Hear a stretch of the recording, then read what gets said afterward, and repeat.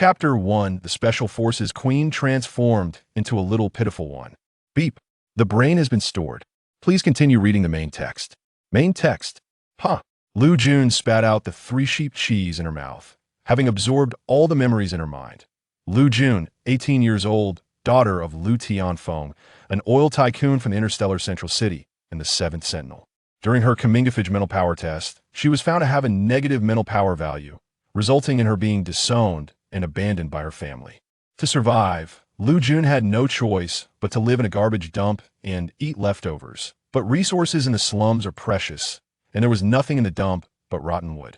After being hungry for 7 days, Liu Jun finally found a piece of 3-sheep cheese that workers had previously exposed as toxic in a corner, but choked to death on it because she ate too hastily. TSK. Liu Jun squinted. Sure enough, no matter which world or dynasty, capitalists always have the same face. Even the 3-sheep brand is no different. Liu Jun stood up, feeling weak. Her body, starved for 7 days, almost made her fall to the ground. She, a top Special Forces soldier, known as the Special Forces Queen, who had long topped the global Special Forces rankings in the 21st century, didn't die in a plane explosion in her past life, but was instead going to die from hunger. Right now, the most important thing was to fill her stomach. If only she could have a piece of compressed biscuit. Just as she was thinking, a piece of compressed biscuit suddenly appeared in Liu Jun's hand. Liu Jun was overjoyed. No way could it be that her personal space came to this world with her. Liu Jun closed her eyes, and sure enough, she saw her personal space from her past life filled with supplies. Compressed biscuits, jerky, oil, salt, and various military supplies. Submachine guns, rifles, pistols, bullets, grenades, even tanks. Liu Jun curved her lips. It seems her personal space did indeed follow her to this world. Now, she no longer needed to search for food, but could carefully understand this world. Liu Jun sat on the ground, took out instant millet porridge, jerky, and water from her space, filled her stomach, and began to analyze this world. This world is an interstellar world, where females are called guides, and males are called sentinels.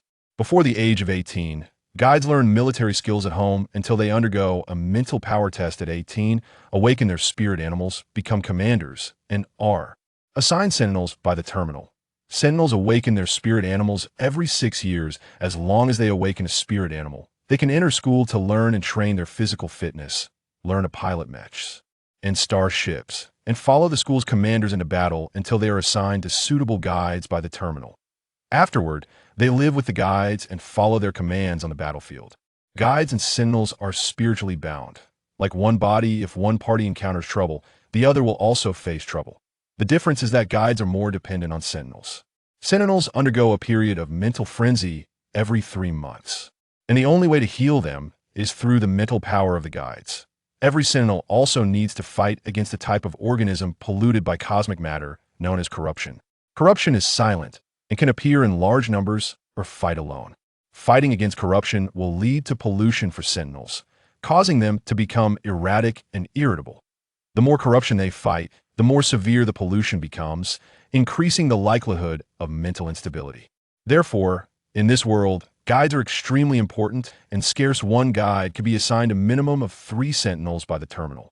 The stronger a guide's mental power, the stronger their ability to heal sentinels, and the more sentinels they will be assigned by the terminal. For example, the original body's mother was assigned 7 sentinels by the terminal. Understanding everything, Liu Jun decided to go to the testing station to check her mental power.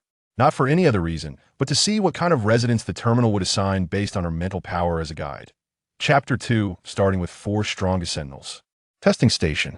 Liu Jun, who changed into a new outfit, wore a simple tracksuit and tied her hair in a low ponytail, revealing a slightly pale face. Identity card. The front desk staff, Li Xiao, said without looking up. Liu Jun suddenly remembered her awkward situation. The original body's mother was ruthless upon discovering that the original body had not awakened a spirit animal and had negative mental power. She disowned her overnight. In one night, she went from being the daughter of an oil tycoon to a nameless homeless person, thrown into the slums of the outer city. I don't have one, Liu Jun said. Li Xiao looked at her curiously. It was strange. This girl looked beautiful, had a good temperament, and was a rare girl. She should be cherished by her family. Why did she look like she had been abandoned? Then I'll get you one, Li Xiao said. Name? Age? Liu Jun Liu from the willow tree. Jun from the bamboo joint. Liu Jun paused and said, just turned 18. Liu Jun, 18 years old. Resident number 089633275 of the slums. Li Xiaoxiao processed the identity card. Inserted it into the machine. All right, lie down for the test. After the results come out, the terminal will assign you. Liu Jun was excited, swallowing hard. Once the residence is assigned, can I go live there directly? What are you thinking? Li Xiaoxiao said. It assigns you a profession, showing you where you will work. Benefits like residence are only available to guide commanders with at least S-level mental power. Liu Jun could no longer smile. Oh, she wondered why the original body's mother, who was bound to 7 sentinels, didn't become a commander and instead became an oil tycoon. It turned out it was because her AAL-level mental power was not enough. Liu Jun closed her eyes and lay down in the terminal testing chamber, feeling bored. She thought she could get a free residence. Well, after the test, she would just find an empty space and set up a tent from her personal space. Bang! Outside the testing chamber, Li Xiaoxiao's mouth dropped open, and she stood up straight with wide eyes, not caring that her chair fell to the ground. She stared at the surging testing information on the panel, which showed no signs of stopping in a daze. Finally, when the testing value could no longer rise, the panel stopped. Mental power test result. SSS. Assigned position, Special Commander. Assigned sentinels, Shangwan Heng, Qin Ma Xiao, Chung Li, by Wei Qing. Assigned residence, Villas 01 in Zone A of the city center. Immediately after, a dazzling golden light flashed on the terminal panel, accompanied by a clear chirp as a bird covered in golden feathers flew out. IT circled in the sky for a few rounds and finally landed on Liu Jun's testing chamber with a loud call. Its pair of eyes, carrying an oppressive force, fell on Li Xiaoxiao. Li Xiaoxiao, stunned by its brilliant feathers, immediately woke up and felt a bit afraid that a ferret that only showed its head while crouching on her shoulder quickly burrowed into her clothes, not daring to come out. Tears welled up in Li Xiaoxiao's fearful eyes as she looked at Liu Jun, who lay inside the testing chamber, eyes closed and motionless, both envious and jealous. Who exactly is this girl? Not only does she have such terrifying SS-level mental power, but she can also bind with her male god, Shangwan Heng, the chief commander of the military academy training top sentinels in the city center. Her male god, Shangwan Heng, has been the strongest sentinel born with a spirit animal since birth. Chapter 3 Assigned Position, Special Commander. Li Xiaoxiao's eyes turned red with envy and jealousy. The Shangwan family has been making matches for 3 generations, and in her male god Shangwan Heng's case, he was born with a spirit animal and was tested to be the strongest. SS-level sentinel at the age of 6, directly assigned by the terminal to study at a military academy for sentinels with a minimum of S-level qualifications. For a full 17 years, how many legends did her male god create in the school? How many guides' hearts did he capture? But such a male god, who has given rise to unspeakable fantasies in every guide, has been single for 23 years without a single guide to bind with, is actually going to be bound by a seemingly weak and pitiful person from the outer city slums, abandoned by their parents and without a place to live? Li Xiaoxiao looked at the 3 names displayed next to Shangwan Heng on the terminal with red eyes. Although she didn't know who these 3 people were, how could anyone who appeared alongside her male god Shangwan Heng be ordinary? Li Xiaoxiao glanced into the testing chamber at Liu Jun, who was seemingly asleep with baby fat on her cheeks. Her eyes reddened with anger. How could this orphan have such good luck? Not only was she assigned to her male god Shangwan Heng, a top-tier sentinel, but she was also assigned 3 other seemingly extraordinary sentinels. Suddenly, a gaze so intimidating it made her skin crawl shot over that a golden-feathered bird was staring at her with an unyielding, oppressive gaze. Inside, it was calm as a still lake, but Li Xiaoxiao clearly sensed a message. If she continued to look at its owner with such eyes, it would immediately bite her throat out. Li Xiaoxiao shivered and dared not look again. She pressed the broadcast button. Miss Liu, you can get up now. The testing is over. Liu Jun stretched and got up, keenly sensing the change in Li Xiaoxiao's gaze toward her. She blinked and smiled. Oh, it seems her test results are good, Ka. The bird let out a loud call, and upon seeing her awake, immediately transformed into a clingy, smaller version of itself. It flew to her shoulder, affectionately rubbing its head against her cheek. The long golden feathers trailing behind it made the little creature look adorably compact. It was hard to believe that it was the same one that had just intimidated Li Xiao Xiao. Liu Jun raised an eyebrow and smiled. She touched its head and realized who it was. "So, you are my spirit animal? Caw-caw." The bird chirped happily, rubbing against her cheek even more, its fluffy head fluffing up from the rub. "So soft and lively, how about I call you Chio-Chio?" Liu Jun laughed. "Caw-caw." Chio-Chio chirped joyfully. It loved whatever name Liu Jun gave it. Li Xiao Xiao took the opportunity to interject. "Miss Liu, your identity card." She could no longer bear to watch the scene of the spirit animal and its owner happily interacting. "Thanks." Liu Jun took the identity card. The previously dull gray identity card transformed into a deep blue color, displaying several lines of text. Name: Liu Jun. Mental power: SSS level. Position: Special Commander. Residence: Villas 01, Area A, Central City. While she was reading, Li Xiao Xiao reminded her from the side. "Miss Liu, inject your mental power into it, and you'll be able to see the tasks assigned to you by the terminal." Liu Jun tried to inject her mental power, and sure enough, a new line of text appeared. Chapter 4. They will team up to kill her. Please arrive at Villa 01 by 2000 hours tonight to gather with the 4 sentinels assigned by the terminal and proceed to the binding station in Central City to complete the binding. With the 4 sentinels. Liu Jun understood and put away the identity card. "Let's go." Liu Jun waved her hand, her smile carefree. Xiaoxiao's eyes turned red with jealousy as she looked at Liu Jun's pale, yet strikingly beautiful smile that radiated an exceptional aura. Unable to contain her jealousy any longer, she shouted at Liu Jun's departing figure. "Don't be so pleased with yourself. Do you really think that just because the terminal assigned you 4 of the strongest sentinels, you can bind with them? Let me tell you, before you go to the binding station, they will team up to kill you." Liu Jun recalled the memories of her original self. Indeed, there was such a rule in the stars. Before a guide and sentinel formally bind at the binding station, sentinels could relieve the terminal's assignment by killing the guide. Liu Jun smiled slightly, her lips curling in a confident manner. If that's the case, she was quite looking forward to a life-and-death battle with the 4 strongest sentinels she had just mentioned. Fighting was her innate passion. A fleeting red glow flashed in Liu Jun's eyes, filled with pure excitement for battle. Meanwhile, news of the 4 strongest sentinels in the galaxy being assigned a guide had spread throughout the city center. City center, on the terminal's large screen, next to the names of the top 4 sentinels, the words pending binding lit up. Sentinel ranking. Number 1, Shangwan Heng, SSS-level sentinel, pending binding. Number 2, Qin Ma Xiao, SSS-level sentinel, pending binding. Number 3, Cheng Li, SSS-level sentinel, pending binding. Number 4, Bai Weiqing, SSS-level sentinel, pending binding. In 0.5, down the other half of the screen for the guide rankings, the first place had surprisingly changed. Guide ranking. Number 1, Liu Jun, SSS-level special commander. Number 2, Bai Shuanger, SS-level commander. Number 3, Huang Ying, SS-level commander. In 0.4, Liu Jun. Who is this Liu Jun? Could it be the daughter of the oil tycoon, Liu family? Impossible. The Liu family only has 5 daughters. 4 of them have already become commanders bound to sentinels, and the remaining daughter fell down the stairs and died the day before she turned into an adult.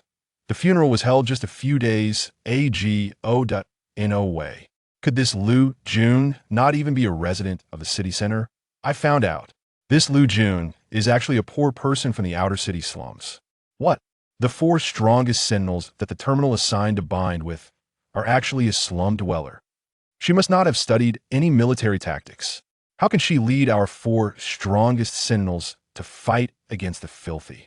What use is having SSS-level mental power? Don't say that. It's been many years since an SSS-level guide has appeared. Who doesn't know that our 4 strongest sentinels come from distinguished families, are outstanding in appearance, and have exceptional abilities, and their personalities are outstanding? They will definitely kill this guide assigned to them by the terminal. There's no way they will be subordinate to her. Exactly. They have stated publicly more than once that they do not wish to bind with any guide. They can't stand being suppressed by a guide, needing and relying on a guide. They will definitely team up to kill her. Chapter 5. The Sentinel appears in the city center. At the top Sentinel Military Academy, in the commander's office. Shangwan Heng, dressed in a deep black uniform, sits in a soft leather chair. He exudes an aura of cold detachment, his face chiseled with sharp, icy features. His cold eyes are fixed, unblinking, on the task displayed on his Azure identity card. Please arrive at Villa 01 by 2000 hours tonight. Meet with the assigned guide from the terminal, and proceed to the central city binding station to complete the binding with the guide. He pinches the identity card with his long, bony fingers, his expression inscrutable. In the city center, in the dark organization meeting room, Qin Ma Xiao, clad in a black cloak and a sharp, deep blue uniform, has a wicked smile curling his crimson lips. He looks at the identity card in his hand, a bloodthirsty malice evident on his face. The 9 subordinates below him gasp in shock at the task displayed on his identity card. No way. The leader has actually been assigned a guide by the terminal? Huh. Even if the terminal assigns a guide, so what? The leader has never needed a guide for years, and still doesn't. But our leader is not an ordinary sentinel. He is the strongest SSS-level sentinel. What if this guide clings to him relentlessly? Indeed, I've seen several guides who, once assigned a sentinel, can't wait for the sentinels to stick to them, and they even compare with other guides. TSK. That seemed to be quite ugly. Qin Ma Xiao smirks maliciously, completely ignoring the information about Liu Jun displayed on the back of the identity card. He flips his wrist, turning the card over and placing it face down on the table. His features, dark and aggressive like ink, show no interest in the terminal's assignment of a guide. Only a cold, malicious resolve. I cannot, and will not, bind with any guide. If she tries to entangle me, I one-team mind, killing her. A fleeting glint of murderous intent flashes in Qin Ma Xiao's dark eyes. His 9 subordinates immediately become agitated. In the city center, in the underground black arena, Cunningly crushes the red wine glass in his hand. The glass shatters with a crack, slicing into his palm, blood dripping and mixing with the red wine, staining the black carpet. Wang He, surprised, kneels down, unsure of what happened, shouting in panic, "Boss!" Cunningly, dressed in a fitted black suit, has a youthful face filled with gloom and madness.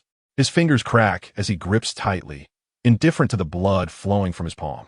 His eyes are only focused on the task displayed on the identity card in his left hand. Ha!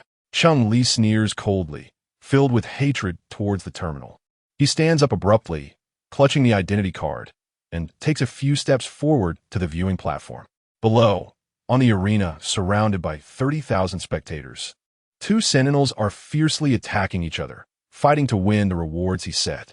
The deafening cheers and applause echo in the air, nearly shattering eardrums. Cunningly looks at this underground kingdom, hidden beneath the city center, which belongs solely to him, and lets out a ferocious roar. I have crawled from the slums of the outer city to the city center to establish my own underground kingdom, not to be bound by guides. In anger, he throws the identity card into the glass shards soaked in blood and red wine. In the city center, in the Bai family's mansion, one of the 3 major families, in the magnificent villa courtyard, Bai Weiqing, dressed in a white shirt, has a face sculpted like jade, his features gentle and refined.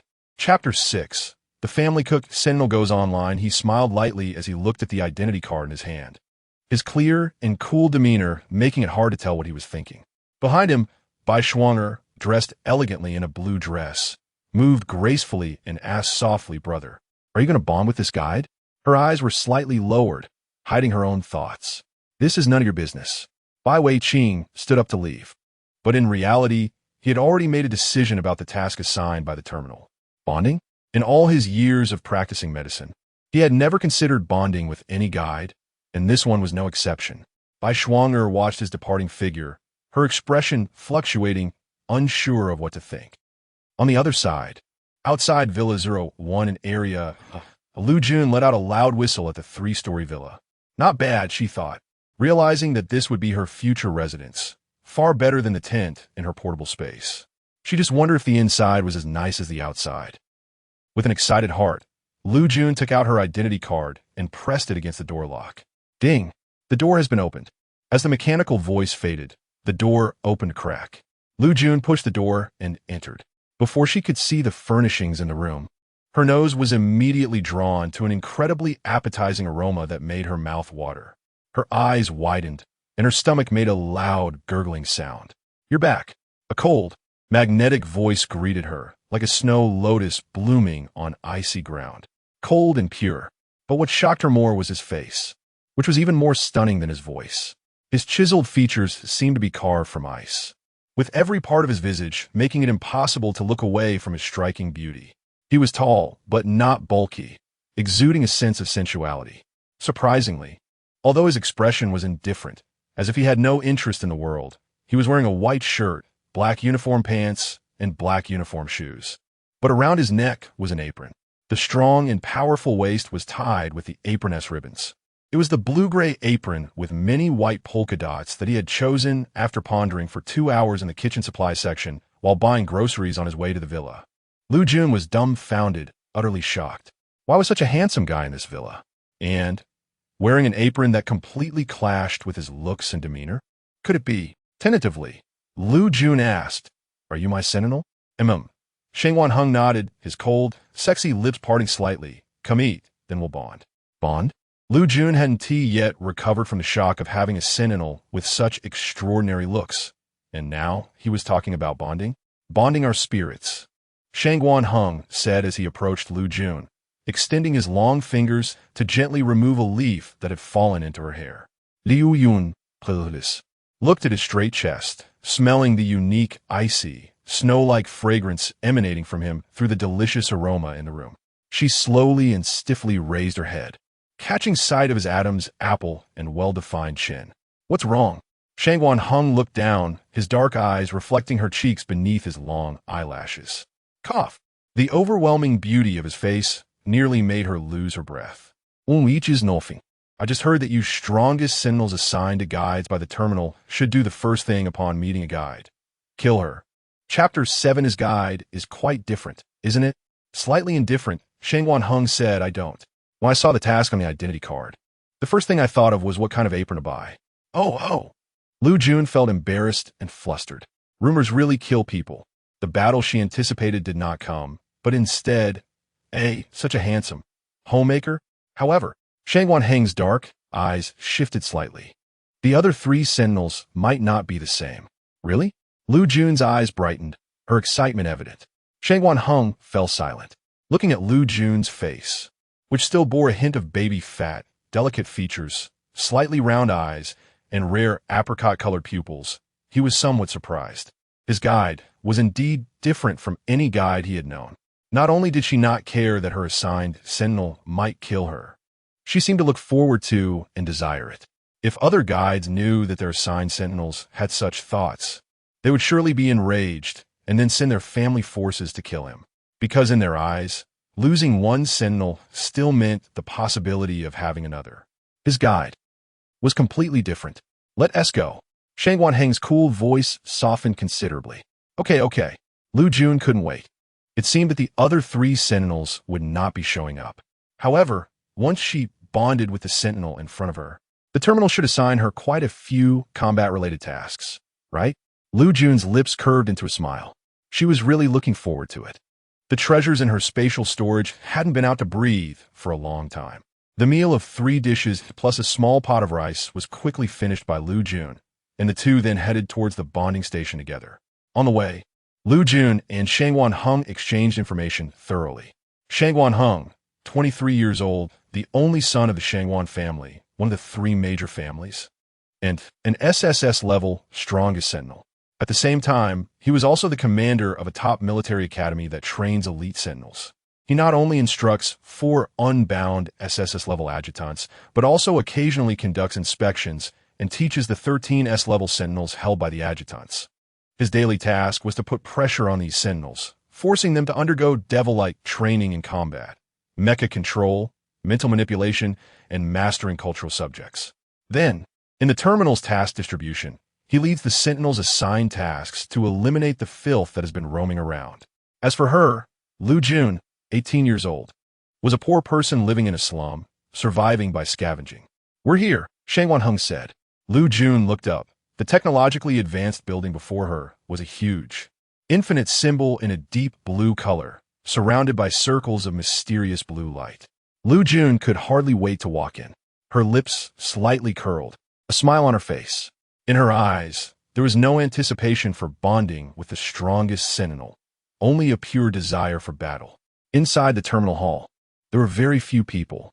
Every person's face was filled with fatigue and boredom. Some had even started to yawn.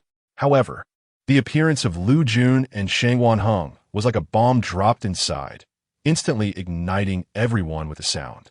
Is that my idol, Shangwan Heng? He is here, too. Bond? He actually came a bond? What?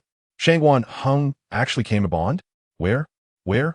The noisy, chaotic voices all focused on Liu Jun and Shangwan Heng at the entrance.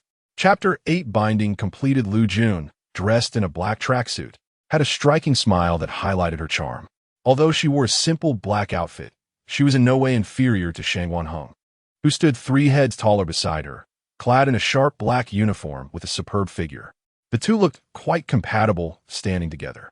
That girl, is she really the SSS-level guide, meant to bind with our 4 strongest sentinels? She doesn't seem like someone who came from the slums. Whispers filled the air, but they had no effect on Liu Jun.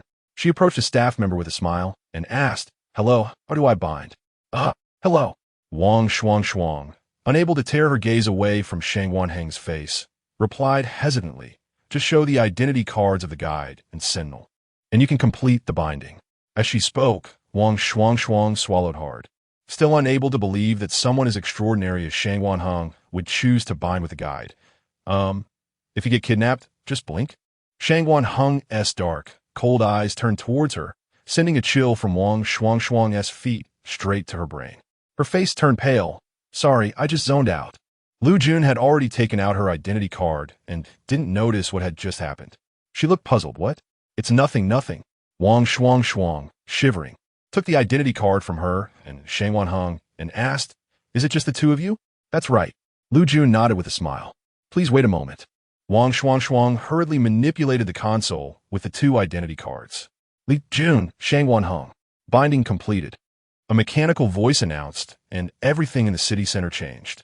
On the big screen displaying the names of the newly bound guides and sentinels, Liu Jun and Shangwan Heng's names appeared prominently. Meanwhile, on the sentinel ranking list, the pending binding next to Shangwan Heng's name had changed to bound. At the same time, this news reached the other 3 sentinels who had not yet bound with Liu Jun. At the office of the N organization, in Qin Maxiao's office, he looked at the identity card displaying the words "Sentinel Shangwan Heng has bound with guide," with a handsome yet sinister face, curling into a dangerous smile. His magnetic voice carried a reproach towards the name Shangwan Heng, traitor. Who doesn't he know that if an unbound sentinel wants to kill the guide and regain freedom, they must also kill the sentinel bound to that guide, and a sentinel bound to a guide must protect them at all costs?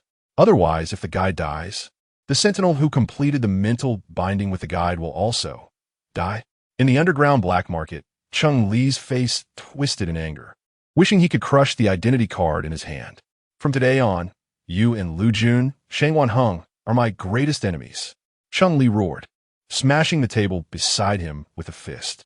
In the villa of the Bai family, one of the 3 major families, Bai Weiqing spat out the tea he had just sipped. He looked at the identity card that read "Sentinel Shangwan Heng has bound with guide" in disbelief. Coughing violently, he hurriedly grabbed a tissue to wipe the tea off the identity card. "What is going on? Shangwan Heng actually bound with the guide assigned by the terminal?" Recalling every encounter with Shangwan Heng, Bai Weiqing rubbed his chin, pondering, could it be? Chapter 9. Taking off clothes, did he bind this guide just to use her? After all, tomorrow. Bai Weiqing speculated. On the other end, back at Villa 01 in area, Liu Jun had not yet sat down when she heard Shangwan Heng's cool voice say, "Take off your clothes." "Liu Jun, what?" "Take off your clothes." Shangwan Heng had somehow removed his outer coat and rolled up the sleeves of his white shirt, revealing a pair of strong, lean forearms. "The task for tomorrow required an early start. Your clothes need to be washed and dried as soon as possible. After completing the task tomorrow, we could buy new clothes on the way back." "Oh, right," Shangwan Heng said. "First, take off your bra and underwear and give them to me. These 2 pieces of clothing need to be washed and dried first." As he spoke, Shangwan Heng had already put on and tied his gray lace apron. That, even Liu Jun, a battle-hardened special forces queen who had fought countless battles and killed tens of thousands of enemies, felt a bit embarrassed by Shangwan Heng's straightforward and unabashed words. "I can do it myself." Liu Jun had not finished her sentence when Shangguan Heng interrupted her. Take them off and give them to me. Shangguan Heng's cold features and expression exuded an undeniable seriousness. It was as if Liu Jun's previous words were not a simple self-assertion, but rather a deprivation of his right to take care of her. Okay. Liu Jun dared not argue further. Help. It would be better if you wanted to kill her. She really didn't know how to handle this persistent sentinel who insisted on washing her clothes and cooking for her. Liu Jun fled to the bedroom. Shangguan Heng followed her to the door, his voice echoing from outside. Remember to wrap yourself in the blanket after you're done, so you don't catch a cold. After saying that, Shangguan Heng quietly waited at the door, not thinking there was anything wrong with his behavior. Shangguan Heng's eyes were calm. He had been waiting for the terminal to assign him a guide for several years. He had already thought about how to handle these matters long before the terminal assigned him a guide. As for what kind of guide he would be assigned, he felt fortunate that the terminal had assigned him her. Shangguan Heng's lips unconsciously curved into a gentle arc. Click. The door opened, revealing a delicate, pale arm like lotus root. A hand holding the changed clothes was extended towards him. As Shangguan Heng turned around at the moment he took the clothes, he unintentionally caught a glimpse of a fleeting view behind the door due to his height. His ears turned red instantly. His heart, which had been as steady as a rock, was thrown into chaos for a moment. He took Liu Jun's clothes, hurriedly turned around, and left, desperately suppressing his feelings while Liu Jun coldly washed her underwear. Inside the bedroom, Liu Jun clutched the blanket barely covering her chest, her face flushed and her heart racing. Although this was completely different from the excitement and thrill she felt during battles, it was enough to leave her mind in disarray. No, I must stay calm. Otherwise, I won't be able to experience the joy of battle during tomorrow's mission. Liu Jun patted her cheeks with one hand to wake herself up. Liu Jun returned to the bed, looking at the task displayed on her identity card, lost in thought. Please arrive at the dense forest ghost tree by 5 o'clock tomorrow, and kill an SS-level impurity with sentinel Shangguan Heng within 24 hours. Liu Jun pondered. According to the memories from the books her original self had learned, impurities in this world were spiritual entities without a physical form. Chapter 10. About to meet two other sentinels must be equipped with specific gear to face off against the corrupt. In my space, bombs, handguns, submachine guns, and tanks are completely ineffective against the corrupt. Liu Jun narrowed her eyes. No matter what the corrupt truly is, by tomorrow, I will be able to test its strength. With that in mind, Liu Jun lay down on her bed to rest, completely forgetting that, as a guide, she didn't need to go to the battlefield to fight the corrupt. She only needed to stand back and command the sentinel bound to her. Meanwhile, Shangguan Heng, who had thoroughly cleaned Liu Jun's clothes, finally managed to restore his mood to its usual state. He also began to ponder the task ahead. To facilitate the cooperation between guides and sentinels, the terminal assigned the first task to the newly bonded guides and sentinels, which was indeed to slay a corrupt creature one level below them. However, no guide who was only bonded to one sentinel was assigned such a task. In battle, a sentinel must be there to protect the guide closely. But at present, with the other 3 sentinels not completing their bindings, tomorrow's battle would undoubtedly not be simple. Jun grew up in a slum, relying on scavenging to survive, and likely had little understanding of military command. Perhaps she could only rely on herself to kill the SS-level corrupt. Shangguan Heng raised his gaze, his dark, cold eyes clearly understanding the terror of the corrupt. He led a total of 4 officers and 52 sentinels to slay the corrupt, and after half a month of fighting against 10 S-level corrupt, they finally managed to encircle them. But his officers and sentinels were exhausted. After returning, they fell into severe mental turmoil, nearly going mad. If it weren't for Bai Weiqing's presence, he might have lost half of his sentinels. Shangguan Heng thought, a sharp glimmer of determination flashing in his heart.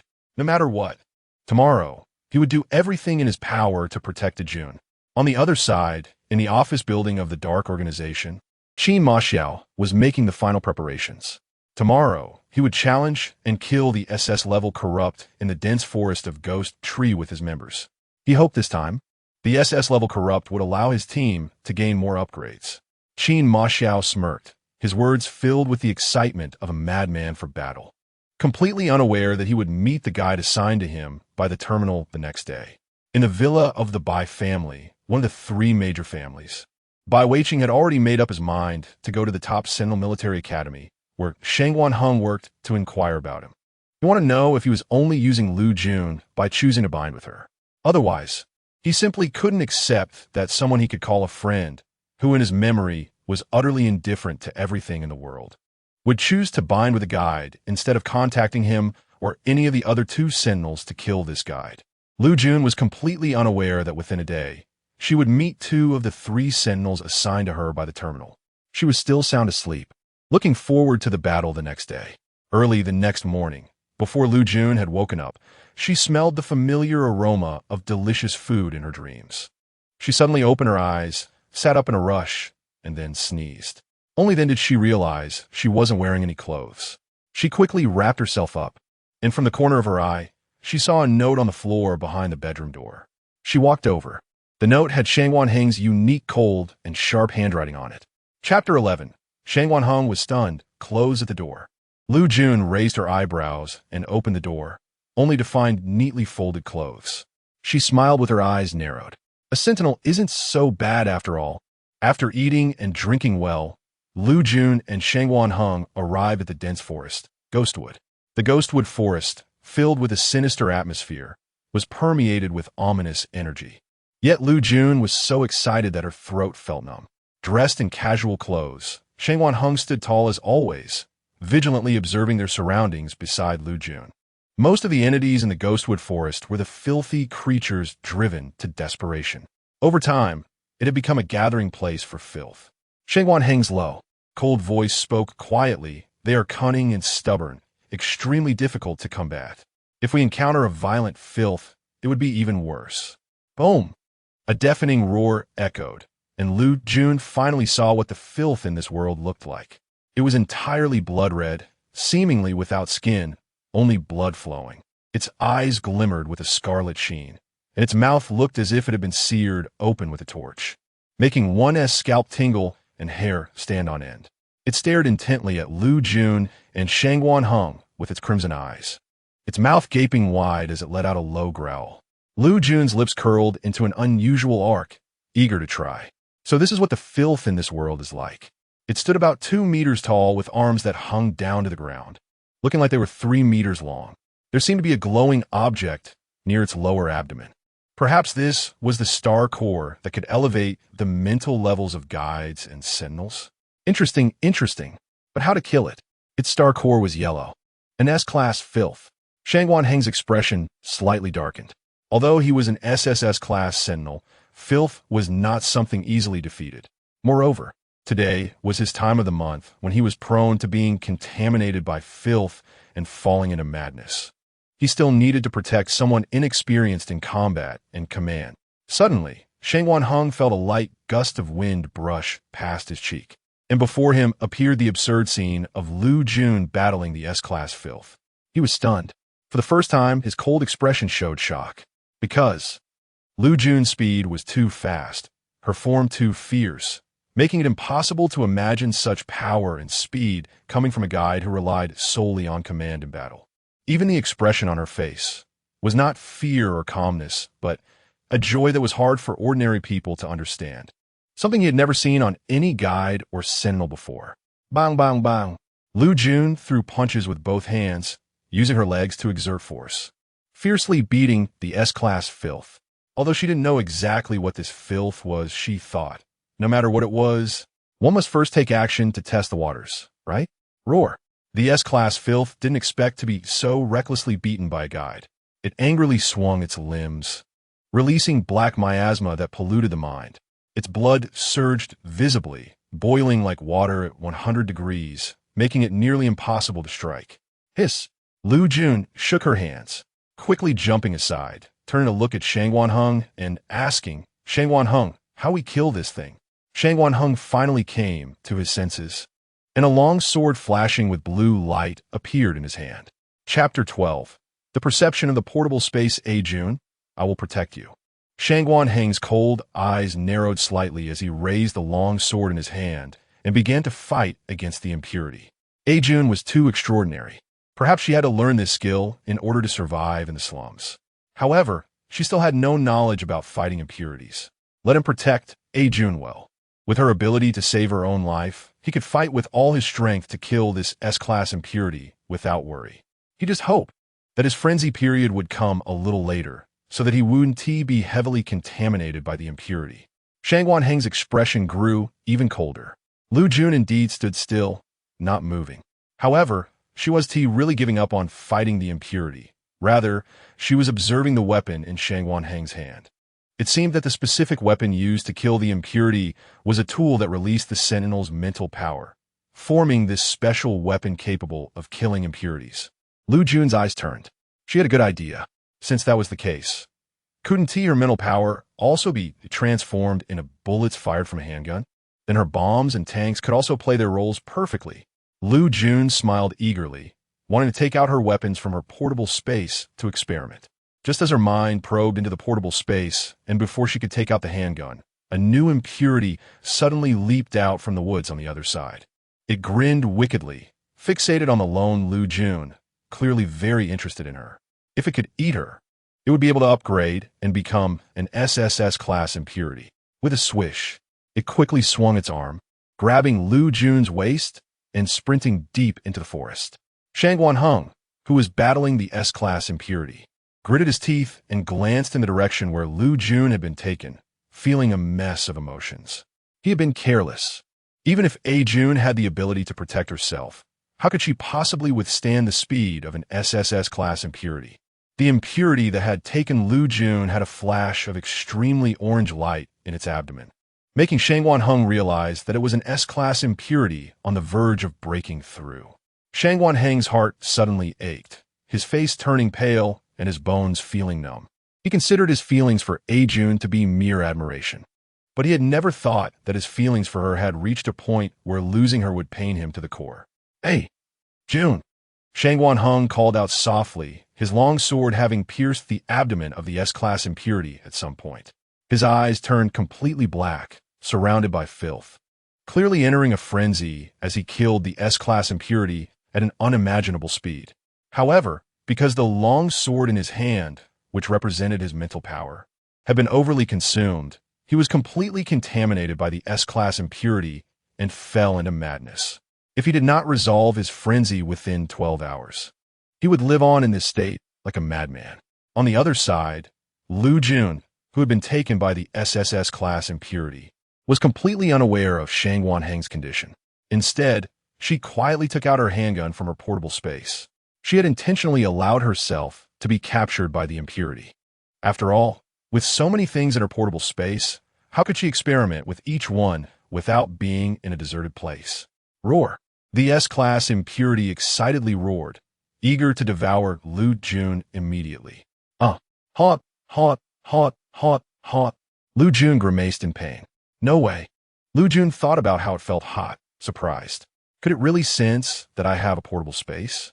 The SSS-class impurity did not speak, only drooling continuously. Chapter 13. Qin Maxiao meets Liu Jun for the first time, but Liu Jun couldn't take it anymore. If it kept getting this hot, she would eventually be roasted alive. Bang! A round blue energy bullet shot out from the handgun in Liu Jun's hand, directly piercing into the body of the SS-level monster. Hiss! The SS-level monster let out a miserable cry and immediately released its grip on Liu Jun. Liu Jun raised an eyebrow, smiling. Looks like my guess was correct. The fired bullet was wrapped in Liu Jun's mental power, instantly transforming into a weapon capable of harming the monster. Roar! Roar! The SS-level monster growled at her in dissatisfaction. Clearly, the bullet had hurt it, but it was just a pain. Since that's the case, Liu Jun quickly took out a submachine gun from her personal space. Let's see how this works. With a swift motion, bullets wrapped in her mental power rained down into the body of the SS-level monster. Creak! The SS-level monster screamed in agony. The commotion instantly attracted a team not far from there, led by Qin Maxiao, with 3 members from the Dark Organization following him. The leader, Su, readied his equipment and prepared to move out, noting that the sounds seemed to come from at least an S-level monster. Su warned, if a sentinel can inflict this kind of damage on an S-level monster, it looks like it's a one-sided slaughter. Could it be that there's more than one organization here in Ghostwood Forest, looking to hunt monsters for upgrades today? Lin Zhao wondered. But what other organization could possibly inflict such damage on monsters in the city center besides us? Interesting. Qin Ma Xiao's lips curled up, his dark features radiating a captivating curiosity. You all stay ready here, I'll go investigate. Yes, the three responded in unison. Qin Ma Xiao moved swiftly. As the strongest SSS-level sentinel, his abilities were formidable.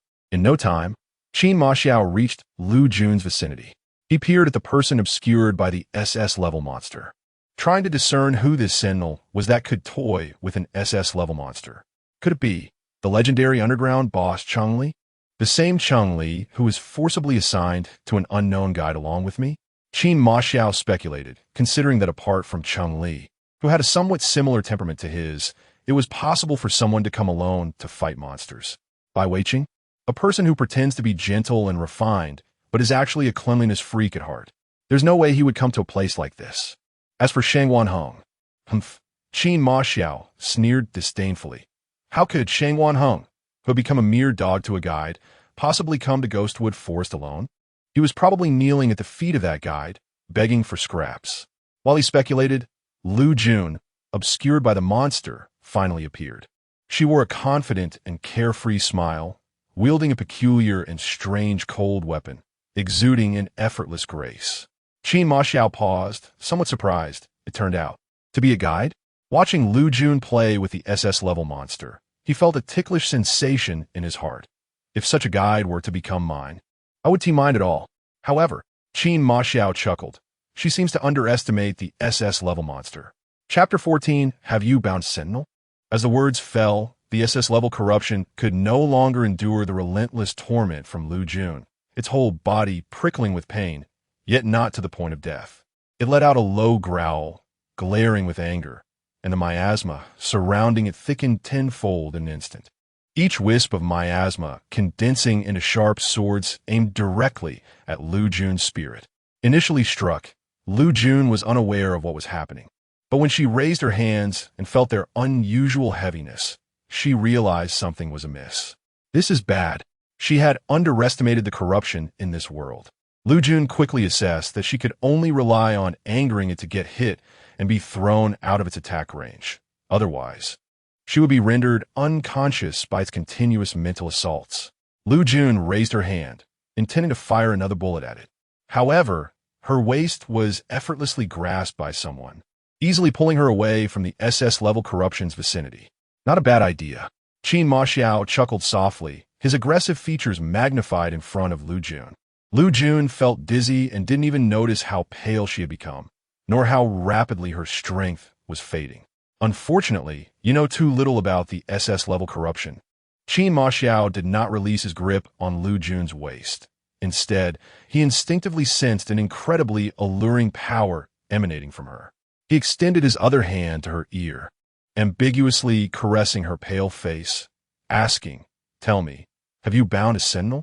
Without a sentinel to protect her, Liu Jun led Qin Ma Xiao to subconsciously believe she was a lone guide, a guide daring enough to challenge an SS-level corruption unprepared. Qin Ma Xiao stepped closer, his nose almost touching Liu Jun's, breathing intertwined with hers, enjoying the intimate contact as he smiled. Really suit my taste. As Liu Jun became increasingly dazed from the mental attack of the SS corruption, he opened his mouth and bit down hard on her neck. Oof. Liu Jun let out a muffled groan, feeling somewhat powerless. Qin Ma Xiao did not leave her neck. Instead, he licked it delicately, chuckling. Suddenly, a sharp cry rang out. It was Liu Jun's spirit animal, a bird with all-over golden feathers, which Liu Jun had named Qiuqiu. Qiuqiu appeared rapidly, its form quickly enlarging. Golden pupils fixed on Qin Ma Xiao, ready to attack at any moment. Qin Ma Xiao raised his gaze, laughing even more. Your spirit animal is quite compatible with mine. However, Qin Ma Xiao looked towards the SS-level corruption rushing towards them. How could I put you in danger when I care for you? Qin Ma Xiao gently placed the completely unconscious Liu Jun under a tree, and before he could bid her farewell, Qiuqiu had already positioned itself between him and Liu Jun. All right then, Qin Ma Xiao sighed, it seems. I can only quickly deal with this SS-level corruption before I can see you again. With Qiuqiu's appearance, Qin Maxiao felt reassured. The spirit animal represented its owner's state. Qiuqiu was resplendent in its feathers and had the ability to protect Liu Jun, showing no signs of being tainted by the corruption, proving that Liu Jun had merely fallen into a temporary state of unconsciousness due to the vigorous mental assault from the SS-level corruption. It was nothing serious. Qin Maxiao turned and summoned his own spirit animal. Chapter 15 Jealousy. The SS-level corruption was led away to a place where Liu Jun wouldn't be disturbed, allowing her to fight. Liu Jun was drowsily asleep, with Qiuqiu motionless in front of her, protecting her. On the other side, a snow-white snow lion, surrounded by black mist, was dragging Shangguan Heng's clothes toward the sense location of Qiuqiu. It gritted its teeth, and its eyes, filled with a regal aura, faintly revealed chaotic emotions. It was Shangguan Heng's spiritual animal, Yu. You struggled to drag Shangguan Heng closer to Qiuqiu. Chirp! Qiuqiu noticed them, and since their masters were spiritually bound, they instinctively felt a connection and called out hurriedly. Roar! You reached Qiuqiu and, knowing that the guide Liu Jun, who could save it, and Shangguan Heng, was there, let out a low growl and quickly disappeared. Shangguan Heng, swaying and completely unaware of his surroundings, only sensed the existence that stirred a strong longing within him. He instinctively suppressed all his hostility, not wanting his dark aura to frighten Liu Jun. He slowly crouched down and gently hugged Liu Jun at the waist, closing his eyes to calm his own madness. Ajun! Ajun! He called softly, and beside Liu Jun, his chaotic spirit gradually settled down, and he fell into a deep sleep. When Shangguan Heng woke up again, Qiuqiu was gone. He then realized he was lying in Liu Jun's arms. He was unaware of how long he had safely spent in Liu Jun's embrace, passing through his madness caused by the corruption and even his chaotic period that occurred every 3 months. Shangguan Heng was astonished. A guide must soothe a sentinel's spirit gradually while the sentinel is awake. He had never heard of a sentinel being able to eliminate all mental unrest simply by sleeping in a guide's arms. Hey, you know? Not only was she a completely different guide than he knew, but her abilities were also extraordinary. Shangguan Heng thought, rising from Liu Jun's embrace, only to find her complexion extremely pale. Shangguan Heng panicked. Ajun? Ajun? The relief he felt that Liu Jun hadn't been killed by the SS-level corruption vanished completely. His distinctly knuckled hand gently cradled Liu Jun's pale, delicate face. With only concern for her in his cold, indifferent eyes, he completely forgot to check Liu Jun's condition, anxiously calling out softly. His clear, magnetic voice rang in Liu Jun's ear, making her slightly frown in discomfort as she sensed a bit of movement. This slight frown felt like a stab to Shangguan Heng's heart, and he remembered that he could use his calmed mental energy to check Liu Jun's condition. After completing the check, Shangguan Heng finally felt at ease. It turned out that Ajun had only briefly fainted due to a corruption attack, causing her to not react. Moreover, Shangguan Heng pressed his lips together, realizing that the treatment had consumed too much of his mental energy, which led her into a deeper coma.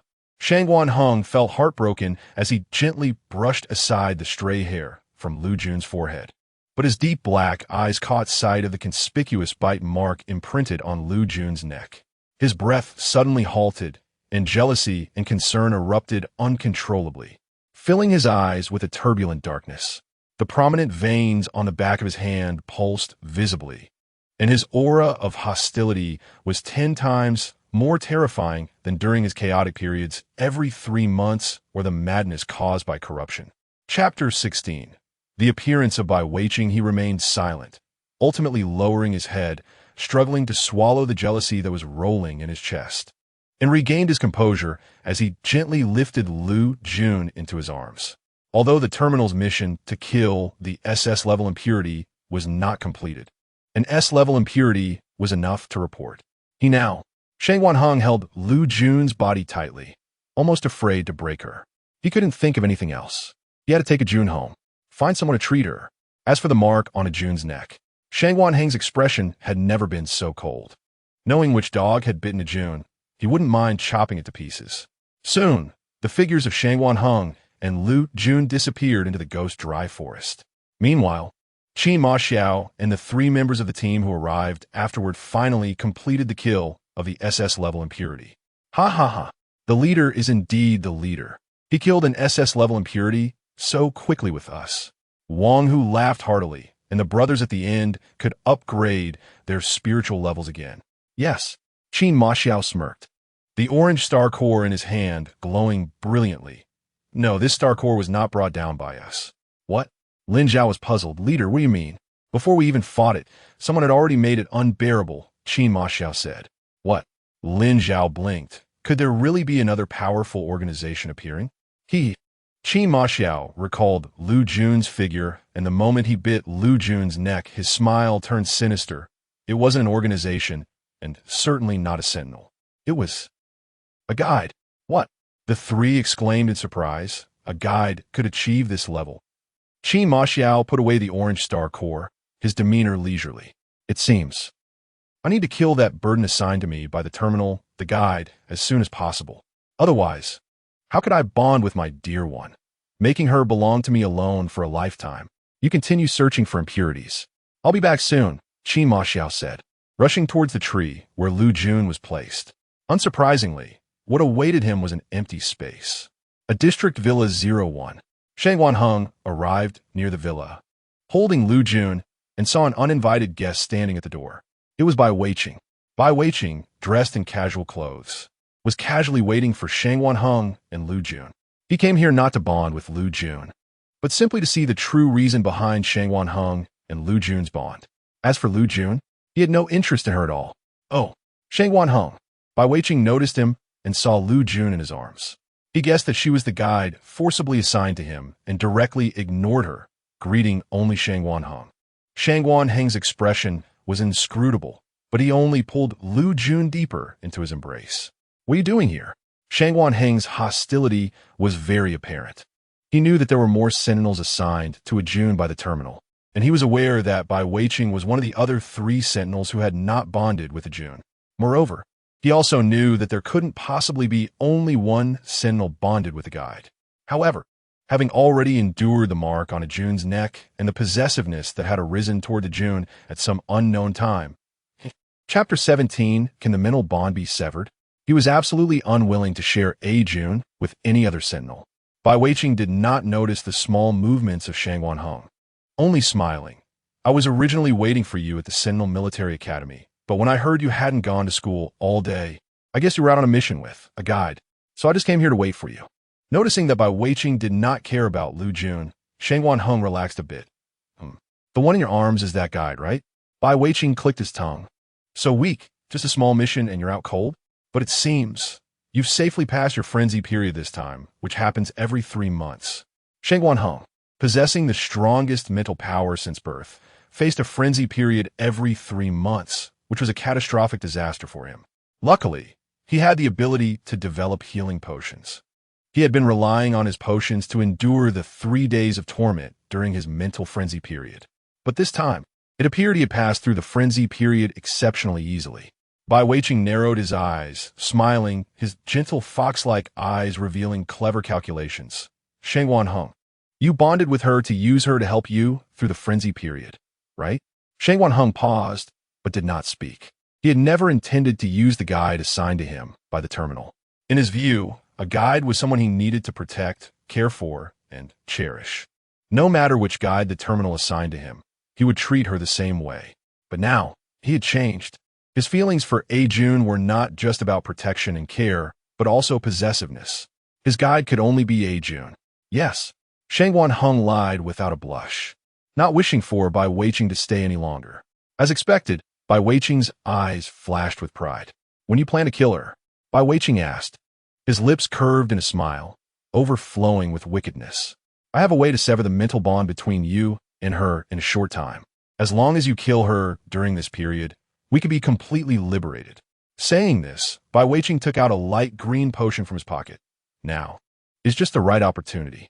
Currently, this useless guide is unconscious, and you've safely passed your frenzy period. There is no better time than now to take action. Shang Wanheng's expression suddenly changed. He had only brief interactions with Bai Weiqing every 3 months, but due to the frequency of their meetings, they had developed a bit of brotherly bond. He knew that Bai Weiqing was highly skilled in making potions. However, he did not know when he had developed this potion that allowed sentinels to temporarily sever their mental bond with guides. Shang Wanheng tightened his hold on Liu Jun, his pounding heart suddenly rising with a sense of crisis. In his dark eyes reflected the green potion, filled with tension and vigilance. It was this kind of thing that could sever his bond with A Jun. And Bai Weiqing not only harbored murderous intent towards A Jun, but also had such means. Bai Weiqing moved his fingers lightly, interpreting Shang Wanheng's silence as acquiescence. He quickly raised his hand, directing the potion straight towards Liu Jun's neck. Bang! A sharp sound rang out. Shang Wanheng punched Bai Weiqing's wrist, and with one hand, he held Liu Jun's waist, leaning her against his shoulder. Bai Weiqing's wrist cracked, and the potion in his hand fell to the ground. Chapter 18, the treatment method, is intimate contact. The green potion spread out on the ground, completely destroyed. Bai Weiqing couldn't believe it. He wasn't heartbroken over the only potion he had painstakingly developed that could temporarily sever the mental bond between a sentinel and a guide. But rather, he found it hard to believe that Shang Wanheng would go to such lengths to protect Liu Jun. He stared wide-eyed. Shang Wanheng, did you intentionally break my potion just to protect her? To protect a guide who only fainted after healing you once?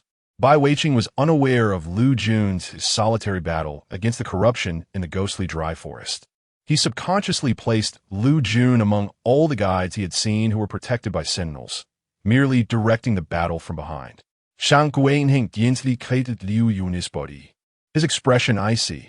I'm not just protecting A Jun, but also, I don't want to sever the mental bond with her. Not even for a moment. Bai Weiqing laughed in anger. You would go against me and the other 2 sentinels for her? Shang Wanheng said nothing, only lowering his darkened gaze. Although he was reluctant to admit this fact, he instinctively believed that if they spent time with A Jun, they would undoubtedly fall into feelings for her just like he had, unknowingly. He was even less willing to share her with others. Nor did he want the possibility of her being alone with any other sentinel. Not to mention, Shang Wanheng thought jealously of the annoying bite mark on Liu Jun's neck. It was a more intimate gesture. Fine. Bai Weiqing was infuriated by his indifferent demeanor. Shang Wanheng, since this is your choice, then don't blame me and the other 2 sentinels for teaming up to kill you and her. With that, Bai Weiqing turned and left, his back filled with anger. But Shang Wanheng knew that these words were said in anger. He wouldn't really team up with the other 2 sentinels to attack him. At most, he would just act as if he had never been assigned a guide and remain an outsider. Shang Wanheng tightly hit Liu Jun, watching Bai Weiqing's retreating figure. If he could pretend that nothing had happened, it would be best. That way, he wouldn't have to come any closer to him and A Jun and would never develop feelings for her. Shang Wanheng carried Liu Jun into the villa, carefully placing her on the bed in the bedroom, tenderly tucking her in. After some time, the A-level guide doctor he had called had already treated Liu Jun's body. Liu Yuan felt a bit awkward. Director Shang, you don't need to worry. Your guide ISNT's seriously ill. She just fainted for a long time due to being contaminated by the corruption and because she expended too much mental energy while healing you. As long as you. Liu Yuan glanced awkwardly at Liu Jun on the bed. At this moment, it was embarrassing that this guide hadn't woken up, making it hard for her to say the next part to Director Shang. What? Seeing her troubled expression, Shang Wanheng thought the method of treating Liu Jun was somewhat difficult. His fists in his pocket becoming damp. Was it that the medicine was hard to find? No, that's not it. Liu Yuan, feeling helpless, could only reluctantly say the rest. If the guide wants to recover her mental energy, it's quite simple. She just needs to have some intimate contact with her bonded sentinel. The more, the better. Shang Wanheng blinked, already understanding the deeper meaning in her words. Chapter 19. It's time to kill her for my dear. His Adam's apple rolled up and down, his eyes darkened a bit, but his face remained impassive. I understand. The fee will be credited to your identity card shortly. You may leave. Okay. Liu Yuan quickly took the medicine box and left, leaving the space for him and Liu Jun. Only in their bedroom, the ambiguous flames burned more intensely in the air. Shang Wanheng's gaze fell on Liu Jun, who was still in a deep sleep. He gently approached, sat on Liu Jun's bed, and tenderly brushed his fingers through her hair by her ear. He saw a bite mark covered by a band-aid, and his eyes deepened further, uncontrollably drawn to her beautifully shaped lips. Liu Jun, who was weak and pale to the point of almost being transparent, had an exquisitely delicate face that exuded a lovable aura, her lips moving restlessly, inviting imagination. "Ao Yun, please get better soon," Shang Wanheng said softly, his voice gentle like a spring. He did not know that a guide's mental recovery required the presence of a sentinel. And the faster the guide's mental recovery would be. However, he only wished for Ah Jun to get better soon and did not want to take advantage of her unconscious state under the pretext of helping her recover her mental strength to selfishly act on the jealousy in his heart. How could he bear to satisfy his own desires at this moment? Ah Jun was the person he held dear, and while he had excessive desires for her, he would never let those desires overshadow his feelings for her, nor would he make disrespectful decisions without clarifying her feelings first. Only Shang Wanheng touched the band-aid on Liu Jun's neck, feeling the pulsing veins beneath, a sourness spreading in his heart. This band-aid was something he had to deal with. Shang Wanheng stood up again, carefully tucking in the blanket for Liu Jun, then put on his familiar apron to cook for her. Meanwhile, in the ghostly dry forest, Qin Ma Xiao looked at the empty space under the tree and chuckled, his expression filled with interest. "Looks like she left without even saying hello? TSK. I haven't met someone so interesting in a long time. Especially, such an extraordinary guide." Qin Ma Xiao chuckled softly, completely unaware that Liu Jun had not woken up because she had expended too much mental energy during the treatment for Shang Wanheng, and thus was not able to wait for him. "Chief," Lin Zhao rushed forward, "we found two S-class filths. Su Piao and Wang Hu are watching them."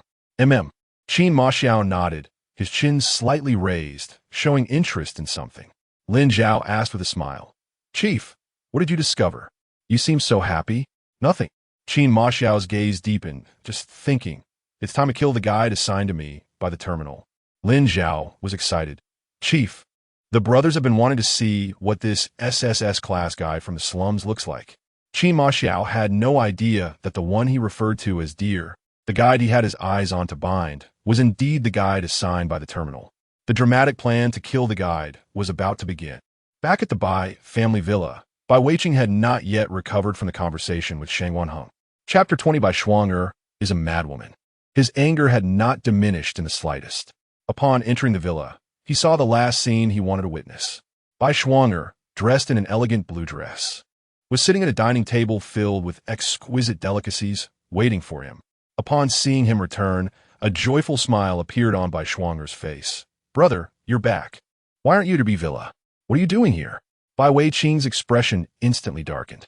His face, as warm and smooth as jade, showed no affection for Bai Shuang. Bai Shuang'er, his sister. In name, she was the young lady of the Bai family.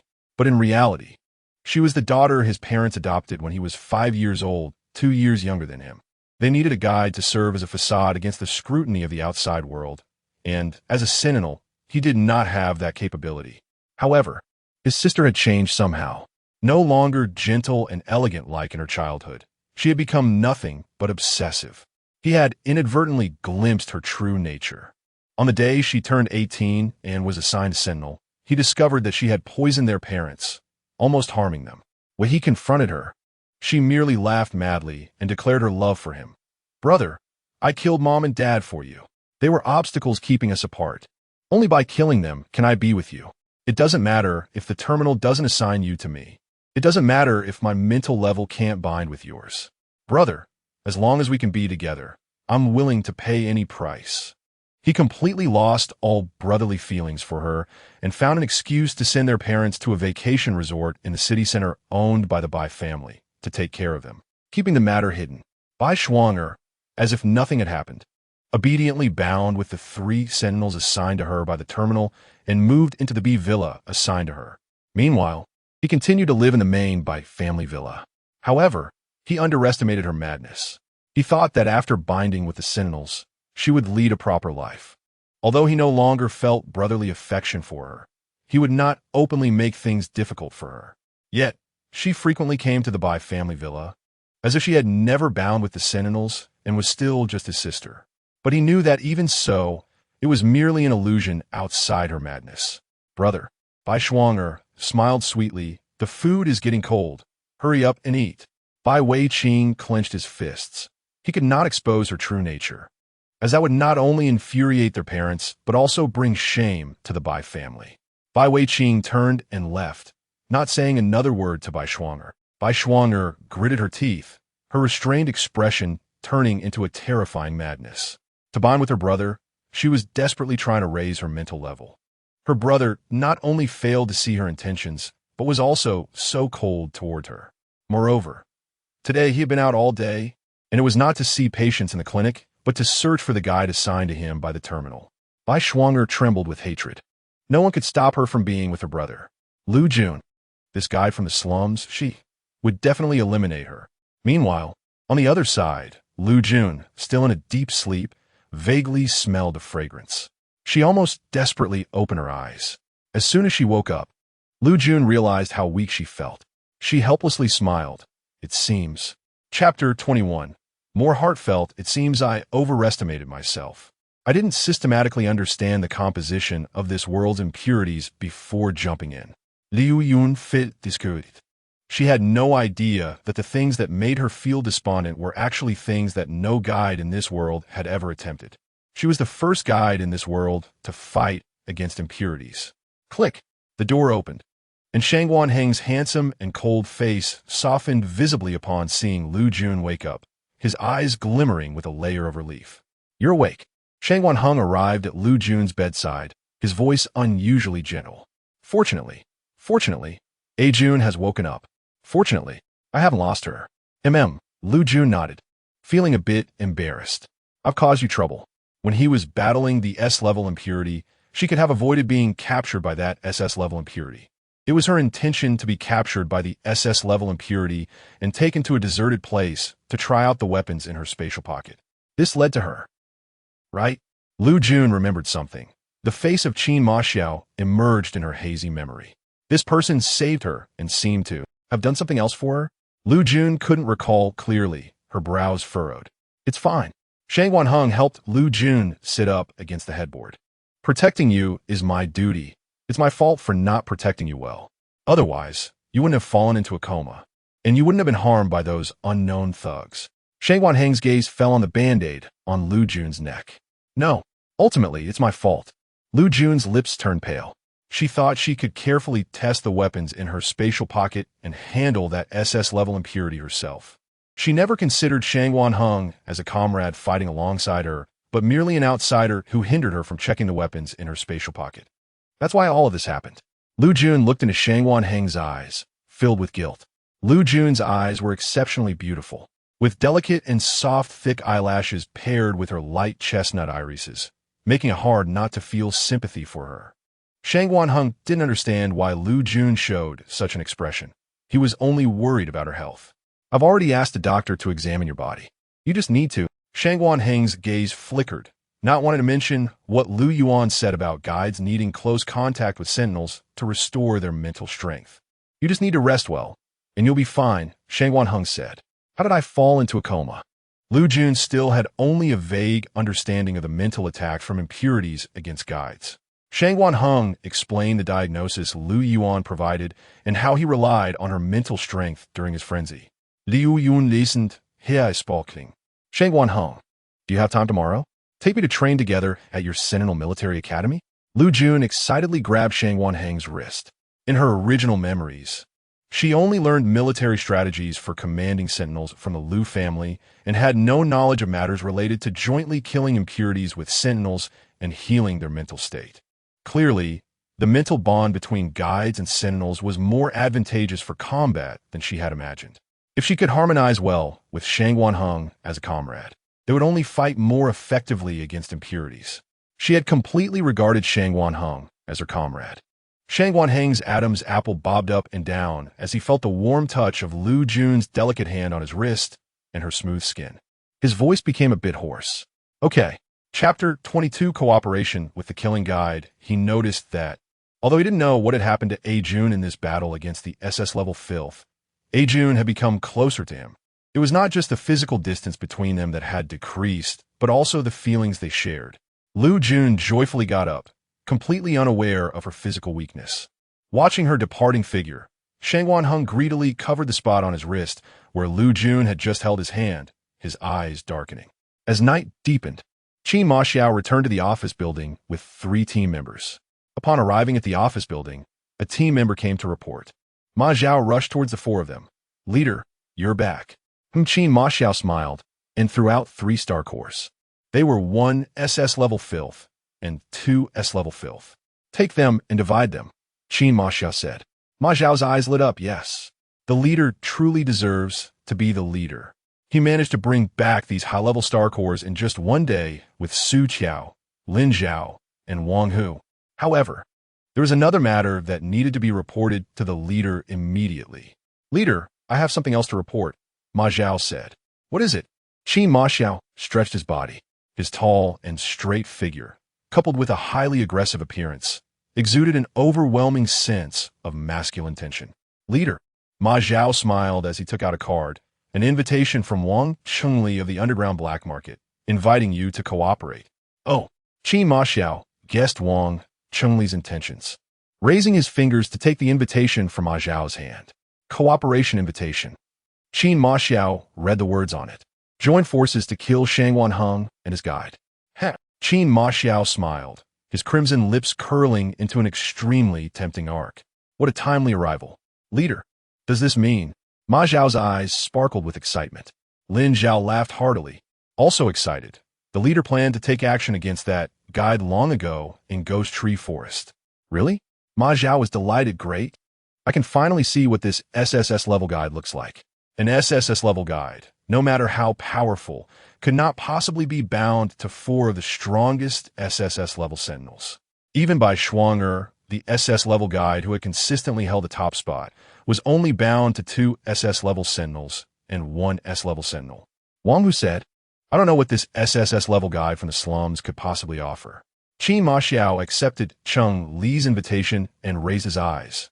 "No news from Bai Weiqing's side?" Ma Xiao scratched his head and relayed the information he had gathered. "I heard that Cheng Li also sent an invitation to the Bai family's villa, but for some reason, the person who received the invitation was Bai Shuang, who should have been in the B-class villa. It said that she accepted the invitation on behalf of Bai Weiqing because he was not present." Qin Ma Xiao raised an eyebrow, not particularly concerned about such matters. He just thought that the next time he had the opportunity to see his dear one, he must remember to ask her name. He wanted to find out which family she belonged to and find a way to have them quickly bind together. The next day, Liu Jun woke up early. After a night of rest, her mental strength had improved a lot. Shangwan Heng, dressed in his officer uniform, looked at Liu Jun's smiling face. Chapter 23. The 4th young lady of the Liu family at the same time as she was stunned by the good complexion of her face. She was also enchanted by Liu Jun's vibrant appearance. "Oh, really looks good. However, why is Jun's recovery speed of mental strength so fast?" "Huh, what are you dazed for?" Liu Jun smiled cheerfully. "Hurry up and eat breakfast, and after eating, we'll go to the Sentinel Military Academy." Liu Jun had already sat down on her own, eating the breakfast that Shangwan Heng had prepared. Shangwan Heng gazed at Liu Jun with eyes so gentle that they seemed about to drown her. He softly hummed in response and sat down beside her, enjoying this brief moment of quiet time with Liu Jun. In contrast, Liu Jun's mind was filled with thoughts of fighting and killing. She had already decided to treat Shangwan Heng as her comrade. However, the items in her spatial storage still couldn't be taken out so conspicuously. She had to think of a way. "Got it. Shangwan Heng, when we were in the ghost-withered forest, did you notice anything strange?" Liu Jun casually asked. Shangwan Heng paused, his eyes sweeping over the band-aid on Liu Jun's neck that she hadn't even noticed. "What's wrong?" "Oh, I found some strange things that day, but it seems they can be used as weapons," Liu Jun said. "I wonder if we can go to the ghost-withered forest again to retrieve those things." "Okay," Shangwan Heng agreed. "After the training at the Sentinel Military Academy, we will go." "Great." Liu Jun was delighted and ate her food a bit faster. Shangwan Heng lowered his gaze. As long as Jun cared about something, it wasn't the bite mark on her neck or the scoundrel who bit her. He was willing to do whatever she wanted. After eating their fill, the two had already arrived at the Sentinel Military Academy. To their surprise, there were many more people than usual at the academy today. Scenes of a guide leading 3 or 4 5 or 6, or even 8, 9, or 10 sentinels could be seen everywhere in the military school. Liu Jun stared wide-eyed at everything in front of her, quite astonished. Shangwan Heng's lips tightened. He had forgotten. Every 3 months, the Sentinel Military Academy opens to the public for a 2-day training event for guides and sentinels. However, at this time each time, he was suffering through 3 days of torment during his repression frenzy period in Bai Wei Qing's clinic and had never participated in such activities. Jun, follow me. Shangwan Heng took Liu Jun's hand, using his tall figure to lead her forward. Liu Jun looked at their joined hands in surprise, feeling somewhat strange. Although she sometimes held hands with her comrades for battle, the atmosphere was never this odd. It also made her feel a kind of inexplicable emotion. However, one thing was certain. She did not dislike holding hands with Shangwan Heng in this emotional way. The appearances and temperament of Shangwan Heng and Liu Jun were too outstanding, causing everyone's attention to be drawn to them as soon as they entered the Sentinel Military Academy. All of them were at least S-class guides and sentinels, and there was not one who did not know Shangwan Heng. But no one knew Liu Jun, except for the Liu family. The fourth young lady of the Liu family, Liu Jiaozhu, stared wide-eyed at Liu Jun. She couldn't believe it, doubting her own eyesight as she kept staring at Liu Jun's face. Liu Jun? Is it really Liu Jun?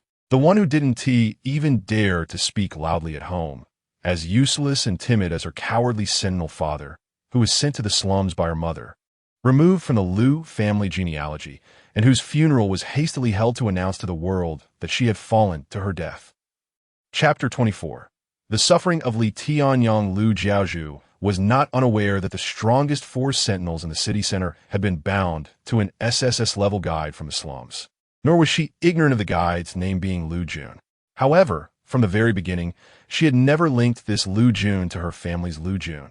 After all, the Liu Jun from her family was that useless 5th sister, a waste who had negative mental strength and didn't even have a spirit animal. How could she suddenly become an SSS-level guide and even a special commander? Moreover, she was assigned 4 of the strongest sentinels to bind with her by the terminal. But now, looking at the face she had tormented and humiliated countless times at home, she had to believe that this top-ranked Liu Jun was indeed the wasteful 5th sister she had never looked down upon. Liu Jiaozhu gritted her teeth in anger.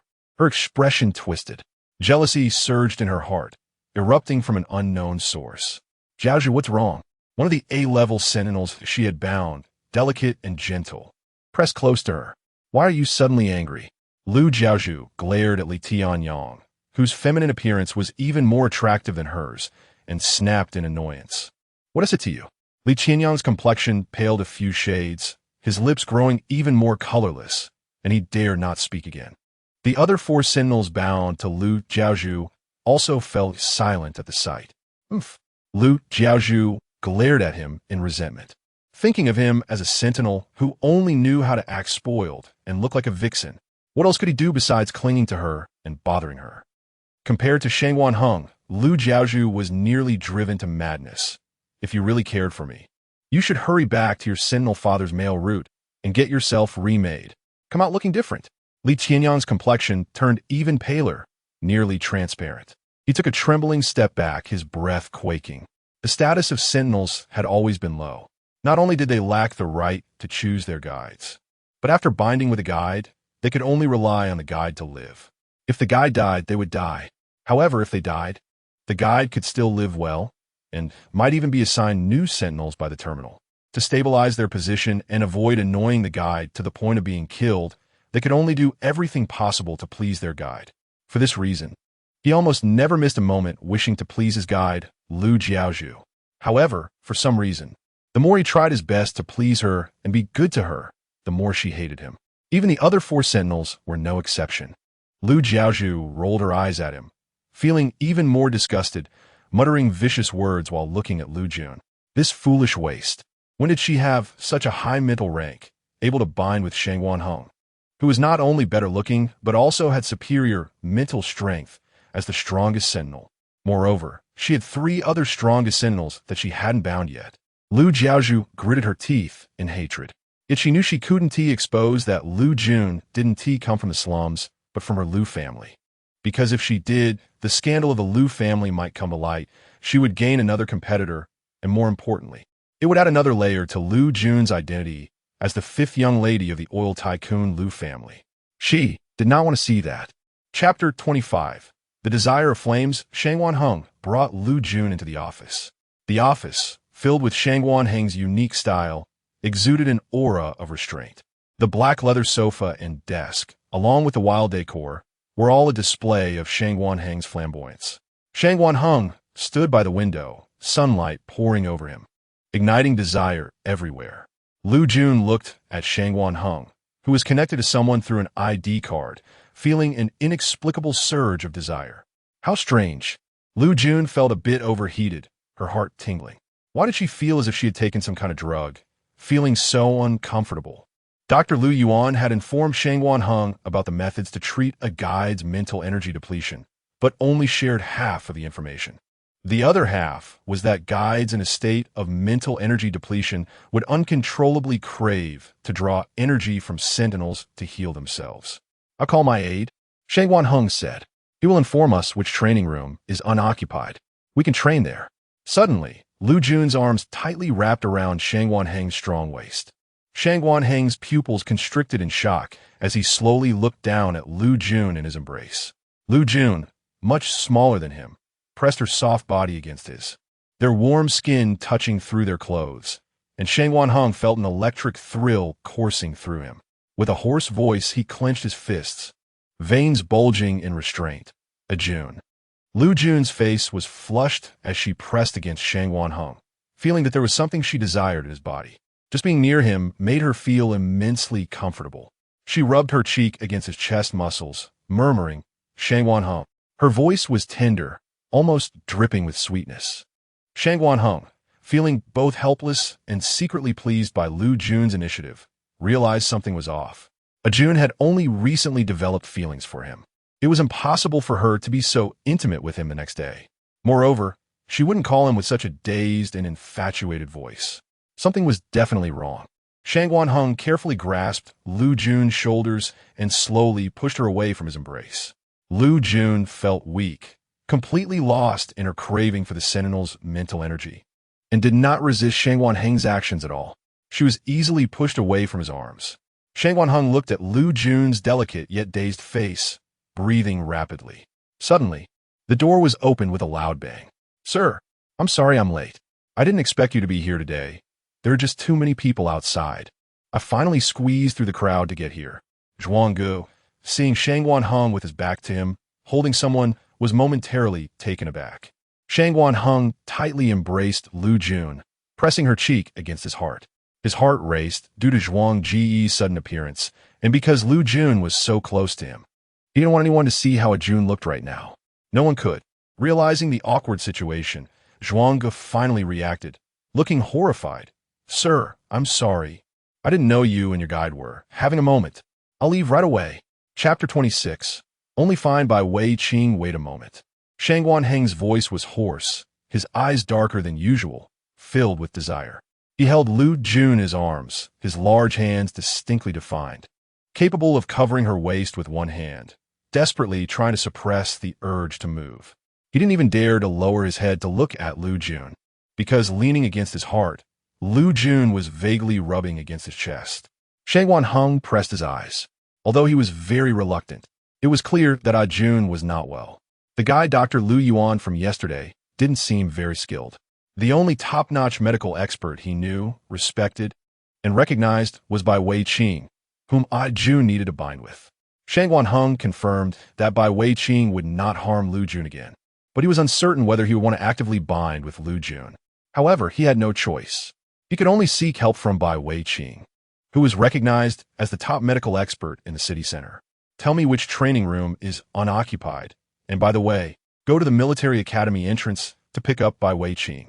Bring him to the training room," Shangguan Heng said. "Understood," Zhuanggu replied, though puzzled, "Sir, training room 019 is empty." After speaking, Zhuanggu hurriedly left to pick up Bai Wei Qing, not forgetting to close the door behind him. Shangguan Heng finally had a moment to breathe. He held Liu Jun in one arm, noticing that she needed to lean on him to alleviate her discomfort. He took off his coat and draped it over Liu Jun's head, then picked her up in a princess carry with one hand. After sending a message to Bai Weiqing, he walked towards training room 019.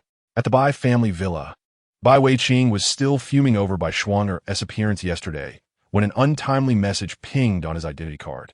Shangwan Heng, come to the Sentinel Military Academy. Treat my guide. Treat? Bai Weiqing chuckled in anger. Was Shangwan Heng out of his mind? Asking me who wanted to kill that guide. To treat her at the Sentinel Military Academy? Was he so confident that I wouldn't kill her or harm her? However, Bai Weiqing's eyes twinkled. It's fine to go like this. Bai Weiqing smirked. As a top doctor, he certainly knew what methods to use to treat a guide whose mental power had been depleted. He also understood the consequences if a sentinel failed to meet a guide's needs in time, leaving her to merely rest and recover her mental power. Shangwan Heng probably didn't manage to help that guide last night and just brought her to the Sentinel Military Academy without knowing anything, right? Bai Weiqing didn't know what the two were doing at the Sentinel Military Academy after finishing their battle, but he found great amusement in seeing them unhappy. He wondered what kind of interesting expression Shangwan Heng would have if he knew the guide's mental power would fully recover and would remain in that state. Bai Weiqing smiled and got up to head to the Sentinel Military Academy. Inside the Sentinel Military Academy, in training room 019, Shangwan Heng was still holding Liu Jun in a chair, not knowing what was wrong with her, and could only provide her with comfort. He didn't know how long it had been when finally there was a sound outside training room 019. Shangwan Heng put Liu Jun down and got up to open the door to the training room. Oh, Bai Weiqing peered in with a smile, noticing Liu Jun's head covered with Shangwan Heng's clothing. Busy? Shangwan Heng tightened his lips. Come in. Yes, Bai Weiqing chuckled. Chapter 27. The love triangle between Shangwan Heng and Bai Weiqing. Shangwan Heng's muscles were tense. He was enjoying the time alone with the Jun, feeling as if they were the only two people in the world. However, he couldn't stop other sentinels from developing feelings for a Jun. He selfishly hoped that Bai Weiqing would not have any feelings for her. A Jun was sick. Help me treat her, Shangwan Heng said. She's sick?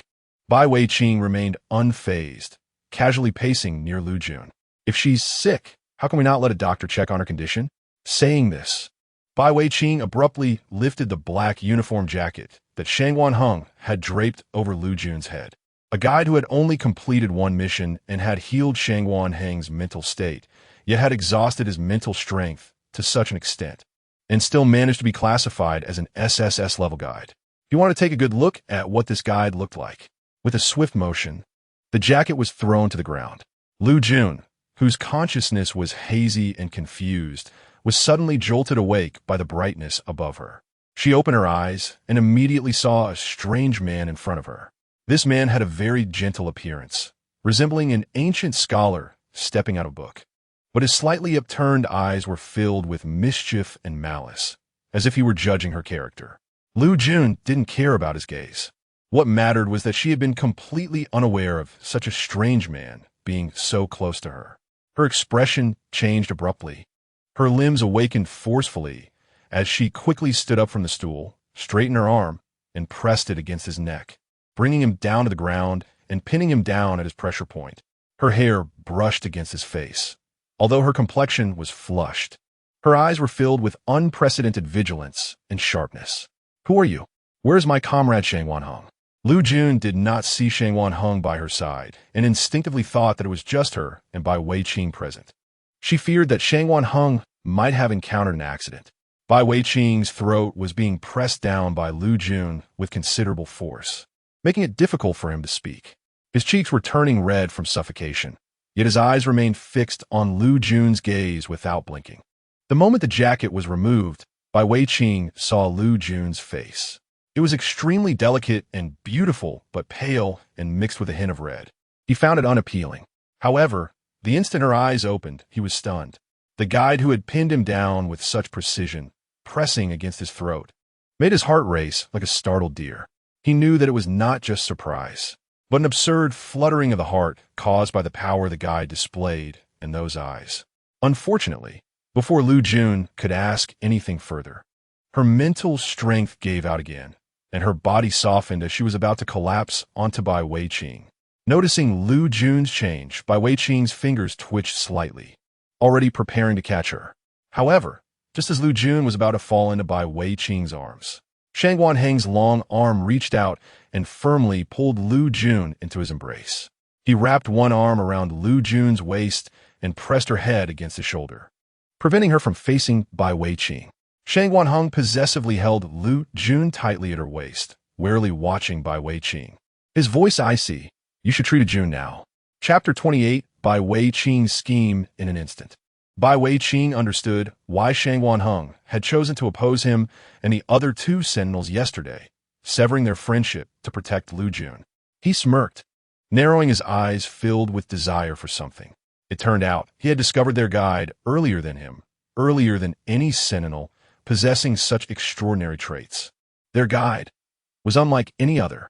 No wonder Shang Wanheng risked his life to protect her, because she was worth any sentinel sacrificing their life for. He was no exception. Bai Weiqing chuckled softly, feeling a strong desire to be with Liu Jun, yet still smiling without deep affection. Since you want me to treat our guide, you should let her go, allowing me to diagnose her, right? Shang Wanheng clenched his fists, noticing the change in Bai Weiqing's attitude towards Liu Jun. Not only had he referred to the guide as our guide, but also the malice in his words directed at Liu Jun had transformed into a gentle tone. This was clearly an indication of interest in a Jun, perhaps even a budding affection that desired a deeper connection with her, until he developed feelings for a Jun as intense as his own. But now, Shang Wanheng did not know what was wrong with Liu Jun and could only rely on Bai Weiqing's medical skills. He could only hand a Jun over to him. Bai Weiqing deliberately kept the truth about Liu Jun's condition from being revealed, watching Shang Wanheng's actions with a smile. Previously, he would have shared why his guide was in such a state just to see Shang Wanheng's expression. But now, he didn't want to say anything at all, because this way, he had the opportunity to get closer to his guide. Forced by the circumstances, Shang Wanheng placed Liu Jun on a chair, having no choice but to let Bai Weiqing examine her condition. Bai Weiqing's eyes sparkled as he cheerfully said, "Don't worry. This is just a growth period for the guide. A dose of medicine will suffice." Growth period? It was the first time Shang Wanheng had heard that guides had a growth period. That's right. Bai Weiqing blinked and lied directly. Guides enter a growth period after turning 18. It can be passed through with medication, similar to our sentinel frenzy period that occurs every 3 months. However, the guide's growth period is more unstable and the duration is uncertain. As he spoke, Bai Weiqing took out a vial of light blue medicine and injected it into Liu Jun. In reality, this vial contained only a nutritional liquid to replenish mental strength. All right. After administering the injection, Bai Weiqing cheerfully said, "Though this medicine has helped our guide through her growth period, it's best to let her rest and recover her mental strength. Otherwise, it could harm her." Although the vial had been injected, judging by his guide's exhausted mental state, it was clearly not enough. To prevent Shang Wanheng from noticing anything unusual and to avoid his guide showing symptoms of mental depletion while searching for a binding sentinel to recover, he decided. Bai Weiqing said, "Let her rest for about 10 days. Bai Weiqing chuckled, not feeling the slightest embarrassment for telling this colossal lie. He was completely unaware that his desire to be with Liu Jun was merely. Chapter 29. Shang Wanheng drives people away. Bai Weiqing did not delve into it all. If he merely had a desire to be with Liu Jun and felt a slight flutter in his heart, then why would he lie to Shang Wanheng? Just to prevent any excessive intimacy between Shang Wanheng and Liu Jun? He smiled with his eyes narrowed. Shang Wanheng, remember this well. Shang Wanheng straightened up and moved to Liu Jun's side, using a subtly cold demeanor to block the distance between Bai Weiqing and Liu Jun. You can leave now. Bai Weiqing's gentle voice let out a clear, low laugh. He raised an eyebrow, stood up, and looked directly at Shang Wanheng, smiling. Shang Wanheng, aren't you a bit too quick to drive someone away? Bai Weiqing stood still, his face clearly displaying the words, "I won't leave." Shang Wanheng's cold expression grew even chillier. Things were indeed developing in the direction he least wanted to see. However, in just a few minutes, he also wanted to enjoy Liu Jun all to himself. Liu Jun's feelings for him were already extraordinary. Even her first words upon waking were about him. could not possibly let such a good opportunity to be with Liu Jun slip away. Bai Weiqing, you should leave, Shangwan Heng repeated. His hard words left no room for Bai Weiqing to stay, clearly indicating his intention to drive Bai Weiqing away. Bai Weiqing raised his eyebrows slightly, but did not speak, merely smiling at him. Shangwan Heng furrowed his brows, not understanding what he meant. The next moment, Shangwan Heng knew. With a soft moan, Liu Jun groggily opened her eyes. She saw clearly the figure standing beside her. The tall stature and sexy black uniform pants, paired with a white shirt, belonged only to Shangwan Heng. Shangwan Heng? Liu Jun was puzzled. What was he doing standing next to her? No, across from Shangwan Heng. It seemed to be that guy who held extraordinary malice towards her. Liu Jun suddenly stood up, wanting to approach Bai Weiqing again to inquire. Just as she took half a step, her legs felt weak, and she nearly fell. Bai Weiqing was waiting for this moment. Quick as a flash, he stepped in before Shangwan Heng and grabbed Liu Jun's arms, effortlessly pulling her body back. Without any ambiguity, he made contact with Liu Jun, smiling kindly. Don't move around. You're weak right now. What? Liu Jun felt dizzy, looking at the face bending down to speak to her with kindness, only feeling confused. This guy had just shown her great malice. Why did he suddenly seem like a different person? I am. Bai Weiqing continued to hold Liu Jun and speak, but Shangwan Heng, feeling extremely displeased, interrupted him. Dr. Bai, you can let go of Liu Jun's hands now. Let her sit down and rest, Shangwan Heng said coldly. Before today, Liu Jun was clearly only his. But due to a task, Liu Jun not only had marks on her neck that did not belong to him, but even beside her stood this sentinel who was indifferent to Liu Jun and even had murderous intent. He knew he could not stop the situation from developing, but the jealousy and unwillingness in his heart made it impossible for him to restrain himself. All right, Bai Weiqing grinned, helping Liu Jun to sit down in a chair. This guy, Shangwan Heng, seemed to be very emotionally invested in his guide. It's just a pity. Chapter 30. Uncontrolled jealousy. The guide he was bound to was not just his alone. It still belonged to him. Liu Jun felt that Shangwan Heng's gaze towards Bai Weiqing was strange. Not only was there hostility, but also some restlessness. Moreover, Doctor? Her earlier uncontrollable behavior was indeed due to some issue with her body. Liu Jun did not care about anything else and hurriedly asked, Dr. Bai, what exactly is wrong with my body? Don't worry, Bai Weiqing smiled. You were just affected because of the guide's growth period. I've already injected you with the serum. Next, you just need to rest for 10 days without expending any mental energy, and you'll be fine. What? Liu Jun felt like she was going to spit blood. Rest. For 10 days? Does that mean I can't train with Shangwan Heng, and we can't experiment with the coordination of our mental powers? She still wanted to. Her mental healing of Shangwan Heng's mental power was so simple. She could continuously heal him, and at the same time, she could launch countless bullets made of mental energy wrapped in her cold weapons to strike at the filth. Let the filth face a fate of death under their combined assault. Oh, this. Bai Weiqing swallowed hard, his mind filled with the image of Liu Jun, whose physique was clearly 10 times faster than that of an ordinary person and whose eyes were resilient. Such a guide was indeed beautiful. He wanted to see more of her. Although you can't use mental power now, normal physical training will not have any obstacles, Bai Weiqing said. Great. Liu Jun looked at Shangwan Heng, her eyes filled with eager excitement. The mental coordination was important, but it was equally important for comrades to understand each other's attack power. She could engage in hand-to-hand combat with Shangwan Heng to test it out. Is your body getting stronger? Bai Weiqing asked. Yes. Liu Jun clenched her fists. The strength in her limbs was indeed gradually returning. Then that's right, Bai Weiqing said. The temporary weakness is just a side effect of the mental nutritional serum injection. As long as the guide wakes up and absorbs the serum fully, the strength in the limbs will return. You can use your physical strength now, Bai Weiqing continued. Shangwan Heng watched as Liu Jun became more and more excited by Bai Weiqing's words, knowing that Liu Jun had no interest in Bai Weiqing at all. The conversation between Bai Weiqing and Liu Jun was just normal doctor-patient communication, but he still felt extremely unpleasant inside. A Jun smile was beautiful, but now, another sentinel had seen it. Moreover, it was a sentinel who would be bound to Jun. Shangwan Heng knew that at this moment. Bai Weiqing would not want to stop being bound to Liu Jun. He probably regretted not binding with Liu Jun earlier. All right. Liu Jun stood up, moving her body, and indeed felt the strength returning. Shang Wanheng, come on, let's have a fight. Liu Jun slapped Shang Wanheng's chest, filled with the pure and innocent intention of comrades. Shang Wanheng's lips tightened coldly. He had no desire to fight Liu Jun. His pent-up anger surged within him, and what he thought was bang. His fist suddenly struck Bai Weiqing's face. Liu Jun was stunned, staring in shock at everything before her. The moment Shang Wanheng threw his punch, she sensed it. Chapter 31.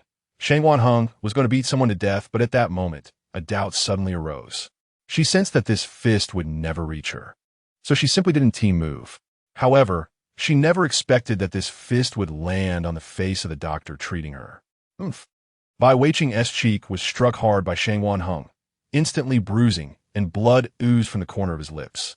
Yet, instead of being angry, he laughed, his fox-like eyes becoming even more enticing with that smile. Shang Wanheng, is this too much for you to handle? Hearing him say this, Shang Wanheng's jaw clenched, his eyes igniting with flames of jealousy as he charged straight at Bai Weiqing. Bai Weiqing did not avoid it. Instead, he welcomed it as if watching a show. Huh, his guide is called Jun, right? What a lovely name. Jun. Jun. Hey. With such a wonderful guide, such a unique Jun, how could Shang Wanheng enjoy and possess her all by himself? After all, he was assigned as a terminal, meant to be bound to Jun as a sentinel. Bai Weiqing's smile was infuriating, and Shang Wanheng's pent-up anger could only be vented through even fiercer attacks on Bai Weiqing. He knew that Bai Weiqing's feelings for Jun had not reached the level of love or even liking. It was merely because he had encountered such an interesting guide among so many that he wanted to get to know Jun better. His feelings for Jun were merely infatuation. But for him, his feelings for Jun were love. A love that no one could separate him from Jun. A love for which he would willingly give his life to be with Jun forever. If he truly loved Jun, he could never accept sharing her with another sentinel. Why should he take up the time that belonged to him and Jun? He clearly did not love Jun as much as he did. The two continued to fight. Their styles and methods of attack instantly caught Liu Jun's attention. She observed closely. Shang Wanheng's attacks were quick, precise, and fierce. While they had a sense of venting, it was clear that every move was still a rational judgment. Bai Weiqing's attack method, despite being met with a smiling face, showed that he was struggling to withstand Shang Wanheng's onslaught. Nevertheless, his technique was sufficient to defend against Shang Wanheng's attacks. Liu Jun, eager to learn, focused intently on their exchanges. She couldn't figure out why they suddenly started fighting, yet she felt a strong urge to jump in and join them. Finally, Bai Weiqing began to falter. Shang Wanheng seized the opportunity, pinning Bai Weiqing to the ground and throwing punch after punch, almost as if he wanted to beat him into oblivion. Watching the enraged Shang Wanheng, Liu Jun finally realized something was wrong. If this continued, Shang Wanheng would beat this doctor to death. Shang Wanheng, stop hitting. Liu Jun shouted urgently. Her comrade was part of her, and she couldn't let anything happen to him. Shang Wanheng's chest heaved up and down. Sweat dripped from his forehead down his cheek, pooling in his collar. His eyes dimmed, and his hands, which had been so responsive to Liu Jun's words, fell weakly to his sides, becoming somewhat despondent. Liu Jun was very confused. What was wrong with Shang Wanheng? Bai Weiqing, who had been beaten to the point of being unrecognizable, couldn't stop laughing. Chapter 32. Bai Weiqing's unpleasantness finally. Liu Jun, completely puzzled by the situation, moved her arms away from her face, revealing a handsome face with few injuries, and said to Liu Jun in a very pleasant voice, I forgot to mention, Jun, I am one of your 4 sentinels, Bai Weiqing. What? Liu Jun paused, turning to look at the silent, breathless Shang Wanheng, whose chest was still heaving from excitement and exhaustion. The reason her comrade had become like this was because she had gained a new comrade? Liu Jun suddenly understood. So that's why Shang Wanheng was acting so strangely. It seemed it was jealousy and possessiveness at play. Liu Jun had encountered such situations many times. Because of her outstanding abilities, she had numerous comrades wanting to fight alongside her. Finding a comrade who was compatible and could understand each other's combat styles was truly difficult. Liu Jun expressed, "I understand. I understand very well." She stepped forward and came to Shangwan Heng's side. Shangwan Heng did not get up, although his breathing had calmed down. His emotions could not be settled no matter what. Bai Weiqing casually rested his hands on his arms. He wanted to see how his guide, Jun, would handle the situation. Bai Weiqing was still unaware that his feelings for Liu Jun were deeper than he had realized, remaining in a state of watching the drama unfold. "Shangwan Heng, don't worry," Liu Jun said firmly. "You are the same to me. An irreplaceable comrade." Although she did not know why this sentinel, named Bai Weiqing, suddenly appeared here and treated her injuries. He probably had no intention of harming her, and likely wanted to become her comrade. However, Shangwan Heng was always different to her. He was her first comrade in this world, someone who unconditionally trusted her and fought alongside her. Shangwan Heng's breathing became a bit erratic, and he slowly lifted his head to look into Liu Jun's beautiful eyes. Jun said that he was irreplaceable. A sweet feeling overflowed in Shangwan Heng's heart. Although he knew that what Jun meant by "you are the same to me" was fundamentally different from his own irreplaceability, knowing his status and thoughts in Jun's heart still made him unable to suppress his happiness. "Okay." Shangwan Heng's lips curved into a barely noticeable smile, his voice gently flowing. He finally decided to let Bai Weiqing go and stood beside Liu Jun, taking the only position where he could stand with her. Bai Weiqing narrowed his eyes, still lying on the ground without getting up. He suppressed a discomfort in his heart. Why did he feel that this teasing and watching drama was no longer something he wanted to see? "It's getting late. We should head back," Liu Jun said. The time on the identity card had long passed 6 o'clock in the evening. Her unusual condition and the fight between Shangwan Heng and Bai Weiqing had taken up an entire day. Shangwan Heng nodded, his gentle voice softening. "Jun, you've been hungry all day. What do you want to eat tonight?" I want," Liu Jun pondered. The two completely forgot that Bai Weiqing was still on the ground. Bai Weiqing sat up with a smile, feeling a lingering discomfort in his heart. But he didn't know why. He said, "Jun, don't forget. You need to go to the binding station with me to complete the mental binding. And, Shangwan Heng, if you're going to cook, don't forget to make my portion too." Chapter 33, The Temptation of Bai Weiqing. Bai Weiqing spoke casually, appearing utterly indifferent. However, Shangwan Heng knew that he cared a lot. Shangwan Heng's gaze flickered slightly, since he already understood the position he held in Jun's heart. Why should he worry about Bai Weiqing doing anything to her? Bai Weiqing was clearly unaware of how much he adored Jun. In such a situation, the tighter Bai Weiqing grasped her, the further she would be pushed away. Shangwan Heng looked at Liu Jun, his voice very gentle and soft. "Jun, what do you want to do?" He was no longer anxious about Jun leaving his side. After all, it was the one who wasn't cared for who was the true loser. Liu Jun looked at Bai Weiqing, who was sitting on the ground, covered in injuries, with wounds on his face, yet still smiling at her with his beautiful fox-like eyes. She felt a bit awkward and touched her nose. Although the injuries on him weren't caused by her, they were indeed inflicted by her comrades. Moreover, there were injuries from comrades competing for the position to fight alongside her. No matter how she thought about it, she felt a bit embarrassed. Liu Jun coughed twice and said, "Why don't you first take care of your wounds?" Bai Weiqing, using all his strength to pose and trying to use his charm to tempt Liu Jun into coming closer, suddenly froze in his smile. He never expected that after all his efforts, he would receive such a nonchalant response from Liu Jun. His smile gradually faded, and the sight of Liu Jun standing next to Shangwan Heng was extremely glaring to him. He looked at Shangwan Heng, who had his uniform jacket draped over his arm. Shangwan Heng's cold and handsome features remained as calm as ever, without any changes. Yet for some reason, Bai Weiqing saw a hint of smugness and pride in his demeanor, as if he was declaring how close he and Liu Jun were. So intimate that he couldn't even squeeze into the gap between them. Bai Weiqing's lips appeared even paler. He forcefully shifted his gaze to Liu Jun's face, avoiding the expression on Shangwan Heng's face that brought him silent anguish. Liu Jun felt a prickling sensation all over under Bai Weiqing's gaze. Damn it. Why was this Bai Weiqing looking at her with such eyes? He looked just like a wounded puppy, stubborn and aggrieved, unable to speak. He only wished that she could pity him and accompany him to fulfill such a small wish. Shang Wanheng watched Bai Weiqing in surprise. He had never seen Bai Weiqing in such a genuine state, devoid of teasing. All right. Liu Jun sighed helplessly and rubbed her forehead. I'll go with you to the binding station for mental binding. Bai Weiqing's previously dim and suppressed eyes instantly lit up. Really? He jumped up, and it seemed as if all his injuries had vanished. He smiled brightly, looking rejuvenated. Really?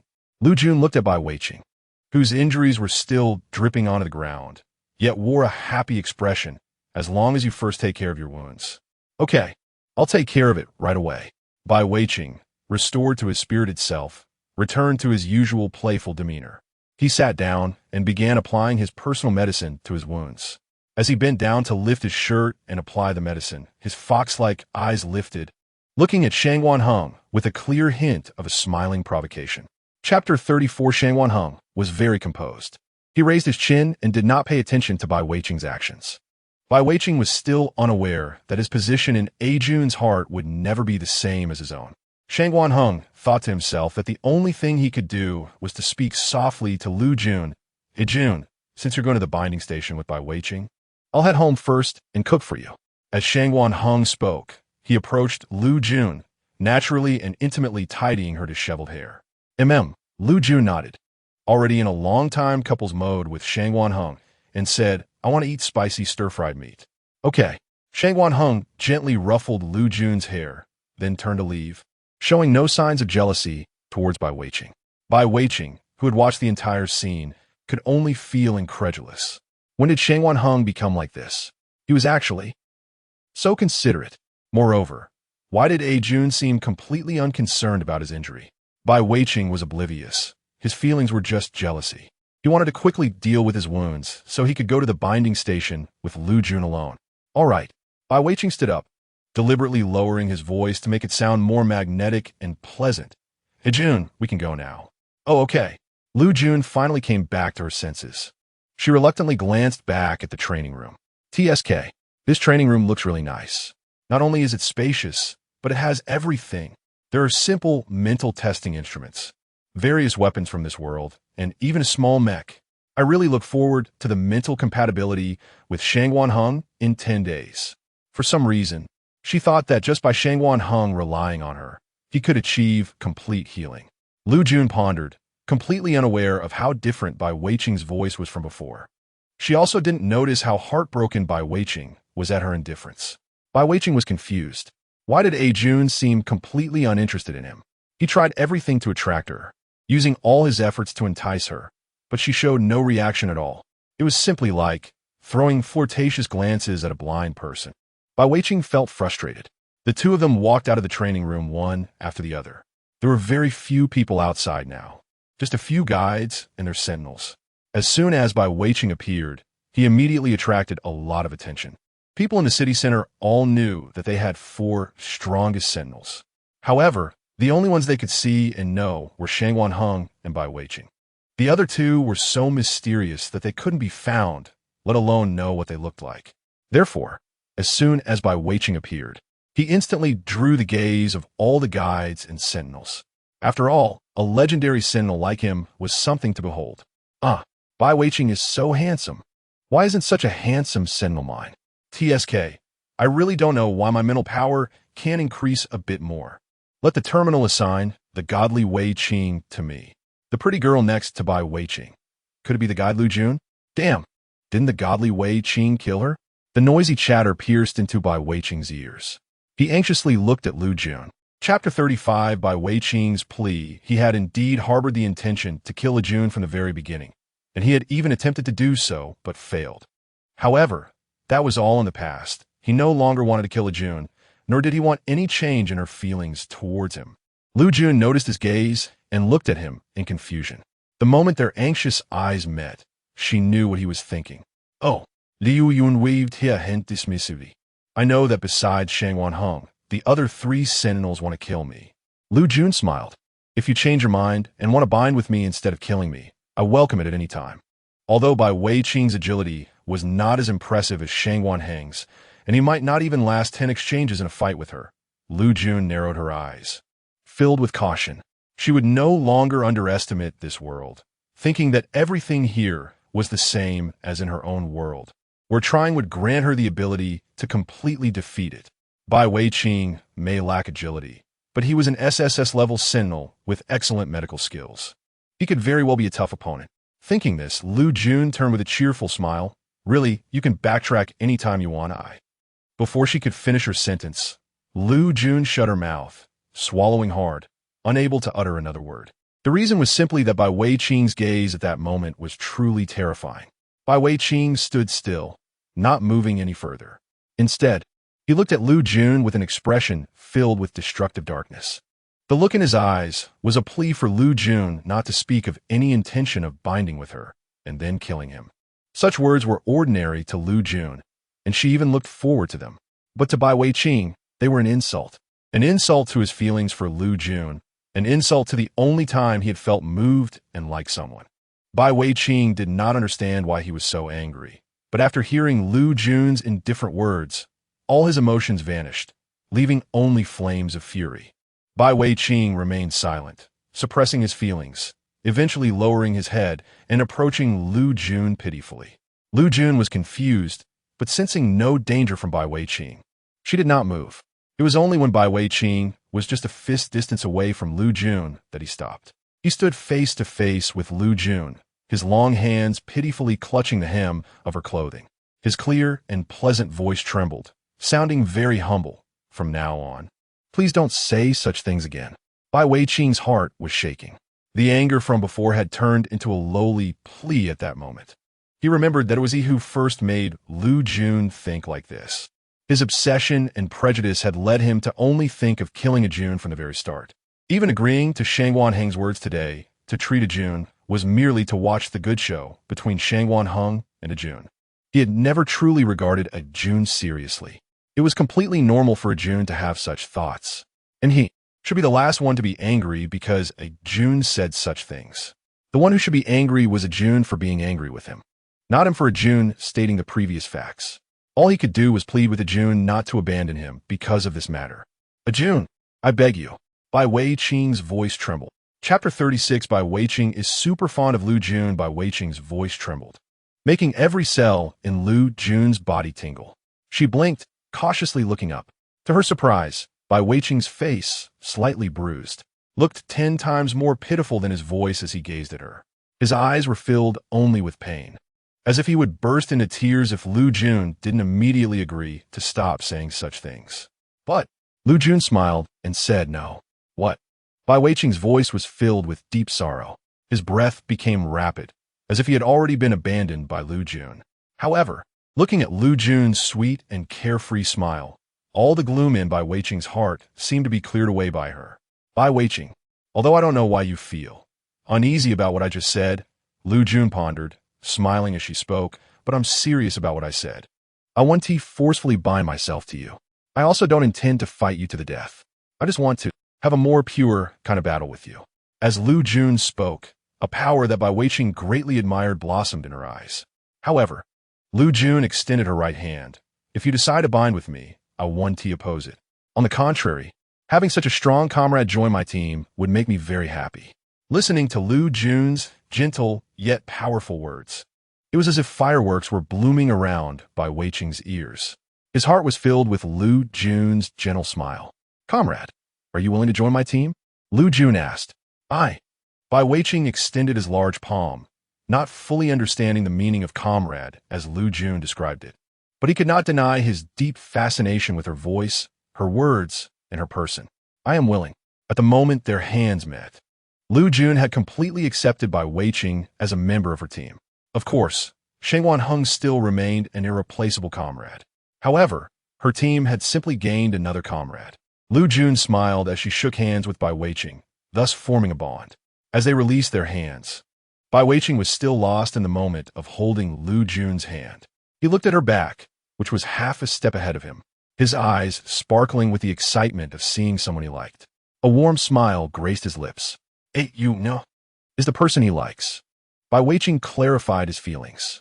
The interaction between Bai Weiqing and Liu Jun caught the attention of all the guides and sentinels watching them, and the news spread instantly. Bai Shuang'er, who was still training with the 3 sentinels in the secret room, immediately received this information on her identity card. Her expression was cold and emotionless as she sent a message to someone via their identity card. Every 3 months, she would train with the 3 sentinels she was bound to at the Sentinel Military Academy. But today, she heard for the first time that Shangwan Heng had come to the academy, and it was with the guide Liu Jun. She certainly wouldn't miss this good opportunity to eliminate Liu Jun. However, she didn't expect her brother was also here. The brother she constantly thought about, missing every day, who she could only find solace in by secretly taking his things from the Bai family villa, had actually come to the Sentinel Military Academy as well. The only reason he could come to the academy, besides Shangwan Heng, was that guide. Chapter 37. Bai Weiqing's infatuation with a kiss, but unexpectedly. Bai Shuang'er thought darkly. Her brother was surprisingly close to that guide, named Liu Jun. She couldn't control her brother's heart, but she could collaborate with the other 2 sentinels who also wanted to kill Liu Jun, forcibly bound to her by the terminal. To have them eliminate Liu Jun, Bai Shuang'er's cold eyes were gloomy. Brother, since you can't give your heart to me, I can only kill the one who took your heart. On the road outside the military academy, Liu Jun was secretly pondering. She couldn't use her mental powers, but she could use her physical strength. In the next 10 days, she could train her physical attacks with Shangwan Heng and Bai Weiqing. TSK. If only there were actual battles, allowing her to use her commanding abilities to achieve success in combat. Liu Jun's eyes flickered. Perhaps this idea of hers could really be realized, as long as... Who? Bai Weiqing quickly shielded Liu Jun. He firmly blocked Liu Jun behind him, and his keen SSS-level sentinel mental power easily sensed that there were people approaching them. Moreover, there were many of them. Someone. Liu Jun's expression instantly turned serious. It seemed that she indeed needed to study the rules of this world carefully. Relying solely on her sharpness as a special forces queen was no longer enough to detect the sentinels who fought with mental power. Rustle. With a series of rustling sounds, a group of 5 appeared in front of Bai Weiqing. Bai Weiqing's pupils suddenly constricted. These 5 sentinels were all unbound SSS-level sentinels. Who are you? What do you want? Bai Weiqing gritted his teeth, for the first time resenting the thoughts he shouldn't have had. It was these thoughts that led him to be beaten by Shangwan Heng to the point where he was now powerless to resist, and also prevented his Jun from displaying even a bit of mental power. She could only attack with her physical strength. But, even though he was deeply attracted to Jun's actions and strength, wanting to see more, Jun absolutely couldn't withstand the attacks of these 5 SSS-level sentinels with just her physical body. Jun. Bai Weiqing had already sacrificed himself to create a chance for Liu Jun to escape. Liu Jun slightly raised her gaze, her lips curving as she whispered to Bai Weiqing. Bai Weiqing, you are an SSS-level sentinel. Your physical strength should be good, right? Huh? Bai Weiqing was confused. But looking at Liu Jun's face, which captivated him so easily, he forgot all his defenses and just nodded foolishly, yeah. Then, Liu Jun wrapped her arms around Bai Weiqing's neck, and as Bai Weiqing's heart raced, his mouth dry. Even wanting to ignore where they were and what dangers they were in to kiss Liu Jun's lips, she flashed him a brilliant smile and said, "Hold me tight. Run." In the next moment, even Bai Weiqing himself didn't react in time, as he had already princess carried Liu Jun in his arms and his feet were frantically running. He ran, laughing joyfully, never having been this happy before. It turned out that having a guide was such a wonderful thing. The 2 figures dashed off toward the villa in Area A, Building 01, where Shangwan Heng was located. Behind them, the 5 sentinels exchanged glances, ultimately looking at the last sentinel who emerged from the shadows, Cunningly. Chapter 38. Bai Weiqing's selfish affection boss. Are we going to pursue or not? Wang He asked. No need to pursue anymore. Cunningly said, I just wanted to see if this guide is easy to kill. Cunningly already had a plan. The action would be carried out tonight. Yes. Wang He and the others lowered their heads in response. Meanwhile, Bai Weiqing, who had rushed to Villa 01 in area, was reluctant to let go of the petite Liu Jun he was holding. He felt the soft body in his arms and was overwhelmed with happiness, as if he had fallen into a honey pot of bliss. So, this feeling of liking someone is so good. So, being with someone you like feels so good. So, Jun's body is so soft. Liu Jun looked at Bai Weiqing, who was grinning with his nearly closed fox-like eyes, feeling a bit strange. What was Bai Weiqing smiling about? It looked a bit creepy. Bai Weiqing, you can put me down now, Liu Jun said. She wanted to get down, but could Bai Weiqing really be the SSS class sentinel? His strength was so great that she couldn't even break free. Ah Jun. Bai Weiqing lowered his head, and his affection for Liu Jun had turned into a soft spring water in his eyes, one that could trap anyone who looked at it. Bai Weiqing was about to confess when suddenly, Shang Wanheng interrupted him. Standing at the door, Shang Wanheng used a sharp and serious gaze to stop Bai Weiqing's words. Bai Weiqing choked and had to let go of Liu Jun. Ah Jun, Shang Wanheng said, suppressing his intensity and looking gently at Liu Jun. The food is ready. You go eat first. I have something to discuss with Bai Weiqing. Okay. Liu Jun was already starving. Today, she couldn't be bound to Bai Weiqing. It would have to wait for another day. Once the door was closed, Shang Wanheng stood firmly in front of Bai Weiqing. What were you about to say to Ah Jun? Bai Weiqing snorted Shang Wanheng. Do you really not know what I want to say to Ah Jun? He had already noticed that Shang Wanheng's feelings for Liu Jun were fundamentally different, a deeper level of love than his own. But so what? What if he liked Liu Jun? It didn't mean he couldn't be with her. It also didn't mean he couldn't be with Liu Jun over Shang Wanheng. Ah Jun belonged to Shang Wanheng, but she also belonged to him. He just wanted to express his feelings for Liu Jun, and then Bai Weiqing recalled the sweet feeling he had when he was close to Liu Jun earlier. And then he wanted to have more and more intimate moments with Liu Jun, to forever feel the happiness and joy of being with her. Shang Wanheng's cold face, with eyes that had rarely shown much emotion, became unfeelingly cold. Bai Weiqing, I warn you. Do not say anything related to your feelings for her in front of Ah Jun. Shang Wanheng's voice was low, filled with danger and menace. Ah Jun's thoughts are very simple. She doesn't have the dirty personal feelings like you and I do. If you dare to disturb her with your words, I won't hesitate to kill you. A fleeting flash of crimson malice crossed Shang Wanheng's eyes. Bai Weiqing's heart tightened, knowing he was serious. TSK. Shang Wanheng loves Ah Jun deeply, doesn't he? It's just a pity. His feelings for Ah Jun are selfish affection, not love at all. Chapter 39. Bai Weiqing's intimate contact with thirst. He only wished to happily touch his skin with Ah Jun, to be together forever. However, such words, of course, he could never say out loud. Although history has shown that sentinels rarely harm each other solely to monopolize a guide, it has happened before. Shang Wanheng, who loved Ah Jun so deeply that he could suppress his own intense desire for Ah Jun, might really kill him for his pathological love. Well then, Bai Weiqing said one thing and meant another, thinking that it was nice just to stay by Ah Jun's side. Shang Wanheng then set aside his grievances against Bai Weiqing and coldly asked, what just happened? Ah Jun had not bonded with Bai Weiqing.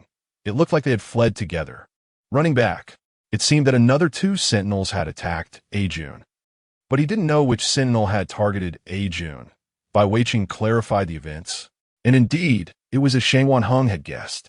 After listening to Bai Weiqing's description, he learned that the sentinel who had surrounded Liu Jun and Bai Weiqing was Cunningly. Shang Wanheng's gaze darkened. The only one who could make an SS-level sentinel willingly submit was the underground black market figure from the slums, Cunningly. Right. Enough said. Bai Weiqing couldn't wait to be close to Liu Jun, so he said he was going to eat. Shang Wanheng looked down the brightly lit road, vigilant. Although he hadn't seen Cunningly many times, he knew how ruthless he could be in pursuit of his goals. This sentinel was cruel and cunning. Tonight, they had to keep watch. As the darker night fell, Shang Wanheng sat on the sofa in the villa's first floor, waiting for any movement, determined to protect Liu Jun. On the second floor, in the bedroom, Liu Jun slept soundly, seemingly having taken Bai Weiqing's medical advice to heart. However, on the other side, Bai Weiqing lay in bed, unable to sleep no matter what. He twisted his body, his large, bony hands covering his face, fearing that the smile on his face might spill out. Ah Jun! Ah Jun! Ah Jun! He murmured softly, laughing to himself over and over. Then, he wrapped his arms around himself, as if Liu Jun were hugging him, deeply feeling the pleasure of holding Liu Jun from back then. Ah Jun! Bai Weiqing called Liu Jun's name, unable to extricate himself from his feelings for Liu Jun. He opened his eyes, his fox-like gaze revealing a hint of madness and pathology. He was an SSS-level sentinel, and according to the terminal's allocation, he was supposed to be an outstanding sentinel fighting against filth, but he wasn't, because the terminal detected that he was not a normal SSS-level sentinel at all, but rather a psychologically distorted sentinel with an extreme desire for intimate contact. Therefore, he was allocated as a doctor. He worked hard to heal others, diligently studying medicine, not for any other reason but because he was the biggest patient he should have treated the most. Finally, unable to bear it any longer, Bai Weiqing sat up straight and took out a crimson pill from his medicine pouch. He held the pill, which emitted a seductive glow under the moonlight and exuded a dangerous aura, and smiled foolishly. No one knew that sentinels and guides could briefly appear in front of others in the form of their spirit animals. Chapter 40. Cheng-Li is shocked. All it takes is the pills developed from countless sleepless nights caused by his twisted psyche. He thought he would never encounter anything that could alleviate his craving for intimate contact. Bai Weiqing unhesitatingly swallowed the pills, his mind focused on one thought. "Hey Jun, I'm coming." In a flash, as Bai Weiqing fell into a deep sleep, a snake appeared, thick as a man's forearm. The snake's body was entirely black, with golden yellow eyes and two hissing forked tongues. Bai Weiqing crawled and moved little by little until he reached Liu Jun's door. He easily opened Liu Jun's door with his tail and slowly slithered to the side of Liu Jun's bed. Taking advantage of the fact that Shang Wanheng was on the first floor keeping watch and had not noticed him, he extended his two forked tongues and licked the pulse on Liu Jun's slender neck. Liu Jun, in a deep sleep, frowned. Unlike the previous time when she was licked by Qin Ma Xiao, this felt cold and eerie. Yet Bai Weiqing did not stop. Instead, he happily pressed his snake head against Liu Jun's shoulder, wrapping his body tightly around hers. Suddenly, Liu Jun opened her eyes. She sat up and stared intently at the shadowy figure in front of her. "Who are you?" Cheng-Li's face in the shadows was twisted with malice, his only intent directed at Liu Jun. "I didn't expect you to resist my mental drug." "Mental drug?" Liu Jun listened carefully to the sounds outside the room. There were various noises, but notably no shouts, because her mental power had been exhausted and treated by Bai Weiqing. She was specifically instructed not to use her mental power for 10 days, so she could not have been affected by the mental drug. But evidently, both Shang Wanheng and Bai Weiqing had been affected. "That's fine." Cheng-Li clenched his jaw, suppressing his hatred for Liu Jun. "It would allow me to clearly see the pain on your face when I kill you." Understanding his words, Liu Jun raised an eyebrow and smiled. "So, the soldier sent to kill her has finally arrived? It seems you're the soldier sent to kill me." Liu Jun's excitement was unabashed. Although she could not use her mental power, she was completely unaware of it. Her greatest strength lay in her physical abilities as a queen of special forces. "Oomph. Enough talk, Dai," Cheng-Li shouted as he charged at Liu Jun. Liu Jun jumped out of bed. "Since that's the case, I won't hold back. Since it's a life and death duel, if he can use mental weapons, then she should be able to use her preferred cold weapons, right?" Suddenly, two handguns appeared quickly in the shadows. Liu Yun clinked wickedly as Cheng-Li. She wondered whether her guns were faster or his mental attacks were quicker. Cheng-Li didn't see what Liu Jun was holding. Having witnessed her jump into Bai Weiqing's arms to escape, he thought she was easy to kill. Thus, when Liu Jun lightly touched her red lips and uttered, "Bang," he had no idea what that meant, until that thing easily shattered his expensive lightsaber, meant for cutting. Cheng-Li looked at the nearly shattered lightsaber on the ground, stunned. He looked at the handgun in Liu Jun's hand. "What is this?" Chapter 41. The thrilling heart-pounding scene, a hint of relaxation appeared on Cheng-Li's fierce and ruthless face. Liu Jun tilted her head and smiled, and in the next moment, she had swiftly arrived in front of him. The muzzle of her handgun was already pressed against his Adam's apple. Losing focus during a life-and-death battle was a major taboo. On Liu Jun's delicate face, her pupils burned with a fierce light. The corners of her lips curled up like a flickering flame, easily igniting Cheng-Li's heart. He gulped, staring blankly at Liu Jun, who was looking up at him. He had never thought a guide could be so beautiful. In Villa 01 of Area A, the battle was not only between Liu Jun and Cheng-Li. There were also Bai Weiqing not far from Liu Jun's bedroom, and Shang Wanheng downstairs. In Bai Weiqing's bedroom, he was lost in a mental haze, dreaming of transforming into his spiritual animal and entangling with Liu Jun. In reality, he had not developed such a drug, let alone become a spiritual animal to be with Liu Jun. His spiritual animal had long fallen into a deep sleep within his mind due to his mental turmoil. Meanwhile, he was unaware that next door, in Liu Jun's bedroom, Chun-Li was being overwhelmed by a strange heat from Liu Jun. He was gradually surrounded by several sentinels who had crept up to kill him. Downstairs, Shang Wanheng was not in a good situation. Qi Maxiao, who was working with Chun-Li, sat on the sofa, sneering disdainfully at Shang Wanheng in front of him. Ha! This Shang Wanheng is truly a confirmed traitor. Qi Maxiao squinted, watching Shang Wanheng, who was in a mental haze yet still alertly scanning his surroundings, with contempt. No matter how good a guide is, it doesn't compare to his dear one. Thus, Qi Maxiao finally grew tired of standing and rose, his tall and imposing figure casually walking toward Shang Wanheng as if strolling in his backyard. Qi Maxiao smiled. You should die.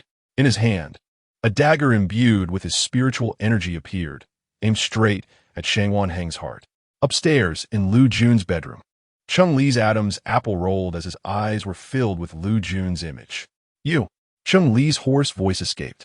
Liu Jun hit, looking at him with a teasing and curious expression. What is the weapon in your hand? Chun-Li said fiercely, but his mind was already elsewhere. Not on Liu Jun's weapon. He felt a bit frustrated. He clearly wanted to ask how she could be so beautiful. How did he suddenly blurt out such an inappropriate question? However, looking at Liu Jun's beautiful eyes filled with questions, Chun-Li felt his face flush. He felt too shy to voice his thoughts. She was too beautiful. Liu Jun moved a bit closer to Chun-Li, filled with confusion. What was up with this sentinel? Wasn't he just threatening to kill her? How did the conversation shift to asking about her weapon? It seemed he didn't look the slightest bit afraid of being killed by her. Chun-Li noticed Liu Jun's approach, and his heart raced even faster. She's coming closer to me. She's looking at me. At me. Chun-Li's shy face turned crimson, his ears as red as a ripe tomato. He didn't dare to look at Liu Jun even once. Yet, a thought began to stir within him. Chapter 42, he didn't mean it if he were to die in her hands right now, he would willingly accept it. Chun-Li completely lost the desire to fight Liu Jun, instead surrendering and presenting himself as someone who could be easily picked by her. Liu Jun noticed that he had no intention of continuing the fight, and could only regretfully put away her gun. Fighting someone who has no will to fight is meaningless, even if you win. Cough. Chun-Li felt Liu Jun release the pressure on his throat and step back, and couldn't help but awkwardly ask, why don't you continue? Continue what? Suppressing you? Liu Jun shook her head with a sigh. I wouldn't kill someone who doesn't even want to fight me. But Chun-Li really wanted to say that if it meant she could get that close to him again, he could continue to fight her. However, looking at Liu Jun's beautiful face, he couldn't bring himself to say anything about fighting her. She was just too beautiful. If only she could touch my head. Chun-Li glanced at Liu Jun's hand holding the gun, his thoughts strange and absurd. Liu Jun noticed his gaze and thought he was concerned about her gun. Oh, this. Liu Jun coughed awkwardly a couple of times, thinking she would definitely kill him tonight. So she hadn't avoided him. Now she could only make up a lie. These two weapons were something I accidentally found in the Ghost Tree Forest. Haha, lucky, right?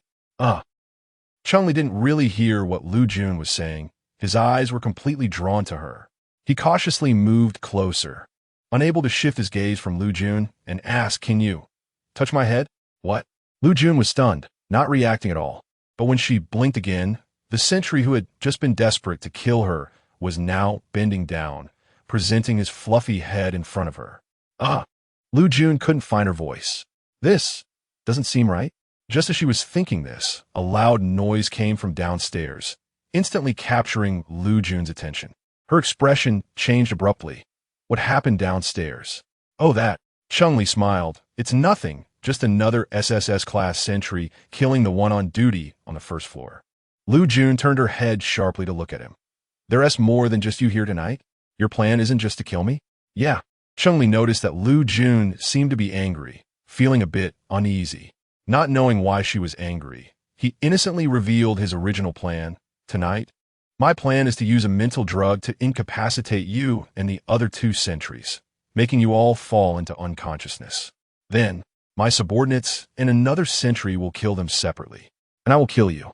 As he spoke, Chun-Li pouted slightly, looking somewhat aggrieved. He remembered seeing Liu Jun's name on the identity card and softly said, "Hey Jun, you won't be angry, right?" Chun-Li innocently and pitifully used a strikingly handsome face to say, "Hey Jun, I didn't mean to ruin our home. Don't worry. My people and the other sentry may be a bit brutal, but I promise that after they die, I will decorate our home beautifully with you." Chapter 43, He really not fierce, Jun. Chun-Li looked at Liu Jun's face, which was flushed with anger and seriousness, and couldn't help but turn red himself. Chun-Li lowered his head, using his jet-black eyelashes to hide the shyness in his eyes. He felt too embarrassed to look at Liu Jun again. Jun was just too beautiful. How could someone be so good-looking that a single glance made his heart feel like it would explode? Fortunately, Jun wasn't looking at him. Otherwise, being looked at by those beautiful eyes, his heart definitely wouldn't be able to take it.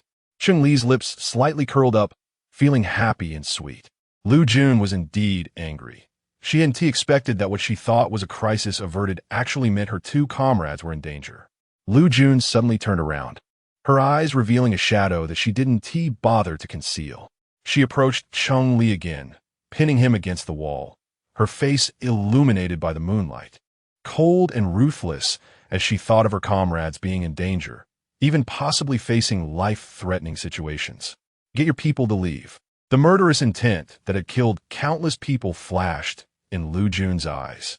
Chun-Li, who saw Liu Jun's current appearance and her eyes clearly under the moonlight, felt shy to the point of almost fainting. Jun was just too beautiful, too beautiful. "Okay." Chun-Li, feeling no threat at all, shyly replied. It was as if he would agree to anything Liu Jun said at that moment. However, downstairs, the atmosphere between Shangwan Heng and Qin Ma Xiao was not pleasant at all. Qin Ma Xiao spat out a mouthful of blood, looking at the still lost in mental chaos Shangwan Heng with impatience and disgust. What was wrong with Shangwan Heng? Why did he suddenly go mad? Qin Ma Xiao could never have imagined that just as he was about to pierce Shangwan Heng's heart, Shangwan Heng suddenly seemed to regain all his senses, not only dodging accurately, but also delivering a powerful punch filled with intense hatred and anger. Shangwan Heng couldn't see the things around him and didn't know what he was enduring, but in his mind, there was only the thought of protecting Liu Jun from harm, and suddenly, another thought emerged. Kill. Kill the soldier who bit Jun's neck. Kill him. Shangwan Heng didn't say it out loud. The soldier's mental power could not only be released through weapons, but also unconsciously in daily life. The moment he saw the bite mark on Liu Jun's neck, even though it was just a slight trace left, Shangwan Heng felt an unbearable disgust towards that strand of mental power. And when Qin Ma Xiao approached him and stood in front of him, something deep within him suddenly awakened. He wanted to kill this soldier. No matter who it was, he had to kill him. Suddenly, Shangwan Heng's movements were as quick as lightning, launching a fiercer attack on Qin Ma Xiao. Upstairs, Chun-Li was threatened by Liu Jun with a gun pressed to his lower back as he reached the door of Bai Weiqing's room. He looked at the subordinates inside who were about to attack Bai Weiqing, feeling the warm breath Liu Jun was spraying on his back. He coughed twice and said, "You all stop. Leave." The several subordinates, hearing this voice that was as gentle as a delicate guide, widened their eyes in disbelief. The one making such a sound was their boss Chun-Li. "What are you doing?" Chun-Li didn't want to reveal his fierce side in front of Liu Jun at all. Chapter 44. Four-person free-for-all. Chun-Li pouted. "I said you can leave, so hurry up and go." Yes." Wang He was the first to snap back to reality, confused by the situation in front of him, and quickly left with a few brothers. "Now, let's undo Bai Weiqing's drug." Liu Jun continued to push him forward. Chun-Li was somewhat reluctant. Bai Weiqing? What is Bai Weiqing? He could also appreciate a Jun's beauty. He wished Bai Weiqing would die immediately, leaving only him and a Jun together. But a Jun was currently holding his shoulder, walking closely behind him. Their relationship was very intimate. How could he ruin such a wonderful moment? He could only obey a Jun's words. After all, a Jun is so beautiful. Chun-Li, feeling dizzy and shy, sprinkled some powder on Bai Weiqing's face. The next moment, Bai Weiqing immersed in a beautiful illusion, suddenly opened his eyes. What he saw was a tall and handsome stranger. A soldier with a strange, shy smile, being restrained by Liu Jun. Hey Yun. Bai Weiqing panicked and immediately pulled Liu Jun behind him. Chun-Li looked on, and the shy smile on his face suddenly disappeared, leaving only coldness. Jun, are you okay? Bai Weiqing anxiously checked Liu Jun up and down, filled with panic. Don't worry, I'm fine, Liu Jun said, also thinking about Shangwan Heng downstairs. Shangwan Heng is in danger. We need to hurry and help him. Bai Weiqing couldn't immediately agree, but turned his face to look at Chun-Li. You are one of the other two soldiers? So what? Chun-Li thought Bai Weiqing was extremely annoying. He should have his subordinates kill him directly. So what? Bai Weiqing's eyes only held killing intent as he looked at him. He liked Jun and wanted to connect with her heart. He selfishly wanted to reside in Jun's heart. He was not selfless like Shangwan Heng, to avoid affecting Jun. He didn't even want to express his feelings for her. But he was different. He only wanted to occupy all of Jun, whether it was emotions, heart, or anything else. But that didn't mean he wouldn't protect Jun. To him, Jun was a selfish and strong guide he wanted to possess. But she was also someone he was willing to give everything to protect. Since that's the case, then it wouldn't hinder me from killing you. Bai Weiqing said coldly. Killing me? Chun-Li's fierce expression reappeared on his face. Although he really didn't want to expose his true self in front of Jun, but if Jun belonged to him, as a soldier, he would be even happier. Chun-Li and Bai Weiqing then fought. They didn't even notice that the reason they wanted to kill each other, Liu Jun, had already run downstairs to help Shangwan Heng. Shangwan Heng, consumed by anger, was being attacked madly by Qin Mo Xiao, feeling only frustration. This Shangwan Heng, being in a mental frenzy, was worse than not being in one. His attacks were completely chaotic, leaving him without any means to respond. But unexpectedly, he actually loved the guide assigned to him so deeply. At this moment, he was still mumbling Jun. Hey Yun. Ha! Just hearing the name, one could tell. She must be incomparable to his beloved. The next moment, Liu Jun's face appeared from the corner of the upstairs. Chapter 45. Stop fighting. Already Qin Ma Xiao's wild and vigorous face suddenly froze, his smile vanishing, and even his intensely dark eyes filled with disbelief. He looked at the person he had been thinking about, longing for. He finally slowly realized a fact. His beloved, the one he had always loved, was the guide that had been forcibly assigned to him. And that name, Jun, which sounded so unpleasant coming from Shangwan Heng's mouth, was indeed the name of his beloved. More importantly, his beloved had already bound with a sentinel long before. He discovered her in the ghostly dry forest. Qin Ma Xiao squinted, and his gaze toward Shangwan Heng instantly filled with even deeper disgust. Shangwan Heng, who had bound his beloved as a sentinel, had failed to protect her. If it weren't for his unexpected discovery, his beloved might have long since been gone from this world. Ha! Qin Ma Xiao smiled, looking at the still distraught Shangwan Heng attacking him. Shangwan Heng, oh Shangwan Heng, you say, if you are so useless, why bind a guide? In the next moment, an attack 10 times more vicious than before was fiercely hurled at Shangwan Heng by Qin Ma Xiao. Liu Jun stared at Qin Ma Xiao as familiar yet strange face, feeling like she had seen it somewhere before, but couldn't remember where. She stopped dwelling on it and turned to look at Shangwan Heng. She found that Shangwan Heng's fighting style was extremely ruthless, far more so than any of the times she had seen before. Even more brutal than when he had almost beaten Bai Weiqing to death. What's going on? Liu Jun was unaware of the effects of the drugs administered by Chun-Li, believing that Shangwan Heng had become like this because of Chun-Li's drugs. She had no idea that the real reason for Shangwan Heng's condition was that Qin Ma Xiao had bitten her. Gritting her teeth, she knew that if this continued, one of these two sentinels would definitely kill the other.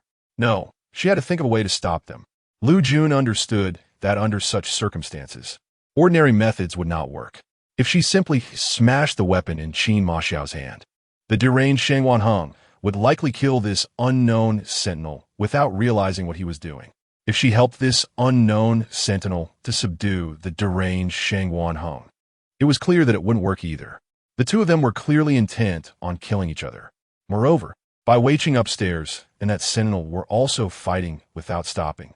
She had to quickly come up with a solution that would allow them all to stop fighting. Suddenly, A bright idea flashed in Liu Jun's eyes. Although this idea was somewhat dangerous, it didn't mean it was ineffective. Liu Jun quietly retreated from the villa and quickly pulled out a grenade from her spatial storage. There was no other choice. She could only resort to this method. Liu Jun pulled the pin and threw the grenade into the weakest part of the villa as foundation.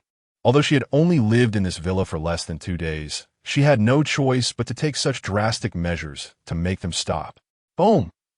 With a deafening explosion, the hearts of every household in the city center trembled 3 times. The villa in Zone A, Building 01, also collapsed with a thunderous roar under Liu Jun's gaze. However, Chapter 46, the fight, finally stopped unbeknownst to anyone. At the moment Liu Jun took out a grenade from her personal space, the fluctuations alerted the high-level impurities hidden in the dark center of the city. They all turned their gaze towards Liu Jun, their eyes filled with extreme excitement and pleasure. A single thought arose in their minds: eat her. If they eat her, they could directly upgrade to their final form. Outside the villa, Liu Jun admired her masterpiece of ruins. Glancing at the 4 sentinels who were unusually conspicuous in the villa's rubble, their mental energy protecting them from any harm. The 4 SSS-level sentinels had briefly returned to their usual appearance after the fight. However, Shangwan Heng, after his mental energy shield was broken, once again wanted to deal a fatal blow to Qin Ma Xiao. His expression was emotionless, and he unconsciously stared at Qin Ma Xiao with a calm gaze. His only thought was to make him die. Liu Jun sensed this and hurriedly shouted, "Wake him up!" Cunningly had not yet regained his senses from the villa turning into ruins when he suddenly heard Liu Jun's voice and quickly looked over. He found that even when Liu Jun was this angry, she was still so beautiful. Liu Jun's fiery eyes shot directly at him, causing Cunningly's throat to roll and his cheeks and ears to flush red. You know? Looked at him again. Shenliu Guarli, Shifta, feeling shy, and approached Shangwan Heng, throwing a handful of medicine powder in front of Shangwan Heng, who was about to charge at Qin Ma Xiao. Then, he shyly raised his head, looking at Liu Jun as if wanting her to see how well he was doing and to praise him. However, to his disappointment, Liu Jun didn't give him a glance. Her heart and eyes only filled with concern for Shangwan Heng. Cunningly instantly felt a bit unhappy. It was always like this. Easily tempted by Jun, easily coaxed by her sweet voice, he would do whatever she said. But in the end, what Jun cared about was never him, but rather any other sentinel besides him. Cunningly lowered his head, feeling extremely displeased. Qin Ma Xiao, being tugged by Shangwan Heng's collar, hadn't had time to continue fighting when he was saved from his collar by the medicine powder Cunningly threw at Shangwan Heng. He snorted coldly, his gaze at Shangwan Heng only filled with danger. His deer, the first bonded guide, was Shangwan Heng. Yet he not only failed to protect his deer, but also left his deer alone in the ghostly dry forest, making him think that his deer was a guide who had been bonded and was somewhat different, enjoying killing impurities. But unexpectedly, his deer was actually a guide who should have been protected by sentinels. And Shangwan Heng, as her protector, had not fulfilled his responsibilities at all. Qin Ma Xiao's anger surged again, wanting to strike Shangwan Heng. But Liu Jun rushed between him and Shangwan Heng, blocking his movement and forcing him to stop. Just watching Liu Jun gently patting Shangwan Heng's cheek with great concern, anxiously asking if he was okay, made his anger impossible to subside. Liu Jun checked Shangwan Heng's condition. Seeing he had not yet reacted, her speech became a bit urgent. Shangwan Heng? Shangwan Heng? Shangwan Heng's cold and sharp features were calm, and his gaze towards Liu Jun was filled with only tenderness. Chapter 47. A little surer field, he had already woken up the moment the powder was sprinkled on his cheek due to inhaling the detoxifying powder. The reason he hadn't spoken was because Shangwan Heng looked at the smiling yet dangerously grinning Qin Ma Xiao, who stood behind Liu Jun. He was suppressing his anger towards Qin Ma Xiao. Qin Ma Xiao was the one who bit Jun, the one who left a mark on Jun's neck. He barely restrained his anger and shifted his gaze from Qin Ma Xiao's face to Liu Jun's, softly saying, "Hey Jun, I'm fine now." Just as Liu Jun was about to breathe a sigh of relief, a voice filled with a thick smile came from behind her. "Darling, don't you remember me?" Qin Ma Xiao smiled. "You forgot that I saved you in the ghost-withered forest, and even..." Qin Ma Xiao.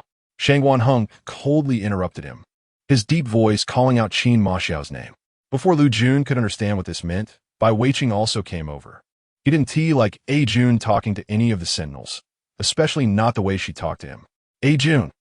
Bai Weiqing just called out when Cheng Li followed suit. A Yun. Cheng Li was unwilling to be outdone and wanted to claim his place in the conversation. The four sentinels were like a play, their loud voices making it impossible for Liu Jun to squeeze into their discussion. She felt dizzy from listening, her ears ringing, realizing that she had never thought there could be so many chaotic voices in the world.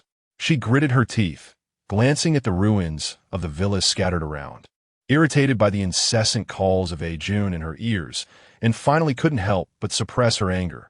All of you, stop it. With Liu Jun's somewhat angry roar, the four sentinels instantly fell silent. Shangguan Heng, Qin Maxiao, Cheng Li, and Bai Weiqing all turned to look at Liu Jun, their gazes fixated on her. The four sentinels, each with different appearances and personalities, but all holding similar yet distinct feelings for Liu Jun, simultaneously harbored completely different thoughts towards her at that moment.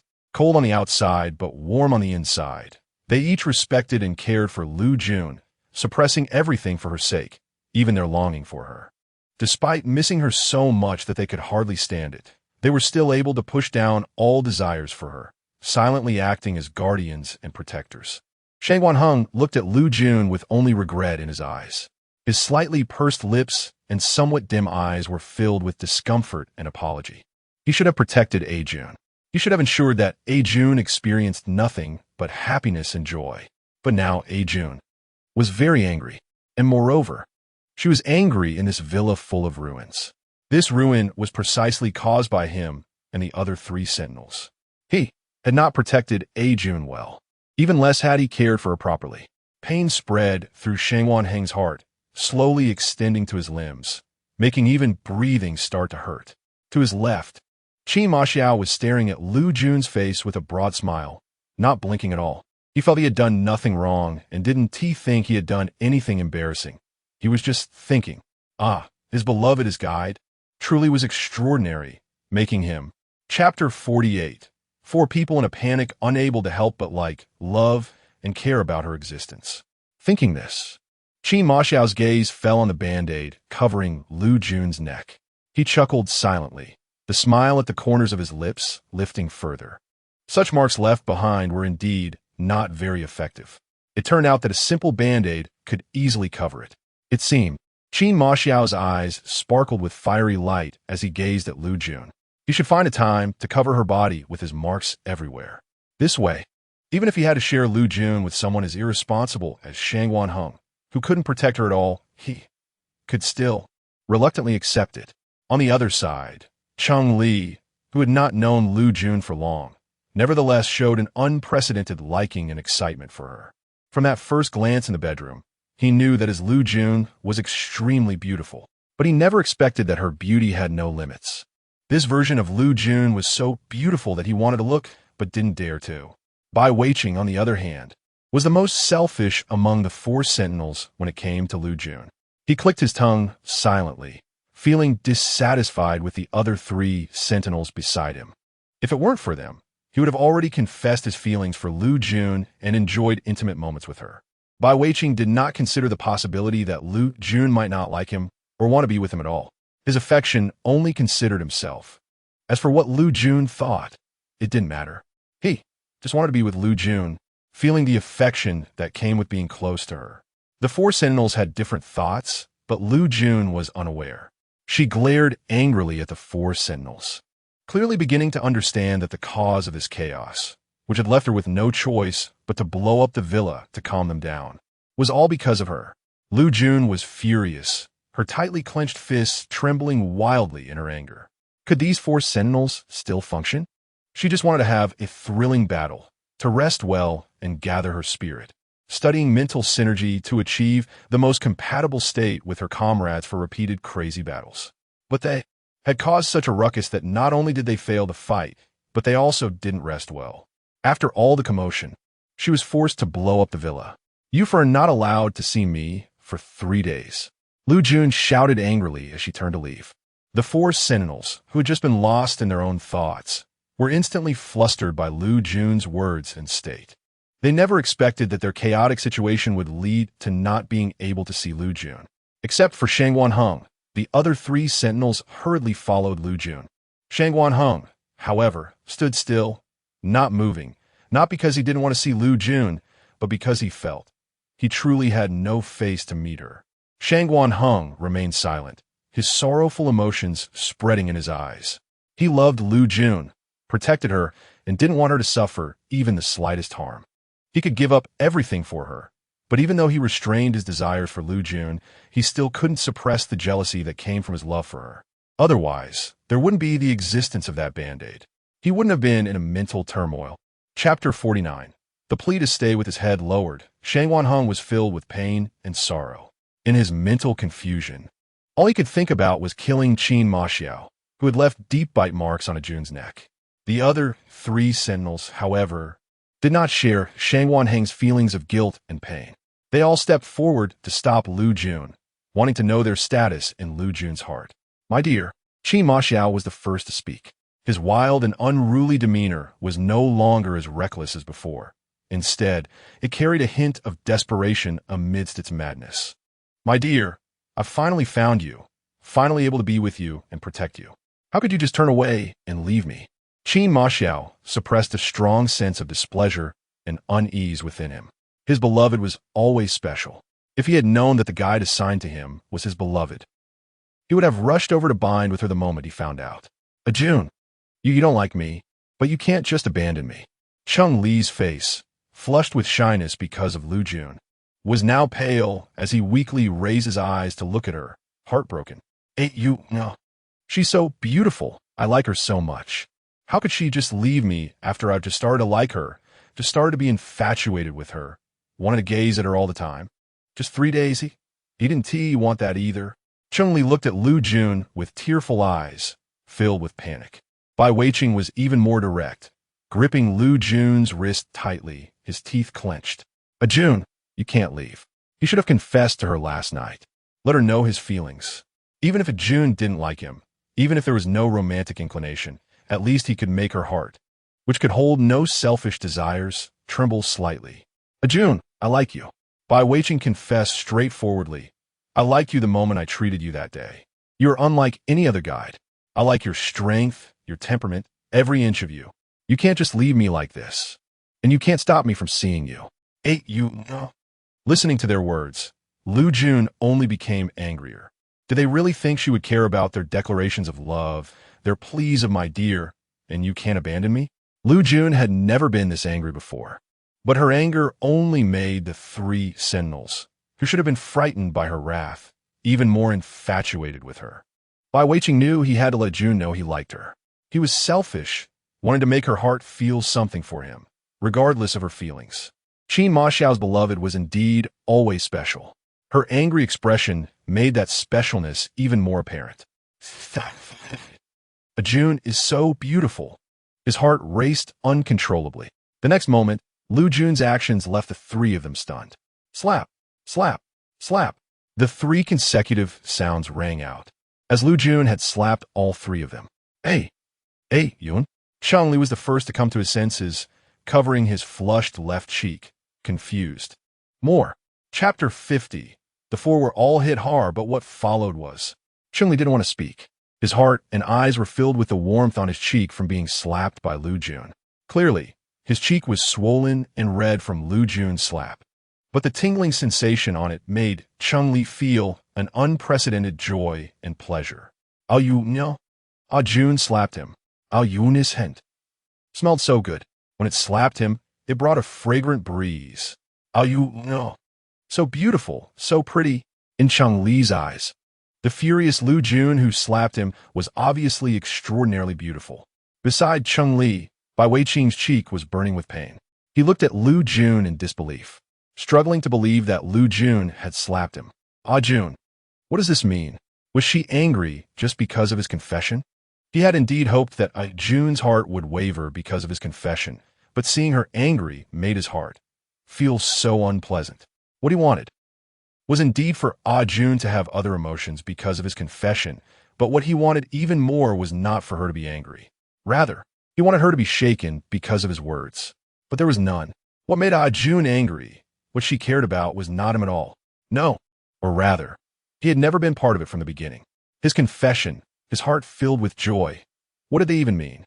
Kin Montak Xiao, who had also been slapped by Liu Jun, rubbed his jaw, and, after a moment of being stunned, a hint of a dangerous smile appeared on his face. Ayunyo always surprised him. But was Jun perhaps a bit too indifferent to him? Even when she slapped him, it was also in conjunction with slapping the other two. Why couldn't she just slap him alone? Qin Xiao was unhappy. Liu Jun had no idea what the three sentinels were thinking. She only felt absurd about the four sentinels, including Shangwan Heng. She angrily pointed at the pile of villa ruins, fuming. Is this what you call caring? Is this what you call liking? What you call dear? What you call not wanting you? Liu Jun's chest heaved up and down with anger. Your liking, your feelings, you're not wanting me. Is it that I have to blow up the villa? That I have to deal with the mess caused by your so-called feelings? Liu Jun turned around in anger and left directly. This time, Qin Xiao, Cunningly, and Bai Weiqing did not chase after her. They did not realize their mistakes. Rather, they all simultaneously understood one thing. If they continued to chase after Jun, then what she would give them this time would not just be a simple slap. Instead, she would really completely not want them anymore. The three sentinels stared at each other, clearly understanding one thing. Their selfishness towards Jun was completely the same. Even at this moment, they had no intention of changing that bit of selfish desire for Jun in their hearts. They only wanted Jun to be more possessed by them. Talp. Shangwan Heng walked over. You guys. Shangwan Heng had not finished his sentence when Bai Weiqing interrupted him. Bai Weiqing laughed scornfully. Shangwan Heng, you don't mean to lecture us, do you? After telling us not to confess to Jun, now you want to make sure that we three are never allowed to do anything excessive towards Jun, right? Chapter 51 Devilish Thoughts. Bai Weiqing could not stand Shangwan Heng's self-righteous demeanor. He coldly scoffed. Shangwan Heng, don't forget. You are also someone with strong personal desires for Jun. You are not as great as you think. Bai Weiqing directly exposed Shangwan Heng's facade. Your love makes us three sentinels seem inferior, yet your selfishness, your possessiveness, and personal desires for Jun are no different from ours. Bai Weiqing narrowed his eyes, as if he had caught something. Otherwise, you would have comforted Jun long before she decided to leave. Instead of feeling guilty and not daring to approach her at all, Shangwan Heng's cold expression was somewhat unnatural, but he was not approaching them to reform them, nor to ensure they could never express any feelings for Liu Jun again. He came to talk to them precisely because he was aware of his personal desires for Liu Jun. What I want to say is not to suppress your personal desires for Jun, Shangwan Heng said. Upon hearing this, Bai Weiqing blinked in surprise. Had this guy changed his ways? Rubbing his eyes, Bai Weiqing looked at Shangwan Heng again and found that he was still the same Shangwan Heng, cold and ruthless, bound by a set of social rules he imposed on himself. However, beneath this seemingly gentle coldness that arose because of Liu Jun, there was also a sickly, unmasked darkness of desire. It turned out, Shangwan Heng had changed. Bai Weiqing smirked. It seemed that the change brought about by Jun was not limited to him alone. Even Shangwan Heng had changed. Shangwan Heng's lips tightened. He did have deep feelings for Jun. Yet along with that love arose an uncontrollable desire for Jun. He couldn't help it. His personal desires and love for Jun grew simultaneously. Every time his love for Jun deepened, his possessiveness and strong personal desires would rise as well. He had no way to control it. Since that was the case, he might as well accept it. But Jun, I am sorry. Shangwan Heng silently thought, and when he looked up again, he seemed like a different person as he shared his plan with Qin Xiao, Cunningly, and Bai Weiqing. Jun is not an ordinary guide. As you all know, Shangwan Heng said, I never thought of asking you to suppress your personal desires for Jun. Instead, I want to say, Shangwan Heng spoke coldly, like a devil descending into hell. You, including me, must make a change and ensure that Jun will never face any troubles because of our personal desires again. Only then can we win Jun back, and only then can Jun return to us, always by our side. The word always was too beautiful, causing Qin Xiao, Cunningly, and by waiting to collectively stop breathing. They all looked at Shangguan Heng in that moment, erasing all past grievances and reaching a reconciliation. In order to keep A-Jun forever by their side, to have A-Jun always with them, they were willing to jointly weave this outrageous lie and create a of perfect harmony. Chapter 52. Everything for A-Jun alright. Qi Ma Xiao was the first to respond. This did not mean he forgave Shangguan Heng for leaving Liu Jun alone in the ghostly dry forest to face danger, but rather, for the sake of his beloved, to be able to be with her forever and ever, he was willing to do so. His beloved was too different. He could not obtain her through ordinary means, not to mention making her develop feelings for him, leaving his marks all over her body. If he could keep his beloved this way, he wouldn't mind pretending to have a good relationship with the other 3 sentinels. After all, his beloved was everything to him. Next to speak was Bai Weiqing. For A-Jun, what was a little lie? Moreover, Shangguan Heng only suggested that they create a harmonious facade among the sentinels, but he never said that he couldn't continue to make A-Jun like him, to care about him. Bai Weiqing smiled. I agree. As expected, Cunningly was the last to agree. He was even somewhat reluctant. Although he felt unprecedented pleasure and excitement upon hearing Shangguan Heng's words, it was quickly followed by dissatisfaction. To the extreme, he actually had to pretend to get along well with the other 3 sentinels, competing for the opportunity to win A-Jun over. If he had spoken first, his first word would definitely have been I will kill you, not anything about cooperation. That beautiful A-Jun should belong to him alone. This way, even if the sentinels argued with him, vying for the chance to be with A-Jun, causing her to leave in anger due to their quarrels, none of it would happen. But precisely because of Shangguan Heng's words, all of that was ruined. Cunningly gritted his teeth, his eyes filled with hatred, almost wanting to explode and kill the other 3 sentinels. But his rational mind also told him that if he really killed them, his A-Jun would never be with him again. The beautiful A-Jun, whose every hair strand made his heart flutter, would completely cut off all ties with him. Thinking of this, Cunningly's face suddenly crumbled, and his heart felt shattered beyond repair. He did not want to be without A-Jun. Even less did he want A-Jun to hate him, to despise him for it. All right. Cunningly clenched his teeth and finally forced out a word from between his jaws. Shangguan Heng nodded, not in a hurry to take them to apologize to Liu Jun, to bring her back to their side. Instead, he turned and said, if we want to win A-Jun back, if we want her to be with us, if we want her to truly believe that we will no longer fight and quarrel, the first thing is not to find A-Jun and make her believe we know we were wrong, but rather, Shangguan Heng looked at the villa and said, build the villa. The 4 sentinels began their busy plan to construct the villa, not worried at all about Liu Jun being harmed by anyone, nor about her suffering a loss. Not to mention, this was the exceptionally safe city center. Even if someone wanted to do something to A-Jun, Qin Muxiu, Shenli, and Bai Weiqing all had a thought rise in their minds. Even if surrounded by everyone, A-Jun beloved would definitely be able to. Chapter 53. The rhythm of the new sentinel's arrival he walked through unscathed. After all, his dear A-Jun is so special and unique. No one could possibly stand in her way. On the other side, the residents of the city center, completely unaware of what had happened, were far less informed than those in a much closer B district. The guides of B district clearly saw that only one guide had taken residence in a district, where a villa had collapsed without a trace. They all emerged from the villa in surprise, each wearing a look of interest as if watching a show.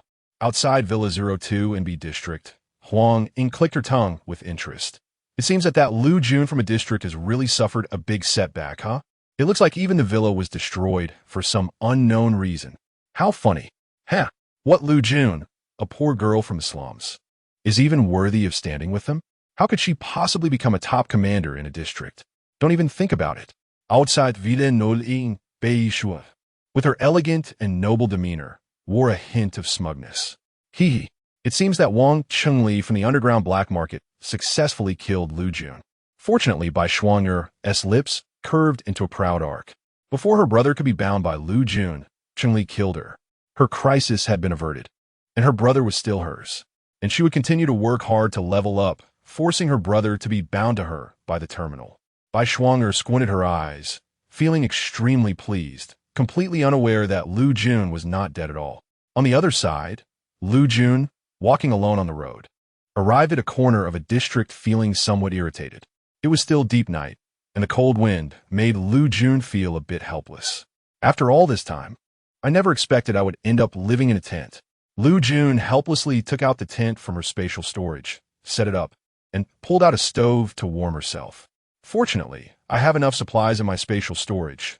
Otherwise, I really wouldn't know how to get through tonight, Liu Jun said, stepping into the tent.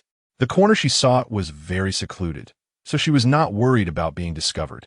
As for the four sentinels, Shengwan Heng, Qin Ma Xiao, Cheng Li, and Bai Wei Qing, she firmly believed they would not bother her again. What liking, what love, Liu Jun muttered irritably, feeling that it was all useless nonsense.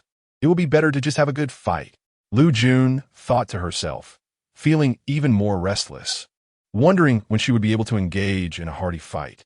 So forget it. Sleep. She sulked, wrapped herself tightly in her sleeping bag, and fell into a deep sleep. Little did she know that her actions of taking things out from her spatial storage had already attracted countless dark entities lurking in the shadows. As she fell into a deep sleep, allowing her mental power to recover for a long time, Liu Jun was completely oblivious to the numerous filth that had silently crawled around her. One or two, at the very least at the S level, accompanied by countless SS-level filth and a few SS-level filth, were crawling towards Liu Jun, who was sound asleep in the tent. With her limited knowledge of this world, Liu Jun never imagined that in her deep sleep, she would be completely unaware of the presence of these filth. So, when the filth densely gathered around her tent, she remained sound asleep, completely unaware. Chapter 54. The new sentinel appears. Thud, thud. Each filthy droplet of saliva fell crazily to the ground. They flickered with scarlet eyes, collectively filled with one thought. Eat her, eat her, eat her. They silently growled, and every filthy creature's gaze at one another was filled with a sense of rivalry. They wanted to devour this guide. Once they ate her, they could upgrade. They could upgrade. Roar. All the filth lunged forward together, intending to crush Liu Jun's tent, to tear it apart, to bite Liu Jun inside into pieces, to chew her to bits. Suddenly, just as all the filth surged forward, the moon in the sky erupted with bright light. At that moment, the light illuminated the ground, and a tall, exceptionally handsome man appeared in front of Liu Jun's tent. He wore a cream-colored suit, his entire being radiating a faint white glow from the moonlight. His upturned lips slightly curled into a smile, and his elegant and noble features resembled a prince from a fairy tale, every inch of his skin exuding a lustrous sheen. Even his eyes were crystal-clear black, as he calmly gazed at the group of filthy creatures eyeing Liu Jun, showing no sense of pressure or disdain for them. However, the group of filth that had just been about to launch a fierce attack on Liu Jun suddenly felt an overwhelming fear and dread towards this man, who seemed to pose no threat at all. It was as if something was pressing down on them, causing them to lie flat on the ground, displaying expressions of fear. Gong Hao chuckled lightly. You should leave quickly before I get angry. Roar. Roar. An SSS-level filth unwillingly stared at the tent where Liu Jun was, saliva continuously dripping.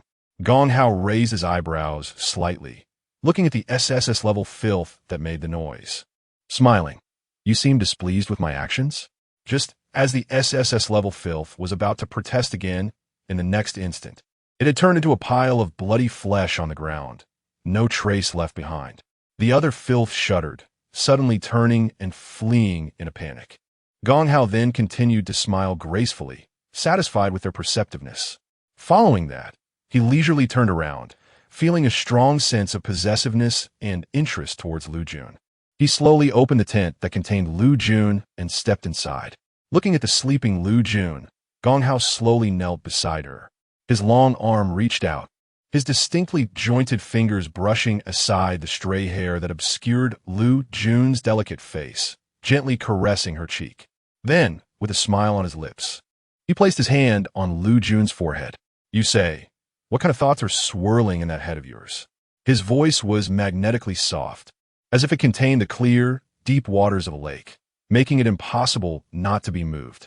Gong Hao stroked Liu Jun's forehead, his fingers gliding over her ear and reaching the back of her head. The smoothness of Liu Jun's back head made him unable to part with it. But what captivated him even more was the intense spiritual sensation and the sense of space that transcended this world contained within Liu Jun's mind. Gong Hao tilted his head, looking at Liu Jun. Chapter 55, marked by the soul seal, a strong desire surged within Gong Hao for Liu Jun, a rare existence he had never encountered before. However, it was not a desire of love, nor was it a desire of romantic affection or possessiveness. It was simply a possessive desire for something novel and unique. He truly wanted to pry open her mind and take a good look at what was hidden inside. Gong Hao gently caressed Liu Jun's head, as if he were stroking his lover, his voice soft and low, making him appear as someone deeply infatuated with their partner, rather than a terrifying existence that others could not accept. My darling. Gong Hao's fingers lightly touched Liu Jun's smooth forehead. From now on, you will be mine. But please, don't let anyone else touch you. As he spoke, he used his mental power to cut his own finger, pressing a drop of blood onto Liu Jun's forehead. Soon, that drop of blood was quickly absorbed by Liu Jun, integrating into her body. In the next moment, a faint moonlight-colored mark flashed on her forehead. Seeing the contract established, Gong Hao finally smiled in satisfaction. He chuckled softly, and out of affection and joy, he gently bit Liu Jun's ear. From now on, no one can touch you, only I can, Gong Hao said, wanting to study Liu Jun's magical qualities more closely. But soon, the moonlight dimmed, and it was time for him to leave. Gong Hao reluctantly got up and said to the sleeping Liu Jun, "Darling, I'm leaving. See you next time. I believe we will see each other again soon." As he spoke, his figure vanished in an instant. Meanwhile, Liu Jun, deeply asleep due to Gong Hao's actions, had the moonlight-colored mark on her forehead flickering, causing her to furrow her brows. She felt as if something deep within her soul was itching, as if something was forcefully trying to merge with her soul, trying to occupy every inch of it. It felt like it was trying to turn her soul into someone else's private property. As the night grew deeper, Liu Jun's brows remained tightly knitted, resisting the changes in her soul. On the other side, the 4 sentinels, who were rebuilding the villa, were completely unaware of everything happening to Liu Jun. They each utilized their powers to continuously transport materials, eager to finish building the villa quickly to make Liu Jun happy. They wanted Liu Jun to believe that they had truly set aside their grudges, no longer angry with each other, and were willing to live together in harmony. This way, they could fully enjoy and possess the time spent with Liu Jun. Until dawn, the 4 sentinels did not stop. Liu Jun finally woke up from a restless sleep after scratching her neck. She frowned in confusion, feeling as if she had fought with someone all night, yet she distinctly remembered that she had simply gone to sleep. How strange. Unable to make sense of it, Liu Jun decided to stop thinking about it, got up, and began putting her things back into her personal space while no one was watching. According to Shangwan Heng, the military academy would open to outsiders for a day every 3 months, so there probably wouldn't be many guides and sentinels left inside the academy now. Chapter 56. Li Tianyang is Liu Jun's new sentinel, which perfectly allows her to train in the training room without any obstacles. Yesterday, she saw some machines used by sentinels for physical training in the training room, which are just right for her. Liu Jun thought to herself, feeling much more relaxed as she walked towards the Sentinel military school. However, she was extremely shocked to see the legendary SSS grade guides, as just last night, there were reports that this SSS grade guide from the slums had been killed by other sentinels working together. But now it seemed, although she didn't know where the sentinels, who shouldn't stray too far from their guides, were, Liu Jun's presence clearly indicated to them that this SSS grade guide from the slums was very much alive and doing well. In no time, this news exploded, rapidly spreading among the guides that Liu Jun was still alive. The person who was the most furious upon hearing this news was not Bai Shuang, who had a twisted affection for Bai Weiqing, but rather Liu Jiaozhu, who was overjoyed to learn that Liu Jun had died. Liu Jiaozhu angrily kicked the sentinel Chen Wei, who was kneeling in front of her, causing him to tremble and turn pale, his face twitching uncontrollably from the pain. However, he didn't dare to make a sound, knowing that any sign of pain would result in even harsher punishment from Liu Jiaozhu. Liu Jun. Liu Jiaozhu growled in anger. Why didn't you die? Why didn't you die? Liu Jiaozhu shouted, both jealous and furious. Unable to calm her emotions, she was filled with hatred, seething with anger. A worthless person like her, disowned by her mother, unable to even detect a spirit animal, and with negative mental power, had suddenly transformed into an SSS grade guide and was assigned for the strongest sentinels. How could she? If her mother knew her current mental level and the sentinels assigned to her, wouldn't she become the strongest among the 5 guides her mother had given birth to? She should have died last night, completely, without even a word to say. But why? Why didn't she die? She didn't die? Liu Jiaozhu, furious, let out a low roar, standing up even more enraged as she kicked Chun Wei several times. She kicked him violently until he curled up on the ground, unable to move from the pain. Breathing heavily, she looked at Chun Wei in this state, and her anger did not increase but rather decreased. You worthless fool. Just like Li Tianyang, another worthless fool. That useless, clingy fool Li Tianyang, left tied to a tree by me last night at the Sentinel Military School. It's impossible that anyone has discovered him by now. He might freeze to death alive tonight. Do you want to end up like him? Liu Jiaozhu said coldly and disdainfully, completely disregarding her sentinel. Chun Wei trembled, gritting his teeth, barely managing to kneel up. He swallowed the blood in his mouth, feeling nothing but pity and not daring to cry out in pain. Jiaozhu, I was wrong. I won't dare again. Liu Jiaozhu rolled her eyes in disdain and sat back down. Chun Wei lowered his head, his face filled with bitterness. He wondered how Tianyang was doing now. They all knew the low status of sentinels.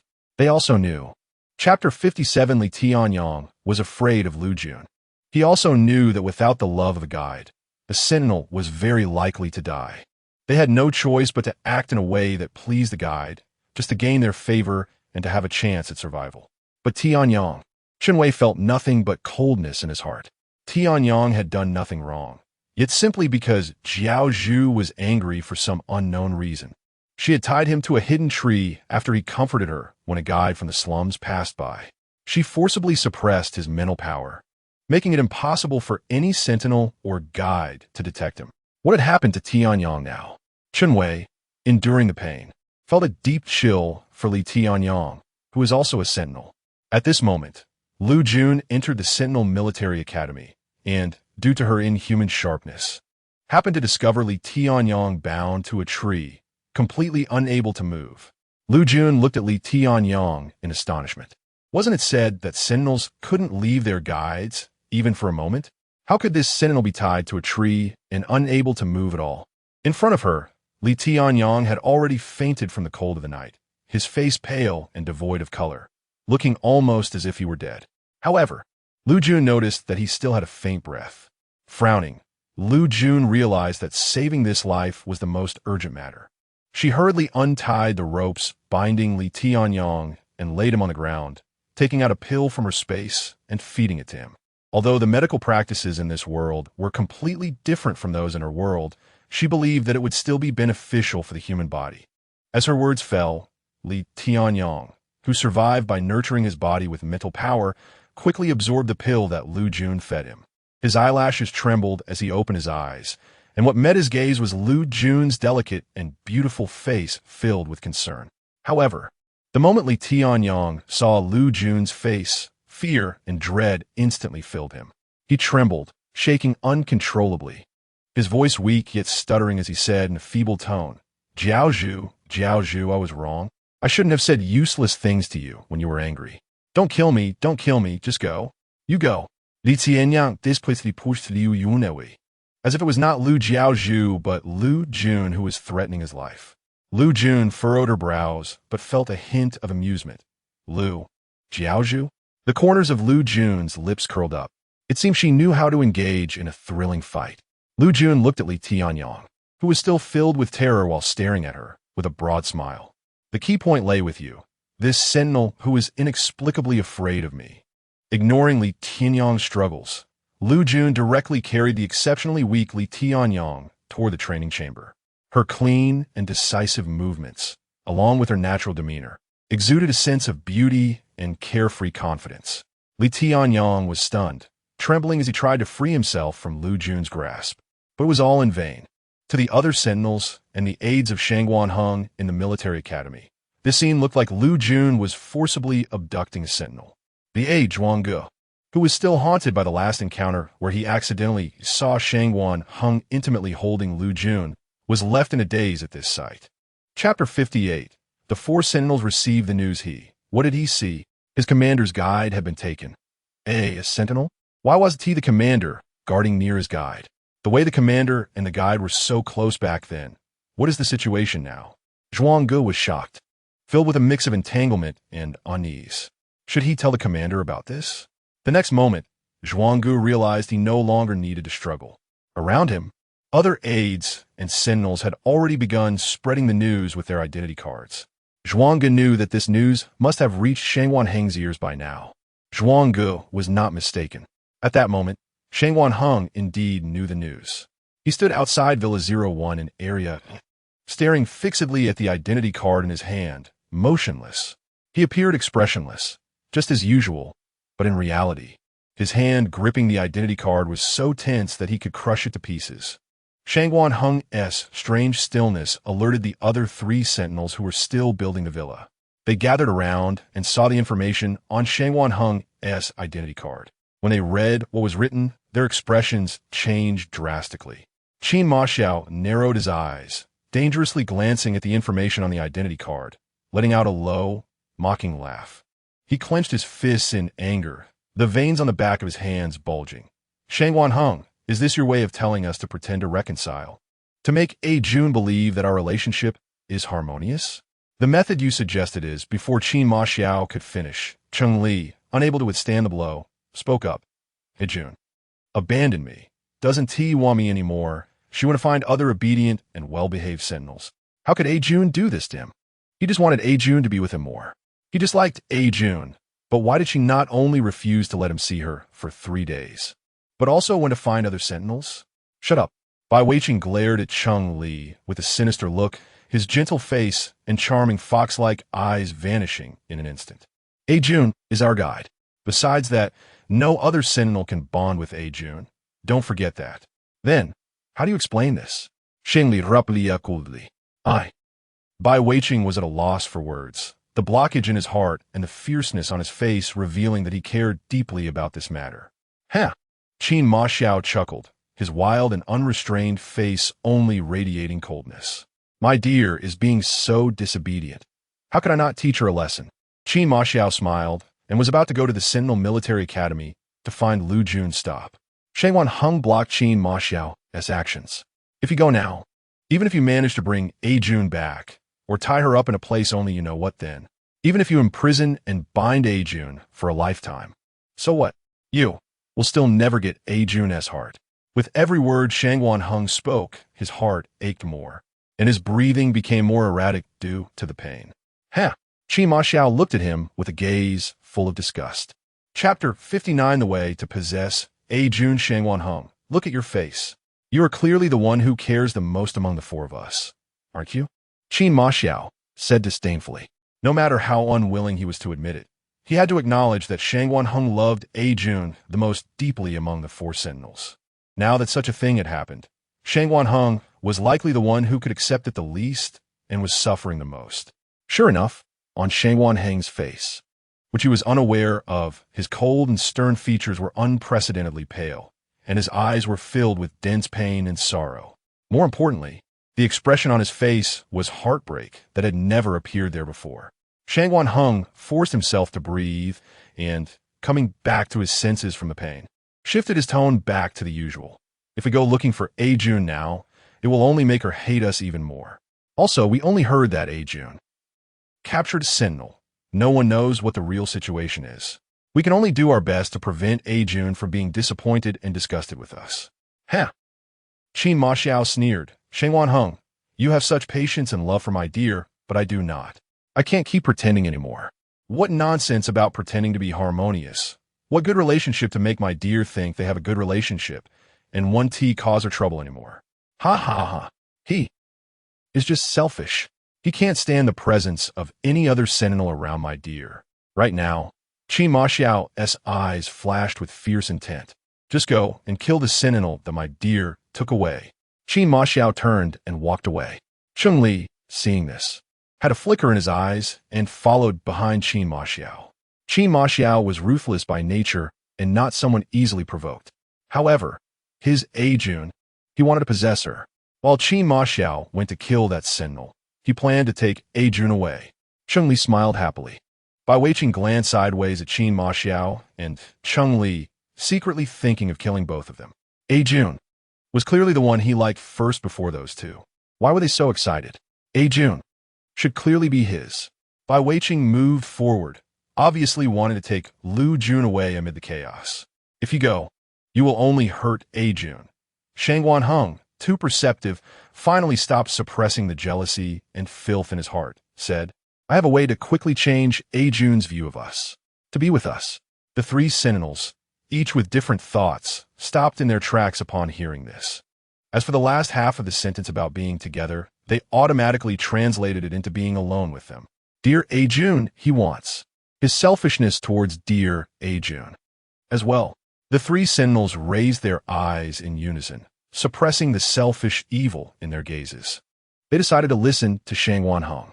Soon, at the moment Shang Wanheng finished speaking, the eyes of Qin Ma Xiao, Chengli, and Bai Weiqing all lit up. Their eyes revealed a single thought. He could possess dear Jun now. On the other side, Liu Jun, who was carrying the weak Li Tianyang into the training room, was completely unaware that Shang Wanheng, Qin Ma Xiao, Chengli, and Bai Weiqing had already devised a plan to possess her and were still dealing with Li Tianyang's appearance. Chapter 60. Li Tianyang's shock and excitement at what Li Tianyang represents. Liu Jun touched her chin and squinted with a smile at the terrified Li Tianyang. The name Jiao Zhu, which she was not very familiar with, puzzled her at first, but soon the memories of the original body made her realize who Jiao Zhu was. Jiao Zhu was Liu Jiao Zhu, the original body's fourth sister, and also the one who bullied the original body the most fiercely at home. Looking at Li Tianyang like this, it was likely that the reason he was thrown out was because Liu Jiao Zhu saw that she was still alive and was angry, thus venting her frustration, right? TSK, TSK, TSK. Liu Jun clicked her tongue. Liu Jiao Zhu's temper was indeed such that she would bully and throw tantrums regardless of who it was when she got angry. However, she was just too suitable to be the first person she fought against in this world. Liu Jiao Zhu had bullied the original body exceptionally ruthlessly. If she saw that the original body was still alive and had become an SSS-level guide, she would probably wish for her to die quickly. Such a person was just perfect for life and death battles. Moreover, she definitely wouldn't refuse. Liu Yunhot, squatting down and eagerly showing a very bright smile to Li Tianyang. Why not send a message to your guide? What? Li Tianyang was still scared but stopped trembling. The warm training room made it impossible for him to shiver. Your guide must be very angry when she sees me, right? Liu Jun smiled. Send her a message. I believe. After she learns that I saved you, she won't be angry with you anymore. Why you? Li Tianyang nervously bit his lip, his beautiful and androgynous face showing a look of unease as he looked at Liu Jun's eyes filled with uncertainty. What do you guarantee that? Guarantee? Liu Jun pondered for a moment, smiling. Just because I am the fifth young lady of the Liu family who has already held a funeral. What? Li Tianyang was shocked. In an instant, he understood why Liu Jiao Zhu was so surprised when she saw Liu Jun's face, and also why her expression was so strongly jealous upon learning that she was that SS-level guide who had bonded with the four strongest sentinels. Because she was the fifth young lady of the Liu family, a wealthy oil magnate, who had declared her death for some unknown reason. I understand. To survive, Li Tianyang decided to do as Liu Jun said. He sent out the message Liu Jun had instructed. Soon, the message Li Tianyang sent received a quick reply. Wait. Just those two simple words were enough to show Liu Jiao Zhu's anger. Liu Jun looked at the reply displayed on Li Tianyang's identity card, stretching her body in satisfaction. Finally, the long-awaited battle was coming. What Liu Jun had Li Tianyang send was nothing else but to let Liu Jiao Zhu bring her sentinels and, using her command ability, have her remaining four sentinels engage in a life-and-death duel without using mental power. What motivated Liu Jiao Zhu to come quickly was not just that life-and-death duel. But also the last sentence Liu Jun had Li Tianyang send. Sister, you're not scared, are you? Liu Jun smiled very happily. A strange feeling surged in Li Tianyang's heart, making him feel that Liu Jun was very different. He looked at her and ultimately hesitated to speak. The 4 sentinels besides me are not simple. Without a sentinel to fight with you, you probably won't survive. Chapter 61. An Unusual Guide Sentinel? Liu Jun thought of Shang Wanheng, Qin Ma Xiao, Cheng Li, and Bai Weiqing, and a slight anger flickered across her face. On the battlefield, the most deadly thing is when the leading warriors do not follow orders, do not cooperate, and even argue over trivial matters, which makes it impossible to carry out the combat plan, not to mention the crucial rest needed to replenish mental strength. Don't worry. Liu Jun knew that her understanding of mental strength in this world was limited, but this battle with Liu Jiaozhu and the sentinels under her command allowed her to grasp what combat and military strategies were like in this world. Li Tianyang looked at the calm and thoughtful expression on Liu Jun's face, momentarily stunned. He had never seen such an expression on a guide's face before. A from Bai Shuonger, the second young lady of the Bai family who was sought after by all sentinels, had never shown such a demeanor. Liu Jun's way of getting angry was very effective. Liu Jiaozhu almost instantly arrived at the entrance of the Sentinel Military Academy. Liu Jiaozhu's face twisted in rage, wanting to shout loudly for Liu Jun to come out. However, if she did that, it would mean admitting to the connection she had with Liu Jun. If their mother learned that Liu Jun was not only alive, but doing very well, she would surely pour all the love she had, which was already scarce for Liu Jiaozhu, onto Liu Jun. What if their mother felt that Liu Jiaozhu was no longer useful because of Liu Jun's presence? Just thinking about Liu Jun's fate when her mental strength was detected as negative made Liu Jiaozhu tremble uncontrollably.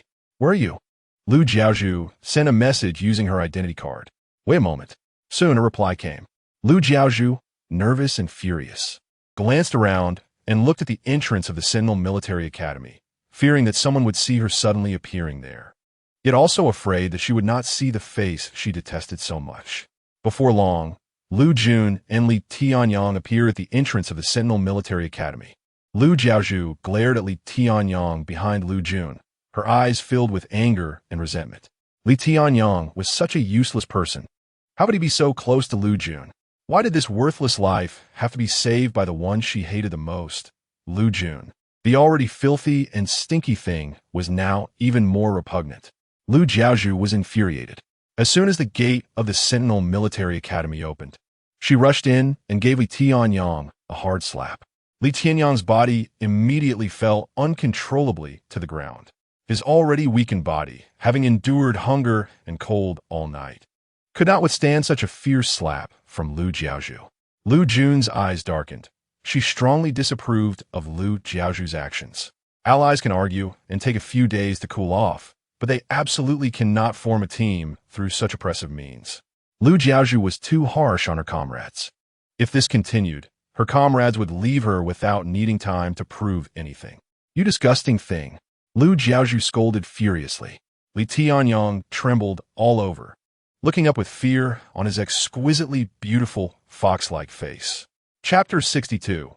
Not wanting Liu Jun to die, Liu Jiaozhu's other 4 sentinels looked on, their hearts colder than ever. Yet, they still couldn't utter a single word. They could only remain silent. They dared not look at Li Tianyang again, for it would show them their own future. As the military academy gates closed, Liu Jiaozhu raised her head, unable to hide her jealousy towards Liu Jun. She had noticed from the beginning that this legendary Sentinel Military Academy, which was known for its strict management and only open to the public once every 3 months, seemed to be obeying Liu Jun's commands. Even those deputy officers who were not bound to her, and all the S-level sentinels were.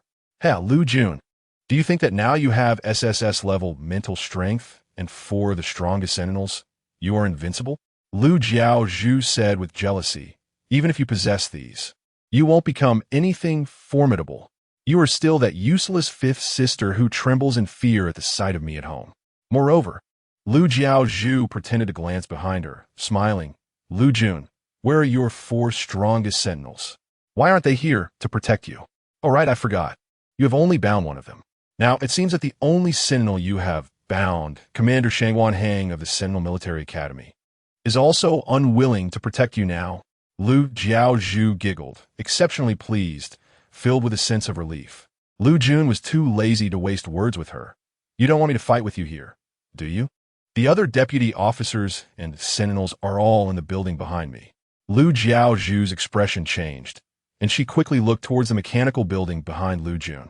The building, covered with double-layered glass, allowed people inside to see outside clearly, but those outside could never see inside. Liu Jiaozhu was not worried about her defeated appearance being exposed to others. She didn't believe she would lose.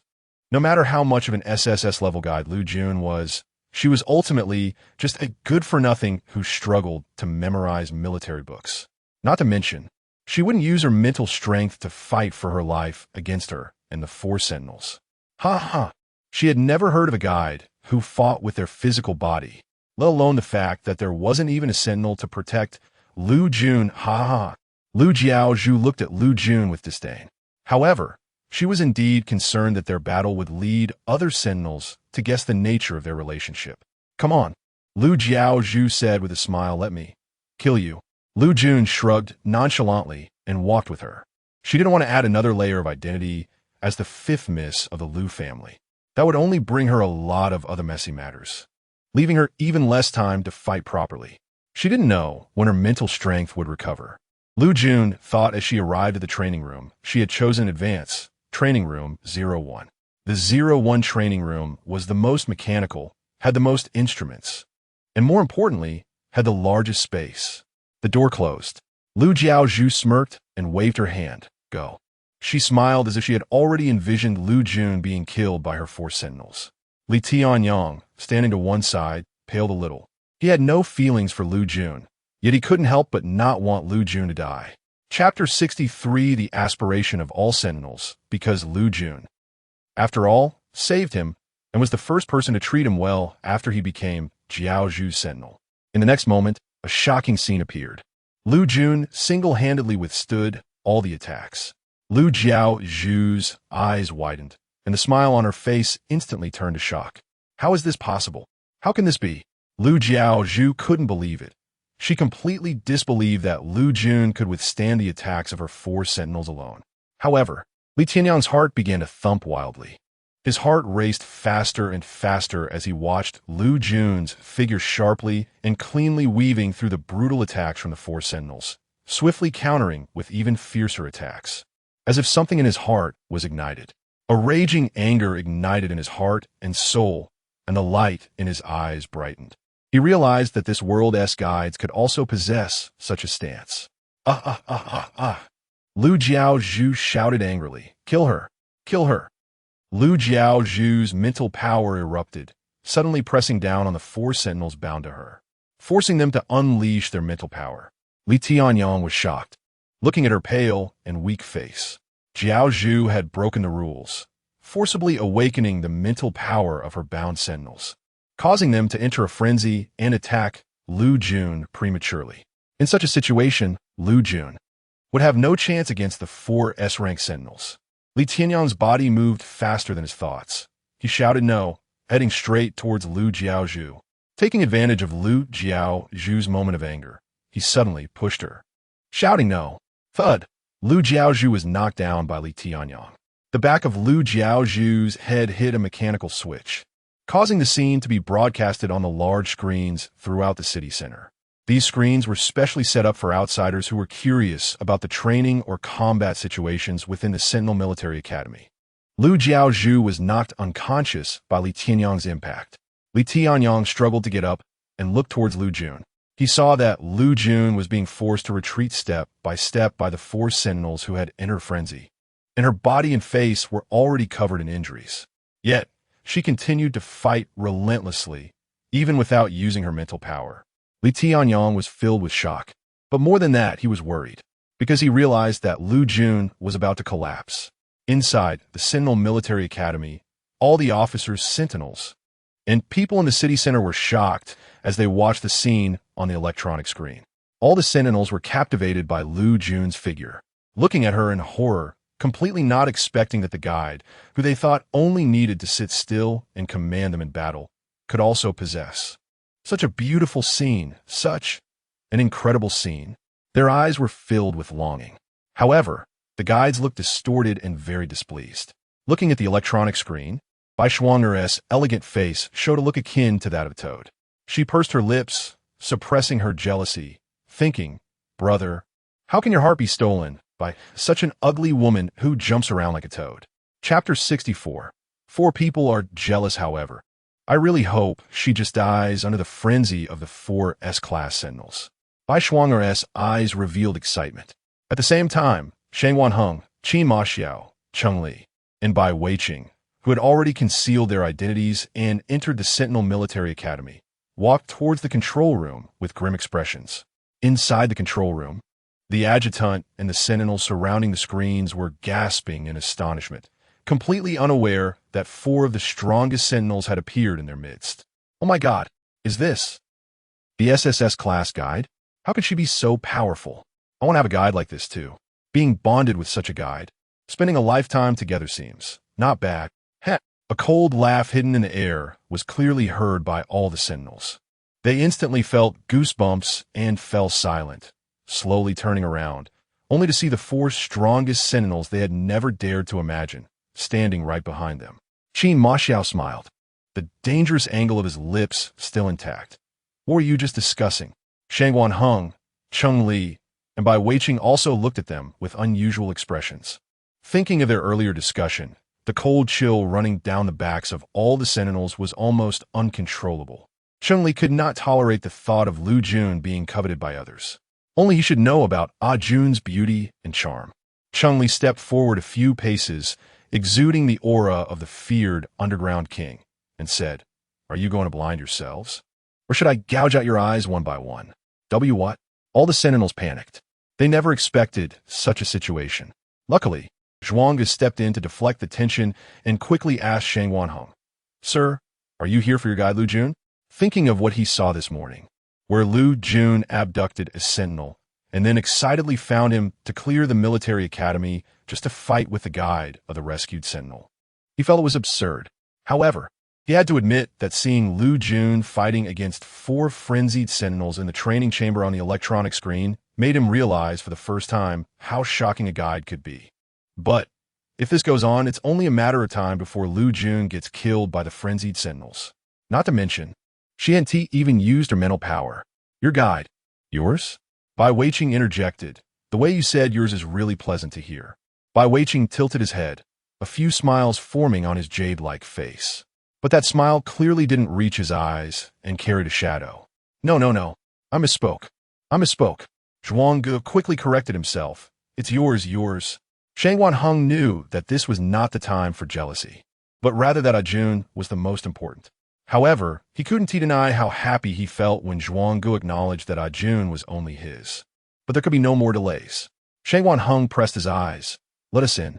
Jun is currently facing 4 S-class mentally frenzied sentinels alone, which is very dangerous. Chapter 65. 4 people dispute over Liu Jun. Zhuangge said fearfully, "Chief, you know the situation of our training room.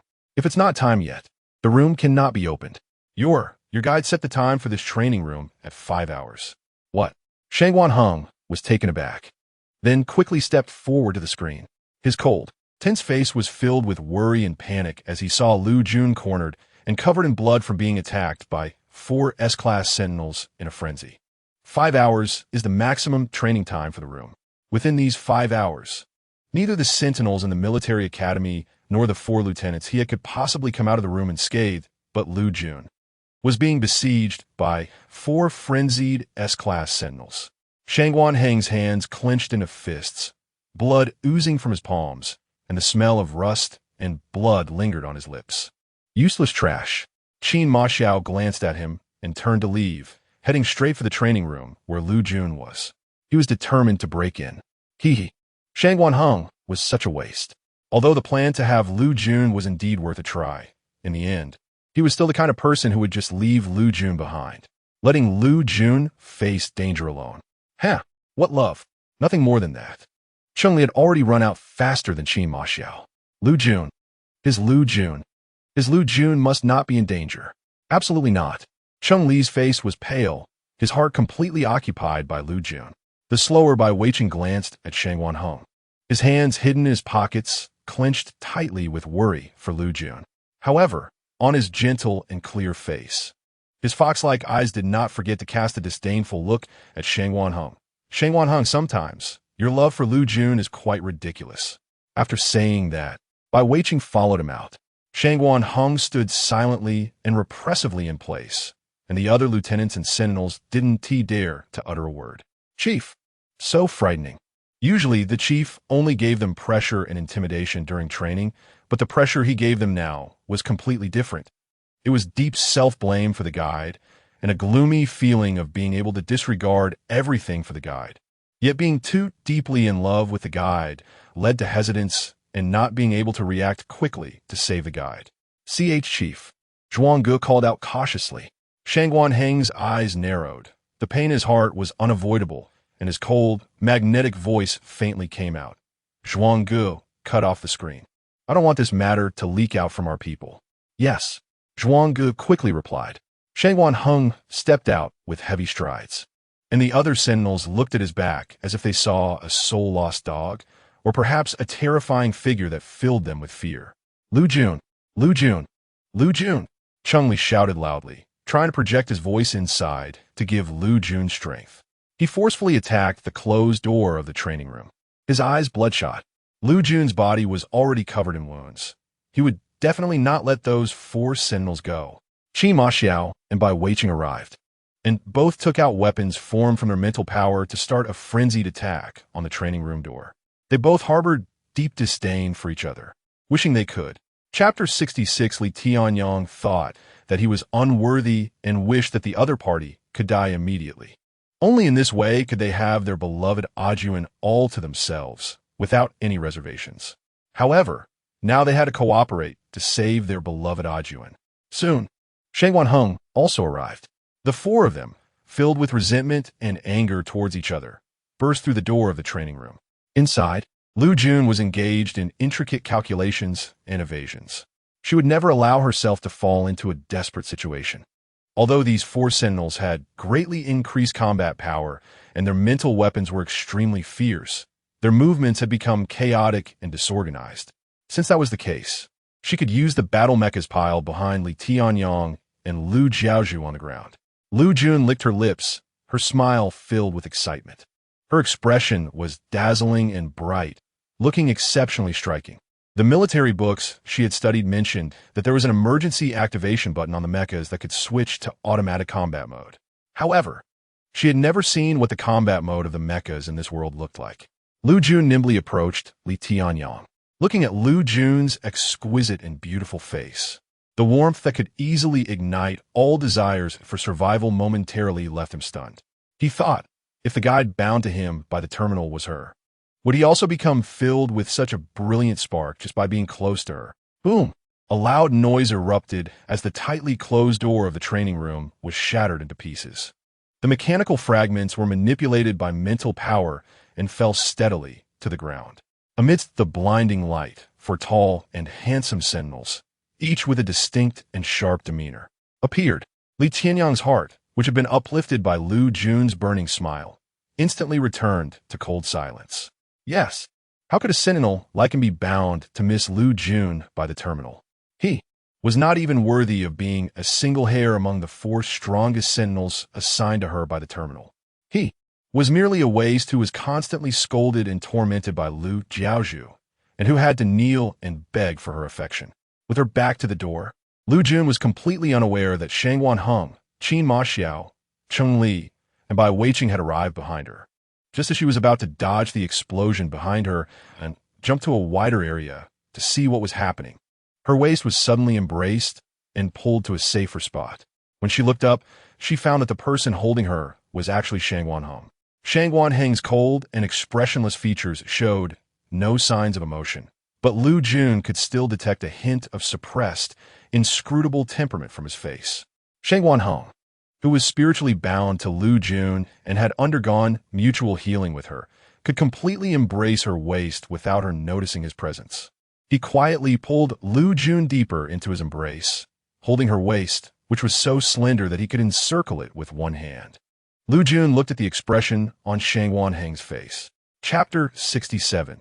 The jealousy and endurance of three people not breaking free from his embrace. She sensed that his expression concealed something vastly different from before. If she casually pulled away from Shang Wanheng, it could potentially harm her comrades, which was the last thing she wanted to see. Shang Wanheng was her first comrade in this world, and also the one she felt the most guilty towards. She couldn't hurt him any further. Shang Wanheng?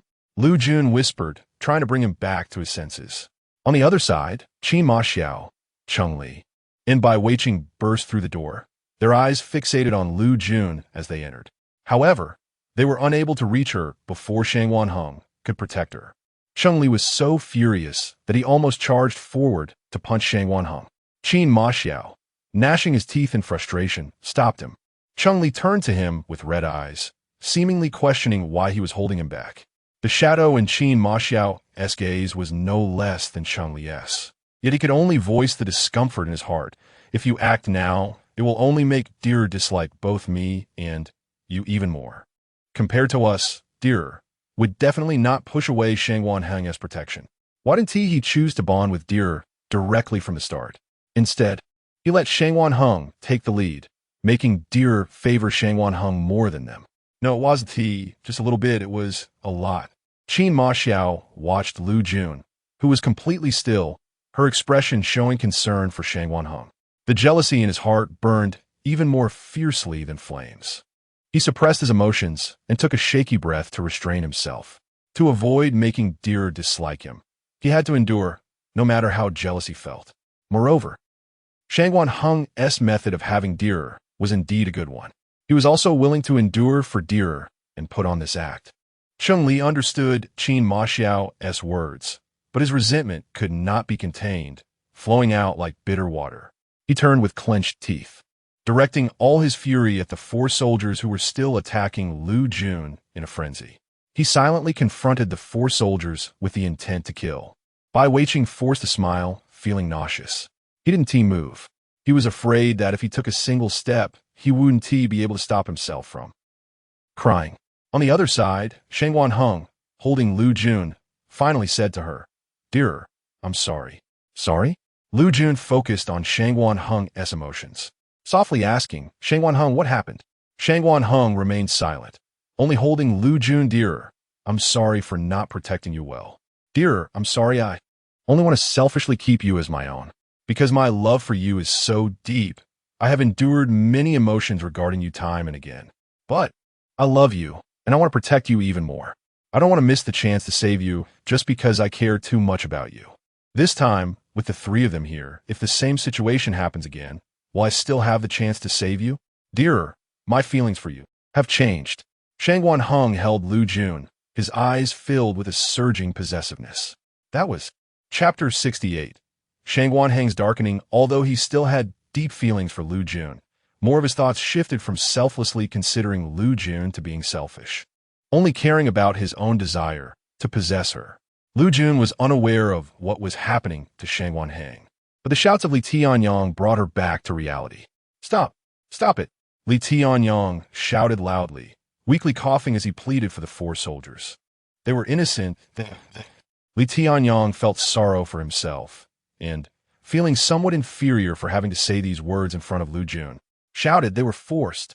They had no choice. They had no way out. If they don't do this, they can't survive. They can't survive. As Li Tianyong shouted, his words were more about himself. Before today, he had never known that there were such guides in the world. He also didn't know that a guide could look at a soldier with such gentleness. Nor did he know that soldiers didn't need to kneel and beg just to receive a little affection from a guide. "Stop! Stop it!" Li Tianyong collapsed to the ground, utterly lost. He felt despair for himself. "Shang Wanheng, let me go," Liu Jun said softly, using a very gentle voice. Shang Wanheng responded and finally let go. Hearing Liu Jun's soft words, Li Tianyong felt even more desperate and helpless. Liu Yun opposes Liu Jiaozhu esil. Looking at Liu Jiaozhu, who was still unconscious on the ground, she smiled and silently thanked her for bringing the fight, allowing her to realize that the combat methods of soldiers in this world were not entirely the same as those in her own world, but relying solely on physical strength, they could never defeat her. With that thought, Liu Jun directly slapped Liu Jiao twice across the face. Who? Who dares to hit this young lady? Liu Jiao was awakened by the intense pain, her eyes wide open as she shouted angrily. Liu Jun's slaps were even harder than the pain that had caused her to lose consciousness. Liu Yun came to her. The moment Liu Jiao saw Liu Jun's face, she instinctively contorted her features and planned to loudly command her 5 soldiers to attack and kill Liu Jun. However, Liu Jun's softly spoken words quickly extinguished that thought. My dear sister, you would want everyone to know that your 5th sister has come back to life and is such a powerful guide, would you? Liu Jun's light words instantly awakened Liu Jiao. Only then did Liu Jiao realize that the closed training room had somehow been breached, and the 4 soldiers, who made one tremble at just a glance, were now in the same space as her. She quickly got up and hurriedly said, I surrender. I surrender. As she spoke, she released her mental power, instantly bringing the 4 frenzied soldiers back to normal. The 4 soldiers immediately fell to the ground, their faces pale to the point of near transparency, severely exhausted both physically and mentally. Liu Jiao looked at them with disdain, feeling that they were utterly useless. Miss Liu Jiao forced herself to suppress her hatred for Liu Jun and managed to squeeze out a smile, saying, I'm really sorry for the trouble you've caused in saving my soldiers. Completing the battle with you, agreeing to battle with you, is enough for me. I won't disturb you any longer. Liu Yun nodded, smiling politely. This was good. As long as Liu Jiao could control herself, she would avoid the unnecessary troubles of being the 5th miss of the oil tycoon Liu family. Wait. Cunningly stopped Liu Jiao, who was about to leave with her 5 soldiers. His pupils were filled with a deep shadow. Although it was a Jun who wanted to battle you, a Jun absolutely will not engage in a mental battle with your soldiers. Why are your 4 soldiers in a frenzy, causing such severe harm to a Jun? Cunningly glanced at Liu Jun, who was covered in bloodstains, his anger and the smell of blood more pronounced. You've inflicted such severe harm on a Jun. Cunningly's low, angry words almost made Liu Jiao kneel in fear. Her face turned pale, her body trembling slightly, and her cheeks, swollen and red, clearly expressed her terror. It was the first time she understood the pressure of an SSS-level soldier. This was a force so clearly defined that just one glance made her realize that she and her 5 soldiers together could never defeat him. The difference between S-level and SSS-level was too great. Liu Jiao was scared, but the fierce glint in her eyes was even more terrifying than a bloodthirsty wolf, rendering her speechless. Not to mention, this was something she herself had done wrong. Cunningly, Liu Jun frowned and called him, interrupting his ferocity. In the moment before, Cunningly had looked at Liu Jiao with the ferocity of a beast, but in an instant, his expression changed to one of pitiful longing. He turned around, looking aggrieved, a Jun. His soft voice was hard to believe was coming from the previously fierce SSS-level soldier. Liu Jiao's expression twisted for a moment, jealousy surging and filling her heart. It felt as if 10 hands were clawing at her heart, making her feel extremely uncomfortable. Cunningly looked at Liu Jun with an innocent, sorrowful expression, almost about to spill out all sorts of feelings of liking Liu Jun, loving Liu Jun, and not wanting Liu Jun to be harmed. But the next moment, he saw Qin Ma Xiao and Bai Weiqing standing behind Liu Jun, their expressions not looking good, clearly showing that they were forced to disguise themselves for Liu Jun's sake. Only by doing this could they deceive their dear Jun into staying with them. And they could do more things they desired with her. Qin Ma Xiao and Bai Weiqing's eyes flickered, prompting Cunningly to follow suit in the disguise. In an instant, Cunningly understood their intentions, and the innocence on his face turned into sadness. His slightly lowered eyelids concealed the emotions in his eyes. Jun was too beautiful, too beautiful, too beautiful. Even now, covered in blood and with a bloodied face, she was still incredibly stunning. He wanted so much to do something excessive to Jun.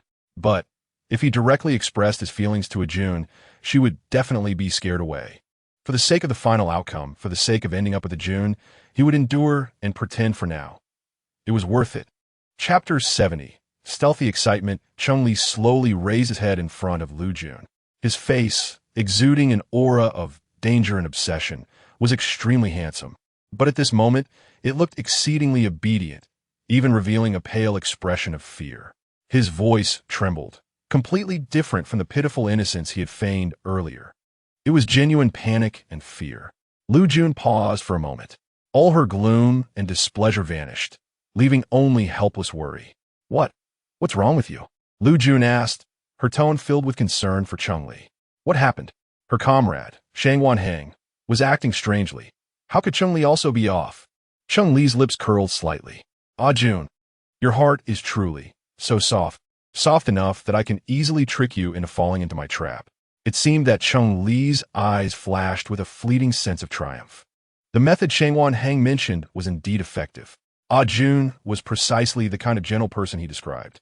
Not only did she possess a strength and power unmatched by any guide, but she also had a softness and kindness that no other guide had. Moreover, she had something that no other guide possessed, an indifference to life and death, caring only about the safety and emotions of the sentinels who were willing to be with her. "Ah, you know."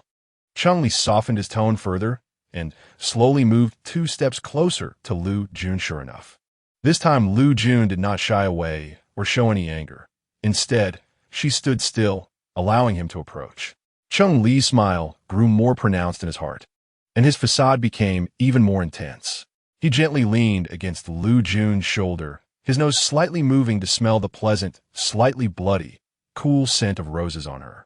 He almost couldn't resist hugging her to enjoy the moment fully, but held back and continued speaking. "Ah Jun, I know you hate me and don't want to see me. But at least let me protect you. Let us protect you. Don't let yourself get hurt. Otherwise, how can we live?" The last sentence came out with a slight sob, as if he was truly pained by the thought of being unable to protect Liu Jun and saddened by the possibility of losing her. Unbeknownst to anyone, hidden from view, was the intoxicated and obsessed smile on his face as he breathed in the scent of Liu Jun. Liu Jun was moved by Chun-Li's words, completely unaware of the expression of guilt on his face. She only thought about how much trouble they were causing her for such trivial matters, affecting her combat, while also separating her from the sentinels who should be united with her in life and death crises. Now, she was the one most troubled, the one not adhering to the battle plan. Liu Jun moved her lips and uttered, "I'm sorry, I shouldn't have ignored you."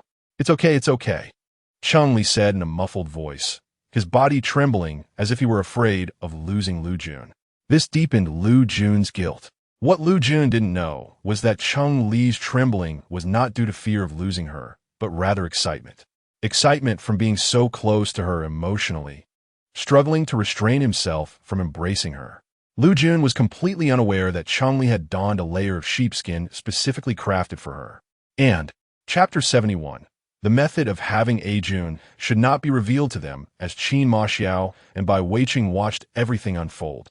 They understood that Shangwan Heng's plan to possess his beloved A Jun had officially been implemented, and it was executed perfectly.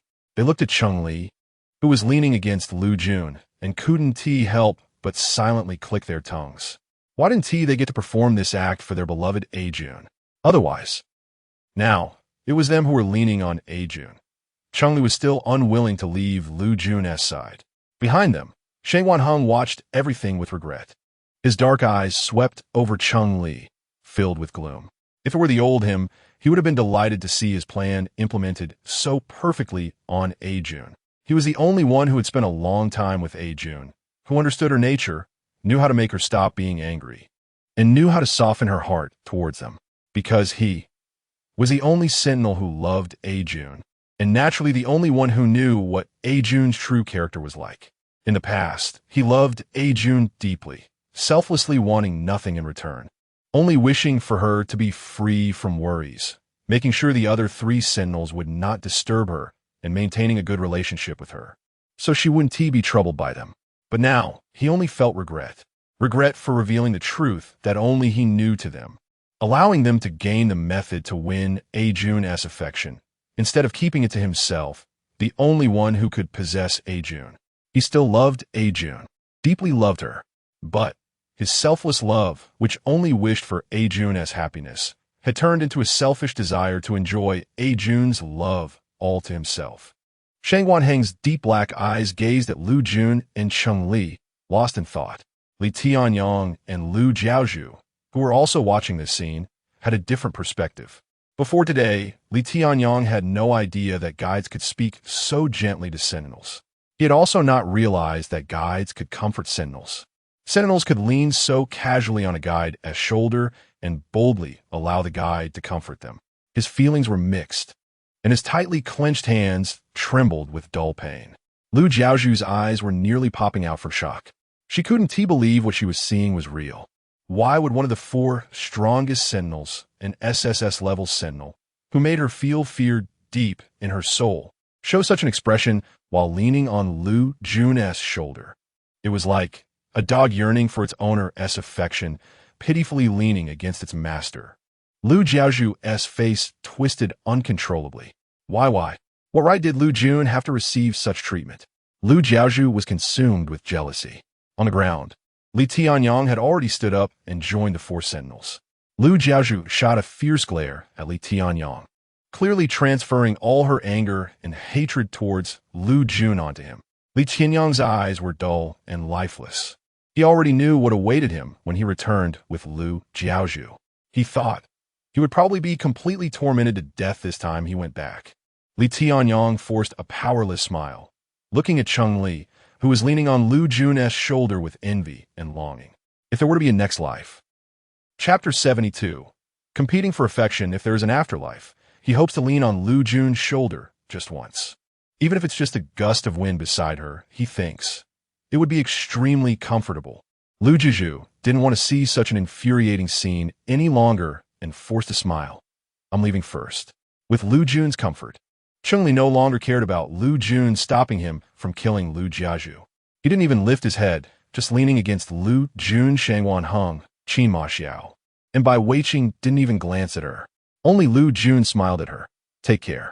Liu Jiaozhu was even angrier, but could only pretend to be indifferent as she left. As she passed by Liu Jun, Li Tianyong couldn't help but glance at Liu Jun's beautiful face, one he might never see again. Liu Jun noticed Li Tianyong's gaze and glanced back at him without any reaction. Liu Jiaozhu was too proud, treating her comrades like possessions, and it would eventually drive them all away. As for comrades like Li Tianyong, who were tormented by Liu Jiaozhu, she had no intention of helping them. If they didn't seek to break free from such a relationship, even if she helped them, they would return to that environment again. Thus, when Li Tianyong gave her a look, Liu Jun just glanced at him and moved on. Li Tianyong's steps grew heavier, and the light in his eyes dimmed. He was already like a dead man. Liu Jiaozhu left with 5 sentinels. Only then did Cunningly get up. He knew that if he continued to lean on a Jun like this, she would discover his true nature, which he didn't want. What he wanted was to truly be with a Jun. A Jun. Cunningly's demeanor softened significantly, and even the obsession in his eyes when looking at Liu Jun seemed cleansed, as if it had never existed. Can we bond today? Cunningly said, still looking pitiful. My frenzy phase is approaching, and if I don't have you to help me through it, I will suffer even more without bonding with you. Okay. Liu Jun immediately agreed. Since her comrades said so, she certainly had to comply. Even without saying anything, she needed to bond with him for her comrades' well-being. On the battlefield, both the physical and mental conditions of comrades must be monitored. Since they chose to fight alongside her, she couldn't let them down.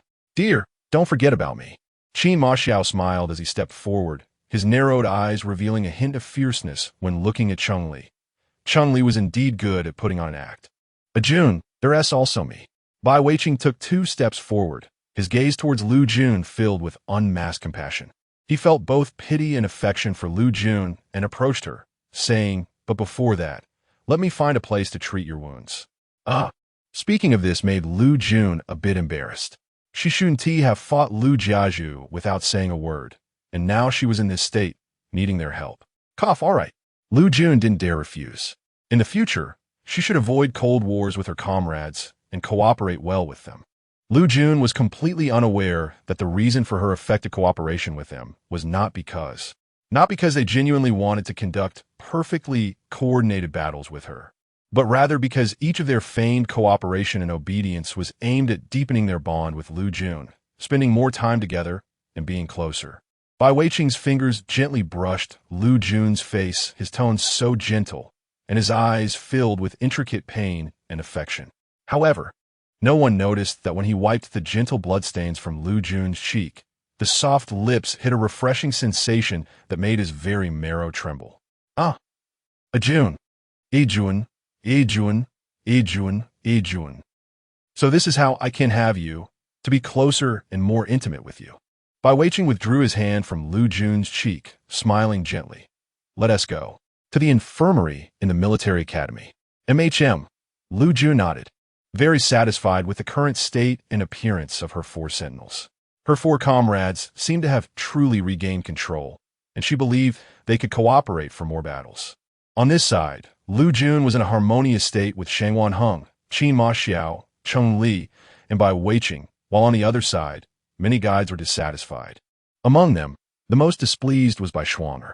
As the electronic screen in the city center turned off, all the guides and sentinels fell silent for a moment. Then came the clamorous attacks and disdain. This guide, named Liu Jun, really lives up to her background from the slums, making such a disgraceful scene for us guides. A guide lamented. A guide should let the sentinels protect and command them in battle, but she personally went down to fight with the sentinels. Truly shameful. TSK. I said guide from slums can't hold the position of a top commander. ISNT, this a joke? The guides chattered, while the sentinels remained silent, not daring to speak. They couldn't express how complex their feelings were upon seeing the figure of the guide, named Liu Jun, weaving skillfully among the 4 frenzied sentinels, dodging and attacking in an orderly fashion, their eyes shining with a brightness that was a shock from a completely different guide. Yet on the other side, Bai Shuang, flanked by 2 SS-grade sentinels and 1 S-grade sentinel, had already shown an unpleasant expression. Disconnected? All the screens in the city center are off?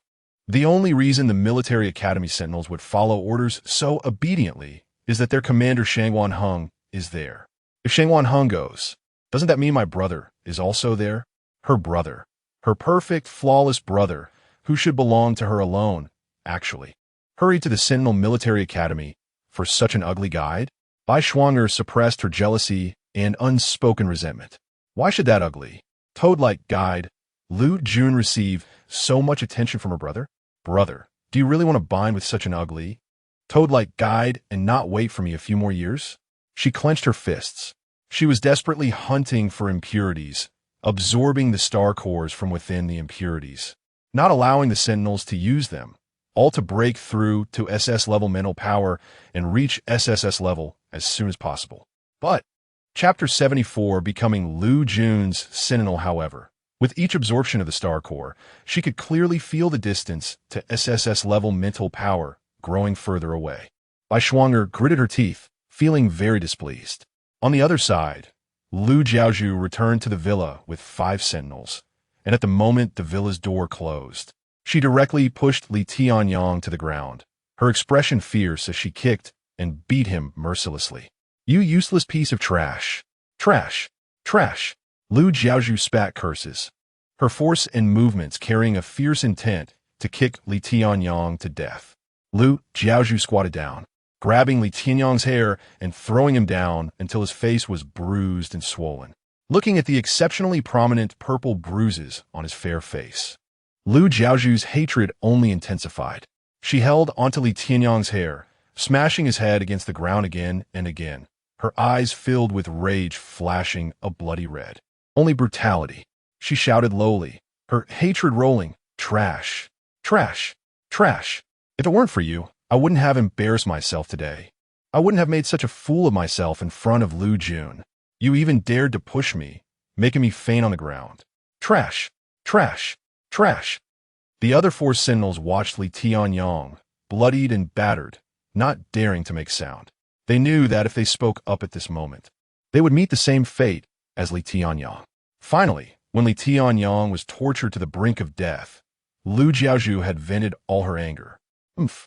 Liu Jiaozhu stood up, kicked Li Tianyang, who lay still like a dead man, and coldly snorted, anyone who dares to save him will end up like him. After saying that, Liu Jiaozhu turned and walked upstairs.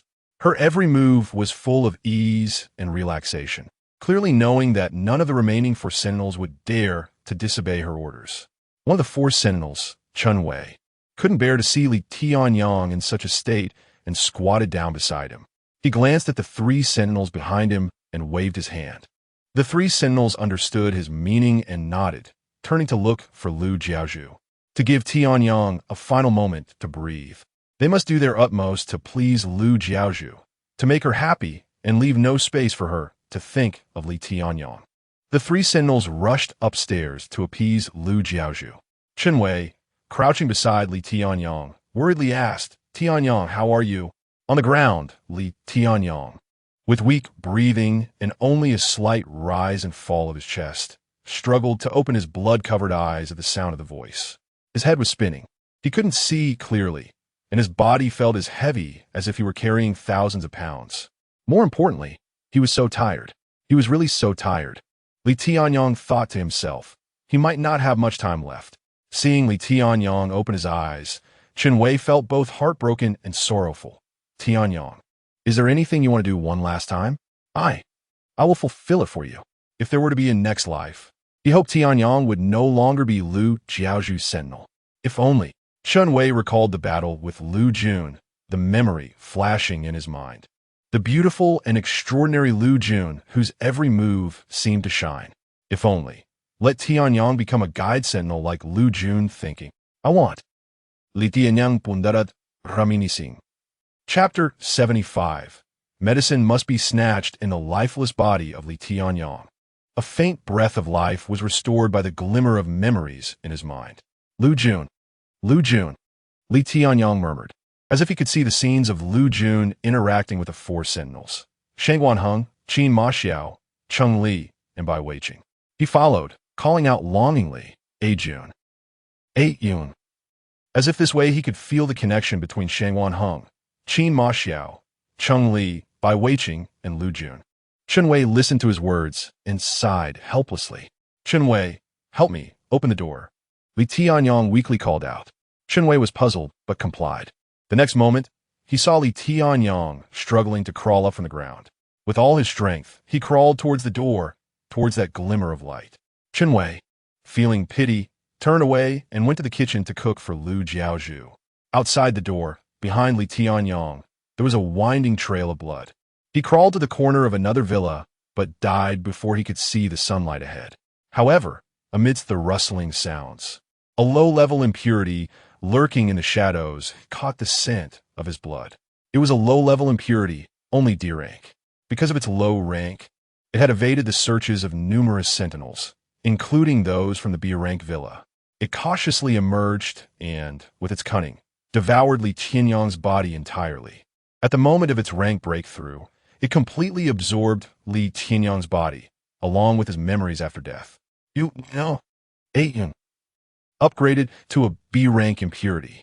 Its chaotic brain was occupied by the last flicker of Li Tianyang's memories, as if it had gained the last bit of Li Tianyang's consciousness, turning into him. Only the last lingering desire and obsession for Liu Jun remained. Aiyun. Aiyun. It murmured to itself, dragging its body towards the ghostly dry forest. It had a new goal. It wanted to meet A Jun, to become the wind beside A Jun, the sentinel beside her. But only by becoming an SSS rank sentinel, like those around A Jun, could it achieve that. Aiyun. Aiyun. The B rank impurity whispered, unable to distinguish whether it was an impurity or Li Tianyang leaving. Liu Jun was unaware of everything happening in Liu Jiaozhu's villa. Her clothes were gently lifted by Bai Weiqing, who carefully applied medicine to her wounds. Bai Weiqing was meticulously wiping the cuts on Liu Jun's arms, the red streaks of blood standing out vividly against her pale skin. The appearance of several blood streaks highlighted Liu Jun's exceptionally fair complexion, like a red spider lily blooming in the snow. Bai Weiqing's lips curled into a gentle smile, his warm fingers caressing Liu Jun's skin, filled with pleasure. Shang Guanheng's method was indeed effective. Now, it was time for him to enjoy being with A Jun. Aiyun. Suddenly, Shang Guanheng walked in from the medical room door, his tall and upright figure kneeling before Liu Jun, unexpectedly bringing a slight chill. Shangguan Heng lifted Liu Jun's foot and rolled up her pant leg, his movements devoid of any ambiguity, only sharp and decisive. Time was limited. Applying the medicine was faster with one person than two. Shangguan Heng said emotionlessly, but his eyes, already darkened like thick ink, were fixed on Liu Jun's skin. Supporting Liu Jun's right hand, Bai Weiqing, who was slowly wiping her wounds, suddenly froze, his smile stiffening. Chapter 76, 4 people together applying medicine to Liu Jun. Bai Weiqing's smile was stiff, clearly noticing the change in Shangguan Heng. The Shangguan Heng of the past would never have directly barged into the medical room to apply medicine for A Jun. He had clearly changed, completely different from before. The current Shangguan Heng was no longer centered around A Jun, but was. Bai Weiqing looked at the possessiveness reflected in Shangguan Heng's handsome, pale face under the shadow, and a sense of vigilance arose in his heart. Shangguan Heng was his biggest enemy, apart from Qin and Mo Xiao and Cheng Li. In the past, he would never have considered Shangguan Heng as his rival in love, because Shangguan Heng loved Liu Jun more than he loved himself. Liu Jun's happiness and joy far surpassed his own. But now he had changed.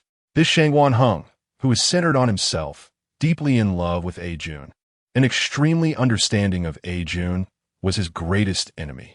Just as the expression on his face changed, the door of the medical room opened again.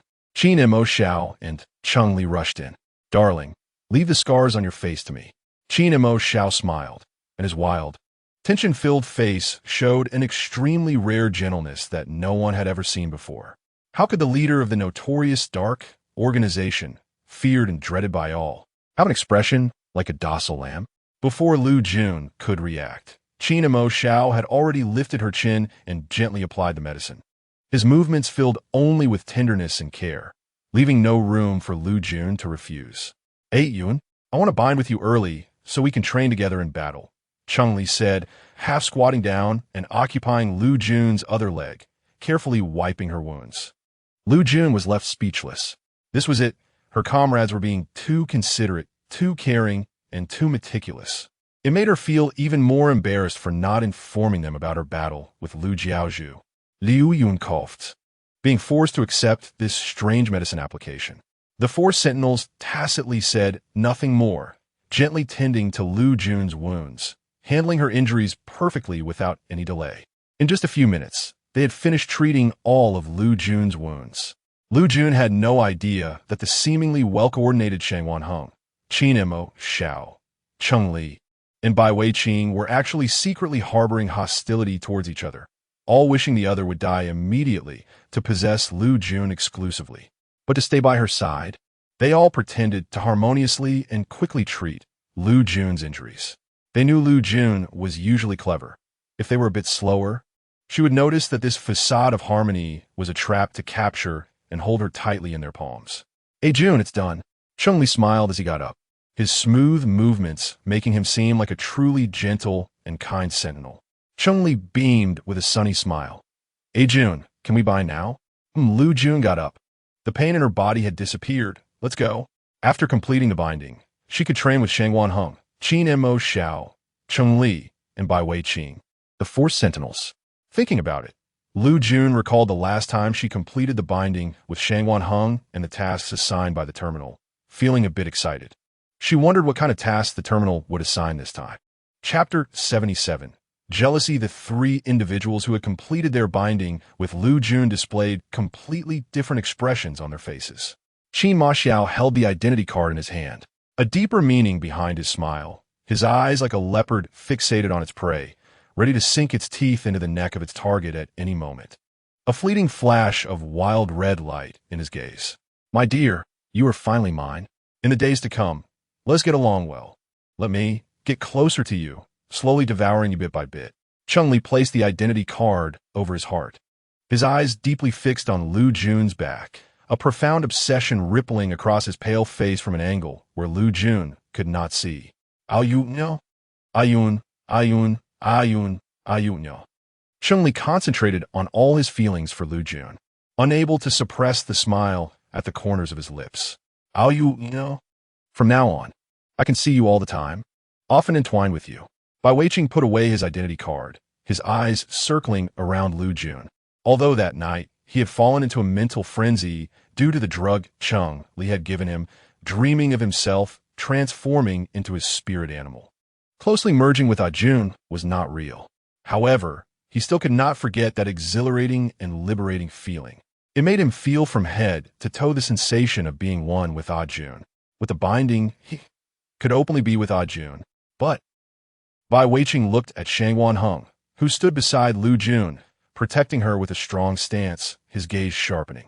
Shangwan Heng was an enemy he could not ignore. It was likely that even if he, along with Qin Ma Xiao and Cheng Li, bound with Jun, allowing him to gaze at her under the same roof at all times, Shangwan Heng would undoubtedly occupy a position with Jun that no one could take away. At that time, how could he enjoy being with Jun? Bai Weiqing calculated in his heart, glancing at Qin Ma Xiao and Cheng Li beside him. However, he noticed that Qin Ma Xiao and Cheng Li were completely unaware of this, instead smiling as they anticipated their time with Liu Jun or aimed for deeper purposes. Bai Weiqing concealed the expression in his eyes. One enemy is always better than multiple enemies. It was just as well that Qin Ma Xiao and Cheng Li were oblivious.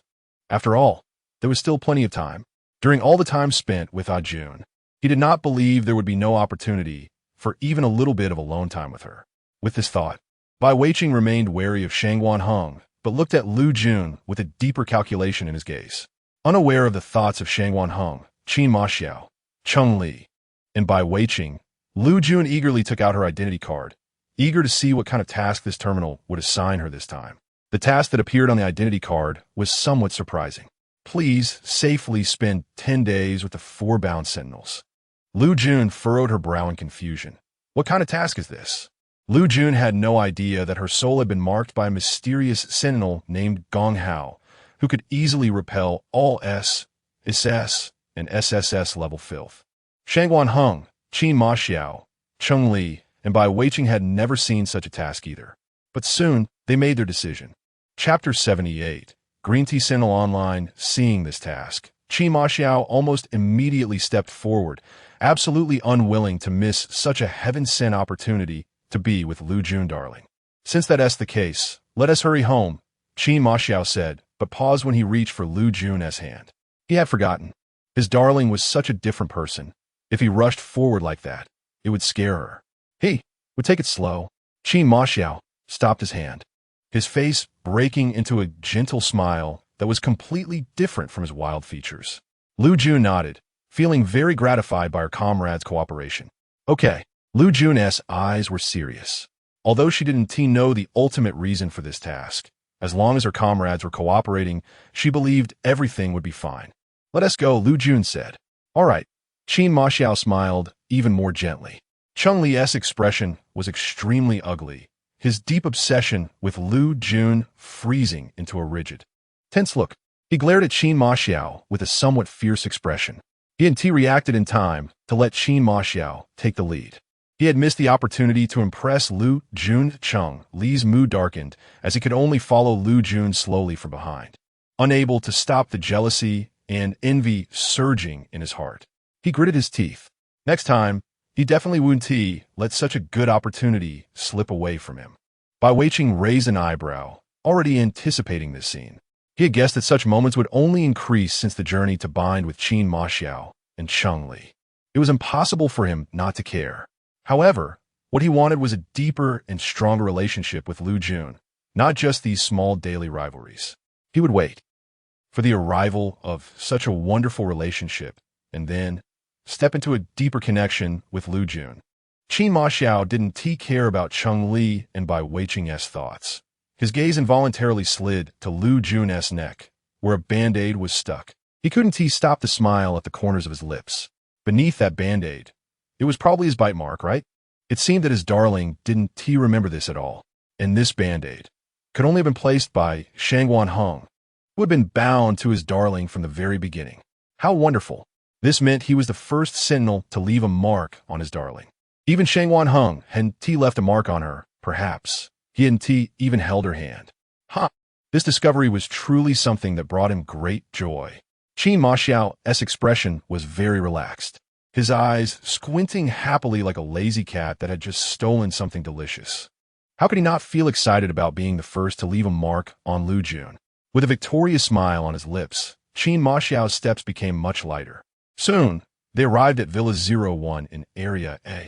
The villa, which had been refurbished, looked completely new and was exceptionally different from its former self. The current appearance and interior decoration of the villa were millions of times better than the original.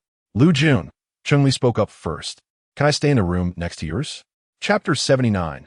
Liu Jun falls into Chun-Li's trap. What? Liu Jun was still pondering what the task issued by the terminal meant and how to complete it when she heard Chun-Li's words directly. Qin Ma Xiao, who had been smiling, suddenly couldn't laugh anymore. Heh, Chun-Li is really annoying. Chun-Li, however, paid no mind, and even before Liu Jun and the others could enter the villa, he began to speak. Ah Jun, you know my frenzy period is coming, and without your mental strength to help me, I might not make it through. Chun-Li raised his head, his face, which had already become skilled at pretending to be a docile little lamb, immediately switched to an innocent and helpless expression. His pair of very beautiful eyes, now adorned with gentleness, appeared even more lovable than usual. Not to mention that when he looked at Liu Jun, his eyes seemed to reflect only her, completely filled with her color. Liu Jun nodded, all right. She was not at all swayed by Chun-Li's beauty, but was instead seriously contemplating. Yes, her comrade's frenzy period was a rare challenge that she, as a guide, must help him through. However, Liu Jun hesitated and said, but my mental rest period hasn't ended yet. I don't know when your frenzy period will be. If I can't help you then, I need to think of a solution in advance. Mental rest period? Chun-Li blinked, hesitantly questioning. Yes. Liu Jun nodded and recounted the medical advice Bai Weiqing had given her. A few days ago, my mental strength became depleted due to some issues. Excessive consumption led to insufficient mental strength. Thinking of that strange state she had been in that day, Liu Jun's expression showed a rare hint of feminine shyness. Her exquisitely beautiful face was suddenly tinted with a light blush, resembling peach blossoms, making her look exceptionally pretty. Chun-Li was momentarily stunned, nearly revealing his true obsession with Liu Jun. Fortunately, Liu Jun's soft, embarrassed cough interrupted his infatuation. Ahem, Liu Jun said. Bai Weiqing injected me with medication to help me improve, but I still need to rest without using my mental strength for 10 days. Today is just the 4th day. Chun-Li's brows slightly moved, and he momentarily had a subtle, strange expression. He discreetly glanced at the faces of Shangguan Heng, Qin Ma Xiao, and Bai Weiqing, the 3 soldiers. He found that none of them had raised any objections to what Liu Jun had said. A subtle smile curved Chun-Li's lips. It seemed that Bai Weiqing, in order to prevent the mental strength from becoming depleted, would constantly seek out soldiers to resolve the issues of the guide and the depletion of mental strength. This could be perfectly solved with sufficient intimate contact between soldiers and guides, which could even further enrich the guide's mental strength. Something Shangguan Heng and Qin Ma Xiao were aware of. However, it was a lie they told to keep Liu Jun at a distance, preventing them from touching her. And Shangguan Heng and Qin Ma Xiao, who normally would not interact with guides and only interacted with unbound soldiers, could never know about this. Yet he was completely clear about this matter. Chun-Li smirked. He had an idea regarding this issue. Chapter 80. Hey Jun, I can enjoy you now, Bai Weiqing. Oh, Bai Weiqing, although you did this for yourself, to prevent A Jun from having any possibility of intimate contact with other sentinels, I'm sorry. How could someone like me, who came from the slums, climbed step by step to the center of the city, established an underground kingdom, and witnessed much darkness before becoming a king, possibly be unaware? The fruits you have sown will be harvested and enjoyed by me. Shenglis Sumila Fada. But he nodded reassuringly at Liu Jun. Hey Jun, it's fine. The time for my frenzy coincides with the day your mental strength fully recovers. In fact, the time for his mental frenzy was tonight. Excitement flashed briefly in Chun-Li's eyes. Unfortunately, his excellent acting skills prevented anyone from noticing the subtle shift in his expression. Not to mention that Chun-Li's actions, which were the first to target the room next to Liu Jun, had already made Qin Ma Xiao unexpectedly angry, leaving him no mood to observe Chun-Li's expression. Bai Weiqing was even less concerned. He was calculating, figuring out a way to create an opportunity for him to be alone with Liu Jun. As for Shang Guanhong, he merely moved his gentle eyes, which hid many emotions. In that case, you can stay in the room next to Jun. Okay. Liu Jun nodded, completely oblivious to the strangeness of Shang Guanhong speaking to Cheng Li in the manner of her husband. She had grown accustomed to Shang Guanhong always being by her side and trusted him immensely, treating his words as her own. Cheng Li certainly noticed this. He raised his head and glanced at Shang Guanhong with his dark eyes, but didn't pay much attention. Tonight, he would enter his frenzy. And tonight, he could entice Jun to be with him. Cheng Li thought, almost unable to contain his smile. What did he have to care about regarding Shang Guanhong's current demeanor? He didn't even know what Jun's mental strength recovery was all about. He was about to hand Jun over to me, and yet he still spoke to me in such a manner. Cheng Li restrained his excitement and happiness, not saying another word. Shang Guanhong interpreted Cheng Li's silence and lack of aggression as him being happy about being able to stay in the room next to Liu Jun, completely uninterested in anything else. Shang Guanhong was also unaware of Cheng Li's plans and still hadn't realized the lies by Wei Qing had woven regarding this matter. Cheng Li nodded and stepped aside, allowing the way ahead for Shang Guanhong and Liu Jun. Only then did Shang Guanhong and Liu Jun move forward, while Qin Mo Xiao coldly glanced at Cheng Li and Shang Guanhong, feeling extremely displeased with their presence. TSK. Why were Shang Guanhong and Cheng Li so annoying? On the other hand, by Wei Qing, Qin Mo Xiao was quite surprised by Wei Qing's silence along the way. It was utterly unexpected. He had originally thought that by Wei Qing, this fox would be the most annoying adversary in his relationship with his beloved. But he didn't expect by Wei Qing to be the most well-behaved among them. Instead, it was Shang Guanhong and Cheng Li, one interacting as the beloved's main consort, and the other scheming slyly. He really wanted to do something to them, to make them. Chapter 81, the onset of the frenzy period, let them all disappear silently from this world. Qin Ma Xiao ruthlessly displayed his malice toward Shang Guanhong, Cheng Li, and Bai Weiqing. His eyes narrowed slightly, smiling, but the danger and indifference in his expression went unnoticed by Liu Jun and the others. Once they arrived at the villa, Shang Guanhong began to speculate about this person. Juan, the task assigned by the terminal cannot possibly be nonsense. I'm afraid something will come to harm you within these 10 days, Shang Guanhong said lightly. He wanted Juan. All his selfishness and affection were planted in Juan. She was his flesh and blood. Losing her would mean losing his soul and body. He wanted to possess Juan and, similarly, would protect her as if she were his own flesh and blood. Liu Jun nodded. Although she was somewhat confused, she knew that Shang Guanhong was right. In that case, why don't each of us take turns keeping watch outside Juan's door? Cheng Li suggested with a grin. Perfect. My room is closest to Juan's, so I'll guard her door tonight. The three of you can have one person in the living room, one on the 3rd floor, and one patrolling nearby. After saying this, Cheng Li paused and turned to Liu Jun. Juan, what do you think? Liu Jun nodded, fully agreeing with Cheng Li's plan. It was a reasonable arrangement. They were still unsure what exactly would come to harm her, and her mental strength was recovering and couldn't be used. Under such circumstances, they indeed needed to be vigilant. Cheng Li's plan was an excellent arrangement. Cheng Li looked at Shang Guanhong, Qin Ma Xiao, and Bai Weiqing, his smile as usual.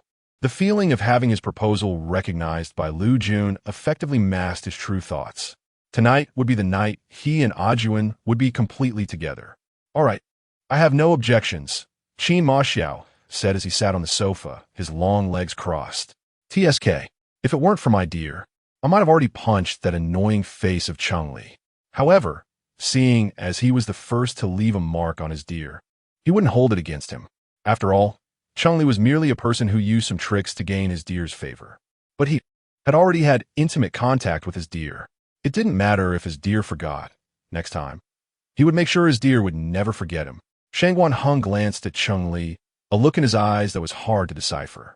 Soon, under Shang Guanhong's culinary skills, night fell.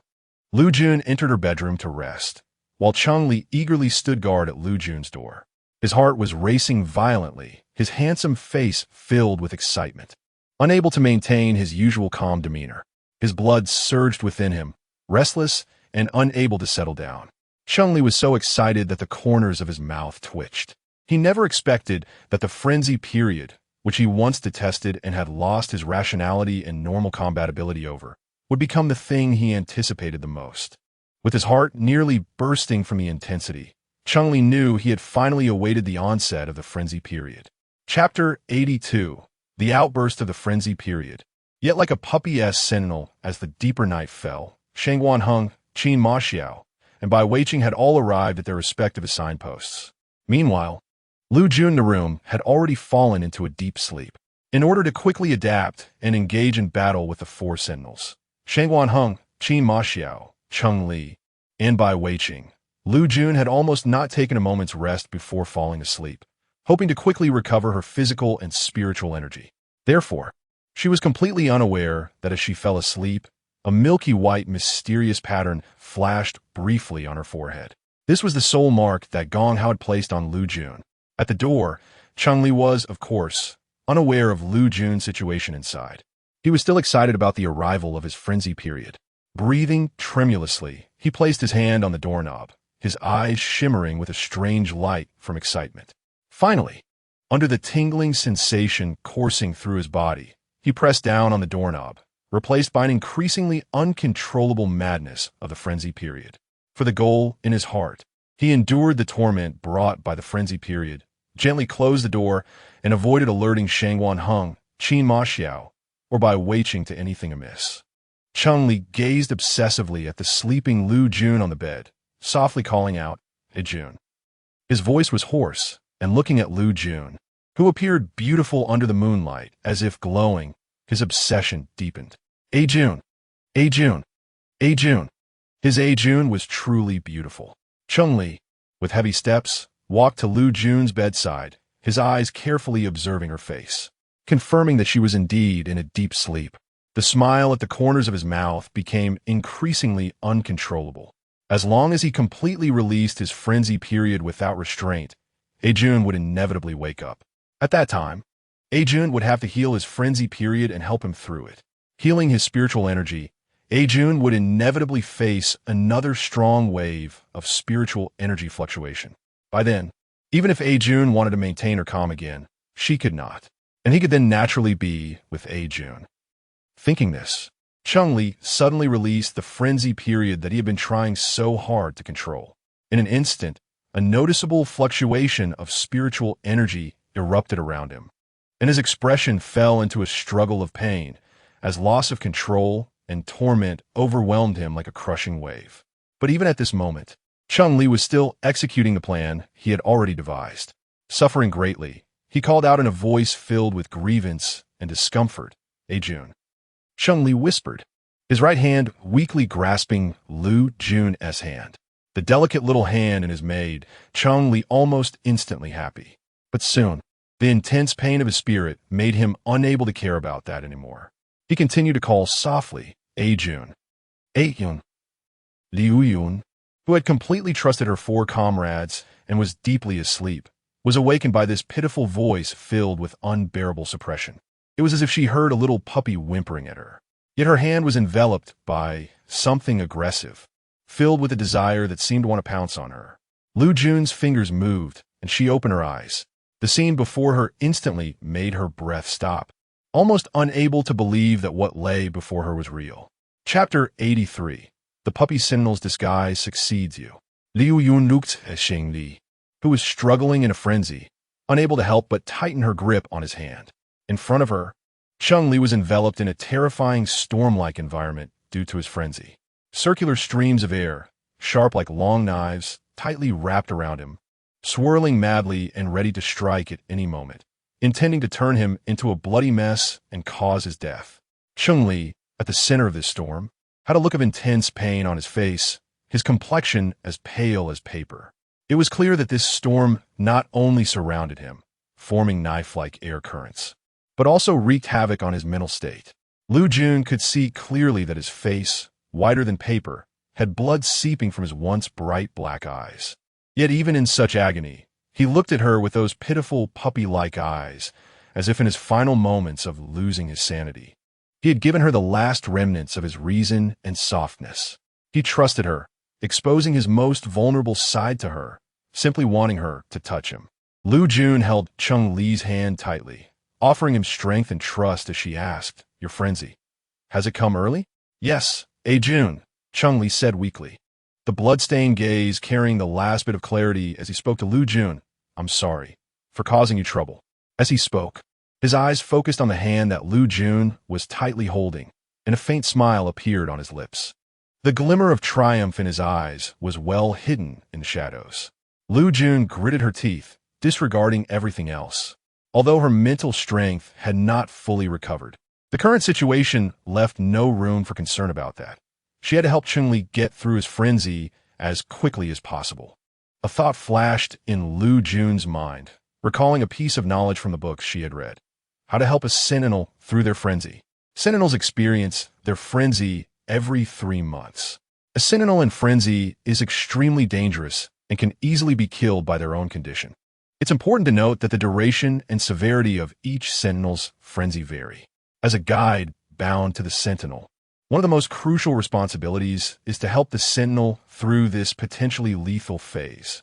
When a sentinel's frenzy occurs, the guide can use their mental strength to envelop themselves, stepping into the sentinel's frenzied magnetic field, gradually approaching them, and ultimately giving them a hug, wrapping their mental strength around the sentinel's entire being, allowing the sentinel's mental turmoil to gradually dissipate under the guide's comfort. With this thought, Liu Jun's eyes changed, and she immediately released her mental strength, enveloping her entire being. She took Chun-Li's hand and stepped directly into his frenzied magnetic field. The mental storm that hated Chun-Li did not harm Liu Jun in the slightest. Instead, it softened as it passed by her, almost as if it liked her. In the depths of his frenzy, for the first time, Chun-Li used all his consciousness to retain a trace of clarity. He clearly saw how Liu Jun steadfastly held his hand, crossing the chaotic magnetic field and coming before him. Chapter 84.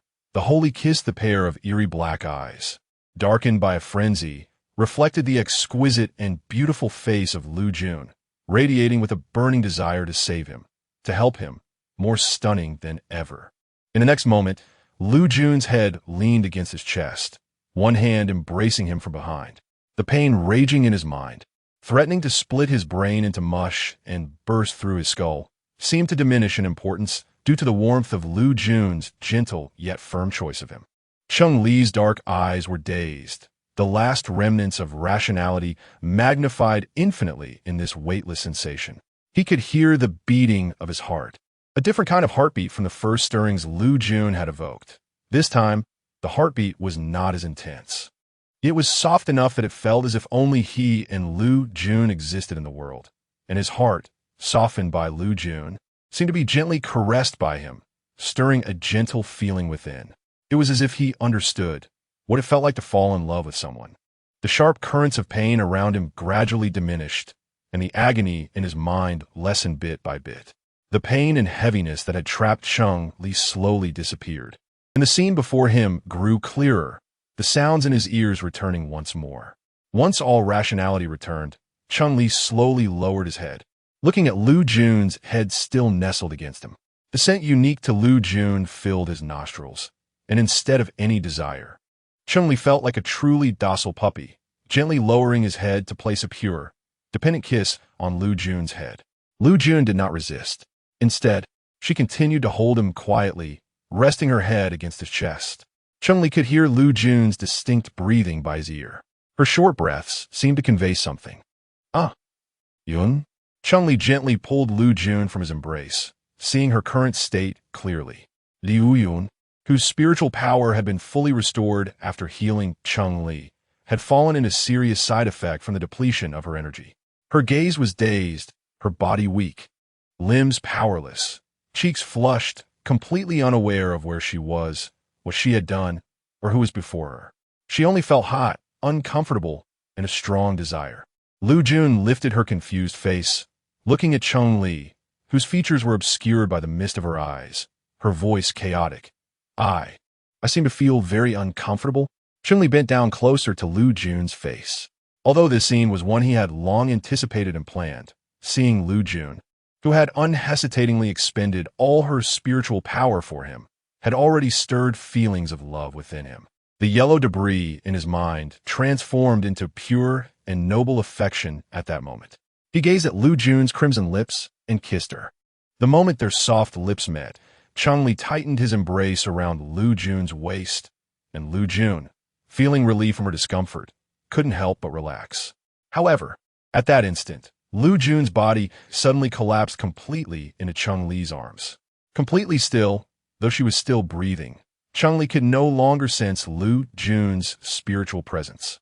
Chapter 85. Gong Hao's action. Cunningly was panicking, and he hurriedly looked down. Liu Jun's pale face had not changed. She had already recovered from her earlier pallor. She was quietly closing her eyes, looking as if she were asleep. Cunningly urgently carried Liu Jun to the bed, his heart filled with confusion. Jun. He called out softly, his wet eyes fixed tightly on Liu Jun, breathing rapidly. Why couldn't he feel Jun's spiritual power anymore? It was as if the Jun in front of him was indeed Jun, but it was merely a body named Jun with her appearance. The real Jun was nowhere to be found. What Cunningly did not know was that the moment he impulsively kissed Liu Jun, the mysterious and elegant pattern on her forehead suddenly appeared. Accompanied by a fleeting light, it took Liu Jun's soul away. Cunningly rushed out of Liu Jun's room, shouting, "Come quickly! Jun is in trouble!" In an instant, the three sentinels, Shangguan Heng, Qin Ma Xiao, and Bai Weiqing, appeared in front of Cunningly. The expressions on the faces of the three sentinels were unusually unified at that moment, all reflecting their urgency and concern for Liu Jun. Meanwhile, in the underground center of Gui Kulin, Gong Hao's eyes curved into a smile as he looked at Liu Jun on the bed. Liu Jun was wearing the same clothes as she had in the villa, but what was different was that a faint milky white glow surrounded her, as if she were not her physical self, but an incredible soul body. Gong Hao, dressed in exquisite and luxurious white, slowly approached Liu Jun's bedside. He felt no affection for Liu Jun, only a fondness for his own possessions. He extended his long fingers to gently caress Liu Jun's cheek, feeling the slightly cool touch under his hand. The elegant and noble smile on Gong Hao's face instantly took on an air of keen interest. "How wonderful! I finally have the chance to see what's in your mind." Gong Hao chuckled, having no thoughts about the sleeping Liu Jun. Liu Jun, in her deep slumber, was completely unaware of what she was enduring. Her completely drained spiritual power left her with no strength to wake up. Gong Hao had long since placed a soul mark on Liu Jun. As long as his possession had even the slightest fluctuation, he could sense it. However, it was evident that this fluctuation was much greater than he had anticipated. It was indeed the fluctuation of his possession's spiritual power being exhausted. However, it was only with such an empty, hollow, spiritual power that he could know more quickly what was in her mind. Next, all he needed was for her to wake up, and then he could use his methods to force her to exert her spiritual power for him. Gong Hao was excited, filled with anticipation. Looking at Liu Jun with a sickly gaze, Gong Hao smiled lowly, staring madly at Liu Jun's cheek, unable to stop laughing. In Gui Kulin, the corrupted entity that crazily devoured its kind to upgrade, having consumed Li Tianyang and possessing his last consciousness and memories, raised its head. Its eyes precisely captured the direction where Liu Jun was. Jun is Jun. The S-class Li Tianyang corruption, sensing this familiar aura from its memory, couldn't help but shout. It let out a low growl and charged towards Liu Jun's direction. Chapter 86. Did he fall in love with Jun? In Villa A, Building 01, Qin Ma Xiao fiercely grabbed Cunningly's collar, his angry face twitching with rage, making his handsome and wild features even more frightening. "Cunningly, is this how you protect my dear?" Letting her force herself through the frenzy period, draining her mental energy to the point of losing consciousness, and even. Where is her spiritual entity? Cunningly, held by the collar, did not respond. He bit his teeth, regret in his eyes nearly seeping into the air. His emotional shift was quickly caught by Shangguan Heng. His heart skipped a beat, keenly sensing that Cunningly no longer had the sharp, prickly image he once had. Instead, he was enveloped by a gentle atmosphere. Shangguan Heng understood what this meant. It meant there was one more person who truly loved Jun. This version of Cunningly, who had fallen in love with Jun, was similar to him, having genuinely fallen for Jun because he understood what kind of person she was. Shangwan Heng's heart filled with vigilance as he discreetly glanced at Chun-Li. He never worried that Qin Ma Xiao, Chun-Li, and Bai Weiqing could take Jun away from him. He was even less concerned that Jun would waver in her feelings for him because of the three of them disguising themselves in sheep's clothing. Because he knew, no matter how much they liked Jun, they could never understand what kind of guide she truly was, and they could never touch Jun's heart.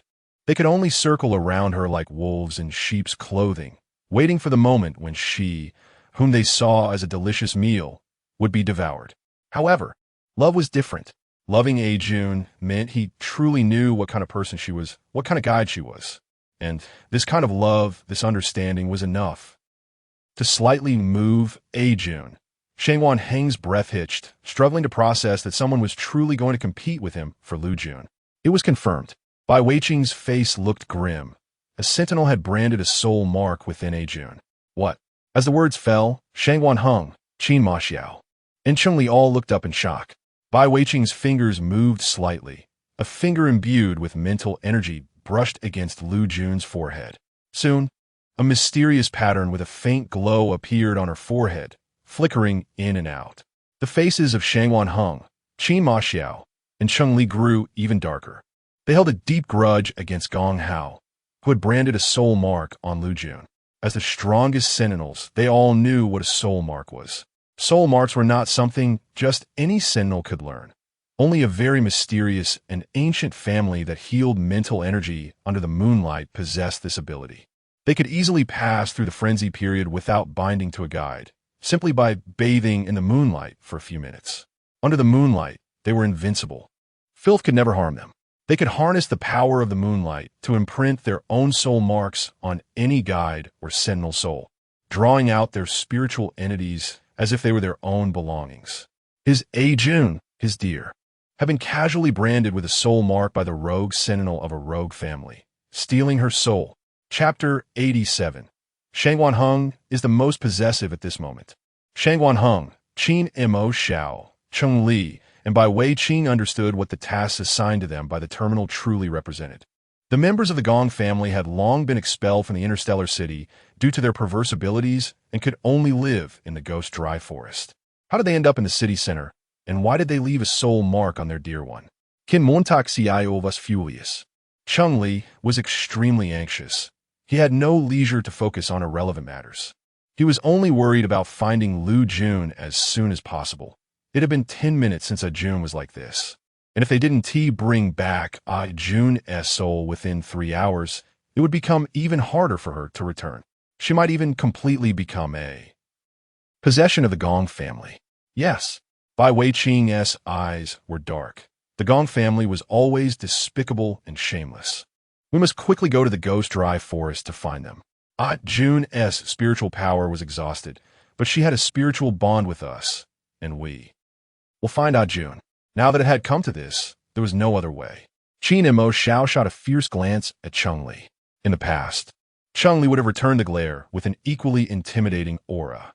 But this time, he was only filled with urgent concern for Liu Jun. His obsession and affection for Liu Jun's beauty and temperament had long transformed into a pure and innocent love for her. He had no ulterior motives. He just hoped Liu Jun could be by his side, safe and sound, sharing a lifetime together.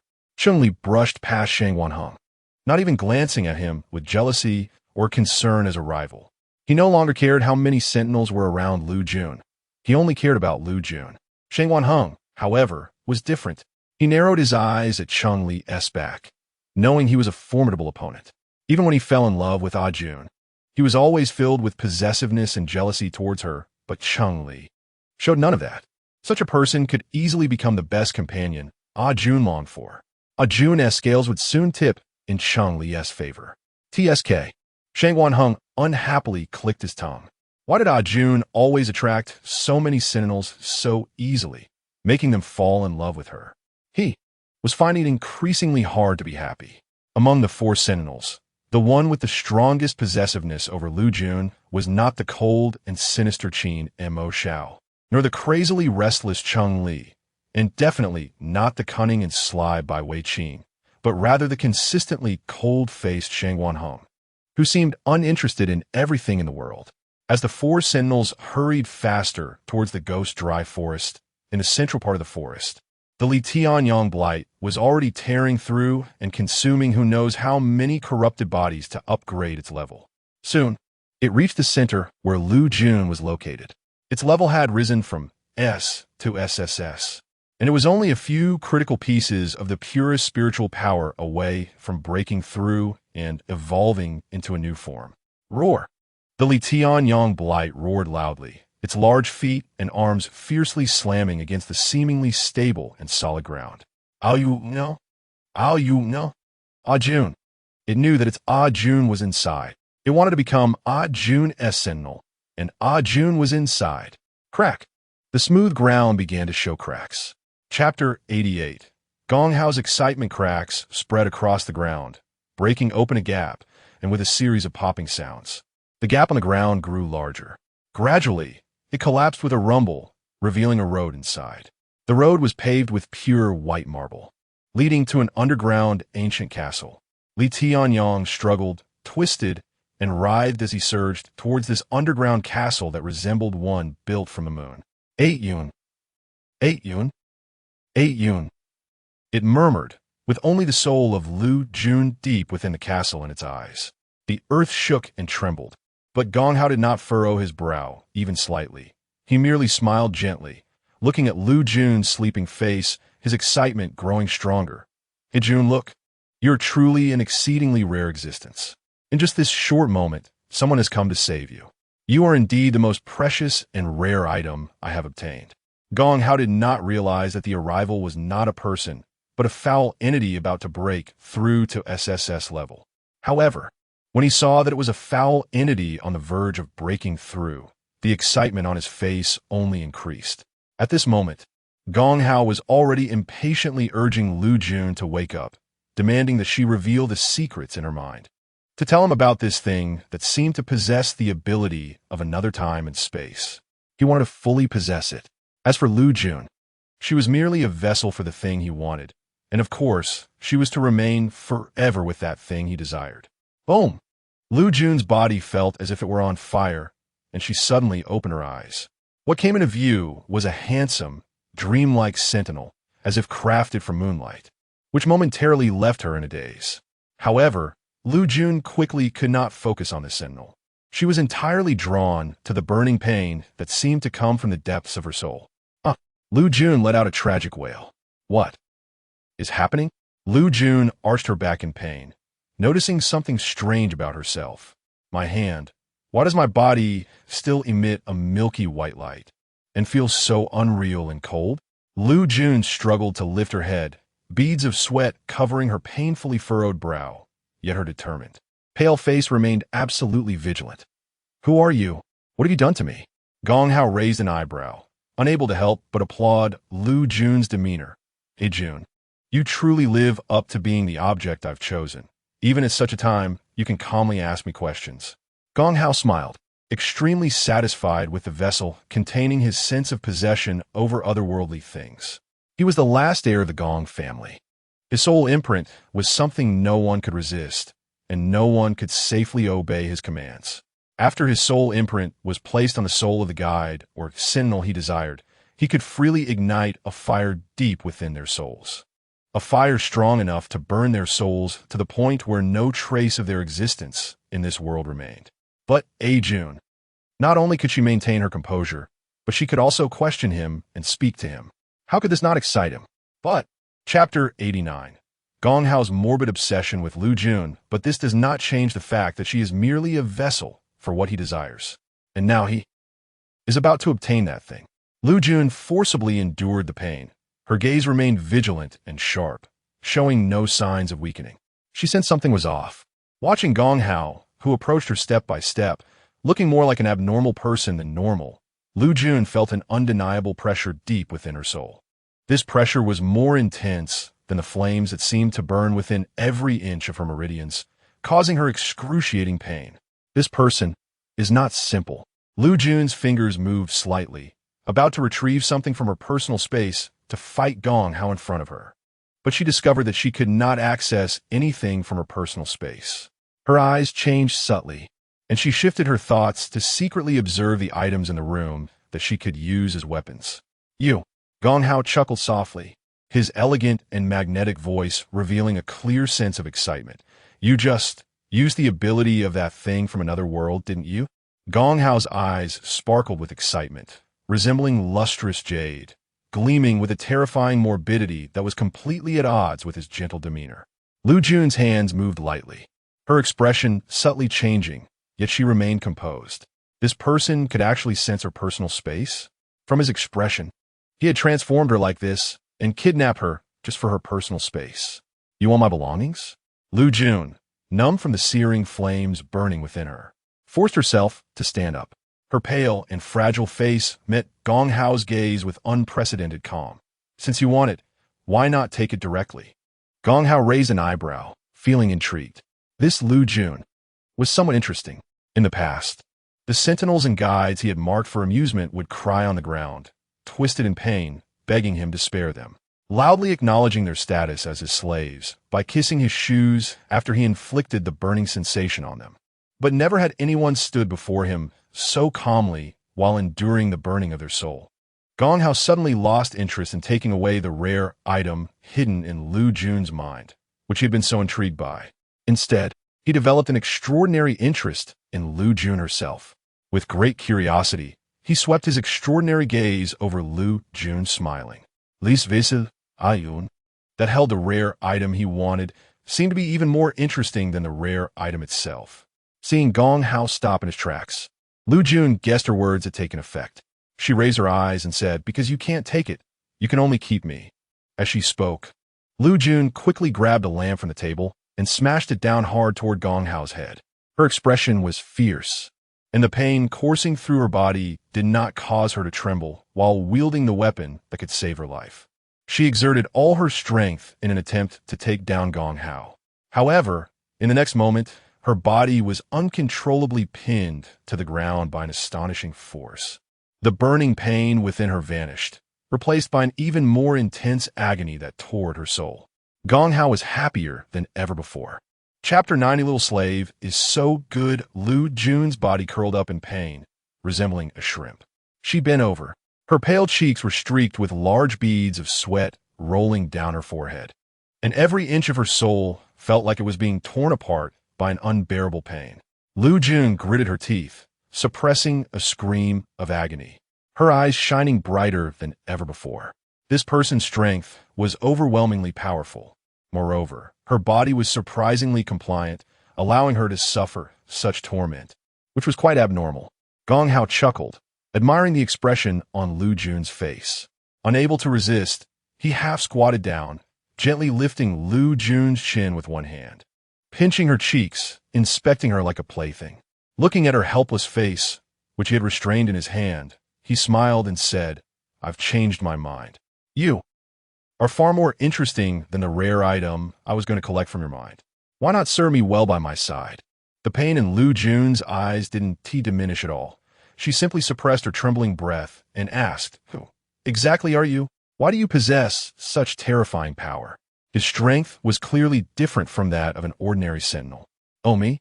Gong Hao caressed Liu Jun's cheek as if rewarding his pet, and affectionately kissed her forehead, which bore his mysterious moonlight mark. Smiling, he said, "I am your master." Gong Hao, master? Liu Jun almost laughed out loud at this absurdity. As a special forces queen, she had never been treated like this before. It was rather amusing to her. However, a flicker of thought crossed Liu Jun's mind, and she didn't forget the momentary fluctuation she had just experienced. Although this person was a lunatic, it seemed that being near him could alleviate the pain within her body, and her strength appeared to be recovering significantly. Therefore, Liu Jun chose not to say anything provocative and quietly drew closer to him to restore her strength. Gong Hao naturally took Liu Jun's earlier soft utterance of master as acknowledgement. He smiled even more kindly and patted Liu Jun's head, saying, "So good."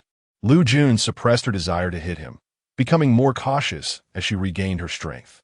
Roar! In the distance, a tremor shook the ground, prompting Gong Hao to slowly stand up. "Little slave, You truly are the most valuable thing I have branded. More precious than the fifth-grade treasure hidden in your brain. Look, the ones coming to rescue you are not just the 4 sentinels who have already arrived at the ghostly dry forest, but also an SSS-level impurity that is about to break through and upgrade. Li Qianyang's impurity, with its crimson eyes, looked at the slowly gasping Liu Jun on the ground. In an instant, a mix of emotions, rage, chaos, anxiety, overwhelmed him, prompting him to rush in front of Gong Hao and engage him in battle. Liu Jun had no idea why an impurity would come to rescue her. She was too weak to think about such matters and desperately struggled to get up and escape.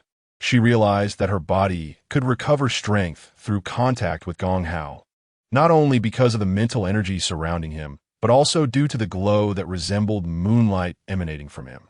As this impurity stepped in, enveloped in moonlight, it felt as if she had entered the sea and breathed in fresh air. Chapter 91, the puppy sentinel wants to cry. She guessed that as long as she could bathe under the moonlight, her body would fully recover. Now was the best time to escape. Liu Jun stumbled away, and Gong Hao, noticing her, found that he had no strength to use the soul imprint to torment Liu Jun's soul again. However, after he used the energy of the soul imprint, what he got was not the sight of Liu Jun's body weakly lying on the ground, but rather her continuing to walk step by step, blood escaping from her nose as she struggled to hold on. Gong Hao was astonished and let out a chilling smile. The little slave really isn't obedient. Is she trying to escape from my side? The previous obedience was all fake. Roar! The dirty creature, Li Tianyang, swung its arms towards Gong Hao, forcing him to focus and fight it. He was only annoyed by it. However, the faintly rising power around it, indicating a breakthrough, made him take the fight seriously. This creature was different from ordinary SSS-level dirty creatures. It was just a step away from a breakthrough. Its strength was comparable to 30 SSS-level dirty creatures. He had never seen a dirty creature of this caliber before. To reach this level, a dirty creature must kill enough S and above guides and sentinels. Yet, it clearly lacked the mental power fluctuations of a guide. This could only mean that it had consumed its own kind to reach its current level. How many of its kind had this guy eaten to get here? Gong Hao keenly sensed that Li Qianyang's attack methods were extremely clumsy. It was not a battle-hardened SSS-level dirty creature. Instead, it was a dirty creature that had leveled up to this point in just one day. Gong Hao's fighting gaze became serious. Meanwhile, Liu Jun, covering her bleeding nose, finally arrived at the entrance that had been destroyed by Li Tianyang, where a large hole had been made. As the moonlight shone on her, the pain throughout her body almost instantly eased. Her tired, pale complexion received a long-awaited relief and relaxation. The prolonged mental tension suddenly gave way to a moment of relaxation, and her body involuntarily relaxed as her legs felt weak, threatening to collapse to the ground. In the next moment, Liu Jun's waist was tightly held in someone's arms. She looked up and saw a concerned, anxious, and even tearful face. It was Cunningly. Liu Jun stopped her movement and gently asked, "Did you safely get through your frenzy period?" Cunningly couldn't help but pull Liu Jun into his embrace, truly like a little puppy, burying his head in her neck, inhaling her fragrance. And with a voice trembling as if about to cry, he said, "I'm glad you're okay." As his words fell, Shangwan Heng, Qin Ma Xiao, and Bai Weiqing also arrived by their side. Shangwan Heng looked at Cunningly tightly hugging Liu Jun, who showed no sign of resistance, and unceremoniously stepped forward to pull Cunningly away from Liu Jun. He suppressed his jealousy and coldly said as usual, "The soul imprint within A Jun needs to be resolved by the Gong family, and we need to take A Jun's soul back quickly. Otherwise, A Jun's soul will never return to her body and will only be enslaved by the Gong family." Right. Cunningly was not angry. Instead, he gritted his teeth. The Gong family scum is too much. "A Jun, are you okay?" Boom. Gong Hao had already arrived in front of them. Chapter 92. The new sentinel appears. Cunningly immediately stood in front of Liu Jun, looking at him with an angry expression. Gong Hao tilted his head with a smile, looking at Liu Jun, who was blocked behind Cunningly. His right hand was covered in the blood of the Li Tianyang corruption, large drops of blood splattering down to the ground. He resembled a demon, yet his appearance and the elegant aura surrounding him were impossibly clean. It was a contradiction, a paradox. Looking at Liu Jun's beautiful eyes, which gathered the brilliance of the moonlight, there was a chilling tenderness. Little slave, why did you suddenly run away so disobediently? Who are you calling a slave? Cunningly gritted his teeth, and if it weren't for needing to protect Liu Jun behind him, he would have already lunged at Gong Hao and started hitting him. Gong Hao's eyebrows twitched slightly, still wearing a smiling expression. Qi Ma Xiao and Bai Weiqing had already begun to attack Gong Hao fiercely. Shangguan Heng, holding back his anger, was also protecting Liu Jun by her side. Liu Jun's strength had recovered quite a bit.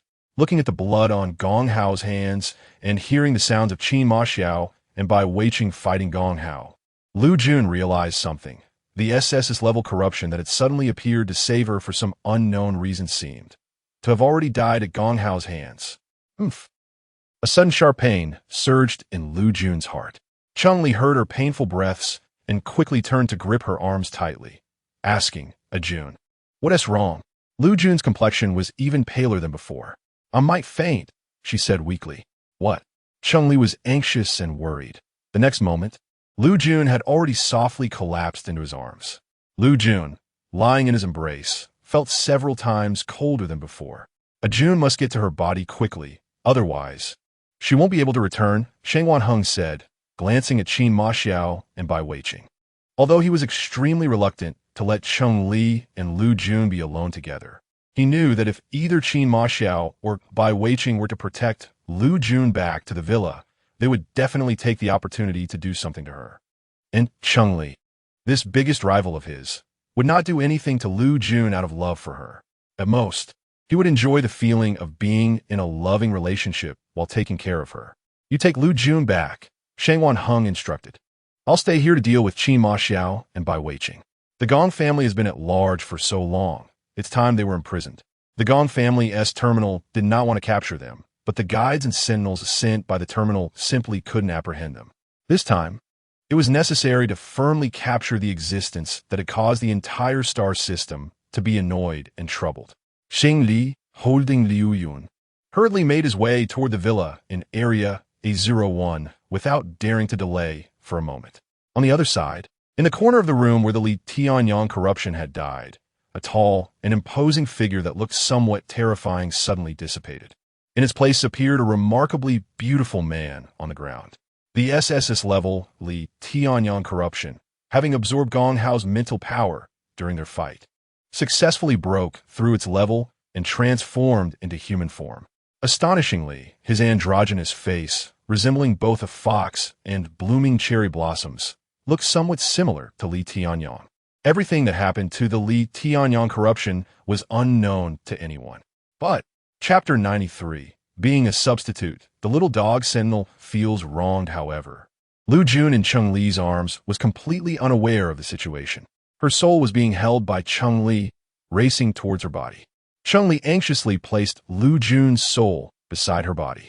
Soon, Liu Jun's soul visibly merged with her body, and the pale complexion of her body, which was lying unconscious on the bed, gradually improved. Cunningly let out a sigh of relief. Fortunately, he made it in time. Cunningly did not know what Liu Jun's state was before her soul was taken away.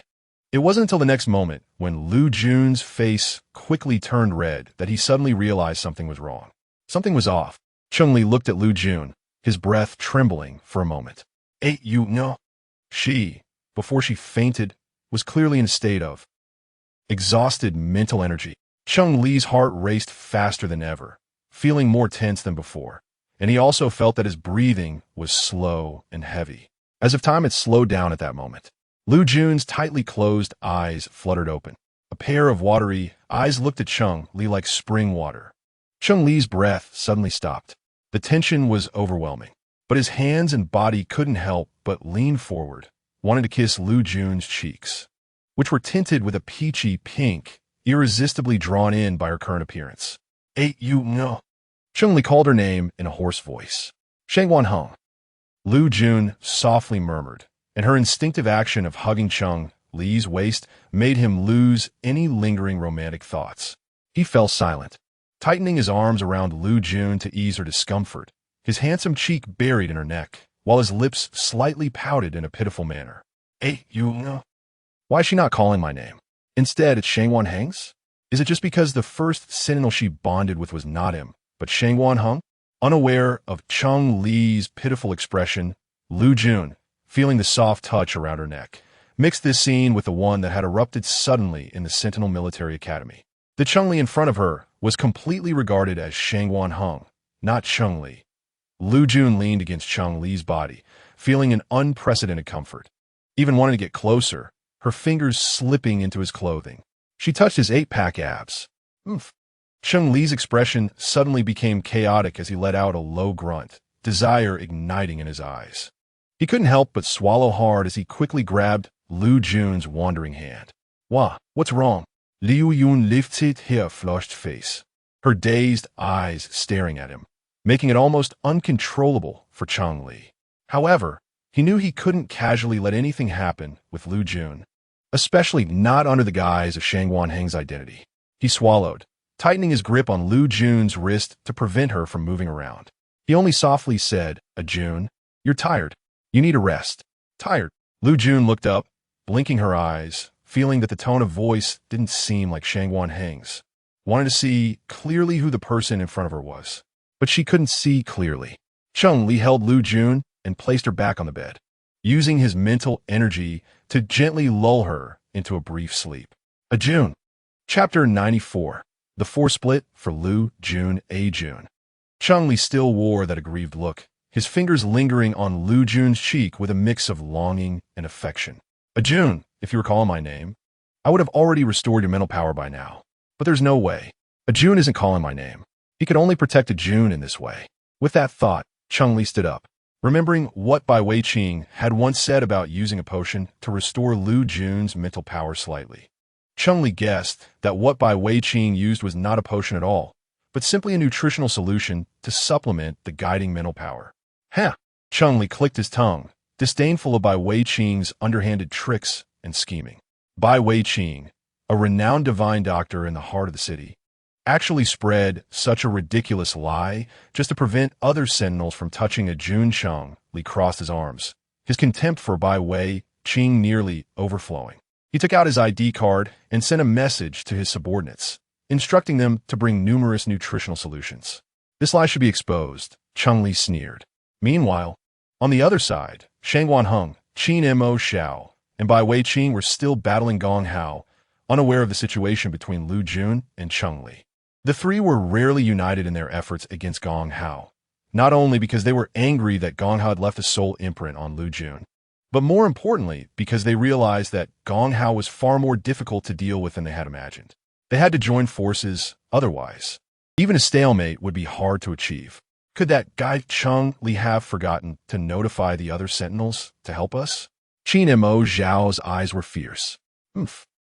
Bai Weiqing hummed softly in his eyes. Cheng Li was still that person who relied on useless schemes to win just a bit of time with Liu Jun. Cheng Li right now probably was too happy to be alone with Jun to think about calling for help. Bai Weiqing said, smiling slightly at Shangwan Heng. Shangwan Heng, you must have known this would happen, which is why you sent Cheng Li to escort Jun and left me and Qin Mo Xiao here, right? Bai Weiqing's smile carried a dangerous air. Shangwan Heng glanced at him indifferently and said, I have already notified them. They will be here soon. What? Bai Weiqing was taken aback, not realizing what was happening. The next moment, countless sentinels descended from the sky, laying a trap that imprisoned Gong Hao within a surrounded area. Arriving were all the sentinels and officers from Shangwan Heng's Sentinel Military Academy. Commander, capture complete. They shouted in unison. Shangwan Heng nodded. At the same time, all the sentinels' ID cards displayed a message prompt. Clean up the Gong family villa. Bring everyone in the Gong family villa back to the terminal prison station. Clean it up. Shangwan Heng waved his hand. Yes. All the sentinels promptly began to clean up. However, Bai Weiqing did not let go of the earlier conversation, continuing to press Shangwan Heng. Shangwan Heng, you still haven't answered my question from earlier. Dressed in a deep black uniform, Shangwan Heng glanced at Qin Mo Xiao and Bai Weiqing, then said, he is more suitable to escort Jun than either of you.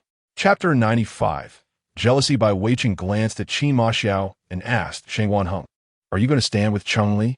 Shangwan Heng was his biggest rival, but now he actually stood with Chun-Li.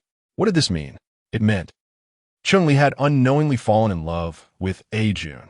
So much so that even Shangwan Heng, who had the strongest possessiveness over Jun, could confidently hand Jun over to him. When did these two become so in sync? Qin Ma Xiao raised his eyebrows, completely unaware of the implications involved. He merely shot a teasing glance at Shangwan Heng and by Weiqing with his wild, dark eyes. Whatever these two were cryptically discussing had nothing to do with him. He didn't want to get involved. He just wanted to possess his beloved as soon as possible. If among the four sentinels, Shangwan Heng, Qin Ma Xiao, Chun-Li, and Bai Weiqing, who desired the most intense feelings and relationship with Liu Jun, it would definitely be Qin Ma Xiao. From the very first moment he saw Liu Jun, he envisioned not just obtaining her, but achieving a happiness that united them as one. The mark on his neck was merely a subtle initial imprint. If not for other matters delaying him, he would have left more than one bite mark on Liu Jun's body at that time. Let's go. Qin Ma Xiao interrupted them.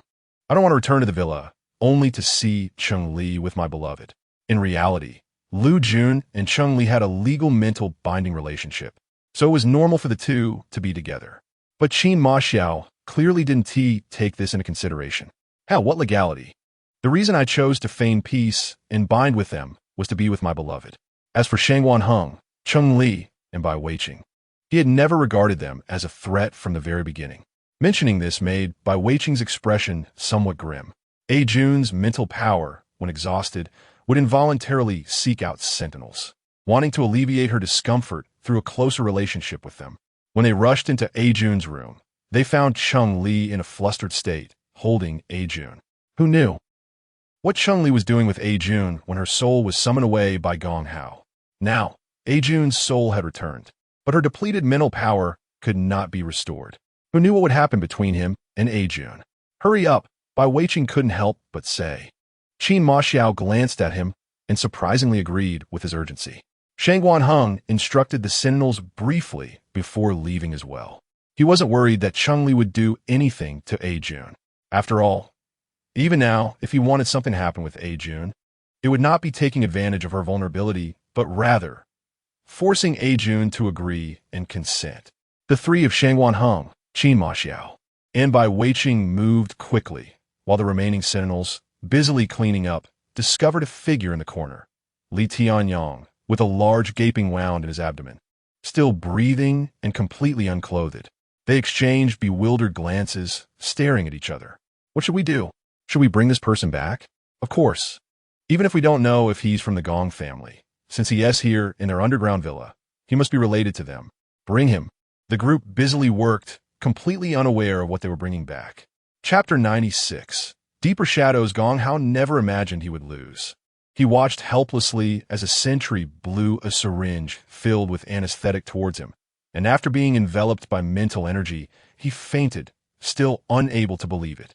In the last second before he lost consciousness, he thought about the container of the item he desired, which indeed turned out to be more precious than the item hidden in his mind.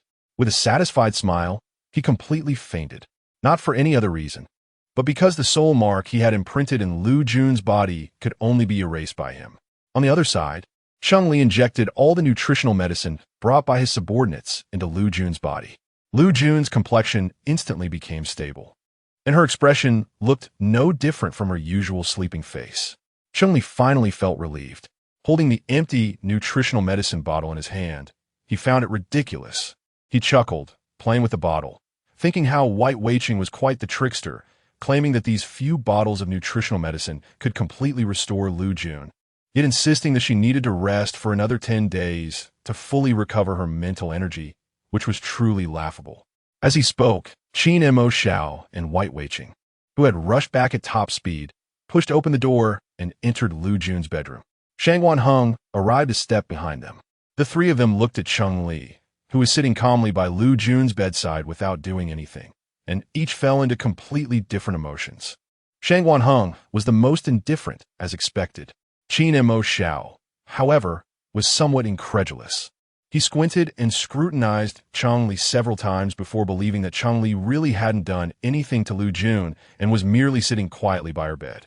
It was strange that Cunningly, who always opposed him and tried to get closer to his beloved first, hadn't he taken this opportunity to do anything to her. White Weiqing let out a long sigh of relief. It seemed that after Liu Jun's soul returned, she didn't do anything due to the exhaustion of her mental energy, but simply fell asleep from being too tired. Just as he was thinking this, the expression on White Weiqing's face suddenly froze. He saw the empty nutritional medicine bottle in Cunningly's hand and the several shiny bottles of nutritional medicine placed on Liu Jun's bedside table. White Weiqing instantly fell silent. Cunningly didn't give him a chance to remain silent. Instead, he stood up with the nutritional medicine bottle in hand and smiled. White Weiqing, when you injected Liu Jun with the nutritional medicine, were you as indifferent as you are now? Nutritional medicine? Shang Wanheng had already noticed the bottle in Cunningly's hand. He had assumed it was the same medicine White Weiqing had used on Liu Jun last time and didn't speak up. However, now he suddenly understood something and turned around, his expression somewhat displeased.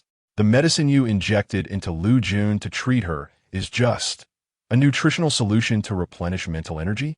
White Weiqing immediately raised his fox-like eyes and smiled. Nutritional solution is also a treatment medicine, isn't it? Is it? Cunningly ruthlessly tore apart his lie. If that's the case, why didn't you inject Liu Jun with enough nutritional solution to restore her in one go? Instead, you only gave her one injection and forced her to rest for 10 days without using her mental energy? The smile on White Weiqing's face gradually faded. The deeper shadows were forcibly unveiled. Chapter 97. By Weiqing's malady. By Weiqing's pitch-black eyes glinted with a dark, cold light. He remained silent, and the expression on his face was colder than ever before. He scanned the faces of everyone present. Shang Wanheng, Qin Ma Xiao, Cunningly, and finally, Liu Jun. Shang Wanheng, Qin Ma Xiao, and Cunningly all stared intently at Bai Weiqing's face, fully aware that he had told a lie to prevent Liu Jun from having any intimate contact with him. Bai Weiqing looked at them and let out a cold, inexplicable chuckle, his expression carrying a touch of sinister absurdity. Did you think that when I was initially assigned the role of a doctor by the terminal, I was just a doctor from the start? The smile on Bai Weiqing's face did not reach his eyes. His handsome features, with slightly upturned fox-like eyes, made him appear very comfortable, yet revealed an unexpected malady that was completely different from his past. I was not initially assigned as a doctor. I was a sentinel, just like you, Bai Weiqing said, looking at Shang Wanheng. By the way, we were almost colleagues. Shang Wanheng's eyebrows twitched. You were initially assigned to another commander at the Sentinel Military Academy? Yes, Bai Weiqing replied with a smile, but unfortunately, on the second day at the Sentinel Military Academy, I went mad. Remembering that initial period, the smile on Bai Weiqing's face uncontrollably broadened. Who could have imagined that a dignified SSS-level sentinel would turn out to be a patient with a severe mental disorder? The day his illness manifested coincided with the time Bai Shuanger had stripped down and tried to harass him, only to be thrown out by him. He was filled with disgust and indifference, almost wanting to drown himself in the bathtub. However, at the last moment, a message from the terminal on his identity card reassigned him as a doctor and provided him with a formula for medication that alleviated his mental illness. In the following days, he relied on this medication to survive while further honing his skills and concocting it, all in hopes of one day completely curing his mental disorder. But it was to no avail. Moreover, his mental illness worsened after meeting A Jun and falling completely in love with her. He wanted A Jun, desired her to an overwhelming extent. But he couldn't. His mental illness was difficult to treat. Once he obtained A Jun, he would find it impossible to stop. At its core, his mental illness was a form of skin hunger. Previously, his skin hunger targeted a vague, unknown person. But now, this emptiness and craving had been filled by A Jun. If he got a taste once, he would want more, deeper. He would endlessly seek A Jun, wanting to be close to her forever, always together. He knew he couldn't. So, upon realizing the true state of A Jun's condition, he immediately chose to lie and conceal it. Not only out of his selfish desire to prevent A Jun from interacting with any sentinels, but more importantly, he was saving himself. After listening to everything Bai Weiqing had said, the expressions on A Jun, Qin Ma Xiao, and Cunningly's faces were all uniquely fascinating. Shang Wanheng looked into Bai Weiqing's cold eyes, perceiving something more. After all these years of knowing Bai Weiqing, He had never realized he had such a mental illness. Bai Weiqing was dangerous, far more dangerous than Qin Maxiao. One could never know when he might uncontrollably explode. Qin Maxiao's expression was somewhat unusual. Was there really such a mental illness in this world? TSK. It seemed more accurate to say that Bai Weiqing's selfishness was the real issue. Not to mention Bai Weiqing. Even he himself harbored an even stronger desire for Liu Jun. No, rather, he was more excessive than Bai Weiqing. His feelings for his beloved were not as simple as wanting her. He wanted to leave his bite marks all over her body. Qin Maxiao thought to himself, realizing he had not voiced this thought. He knew that all the sentinels present were his competitors. If it weren't for his love for Liu Jun, he would have long since kidnapped her into his organization, enjoying the feeling of being with her all alone. Cunningly looked at Bai Weiqing with a hint of disdain. Clearly, he did not take Bai Weiqing's words seriously. Even if they were true, he would not feel the slightest sympathy for him. No matter what his reasons were, Bai Weiqing's desire to monopolize Liu Jun would never change. However, thinking of how Liu Jun had opened her eyes and called out Shangwan Heng's name, Cunningly felt somewhat displeased. He glanced at Shangwan Heng, deciding not to inform him of this small matter. It was something he could keep to himself. Bai Weiqing, however, did not care how they thought of him. Instead, he smiled. The smile on his face carried a hint of mischief that made Cunningly feel uneasy. Since you all have discovered this truth, what do you plan to do? Are you going to wait for Liu Jun's mental energy to be completely depleted each time, and then we take turns spending time alone with her in a room? Bai Weiqing's smug expression successfully wiped the smile off Cunningly's face. Damn it, how could he think that exposing this matter would be more beneficial for him? Clearly, he could continue to use this lie, waiting for Liu Jun to call out his name when her mental energy ran low, and then simply be with her, instead of clarifying everything and losing any chance he had. No way. Qin Maxiao's deep-set features immediately turned cold. He would rather not have Liu Jun, nor would he accept that any of them could have her. Liu Jun was his, and only his, if he had to share her rhythmically with other sentinels. Qin Maxiao imagined that scene, and a wave of terrifying rage rolled through his eyes. Shangwan Heng's cheeks bulged, and his cold expression clearly reflected the same thoughts as Qin Maxiao. Cunningly's expression was no better, filled with regret and anger. Bai Weiqing's clear, magnetic voice laughed. Oh, really? An eerie and peculiar atmosphere spread through the air. Chapter 99.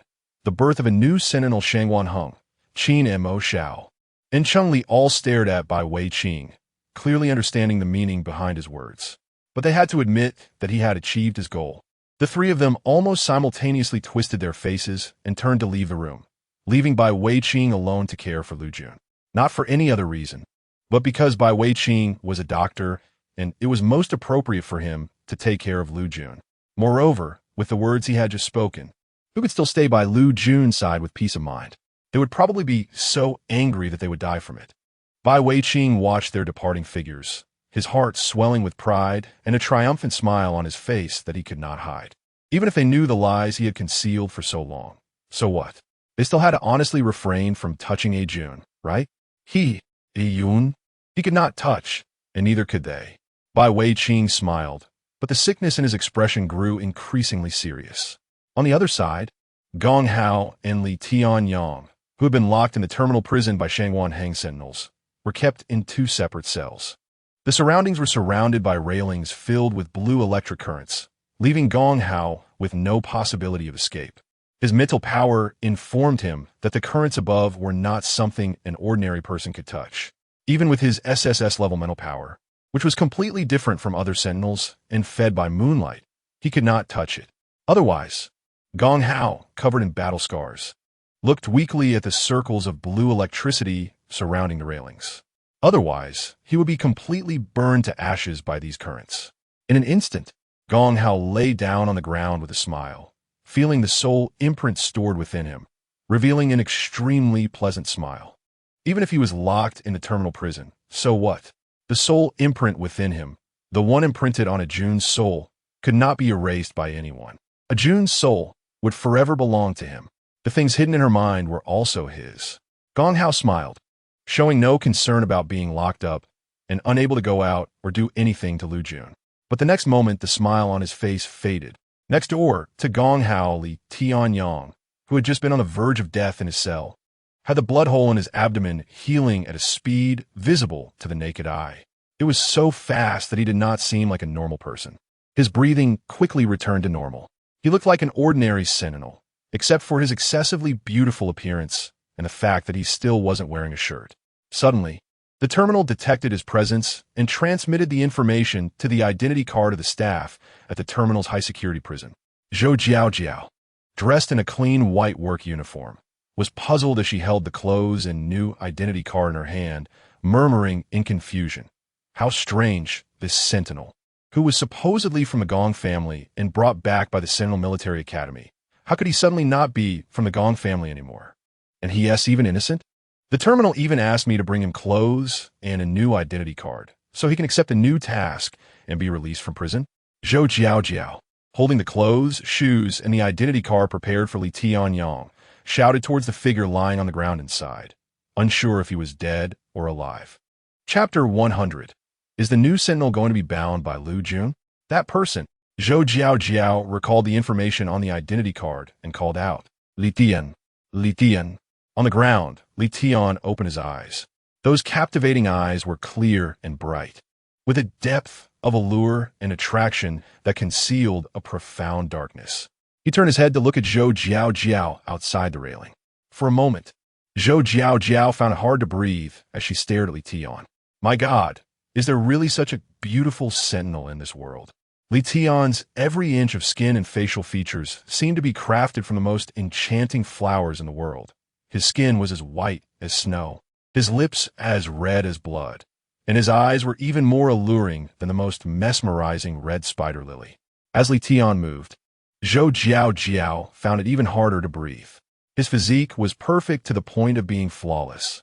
Long, powerful legs, impeccable arms, and a set of 8 perfectly defined abs on his abdomen. Every part could only be described as perfect, especially those hands. One could only wish to be the air he held in them. And then there was that part. Just looking at it made one's heart race with envy and excitement. Li Tian approached Zhou Jiao and extended his hand. "Give it to me." His voice was even more piercing and enticing than his appearance.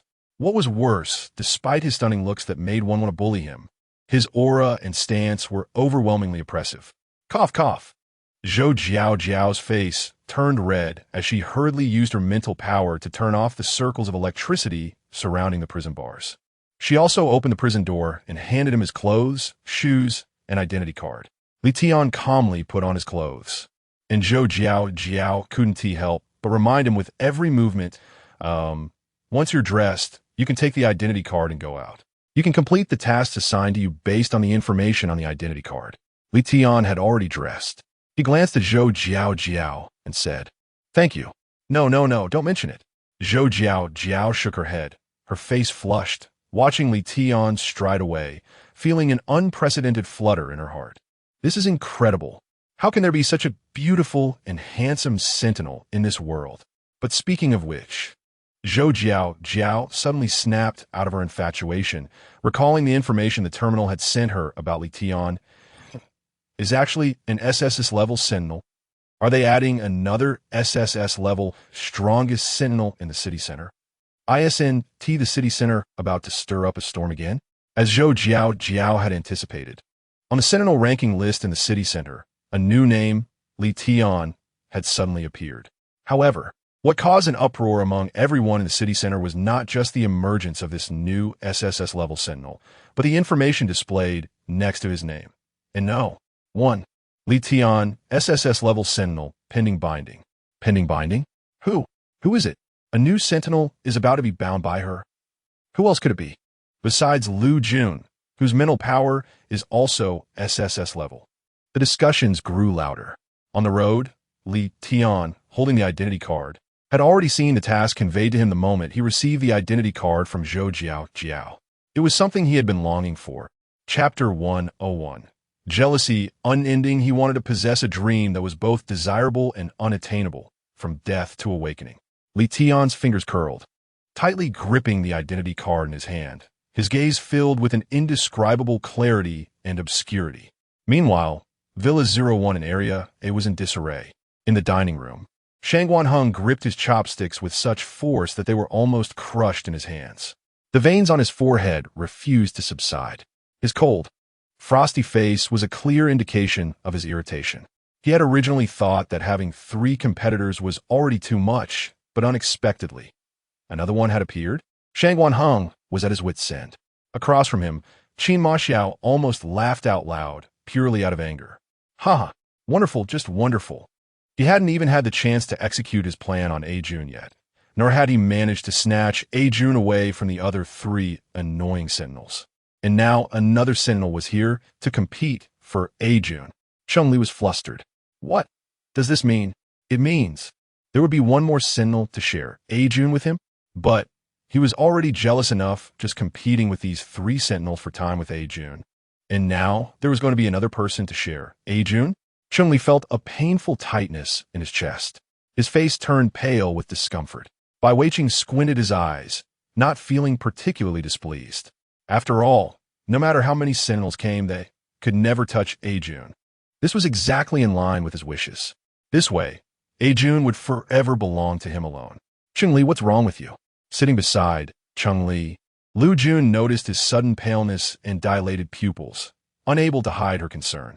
Today, they needed to go to the terminal prison station to find Gong Hao to resolve the soul imprint within her. She had other matters to inquire about Gong Hao. If something happened to Chun-Li, it wouldn't be a good thing for her. After all, the fewer people who knew about her spatial abilities, the better. No, I'm fine, Chun-Li weakly replied, shaking his head. Liu Jun raised her brows, realizing that it wasn't just Chun-Li who was acting strangely. Shang Wanheng, Gong Hao, and Bai Weiqing were also behaving oddly. However, the difference was that Bai Weiqing seemed inexplicably happy. Shang Wanheng was simply irritated, while Qin Ma Xiao displayed deeper annoyance. What is wrong with you all? Liu Jun couldn't help but ask. Nothing. Bai Weiqing chuckled, seizing the opportunity. A Jun, it seems they can't accompany you to the prison station to find Gong Hao. So why don't you let me go alone? Not allowed. Shang Wanheng, Qin Ma Xiao, and Chun-Li shouted in unison. Bai Weiqing raised an eyebrow and shrugged, choosing not to say more. Liu Jun looked at the excited Shang Wanheng, Qin Ma Xiao, and Chun-Li, feeling a bit dazed. Before she could ponder the implications of it all, there was a knock at the villa door. In an instant, Qin Ma Xiao stood up with a dark expression and strode toward the door. His eyes were fixed intently on the door. Without a second thought, he knew that behind this door stood a sentinel with an incredibly happy smile, ready to bind his dear one. And this sentinel's name was Li Tian. Click! The door opened. Behind the thin mechanical door stood.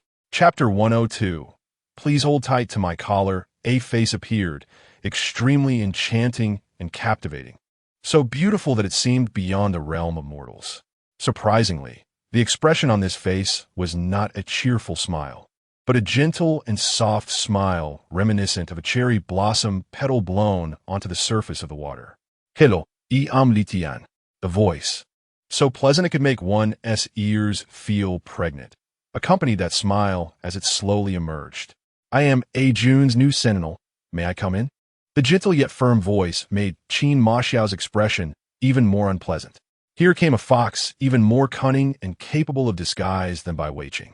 Li Tian's beautiful peach blossom eyes curved, looking exceptionally attractive.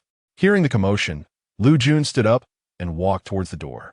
Li Tian smiled at Qin Ma Xiao, but his gaze shifted to Liu Jun upon her appearance.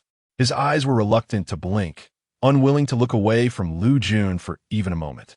In his eyes, Liu Jun seemed to radiate a dazzling light, making his breath increasingly hot, and his heart, lively and active, made him feel the flow of blood within him. As Liu Jun approached him, he finally felt the real sensation of being alive again. A Jun. It's A Jun. Li Tian's brad momentary lealta. Fearing he might disturb Liu Jun, and more so, he dreaded that everything happening before him was merely a fleeting dream. He worried that his breath might shatter this beautiful dream. You are my new sentinel? Liu Jun looked at him, extending a hand in a friendly gesture.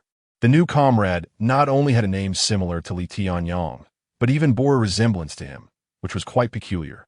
Yes, Li Tian continued to smile gently, reaching out to shake Liu Jun's hand, giving no hint that he was almost overwhelmed with joy, so intense it felt like it could shatter his very soul. "Hello." Li Tian smiled, not intending to reveal that he was indeed Li Tianyang. "Although today is our first meeting and we are bound by our identities as guide and sentinel, please rest assured, I am a sentinel who will not bring you too much trouble."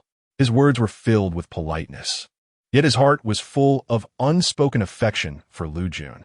"Hey Jun, this time I can finally bond with you. This time, I live for you. I will definitely stay firmly by your side. Please also hold tightly to the invisible collar around my neck, allowing me to be wild and unruly by your side." Li Tianezharli Sualua. He voluntarily placed an invisible rope around his neck and soul, willingly handing over the ties that would bind him for life into Liu Jun's hands. He hoped she would hold on tightly.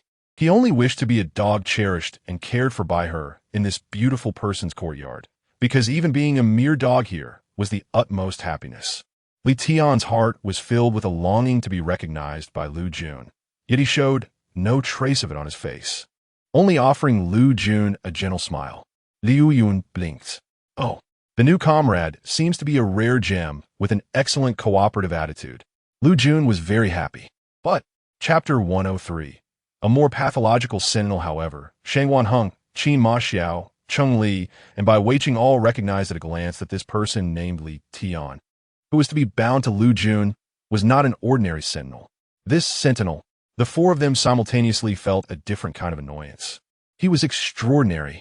He was even more skilled at pretending and acting than the combined efforts of the four of them. More pathological.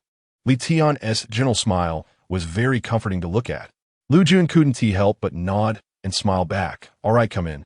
After breakfast, we'll go for the binding."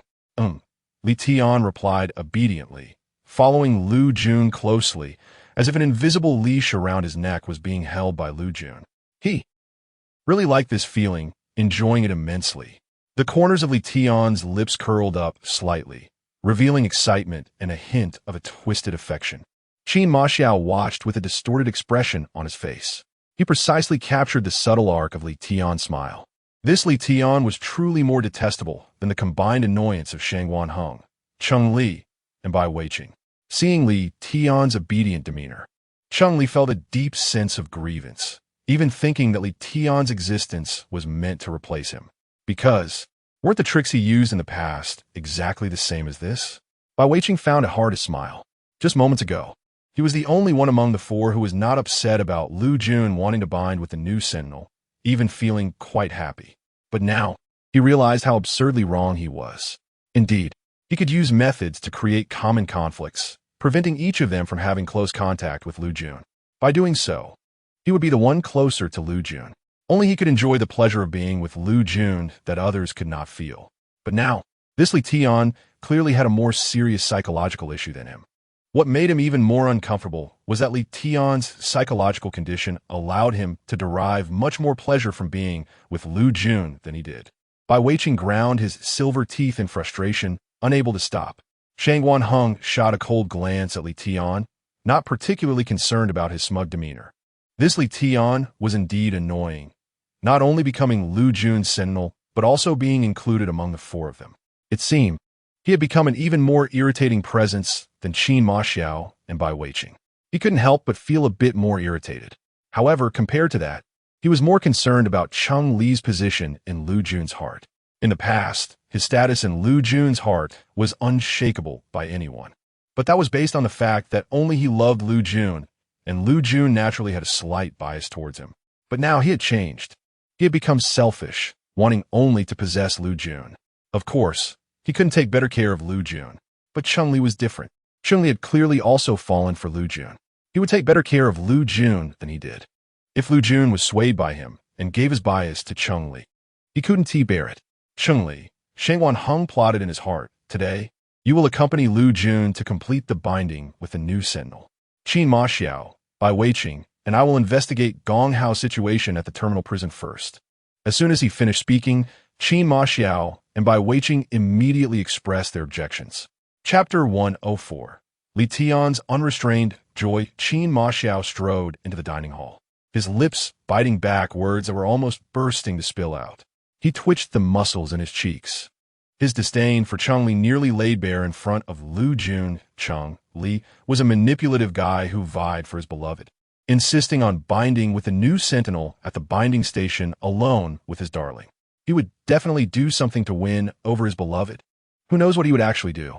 The newcomer Li Tian seemed formidable, but more than that, Cunningly, who had already mastered the art of playing the victim in front of his beloved, was even worse. Bai Weiqing's attitude was similar to Qin Ma Xiao's, yet different. Compared to Cunningly, he was more concerned about the serious psychological issues of Li Tian, who had exposed the lie he created to protect Liu Jun from others. He was jealous of him, jealous that he had more psychological issues than he did, yet was still able to have Liu Jun. On the way to the binding station with Liu Jun, he couldn't believe that Li Tian wouldn't do something to make Liu Jun develop feelings for him. Even if he didn't make Liu Jun fall for him, he would definitely engage in deeper actions to possess Liu Jun. He had to go to the binding station with Liu Jun, at least to keep an eye on Li Tian and prevent him from doing anything else. Qin Ma Xiao and Bai Weiqing simultaneously looked up, ready to shatter the facade of peace they maintained, but Shangguan Heng's cold gaze silenced them. Yes, all the words Qin Ma Xiao and Bai Weiqing wanted to say were stuck in their throats. If they were to voice any objections to Cunningly being alone with their beloved Liu Jun and Li Tian at the binding station, it would surely reveal that their cooperation and stability over the past few days were all a facade. By then, Liu Jun would definitely be angry again and abandon them. Because they had no spirit of camaraderie, even on the battlefield, they were just dragging Liu Jun down. They only caused jealousy among themselves, forcing Liu Jun to deal with the aftermath. Liu Jun was confused watching them. Why did Qin Ma Xiao suddenly rush to the table? Why did Bai Weiqing suddenly stand up? Li Tian, sitting obediently next to Liu Jun, simply blushed and looked at Liu Jun with a dependent gaze. The joy in his eyes infuriating Cunningly. He thought that if he could bind with Liu Jun and this Li Tian at the binding station, he would definitely find a way to make this Li Tian disappear. Shangguan Heng, sensing Cunningly's thoughts, knew that his plan was halfway successful. So he lowered his gaze and said no more. Qin Ma Xiao and Bai Weiqing could only force awkward smiles. Liu Jun, please be careful on the way. Liu Jun nodded, very pleased with their performance. How nice. The comrades were becoming more united, more in sync, and more cooperative. 15 minutes later, Liu Jun, Li Tian, and Cunningly headed out towards the binding station. Shangguan Heng, Qin Ma Xiao, and Bai Weiqing walked toward the terminal prison station with different expressions reflecting their varied emotions. No one expected that on the way to the terminal binding station, Liu Jun, Li Tian, and Cunningly would encounter an unexpected event. Chapter 105, he is Liu Jun's dog Liu Jiaozhu ran into Liu Jun and Cunningly. The moment her eyes met Li Tian's face, her expression instantly changed, and her gaze flickered with coldness and anger. Li Tianyan, Liu Jiaozhu exclaimed, glaring at Li Tian as she approached him. Didn't you say you were dead? How come you're here? And with Liu Jun, Li Tian, whose appearance had drastically changed but bore a 3-point resemblance to the original Li Tianyang, raised his stunningly beautiful face. His eyes were cold and indifferent, showing only indifference towards Liu Jiaozhu. Before meeting Liu Jun, he had always thought he could only be tortured like a pile of mud. But when Liu Jun appeared before him, he realized he could be more than just mud. Li Tian's throat moved as he looked at Liu Jun, whose delicate and clean features exuded a sense of coolness, and a slight smile appeared on his lips. He was now just Liu Jun's dog. He willingly tightened the collar around his neck, wishing for Liu Jun to hold it in her hand. Therefore, Li Tian did not immediately refute Liu Jiaozhu's claim that he did not know her, but instead wore a gentle expression, his ears drooping slightly in a somewhat pitiful manner. Liu Jun, did I cause you trouble? The familiar seductive tactics of the fox spirit made Liu Jiaozhu even more furious. What was this Li Tianyang doing? Since he wasn't dead, why wasn't he kneeling in front of her, licking her feet to beg for mercy? Instead, he had changed his appearance and was here, in front of her, trying to seduce her useless sister. Beside Liu Jiaozhu, her companion Chen Wei was also dumbfounded. He was really Tianyang? Why? Had Tianyang changed into another appearance? Even the spiritual energy surrounding him had become much stronger? Could it be he was the newly emerged SSS class sentinel? Liu Jun's eyebrows moved slightly, clearly not understanding why Liu Jiaozhu mistook Li Tian for Li Tianyang, but that did not prevent her from retorting Liu Jiaozhu. Liu Jun smiled. Miss Liu C, did you eat gunpowder today? Why is your temper so explosive? Could it be? Liu Jun chuckled. Is it because of the Liu family's family meeting in 3 days? You. Liu Jiaozhu's expression changed even more dramatically, showing obvious fear. Liu Jun smiled without speaking. The original mother was a thoroughly self-serving businessman. Every 6 months, she would hold a family meeting, which on the surface was a family gathering. But in reality, it was to eliminate those she deemed useless in the family. Coincidentally, Liu Jiaozhu, this S-class guide, was the weakest among the original and her 3 sisters. She was probably anxious about the Liu family meeting in 3 days, which was why she came to provoke her to vent her frustrations. Liu Jiaozhu anxiously bit her lip, almost breaking it. You don't be so proud. Liu Jiaozhu glanced at Chengli beside her, hating Liu Jun, and whispered in her ear, Liu Jun, do you think my elder sister's sentinel will let you go? Don't forget, you almost. As Liu Jiaozhu spoke, a look of pride crossed her face. She didn't want Liu Jun to return to the Liu family and take the spotlight. But that didn't mean the other members of the Liu family wouldn't come after her. She couldn't take on her and those sentinels, but her elder sister's sentinel. Chapter 106 The pleasure of tightening the collar. Liu Jiaozhu thought, her smile overflowing with infinite delight. But when she looked at Li Tian, all that remained was disgust. A thing that crawled out of her villa, changed its appearance and identity. It still couldn't change its cowardly and despicable nature. It was sickening. Such a disgusting creature. Let Liu Jun enjoy it alone. She was very much looking forward to how her sister's sentinel would react when he learned she was alive. Liu Jiaozhu snorted with a laugh and turned to leave. Who allowed you to leave? Cheng Li's cold voice rang out as he grabbed Liu Jiaozhu's wrist. He was careful even in possessing his Ajun. So how dare this guide, named Liu Jiaozhu, speak to his Ajun like that? No one can bully her. Li Tian clicked his tongue in annoyance. Really, you miss an opportunity to perform well in front of Ajun. Liu Jiaozhu, feeling proud and pleased. Never expected Cheng Li would stop her. Her wrist was painfully squeezed by Cheng Li's grip, the overwhelming mental power and strength of an SSS-level sentinel crashing down on her, almost tearing her apart. Liu Jiaozhu panicked for a moment, her face turning pale, while the 4 sentinels behind her were in an even worse situation. You useless trash. Liu Jiaozhu couldn't help but shout angrily, eventually looking at Liu Jun. But she saw Liu Jun standing still, her expression cold and ruthless. She was a warrior.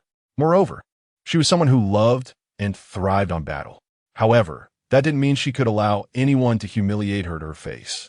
Liu Jun smiled, her smile stunningly beautiful. Miss Lucy, you must not speak so recklessly at the Liu family's family meeting in 3 days. Otherwise, your fate that day will be even more tragic than it is now. What? Liu Jiaozhu hadn't reacted yet. Crack. Liu Jiaozhu let out a heart-wrenching scream as Cheng Li forcefully broke the bone in her wrist. Cheng Li smiled darkly and happily. No.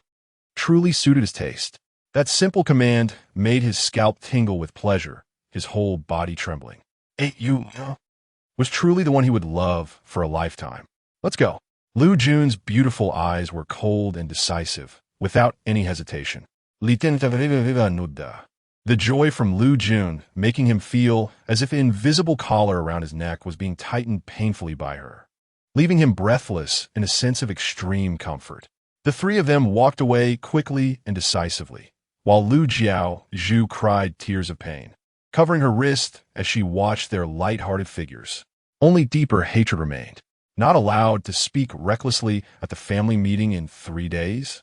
Liu Jiaozhu cried with snot and tears flowing abundantly, and the attention and care from the 4 sentinels only deepened her resentment.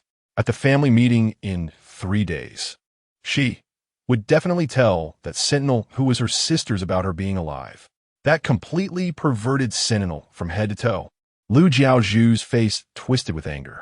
Meanwhile, Cheng Li, due to the brief pleasure of being controlled by Liu Jun, completely forgot about wanting to find an opportunity to drive away Li Tian.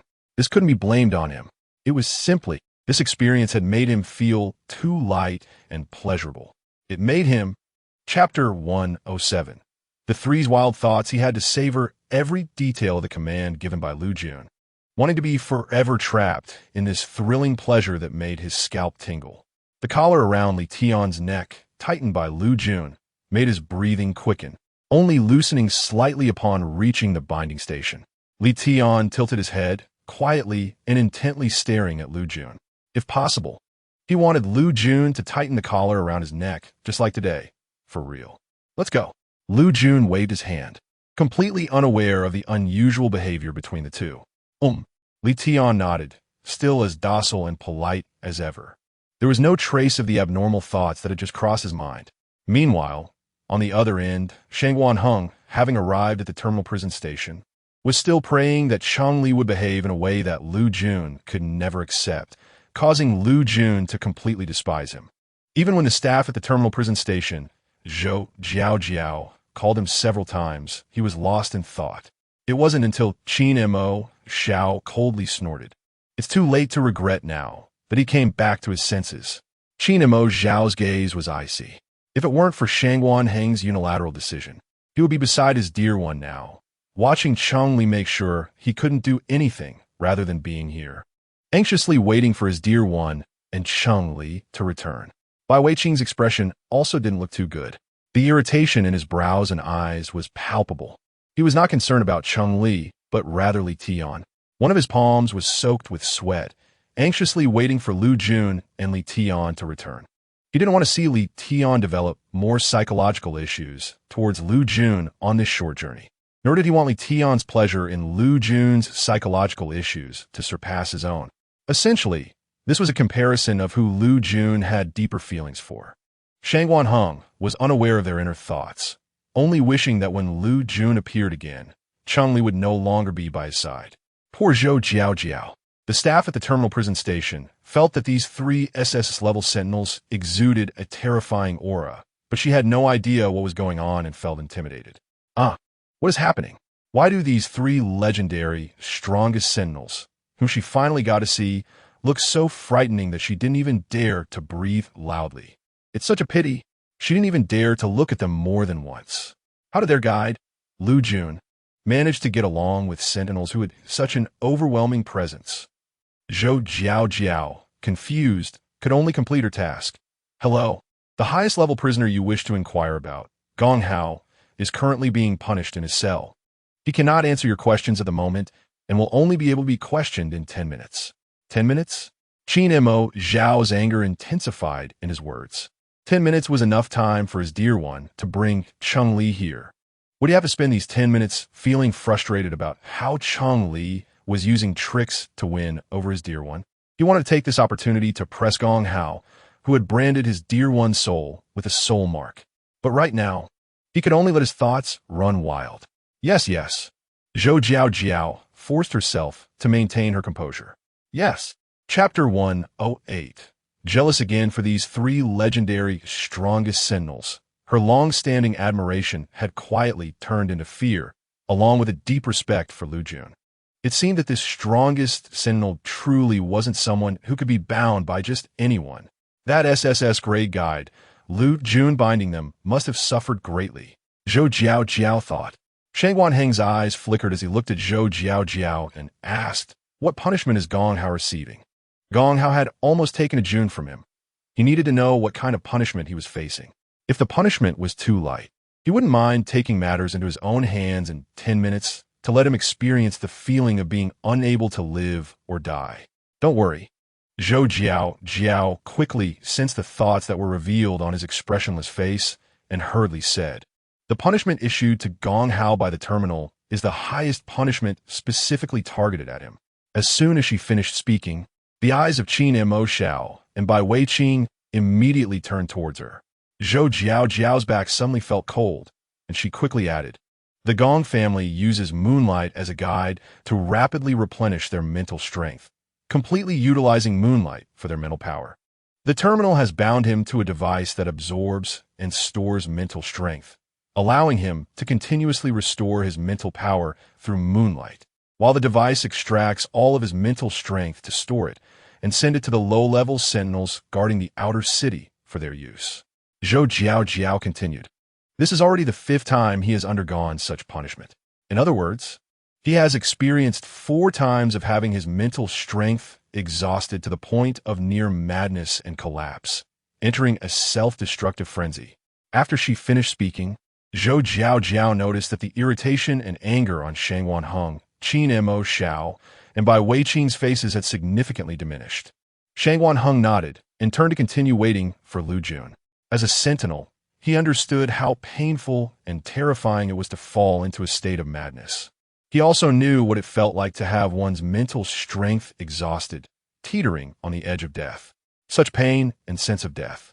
Gong Hao had already experienced 4 times. How could he not be unhappy? Qin Mo Xiao narrowed his eyes, although he still felt suppressed inside. A smile finally appeared on his lips. Great, Deer's enemy has received some retribution. Bai Weiqing's expression softened a bit. That ungrateful Gong Hao had finally paid a price. The 3 of them's pleasant mood shattered the moment Liu Jun returned with Li Tian and Cheng-Li. Li Tian's burning gaze towards Liu Jun made Bai Weiqing clench his teeth tightly, his jaw bulging in an instant. He most dreaded and despised the realization of his worst fears.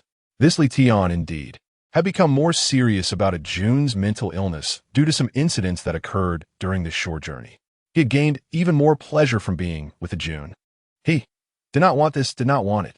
Qin Mo Xiao looked at Cheng-Li's silly smile with some confusion. This Cheng-Li was playing tricks on Deer, right? But why was it that when he played tricks on Deer, it wasn't that Deer's feelings for him deepened, but rather he himself was unknowingly caught up in some kind of emotion? Among the 3, Qin Mo Xiao was the least angry.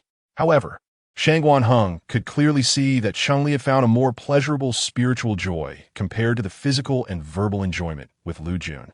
What on earth had happened on this journey? Chapter 109. Liu Jun's sensitive spot. Shangwan Heng's jealousy and envy were no longer concealed. They burst forth. He really wanted to know, if Liu Jun had to choose between him and Cheng-Li, who would she pick? The imbalance in Shangwan Heng's heart could not be quelled, and he tried his best to ignore Cheng-Li's satisfied smile as he moved closer to Liu Jun. His long, cool fingers smoothed the creases of her waist garment, and in a voice as melodious as melting snow, he gently asked, Liu Jun, if you had to choose between me and Cheng-Li to accompany you to the binding station, who would you choose? As he spoke, Shangwan Heng leaned even closer to Liu Jun in front of everyone, his long, pale fingers lightly caressing her cheek, then tracing around her delicate ear. Liu Jun's ears instantly turned red from the ticklish sensation, and she hurriedly covered them, looking back up at Shangwan Heng. Her usually clear and unique eyes were now glistening with moisture. She looked incredibly enticing. Shangwan Heng's throat felt tight, and he could feel the fingers that had touched Liu Jun's ear trembling. His eyes darkened, and a swirl of desires churned in his stomach. So, Liu Jun's ears were her sensitive spot. Qin Ma Xiao, Cheng-Li, Bai Weiqing, and Li Tian all witnessed this. Their breaths caught, and the atmosphere turned heavy. They never expected to discover this side of Liu Jun, so sexy, so charming, that it almost made them want to rush forward uncontrollably. But why was it Shangwan Heng who discovered this trait of dear Liu Jun? And why was he so openly tempting her in front of them, allowing him to be so intimately aware of this characteristic? The 4 sentinels were burning with anger, while Liu Jun was overwhelmed by the heat radiating from her ears and the tingling sensation in her heart, making it hard for her to discern the flowing warmth coursing through her body. Shangwan Heng, what are you doing? Liu Jun tried to make her voice sound normal, but only came out soft and tender. Ah, Liu Jun. Shangwan Heng couldn't bear to look away, pretending to be nonchalant, and said, I'm just suddenly worried. If something unexpected happens on the way, would you choose to have me accompany you to the binding station, or would you choose to go with Cheng-Li? Cheng-Li caught on. Oh, a delighted smile suddenly spread across his face. Shangwan Heng was jealous of the unusual experiences and intimate relationship he had with Liu Jun. Cheng-Li's joy amplified tenfold at Shangwan Heng's words. But unfortunately, he wouldn't tell anyone about what had just happened. The secret between him and Liu Jun was something only he could know, including Li's eyes sparkled with pride, including that night when Liu Jun's mental energy was depleted and she instinctively leaned closer to him, and he couldn't help but share a secret kiss with Liu Jun Qin Ma Xiao, Bai Weiqing, and Li Tian. Chapter 110. Bai Weiqing's mental illness erupts. Qin Ma Xiao, Bai Weiqing, and Li Tian had no idea why Shangwan Heng suddenly tried to seduce Liu Jun. His blatant attempts to entice Liu Jun right in front of them were simply intolerable. Before Liu Jun could respond to Shangwan Heng, the three of them spoke up in unison, like peacocks spreading their feathers. Commander Shangwan, I don't know why, Li Tian said with a polite smile, but you seem quite uneasy about me and Jun going to the binding station alone. Don't worry. No matter who accompanies me and Jun to the binding station, I will protect her. After all, besides you, I'm also Jun's legally bound sentinel. Li Tian's astonishingly beautiful face, with fox-like eyes, held only a cold glint.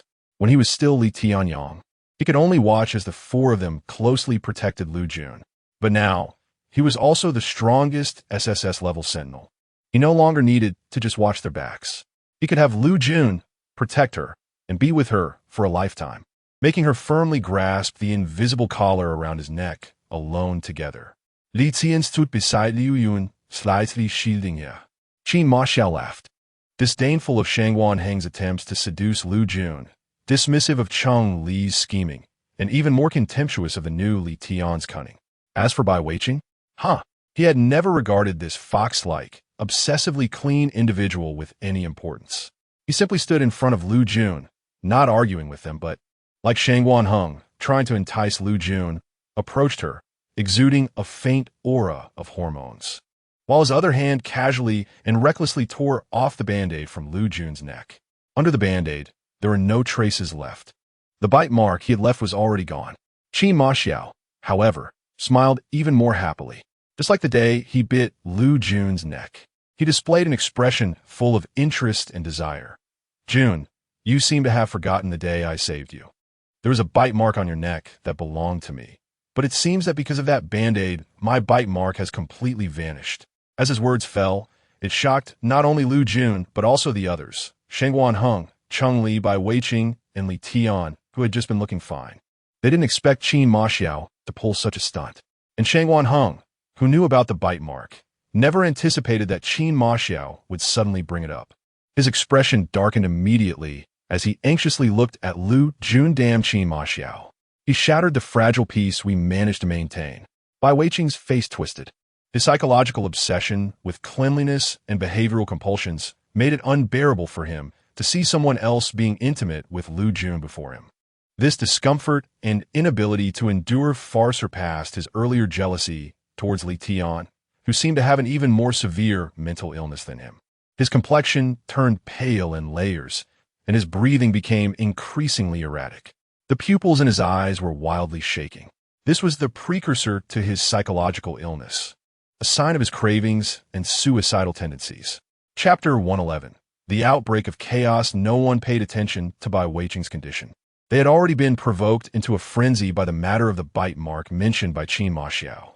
Li strode forward, his expression changing dramatically. What did you just say? He grabbed Qin Ma Xiao's collar with one hand, while raising his fist with the other. Looking at Qin Ma Xiao's indifferent smirk, Li's chest heaved violently. Amid this chaos, Liu Jun's expression was the worst of all. She had never expected that there had once been a bite mark on her neck, one left by a comrade she had later trusted. The overwhelming jealousy and conflict around her made her suddenly realize a fact. The harmony and superficial peace they had shared in recent days were fake. You are lying to me? Liu Jun asked softly. No. Shangwan Heng panicked, quickly stepping forward to grasp Liu Jun's shoulders, regretting that he had caused a chain reaction among others just to compete with Li. Hey Jun, I just wanted to know who you would rather bond with among us, rather than Li. We. Shangwan Heng pressed his lips together and said, we want to arrange our battle with you more quickly. Liu Jun's cold words poured over the five of them like a bucket of cold water. They all realized that if they didn't successfully smooth things over in front of Liu Jun right now, they might lose her once again. This situation was far more serious than the last time. Li's fist, aimed at Qin Ma Xiao, suddenly fell. watching as the anger and hatred in Qin Ma Xiao's eyes abruptly vanished. He shot a fierce glare at Qin Ma Xiao, then turned back to Liu Jun with the same pitiful, pleading expression as before. "Hey Jun, I was just too angry," Cunningly said, angry that Qin Ma Xiao didn't protect you well and left a scar on you. Qin Ma Xiao.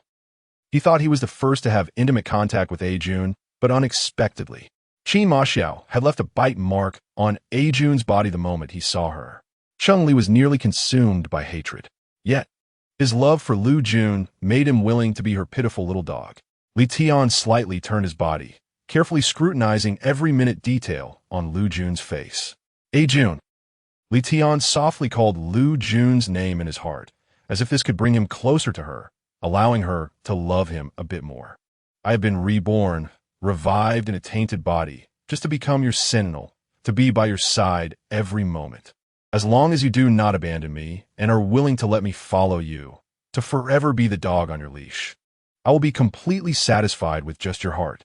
As for the others, I may resent them for the various things they do to you, but to stay by your side, I am willing to be a well-behaved and understanding dog. I am willing to endure everything that makes me jealous and resentful, including that bite mark." Chapter 112. Bai Weiqing falls into confusion over Liu Jun at this moment.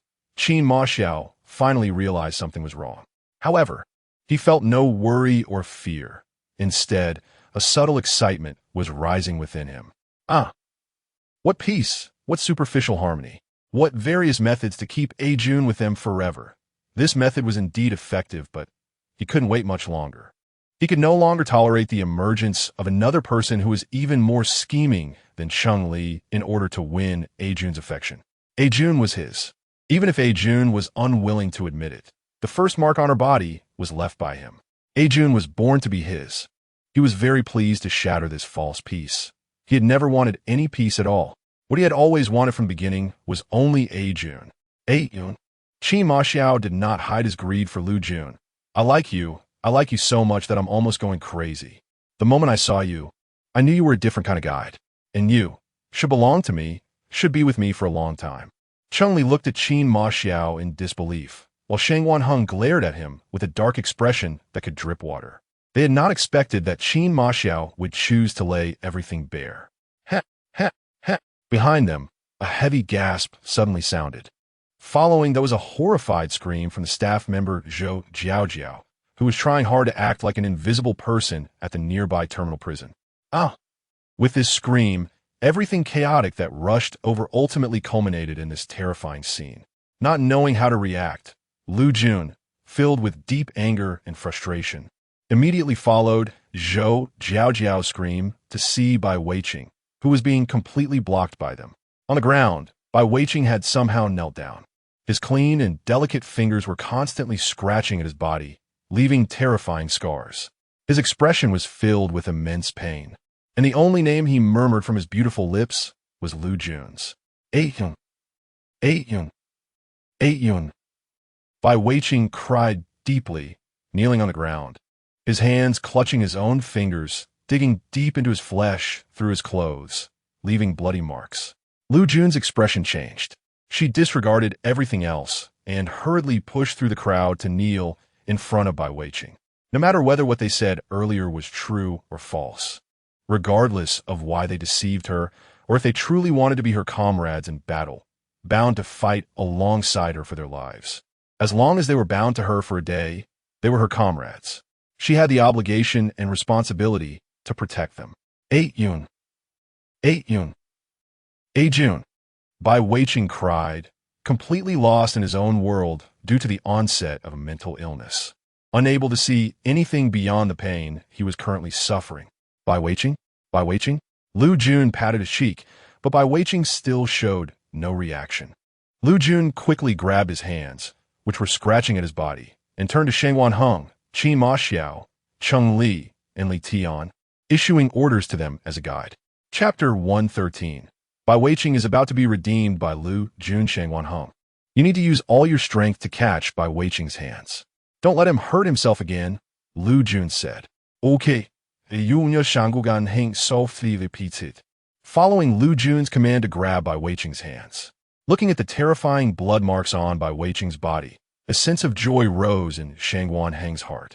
Just when he was worried about how to get through this ordeal without making a Jun angry by getting deceived by them, Bai Weiqing's condition not only solved their immediate dilemma, but also provided him with plenty of inspiration to be with a Jun. Sheng Li, hold Bai Weiqing's head and keep him still, Liu Jun instructed. Yes. Cheng Li felt delighted to be the second person called by Liu Jun. A Jun truly loved him. When faced with a difficult problem, the second person she thought of was him. What does this indicate? It indicates that when a Jun encounters a problem that is hard to solve and needs help, she thinks of not just Shangguan Heng, but also him. Liu Jun calculated the disparity in their strengths and confirmed that Shangguan Heng and Cheng Li were enough to control Bai Weiqing. Then quickly and sharply checked on Bai Weiqing's condition. Qin Ma Xiao, who was not called upon, had a gloomy expression and a somewhat unpleasant demeanor. Darling, is this a lack of trust in him? However, Li Tian was already prepared. He was the last sentry to arrive, and a Jun not letting him help was something he had anticipated. He didn't need a Jun's love. He just wanted to stay by a Jun's side forever. No matter how much she tormented him, as long as she didn't let him leave and didn't loosen the collar holding him, he would be content. Liu Jun's fingers pied open bewegung sides. She discovered that Bai Weiqing's pupils were dilated, clearly showing signs of a fainting state. It was merely a conscious faintness. Trapped in an emotional stupor, Liu Jun's eyes quickly scanned the various medicines in her personal space. Finally, she thought of a type of medication used by special forces on the battlefield to help them endure unbearable pain from injuries. Liu Jun grasped Bai Weiqing's chin and forced his mouth open. Using a sleight of hand, she took out the tablets from her personal space and directly stuffed them into Bai Weiqing's mouth. Then, she suddenly closed his mouth. In an instant, the spiritual energy within Bai Weiqing rapidly circulated, quickly absorbing the medicine. His gaze regained a moment of clarity, allowing him to see the scene before him. Kneeling partially on the ground was Liu Jun, her eyes bright with emotions, devoid of any impurities, filled only with the simple and pure responsibility and help of a comrade. Bai Weiqing's chaotic emotions and restlessness were somewhat dispersed by her gaze. In his faintness, a thought flickered. How could such a great guide like Shangguan Heng become his guide? He was unworthy. Bai Weiqing's head drooped down, completely losing consciousness.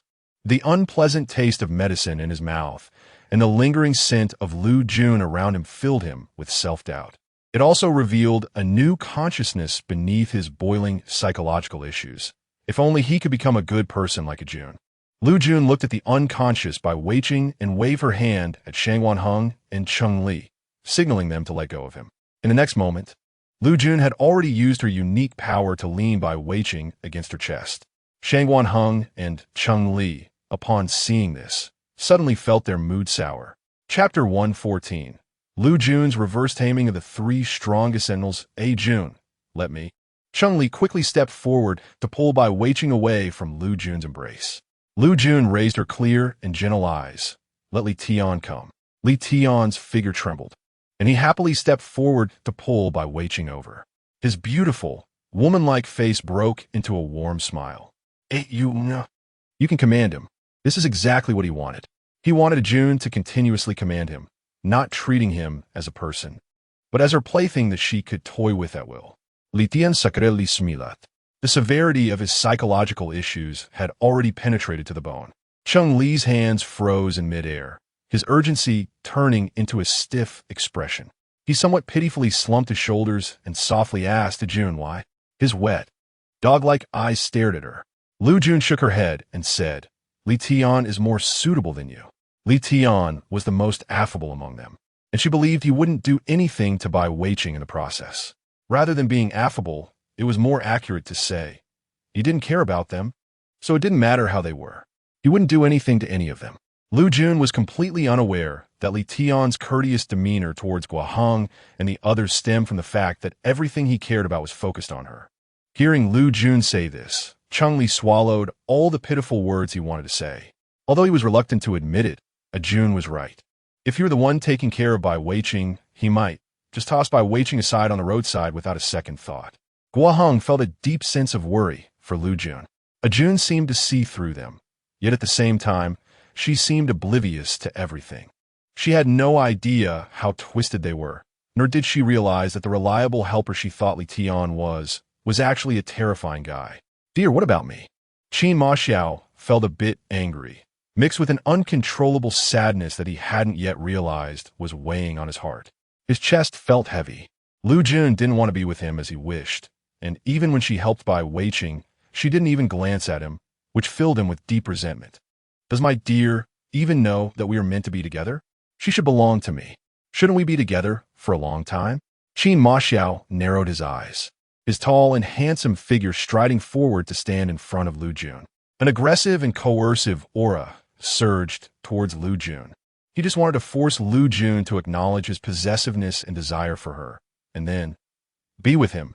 Liu Jun instructed Li Tian to take Bai Weiqing back to the villa for treatment.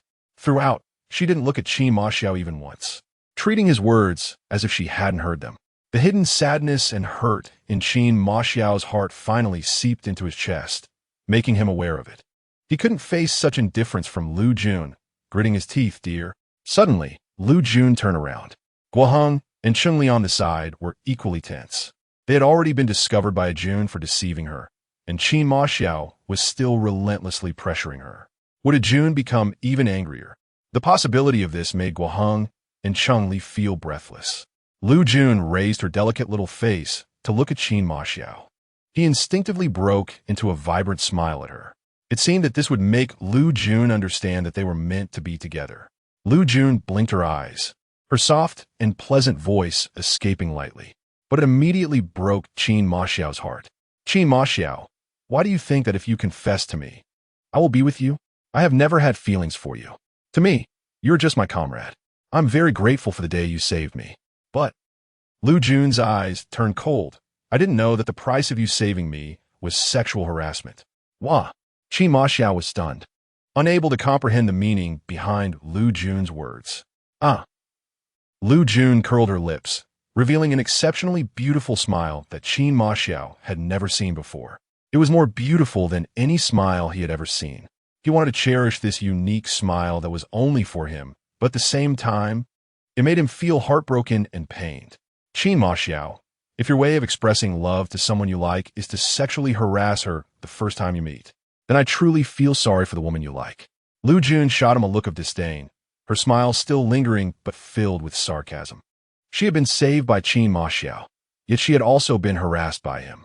She didn't believe that being bitten by a strange man could make her lose anything.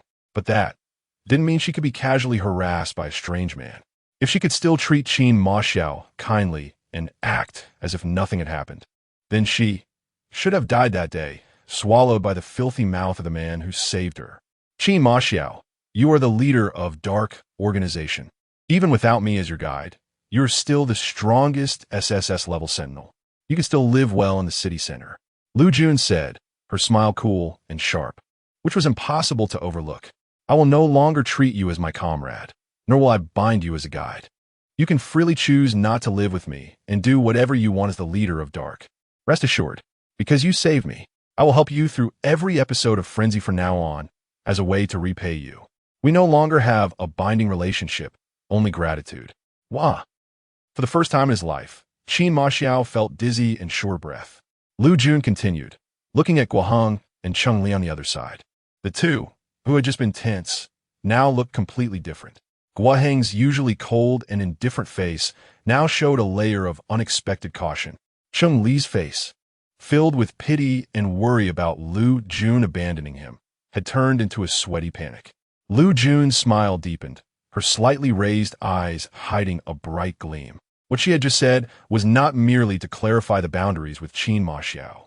More importantly, Chapter 115, Establishing Authority Through Success, Everyone Behaves More Importantly. It was about telling Shang Guanheng and Cheng-Li what should be done and what should not. Liu Jun smiled and waved. Go meet Gong Hao. Okay, Ajun.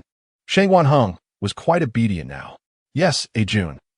Cheng-Li was still caught off guard and felt guilty, but he also became noticeably more compliant. Liu Jun squinted her eyes, her crescent-shaped pupils brimming with joy.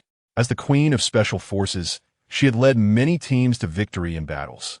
The most important thing in leading troops is to have authority within the army. They must obey her orders and not indulge in idle thoughts. Although she knew they were not genuinely harmonious, it still gave her an opportunity to establish authority among them. It was merely a shift from establishing authority through absolute force and strength to establishing it based on emotions. This way, they wouldn't dare to do anything to her, nor could they disobey her commands. Chun-Li was extremely frightened. He hoped that his secret kiss with Jun hadn't been discovered, right?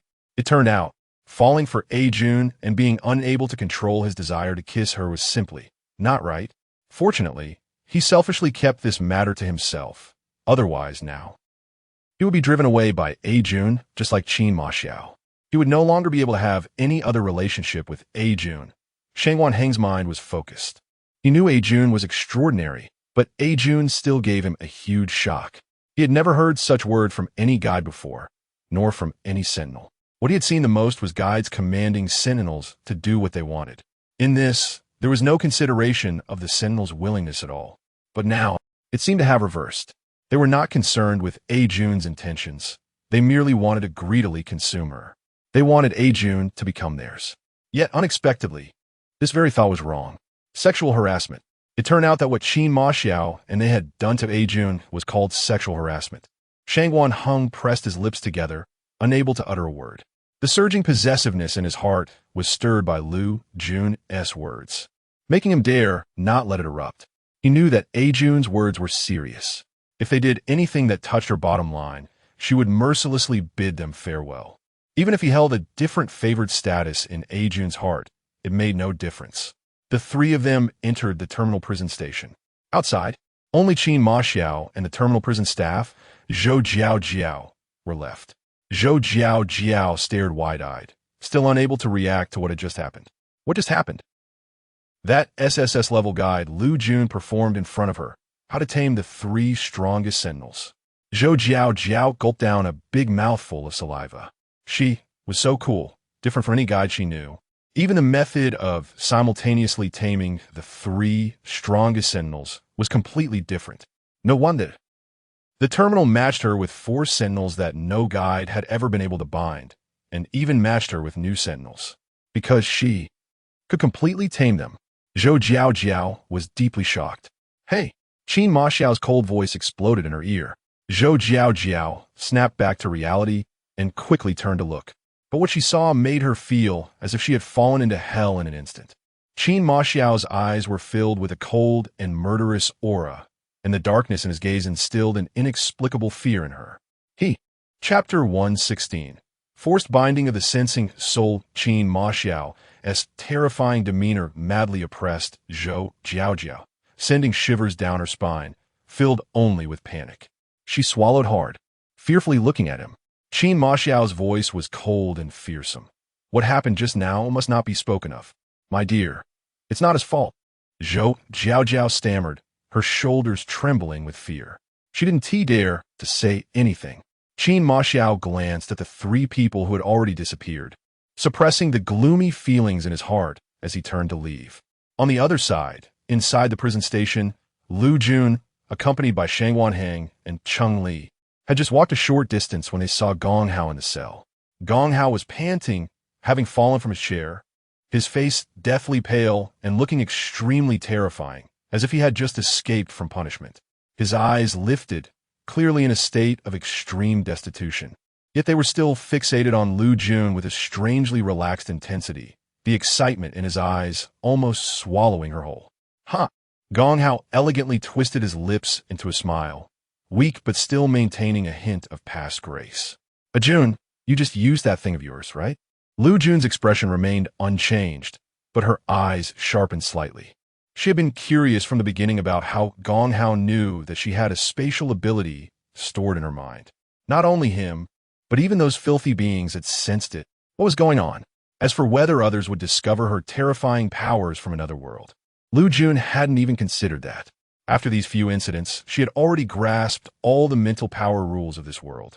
Except for Gong Hao, a mysterious sentinel who fed on moonlight, Liu Jun was confident that with her existing spatial weapons and her own mental power, she could achieve perfect protection and combat effectiveness. In the next moment, Gong Hao suddenly sat up, using the last remnants of moonlight mental energy within him to twist the soul imprint bound to Liu Jun. Liu Jun let out a muffled grunt, the searing heat at her soul responding to the mysterious totem on her forehead, making her appear divinely mysterious yet cold. However, her appearance left Shangwan Hang and Chengli at a loss. They didn't have time to think about how Liu Jun perceived them, but instead yelled anxiously into the cell. "What have you done to a Jun?" Shangwan Hang supported Liu Jun, who could no longer stand, while Chengli furiously pressed for answers. If it weren't for the electric currents on the prison bars that made him feel pressured and fearful, he feared he could have kicked him into a pile of mush. Liu Jun's heart suddenly jolted, as if something had gripped it tightly. "A Jun, what a pity," Gong Hao said with a smile, revealing an extremely excited and smug expression. "Now, I'm your sentinel. You have to save me, ha ha." "What did you say?" Chengli could no longer tolerate this and widened his eyes in disbelief, his face contorted with rage. Gong Hao forced himself to stand, swaying slightly. He looked at Liu Jun, Shangwan Hang, and the visibly furious Chengli, his smile calm and unhurried. "The soul imprint of the Gong family not only allows anyone's soul to become our slave, but it also binds any person's soul to us. Meaning if one of us dies, the other will too." Gong Hao smiled, his gaze revealing disdain. "The soul binding of the Gong family is far superior to your current mental binding. Now," Gong Hao looked back at Liu Jun. "The soul imprint within a Jun has been twisted into a soul binding. Even if you don't want to save me, you must save me. After all, I am in danger, and the A Jun you cherish is also in danger." Saying this, as if to prove his words, Gong Hao used his feeble mental power to transform into a sharp phoenix blade and deeply cut a wound on his wrist. Soon, Liu Jun's face visibly paled, and a wound appeared on her wrist as well. Blood oozed out slowly, making Chengli tremble with anger and heartache. "Quick, let him out. Let Gong Hao out," Chengli shouted loudly. Zhou Jiaojiao rushed in from outside, still somewhat confused. Soon, with the information prompt sounding on their ID cards, they all received completely different tasks. Simply put, the task contained a single piece of information. Gong Hao, the last heir of the Gong family, had become the latest SSS-level sentinel and had completed the binding with Liu Jun. He had been released without charges. "What?" Zhou Jiaojiao stared blankly at the terminal on her ID card that indicated Gong Hao's release. The criminals entering this prison station were the most dangerous, high-level, and uncontrollable high IQ offenders. None of them had ever made it out alive, either driven mad or committing suicide. This was the first criminal, whose terminal issued a task for her to release him without charges. Hell. Seeing the strange expressions on their faces, Gong Hao knew he had won this round. "Huh." Gong Hao smiled leisurely, satisfaction written all over him. The vessel that is a Jun, and what she hides in her mind still, belonged to him. It was merely a change in form. Gong Hao thought arrogantly, completely unaware of how regretful he would become in the future because of this soul binding. Regretful that he had so recklessly completed a soul binding with Liu Jun, allowing them to know what each other was doing at any time and place, making him unable to escape the jealousy and torment he had to endure while synchronously feeling with Liu Jun. Shangwan Hang and Chengli glared at Gong Hao as he walked out of the cell, filled with hatred, yet unable to strike him. If they did, a Jun would also be hurt. Chapter 117. Liu Jun is training dogs again. They clearly wanted to help A Jun rid himself of that annoying soul imprint, but why? Does A Jun now have a soul binding that is inseparable from him? This makes them have one more enemy. Everything happening here is unknown to Li Tian and Bai Weiqing. Li Tian is happy thinking that Liu Jun will praise and reward him for doing well. He can't help but take great care of Bai Weiqing. After he completely treats Bai Weiqing's injuries, the Liu Jun he has been thinking about finally returns. The doorbell rings, and Li Tian rushes to the door to open it. However, what he sees is not Liu Jun's unharmed face, but Liu Jun, looking somewhat pale, being supported by Shangwan Hang. "Hey Yun." Li Tian panics and calls out with concern. Just as he steps forward, he notices Gong Hao, who has arrived a moment later, following behind them. The moment he sees Gong Hao's face, Li Tian's expression twists instantly. He does not hide his dark, murderous intent as he glares at Gong Hao, filled with rage wanting to kill him. Gong Hao raises an eyebrow, Unaware that the Li Tian before him is an evolved SS-level corruption, he only feels that this guy, like Shangwan Heng and Cheng Li, has inexplicable hostility towards him. Cheng Li sees that he seems ready to attack Gong Hao at any moment and, suppressing his anger, whispers, Gong Hao's bound his soul with A Jun, so now he is also A Jun's sentinel. Strangely, upon hearing this, Li Tian's angry expression does not show much. Instead, a strange glimmer appears in his eyes. Soul binding? Gong Hao can bind his soul with A Jun because of the Gong family's psychic characteristics. He seems to also be able to have another kind of binding with A Jun. After all, the true form he has concealed is not just his current appearance, but his terrifying form as an SSS-level corruption. And there exists a completely different special binding between corruptions. If he could distinguish himself from the other sentinels this way, he will be very happy. But he wonders if A Jun would be willing. Li Tian turns around and obediently looks at Liu Jun's back, noticing her eyes filled with attachment toward her master. Gong Hao watches this and can't help but laugh out loud. He is the only one among these people who has no emotional thoughts about Liu Jun. In his eyes, Liu Jun is just a rare container he has collected. As for what is hidden in her mind, that is obviously his as well. Of course, he would share such a good thing with anyone else. These sentinels seem to have been enchanted, loving A Jun to an extreme.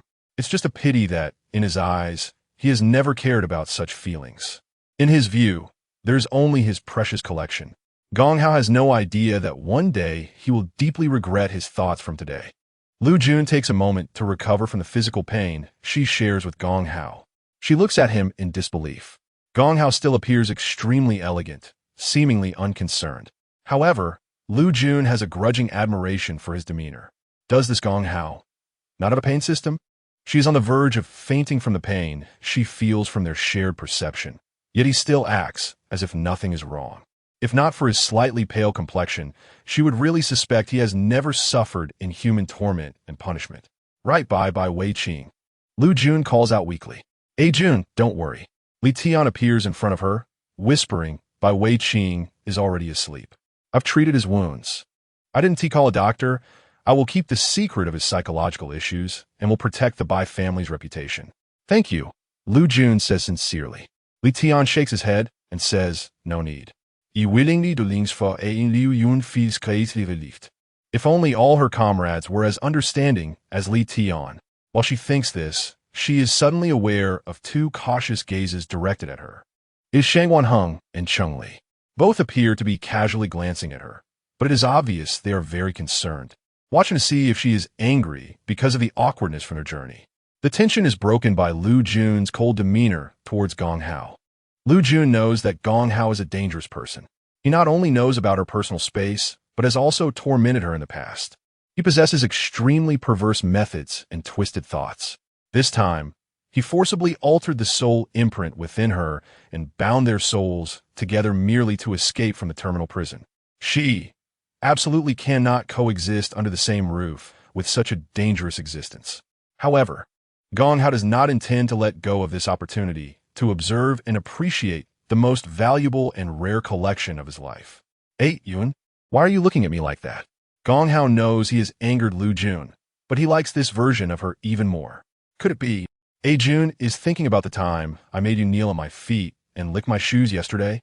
Are you finally wanting to kneel at my feet, lick my shoes, and call me master?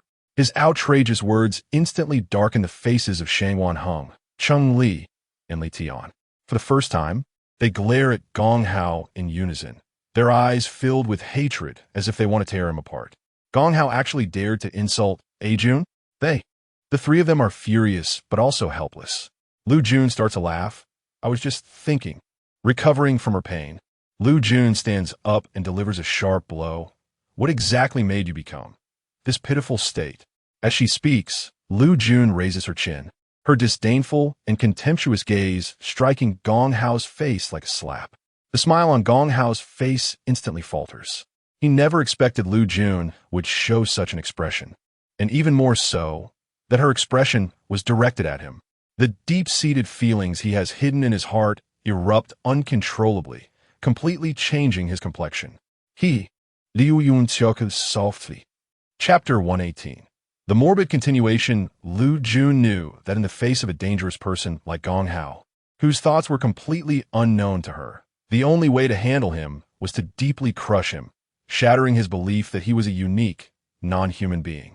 He treated her as an object, as a slave, but she was determined to pull him down from his self-imposed pedestal and make him realize that he was, after all, a human being. The moment she saw the change in Gong Hao's expression, Liu Jun knew her scheme had succeeded. Gong Hao suppressed his emotions, dark and brooding, as he looked at Liu Jun, and for the first time, his gaze changed. She was no longer just an object of interest to him, but a person who could evoke feelings of irritation. Liu Jun flashed him an even brighter smile. The middle room on the second floor is where I live. Do you want to live with me? Gong Hao's expression twisted in frustration as he looked at Liu Jun's pale face, which bore a hint of weakness. And he felt a surge of anger wanting to tear her face apart. But he couldn't, because he was soul-bound to her with a shared sense of perception. Gong Hao was so furious that he couldn't speak. Liu Jun knew he would never want to get close to her again, never want to dissect her, and would no longer regard her as a human. Instead, he hated her so much that he wanted to consume her, yet he couldn't. Liu Jun smiled, her eyes narrowing into slits. It seems you've already decided not to live with me. What a pity. Behind her, Li Tian looked at Liu Jun with a dependent gaze. Shangguan Heng and Cunningly exchanged glances, unable to help themselves. It was at this moment they realized just how good Liu Jun had been to them. Ahem. Shangguan Heng awkwardly touched his nose and said, Jun, I need some time to prepare dinner. Why don't you go back to your room to rest first? Okay. Liu Jun nodded, always gentle with her comrades. I'll head back to my room. Good. The others nodded in unison, fearing they might slow down. The dynamics between them had subtly changed without anyone noticing. As Liu Jun turned around, her eyes had already squinted to a mere slit, her smile unable to be concealed. The corners of her lips curled with the delight of a successful scheme. Indeed, everything that had happened was not only to provoke Gong Hao's unusual hostility towards her, but also to inform Shangguan Heng, Cunningly, and Li Tian of the clear camaraderie between them. It was just unfortunate that Bai Weiqing was still unconscious and could not join them to be tamed by her. She needed to make it clear who the boss was on the battlefield. She could only wait until he woke up to find another opportunity to inform him of this news. Meanwhile, in his dreams, Bai Weiqing was suffering greatly. The wounds on his body were slowly healing, but the mental anguish caused by his psychological issues was far from cured. He was deeply trapped in a dream, exacerbated by the effects of Liu Jun's influence, experiencing more intense psychological turmoil. He saw countless versions of Liu Jun, whether smiling, angry, sad, or peaceful. He wanted to get close to each one, to possess her, to have her, to obtain her. Every inch of his skin, every cell in his body screamed to wrap her within him. He felt like a man on the brink of dying of thirst. And Liu Jun was the only thing that could quench his thirst. Yet he couldn't approach her, for once he started, he would never be able to stop. Bai Weiqing murmured in reality, crying out in a frenzy in his sleep. His hands moved aimlessly, trying to reach out to Liu Jun. But at a certain moment, he stopped, weeping as his cries turned into wails. He knew he could never be a fully satisfied person. He couldn't touch Liu Jun even a little. Jun. Bai Weiqing sobbed in his dreams, his hands moving again, helplessly clawing at his own body in a dream. Suddenly, a figure appeared before him. She knelt before him, her delicate face still retaining a hint of baby fat, with an unexpected calmness and composure for her age. Her clean, fair hands, surprisingly small yet powerful, gripped his hand firmly, analyzing his condition as others restrained him, preventing him from moving while administering medicine. He could clearly see Liu Jun in this form, and all the chaos and obsession within him vanished, leaving only the most distinct and profound image of her before him. He seemed to have found the antidote to his psychological problems. This antidote was Liu Jun. It wasn't about getting close to her, invading her, or forcefully being with her day and night in a romantic entanglement. Instead, it was about becoming like her, becoming the version of her that he yearned for, the one he admired. In reality, Bai Weiqing's tense expression slowly relaxed. On the other side, Liu Jun was completely unaware that she had unknowingly saved by Wei Qing's life. She had just entered her room and sat on her bed. Her eyes displayed a slight change, deep in thought. Gong Hao did not know that she possessed a space of her own. He only knew she had something special from another world. Although he had changed his view of her and no longer regarded her as his possession, now filled with resentment towards her. It was uncertain whether others would discover her secret. While she was contemplating, Liu Jun's door was suddenly knocked on. Jun, can I come in? It was Li Tian's voice. Liu Jun paused her thoughts, collecting herself. Come in. She was quite satisfied with Li Tian. After all, having a loyal, trouble-free, and capable comrade who listened to her words was something every Special Forces soldier desired. Li Tian opened the door and quietly entered.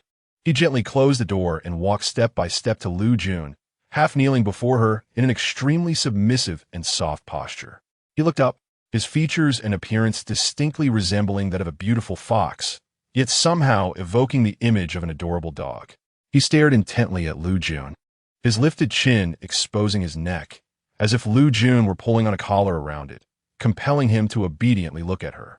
Liu Jun did not understand the meaning behind his posture. She only felt strangely that their distance was a bit too close. Chapter 119. The puppy offered its heart. She gently opened her mouth, about to say for Li Tian to move a little further away from her, when she heard Li Tian casually utter a chilling statement. Jun, I know you possess something that comes from another world. Li Tian's voice was gentle, making it hard to imagine that what he revealed could threaten Liu Jun's life. Liu Jun's hand, which was about to push Li Tian's shoulder, froze as she incredulously asked, What did you say? Li Tian tried his best to appear harmless, merely leaning forward slightly, his eyes focused solely on Liu Jun. Jun, don't worry. I won't tell anyone about this, and I certainly won't disclose anything that concerned your life. Yun, Li Tian softly murmured, offering Liu Jun his warm, living heart sincerely.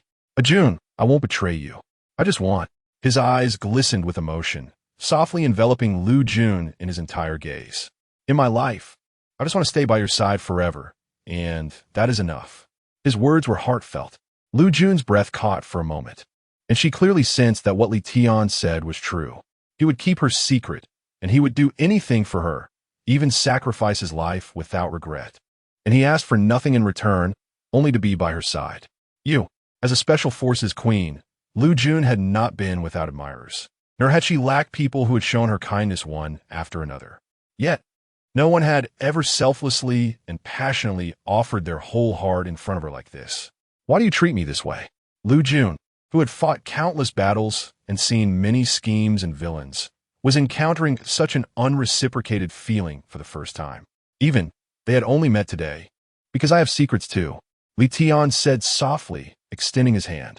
He used his mental power to cut his finger, and, as the blood flowed, it healed at an astonishing speed. Liu Jun was surprised to see Li Tian revealing his palm, a small storm of his mental power unfolding in his hand. It was a stark contrast to his seductive appearance, showcasing a brutal side. The heavy, bloody storm swirled wildly with dark clouds, bearing witness to how malicious and treacherous he could be beneath his exterior. Jun, Liu Jiaozhu did not speak wrongly. I am indeed Li Tian Yang. Li Tian retracted the storm of mental power, gazing at Liu Jun. My consciousness was fortunate enough to remain after devouring the D-class filthy body of my corpse. I fought against its consciousness, defeated it, took over all of its awareness, and survived. Li Tian continued, I fought and devoured countless filth over the course of a day and night to be by your side. That is how I became who I am now. Jun. Li Tian's breath trembled slightly. You will disdain me for not being a true sentinel. You will disdain me for being something completely different from my surface. Something cruel and bloody, won't you? Liu Jun smiled and shook her head. The law of the jungle was a survival principle of the world. Even after she crossed into this world, it remained unchanged. Therefore, she not only did not find Li Tian cruel, but she also thought he did well. You did well. Liu Yun smiled. So it was you who came to rescue me when I was imprisoned by Gong Hao. Li Tian, who was praised, felt his ears and cheeks heat up. A sweet joy spread through his heart, filling his entire soul and causing a sense of shyness. He thought this might be what they called the feeling of love. While Liu Jun was grateful to Li Tian, she also began to ponder anew. There were two entities that had discovered her personal space. One was the filth, and the other was Gong Hao. It seemed that Li Tian's ability to perceive her possession of a personal space was due to his true nature as a filth. But, Li Tian, do you know why you were able to sense what I possess?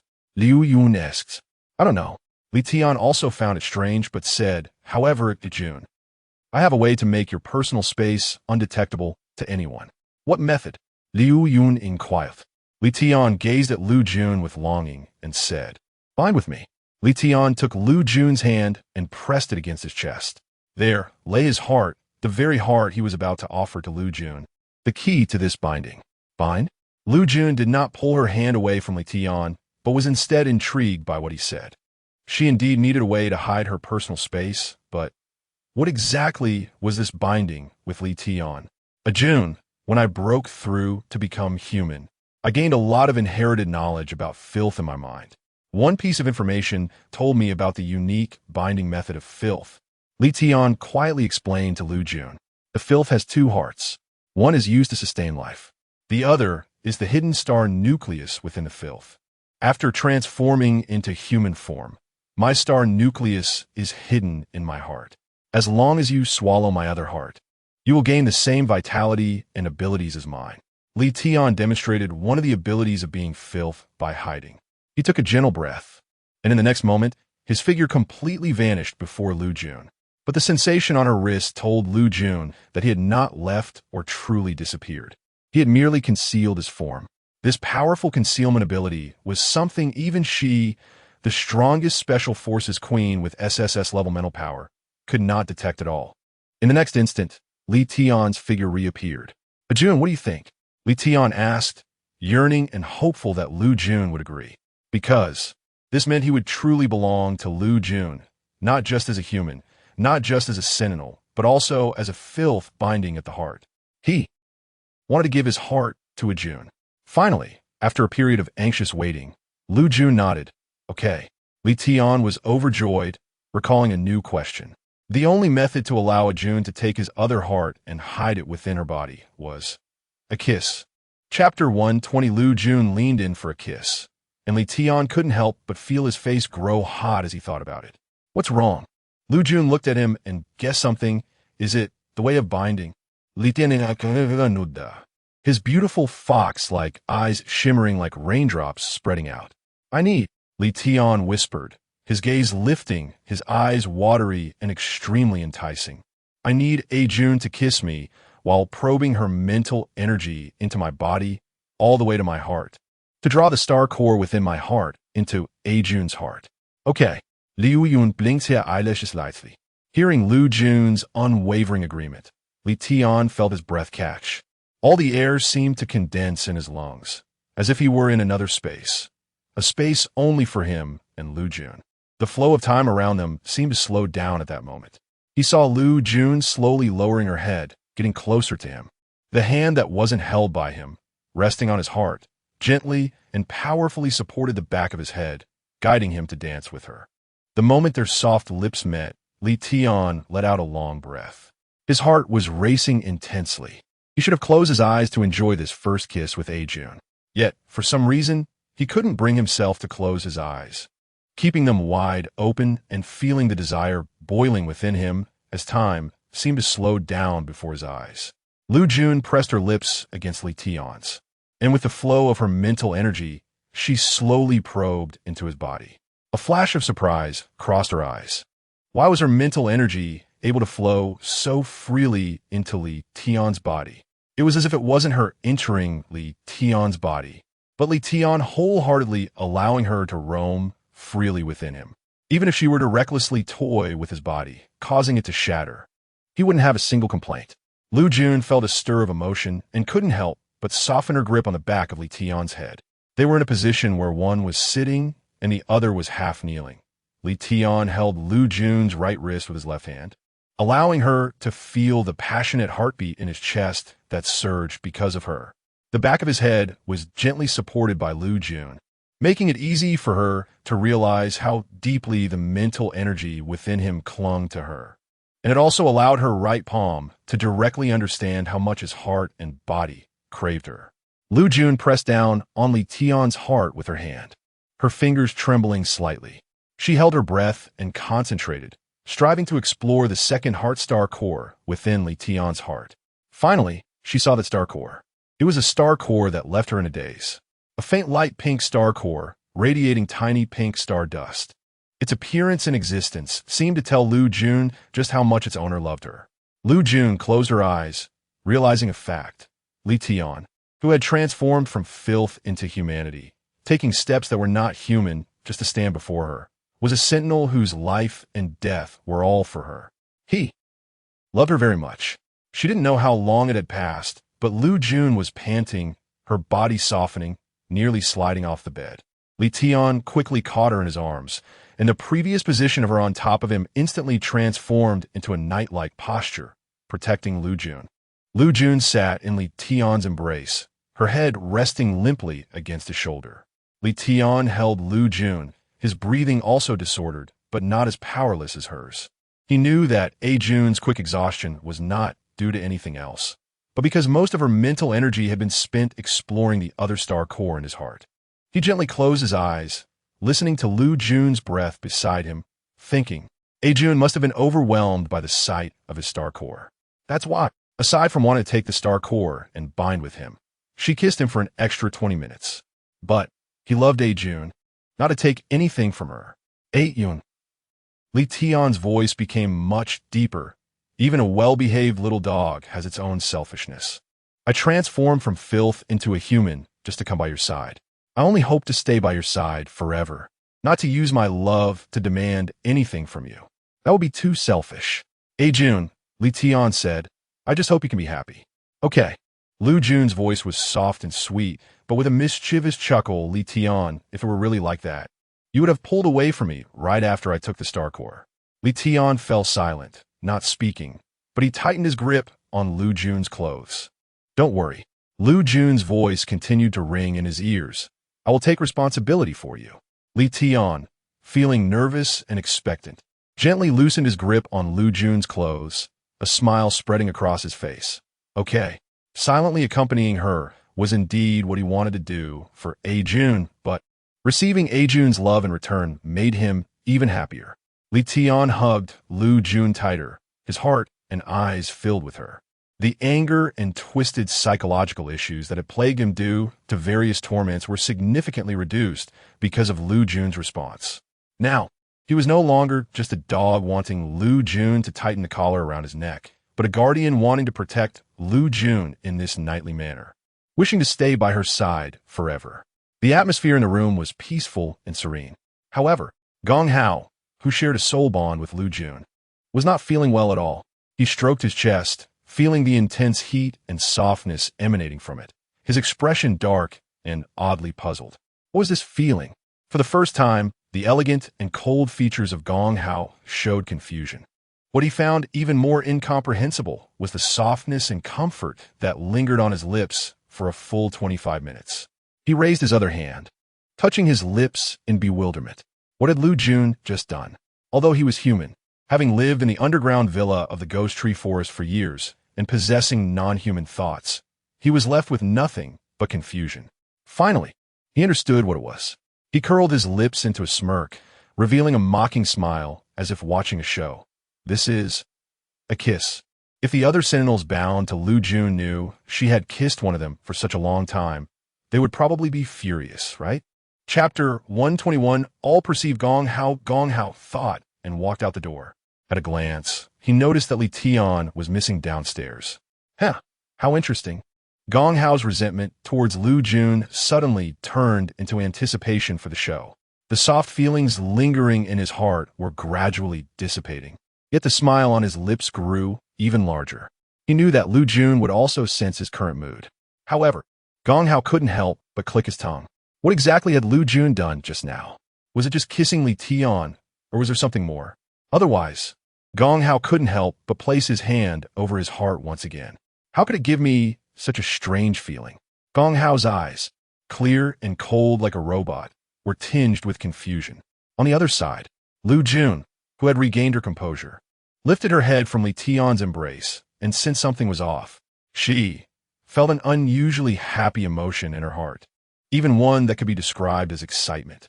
Liu Jun's eyes flickered, and she easily guessed the reason. Heh. Liu Jun smiled. Gong Hao really was persistent. It seemed that what she had said to him earlier wasn't impactful enough. Otherwise, how could it still give him the leisure to develop such emotions? Jun, what's wrong? Li Tian noticed the expression on Liu Jun's face and gently inquired.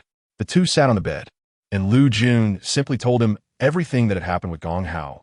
Gong Hao and I are connected through a sensory bond, which allows him to know everything that happens between you and me. I'm afraid he's looking for a chance to expose our situation to make me angry. So, Jun, what do you mean? Li Tian asked. Don't worry.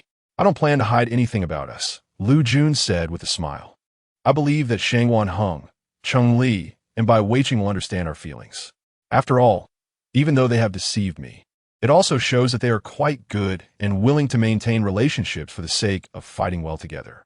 Although a lot had happened recently, aside from the incident where Qin Ma Xiao had harassed her, they remained her strong and well-coordinated comrades. She believed they would fully support her relationship with Li Tian. Li Tian was happy that Liu Jun didn't intend to hide their feelings from others, but then he heard the latter part of her statement. His expression immediately turned to one of confusion. He cautiously asked, Jun, what's wrong? Liu Jun blinked. What do you think Shangwan Heng and the others feel about you? Li Tian recited Liu Jun's name and didn't mind the selfish things that Shangwan Heng, Cheng-Li, and Bai Weiqing had done towards Liu Jun, giving examples. Shangwan Heng touched your ear today. Cheng-Li almost fought Qin Ma Xiao for you. Bai Weiqing was still desperately calling your name before he passed out. Jun, what do you think they feel about you? Liu Jun pondered. Their way of expressing satisfaction towards comrades is indeed a bit strange, but I can understand. Liu Jun nodded and said, Don't worry, they will definitely understand our feelings. Looking at Liu Jun's pure, untainted eyes, Li Tian finally realized the truth. His Jun was invincible in every aspect, but when it came to feelings, she seemed terrifyingly dull. If he hadn't clearly expressed his feelings for her today, it was likely that Jun would only treat him with the same feeling she had for her comrades, treating him like she would treat a comrade. Cough. Li Tian suppressed his gaze, a smile blooming on his lips. Although he had learned this truth, he didn't intend to help Shangwan Heng, Cheng-Li, and Bai Weiqing discover it. He loved Jun and enjoyed being with her. However, their romantic path had little to do with him. As for when they would discover this truth, that depended on them. Jun is right, Li Tian smiled, then shifted the topic, but Jun, can we keep our relationship from anyone else? Jun rested her chin on Liu Jun's shoulder, narrowing her eyes in a flirtatious manner, showcasing a sly fox-like expression. I don't really want our relationship to become their topic of gossip. I just want to enjoy it with you, alone. Okay. Liu Jun believed her. Li Tian smiled even more happily, his beautiful face appearing even more radiant than usual. It was likely that Shangwan Heng, Cheng-Li, Bai Weiqing, and Qin Ma Xiao would never imagine that they would be overtaken by him, becoming the first to confirm their feelings with Jun. Right? This matter really was quite delightful. Li Tian's smile overflowed. On the other side, inside the Dark Organization's villa, no one in the Dark Organization had expected to see their leader return again. After all, ever since the day the leader discovered the guide assigned to him, the one he had been yearning for and wanted to bind immediately, he had stopped coming back to the organization altogether. The only time he contacted them was to have them help rebuild the villa in Area A01, which had inexplicably collapsed. Leader, Wang He cautiously called out, swallowing a mouthful of saliva caused by nervousness. What's going on? The leader's sudden return to the organization wasn't too surprising, but the smile on his face, why did it look so terrifying? Clearly, the leader's smile was the same as before, indifferent and fearsome. But this time it seemed like he was suppressing something, smiling frighteningly while also showing panic and sadness. Leader, why did you come back? Wang He asked. Though fearful, he still mustered the courage to inquire. Is there something Miss Liu needs from us? Although the leader had become the first sentinel in their organization to bond with a guide, they initially had thoughts of betrayal. However, after witnessing everything that the SSS-level guide, Miss Liu, had done, they no longer felt any sense of betrayal. All that remained was the conviction that their leader must bond tightly with Miss Liu and stay together for a lifetime. Qin Maxiao's pitch-black gaze slid to Wang Hei's face, a chilling stare that made Wang Hei's scalp tingle and his whole body tremble. "Elle Wang Hei forced a smile, looking worse than if he were crying. Qin Maxiao turned his head, his tone still nonchalant and lazy. "Bring someone, come with me." Chapter 122. By Weiqing tears, awfully Tion's green tea face boss, Wang Hei still doesn't know that Qin Maxiao was driven out by Liu Jun. He brought up a death topic. "Are we going to Villa 01 in Area A to help Miss Liu?" Qin Maxiao's deathly gaze shifted over, and Wang Hei immediately shrank his neck, realizing he had asked an inappropriate question. He trembled and swallowed hard. However, Qin Maxiao smiled slightly. "It's nothing. It's just that a Jun still doesn't know that she and he were meant to be a pair of lovers. Soon, when the time passes, my Jun will know who she should be with." Qin Maxiao said, "Call the brothers, follow me. We're going to go a Ku forest to kill the filth." "Yes." Wang Hei hurriedly turned around and rushed to call the others in the organization. Not for anything else, but because he was afraid that if he turned around a bit slower, the boss would cry right in front of him. Sigh, what has the boss been through? How could a strong sentinel turn into this? Wang Hei felt pain for Qin Maxiao, completely unaware that soon he would have to feel pain for himself. On the other side, in Villa 01 in Area A, in Liu Jun's room, Li Tian successfully overtook Shangwan Heng, Cunningly, Bai Weiqing, and others, becoming the first confirmed lover by Liu Jun. The gentle smile on his face couldn't be hidden. But soon, he suppressed the smile on his face and said, "Jun, I'm using the excuse of taking care of Bai Weiqing to come to the second floor. I can't let them find out that I'm actually here to find you. Otherwise, it will expose the fact that I am filth and might reveal our bond." "Okay." Liu Jun nodded seriously. "You go." Li Tian's identity was indeed a problem. He was reborn from filth, whether it was from death and revival, or that his true form was actually filth. Either revelation could cause a huge stir. It must be concealed. No. Li Tian reluctantly wrapped his arms around Liu Jun's waist, and when it was time to leave her, he was extremely unwilling. His voice deliberately softened as he coquettishly called her name, Jun. Liu Jun's ears tingled as her name was called, and she shyly coughed lightly. Her cheeks flushed. Could it be? Is this what it feels like to be in love? Li Tian clung to Liu Jun and approached her. The two exchanged gazes, and finally, with a kiss that was barely a touch, Liu Jun managed to calm him down. This allowed Li Tian to briefly let go of his clinginess and leave Liu Jun's side, heading to Bai Weiqing's room. Liu Jun couldn't help but touch her heart. There was an extra heart, a sparkling, light pink heart that belonged to Li Tian. She realized her heart was softening because of Li Tian's sincerity and the bond filled with Li Tian's true heart. This gentle and strange feeling did not escape Gong Hao's notice. The soft feelings, like sweet spring water, gradually appeared in Gong Hao's chest. He was forced to feel this sensation and recalled the inexplicable feeling on his lips earlier, feeling somewhat irritable. TSK, does Liu Jun not know shame? How could she kiss Li Tian for so long? Gong Hao's closed-off indifference became slightly agitated and frustrated due to this strange feeling flowing within him. It seemed that all these emotions were telling him that he was unable to perceive this emotion, that he was a completely different existence from others. Gong Hao couldn't figure out what was wrong with him, leaving him sitting in an empty, confused state. The key figure causing these emotions, Li Tian, had just sat down beside Bai Weiqing's bed when Bai Weiqing woke up. Li Tian looked at him with a very gentle expression, and to be precise, he would maintain this expression for a long time while looking at Shangwan Heng, Cunningly, and Bai Weiqing.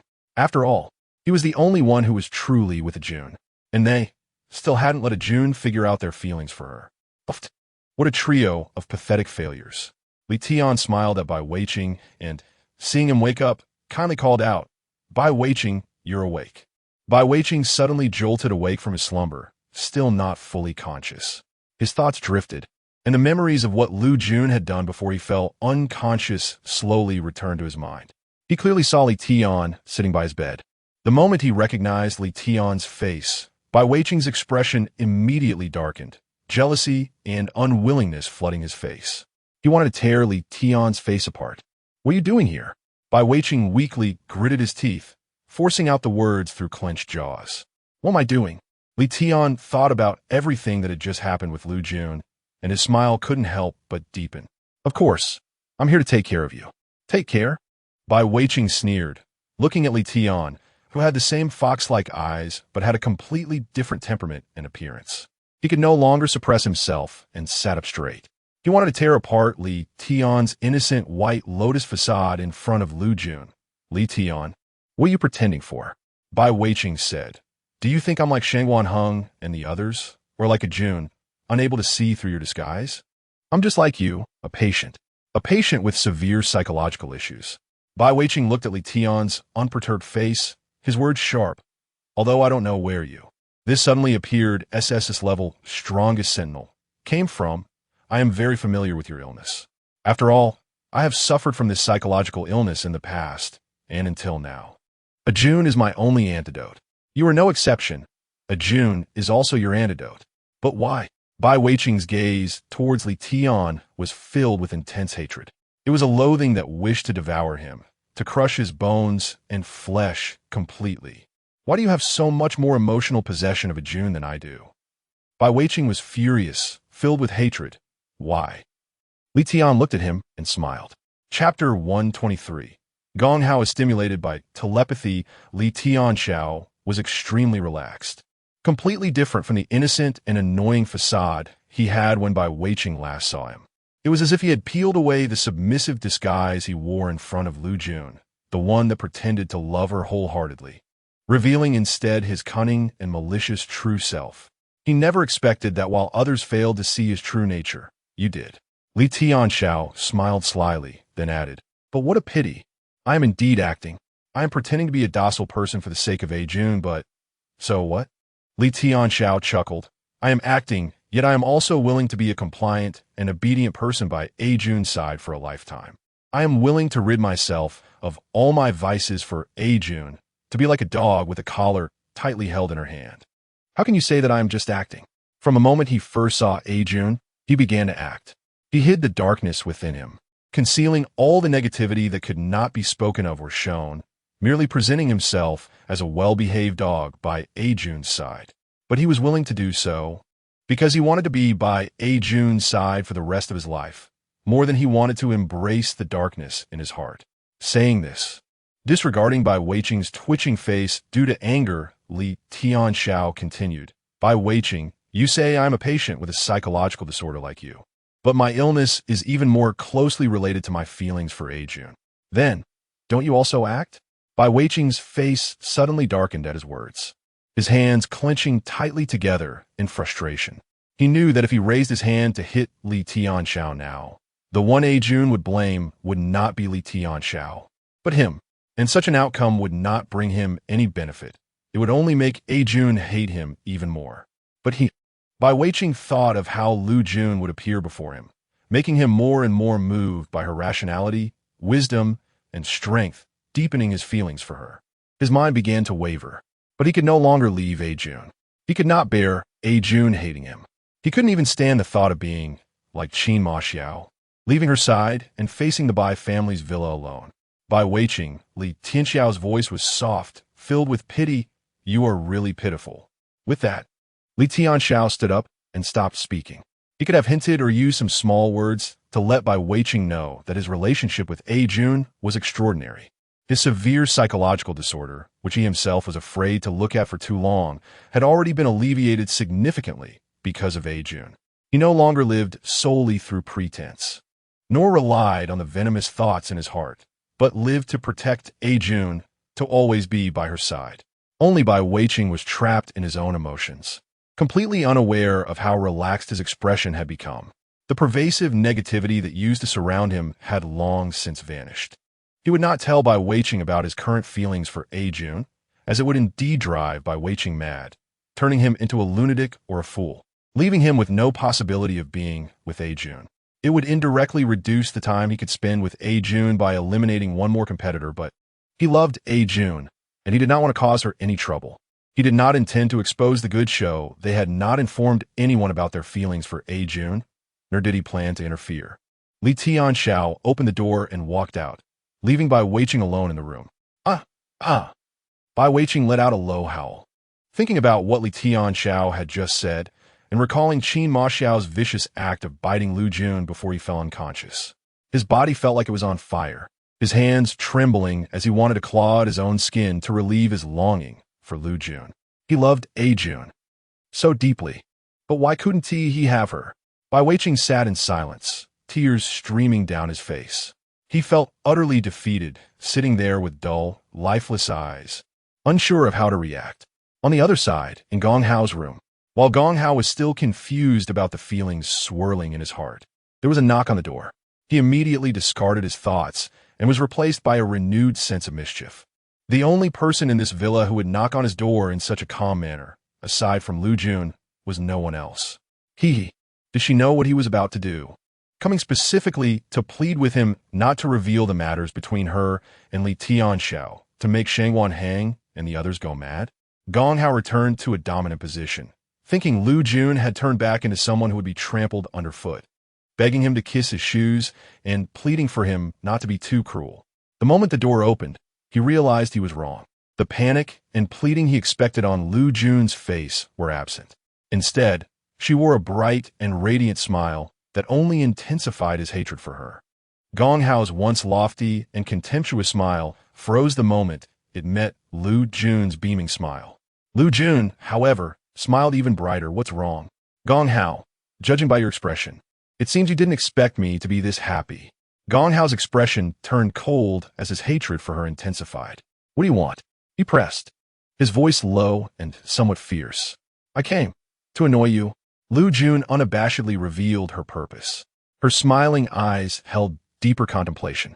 For someone like Gong Hao, who had an unbalanced perception of himself and others, ordinary tactics were completely insufficient. Only by forcing him to return to a human identity could one truly stand on the same level and say a few words that he might hear. With that thought, Liu Jun leaned lazily against the doorframe, her beautiful eyes provocatively looking at him. Gong Hao, you must have fully experienced the feelings in my chest just now, right? Liu Jun's lips moved, and though she appeared to be an 18-year-old girl with delicate beauty, her words were shockingly intense. Do you not understand at all what kind of feelings are within me? Gong Hao was successfully provoked, his face growing even darker. The elegance of sitting on the moon, the appearance of a lofty prince vanished, replaced by a swift motion to grab Liu Jun's neck. He had lost his rationality due to the provocation. Chapter 124. Li Tian plays tricks in public. Liu Jun smiled lightly, easily dodging his irrational attack. Gong Hao's chest heaved violently, his eyes fixed on Liu Jun's face. Liu Jun lazily leaned against the doorframe, her eyes filled with provocation and disdain. Gong Hao, have you forgotten that we share a soul imprint you willingly bound to me? If you kill me, you will die too. Besides, you can't kill me at all. Liu Jun raised an eyebrow, her gaze brimming with a desire to control everything, which only fueled Gong Hao's anger. However, she turned and waved her hand, leaving without any intention of continuing the conversation. Gong Hao glared at Liu Jun, completely unaware of how different he was now compared to his past self, how grounded and alive he felt. Liu Jun, Gong Hao gritted his teeth. Wanted to say he would kill Liu Jun, but with the soul imprint he had placed within her, he couldn't even touch her. He punched the wall in frustration, his anger boiling over with nowhere to vent. He turned and slammed the door shut, sulking alone. Not long after Liu Jun left, she ran into Li Tian. Li Tian smiled gently at her, approaching her obediently. You, no. He called softly, wanting to hold her hand. But downstairs, Shangwan Heng had already finished cooking and came out to call them for dinner. Shangwan Heng stood tall, his cold face showing a hint of confusion. How could Li Tian run into a Jun? Their interaction felt strangely off in some ways. Forget it. Li Tian, as the last to arrive, wasn't worth his attention. His biggest enemy right now was Cunningly, who had fallen for Jun. Shangwan Heng was completely unaware that Li Tian had already confirmed his relationship with Liu Jun. He still regarded Cunningly as a hypothetical enemy, not knowing that Li Tian had already kissed Liu Jun. If he knew, he would probably have gone mad by now. A Jun, Li Tian. Dinner is ready, Shangwan Heng called. Liu Jun peeked over. Shang Wanheng was still wearing the lace-trimmed apron she first saw him in, and the aroma of the food filled the room. Okay, Liu Jun replied, here's me retesting. Shang Wanheng was indeed a good support soldier. Not only was he strong in battle, but his cooking skills were also impressive. Let's go, Liu Jun said, glancing at Li Tian. Li Tian nodded lightly, playfully hooking Liu Jun's finger before pretending nothing was wrong as they headed downstairs. When they reached the bottom, Chun-Li approached Liu Jun like a little dog, blinking at her, and Li Tian pretended to have just remembered something and spoke up. Hey, you know, I forgot to tell you something. What? Liu Jun looked up. Chun-Li's advance toward Liu Jun was abruptly halted, and he glared at Li Tian with gritted teeth. This Li Tian was definitely doing it on purpose. How could a newcomer have so many tricks up his sleeve? He couldn't even have a moment alone with a Jun now. A Jun, Bai Weiqing has woken up. But he's not in good condition, Li Tian said, showing no concern about Liu Jun being alone with Bai Weiqing. His eyes narrowed slightly, a flash of cunning disappearing quickly. Bai Weiqing said his mental illness was much worse than his, and he wasn't wrong. His desire and need for a Jun were no less than his. But the difference was, he knew how to properly alleviate his mental illness. He was willing to pretend to be innocent just to be with a Jun. But Bai Weiqing was different. He didn't even know how to properly alleviate his mental illness. So how could he possibly get better? Even if he spent many days alone with a Jun, he wouldn't know the fundamental solution to his mental illness was not to prevent anyone from touching a Jun. But, Li Tian thought about the answer he had already seen through, but didn't intend to reveal. A Jun, do you want to see Bai Weiqing? I'm worried his condition might worsen, Li Tian said, frowning with concern. The delicate arch of his brows, combined with Li Tian's extraordinarily handsome face, made him look quite endearing. Milimita, Liu Jun nodded seriously. As a guide leading them, it was essential to constantly pay attention to her comrades' physical and mental states. Moreover, her body had already recovered, and all the chaotic disturbances that had prevented her from fighting had been cleared away. She could train and fight alongside her comrades now. You guys eat first, Liu Jun said, heading upstairs to Bai Weiqing's room. Li Tian watched Liu Jun's retreating figure, then turned around to find Shang Wanheng and Chun-Li looking at him with displeasure. Li Tian blinked. What's wrong? What's wrong? Chun-Li was furious, marching heavily toward Li Tian. Did you do that on purpose? Do what? Li Tian feigned ignorance. You know what I'm talking about. Chun-Li's anger surged within him. Do I? Li Tian replied with a grin, pretending not to know. Chun-Li raised his hand, intending to punch Li Tian's playful face. Chun-Li, Shang Wanheng hoped Chun-Li would get kicked out by Liu Jun because of this fight, but now wasn't the time to argue. Shang Wanheng circled Li Tian, realizing he had underestimated him. Not only did he have more schemes than the rest of them combined, but his knack for stirring trouble was also exceptional. Chun-Li huffed and dropped his hand. He hadn't forgotten the reason Jun had kicked Qin Ma Xiao out, and he didn't want to be expelled over this. He liked a Jun, loved a Jun, and wanted to stick to her forever. How could he leave because of a despicable person's provocation? Li Tian was somewhat surprised by Shang Wanheng and Chun-Li's reaction. It seemed something I didn't know had happened while he was bringing Bai Weiqing back and spending time with a Jun otherwise. Chun-Li would have already swung his fist at me. A Jun truly was extraordinary. In such a short time, she had made them so obedient. A Jun hadn't used her methods to deal with him, probably because he had been very well behaved from the start. Li Tian smiled slyly, filled with dark thoughts. Downstairs, calm returned, but upstairs, there were some twists and turns. Liu Jun knocked on Bai Weiqing's door, only to hear his low, agonized whimpers. Chapter 125. Bai Weiqing and Liu Jun's mental entanglement. Liu Jun's expression slightly changed as she hurriedly opened the door. Bai Weiqing was deeply bent over, his hands reaching towards his body, which he had just applied ointment to. Bai Weiqing. Liu Jun quickly called out to him, stopping his actions. Bai Weiqing opened his tightly closed eyes, raising his head to reveal a tear-streaked face filled with vulnerability. Through his blurry, tear-filled eyes, he saw Liu Jun approaching him step by step. Bai Weiqing's parched throat cried out hoarsely, "A Jun." Liu Jun rushed to his bedside, her brows furrowed. Bai Weiqing, what do you feel unwell? I don't know. Bai Weiqing looked at Liu Jun's lips, wanting desperately to kiss her, to dance deeply with her, to be entwined with her forever. But he couldn't do that. let alone say it. Otherwise, not only would he scare A Jun away, but his mental illness would also worsen instantly. Bai Weiqing swallowed hard, feeling his heart in turmoil, only to see Liu Jun's hand reaching towards him. Instantly, his muscles tensed, and his heart raced like it was about to explode. Liu Jun placed the back of her hand against Bai Weiqing's forehead, carefully feeling his body temperature. It was normal. He wasn't seriously ill, so why was his face so flushed?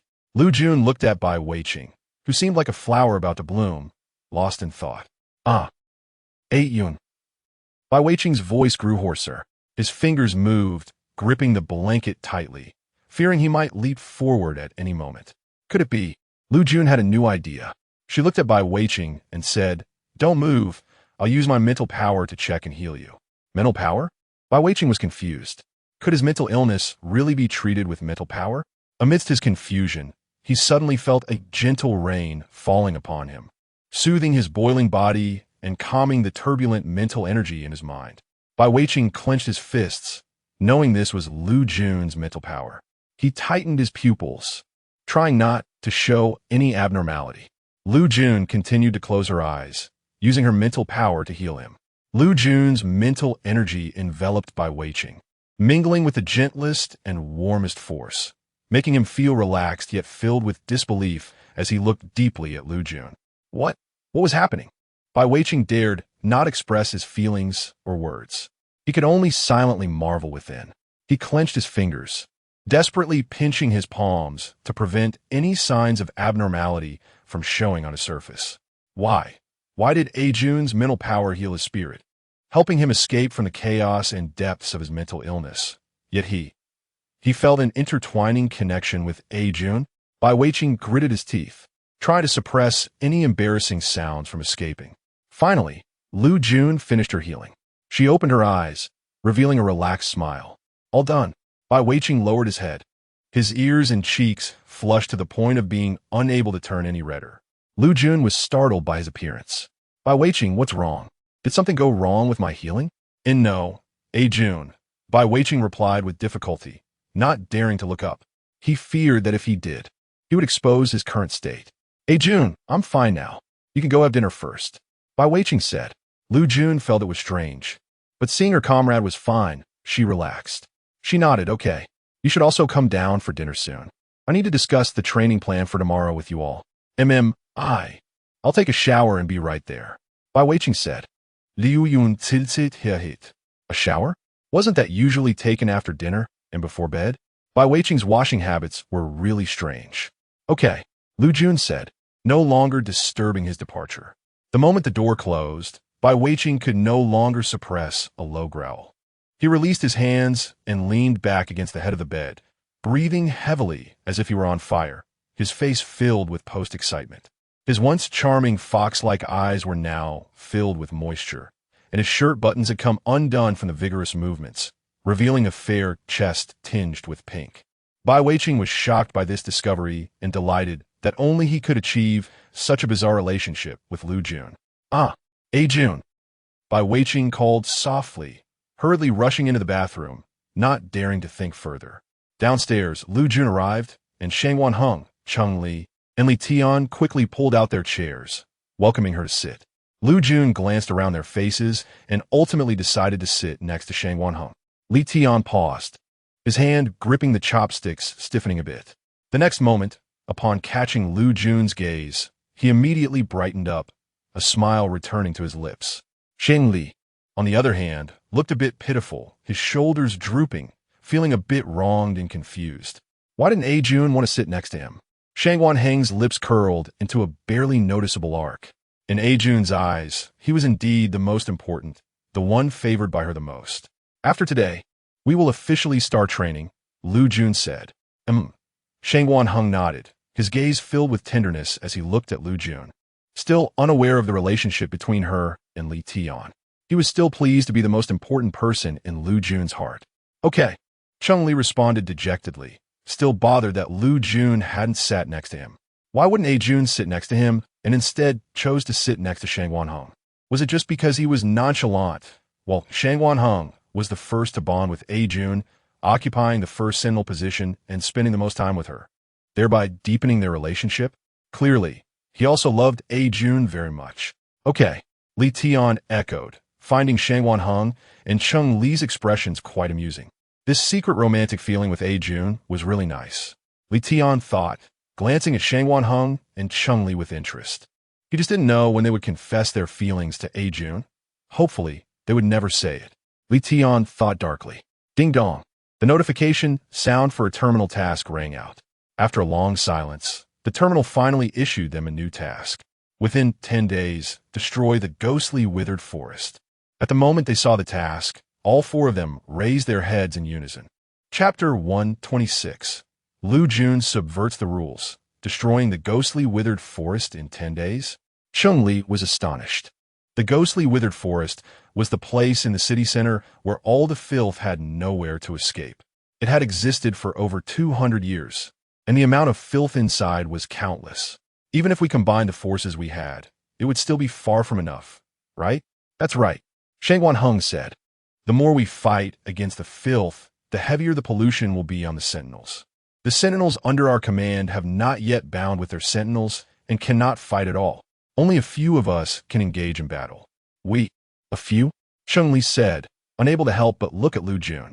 Although A Jun's mental strength was formidable and could heal us, she could only fully heal one person at a time, and to allow A Jun's mental strength to recover quickly, only. Liu Jun looked at him in confusion. What's wrong? And no, it's nothing. Cheng Li lowered his head in panic, his face flushed. A Jun was completely unaware of the method for healing mental strength. This was something that could only be discussed when absolutely necessary.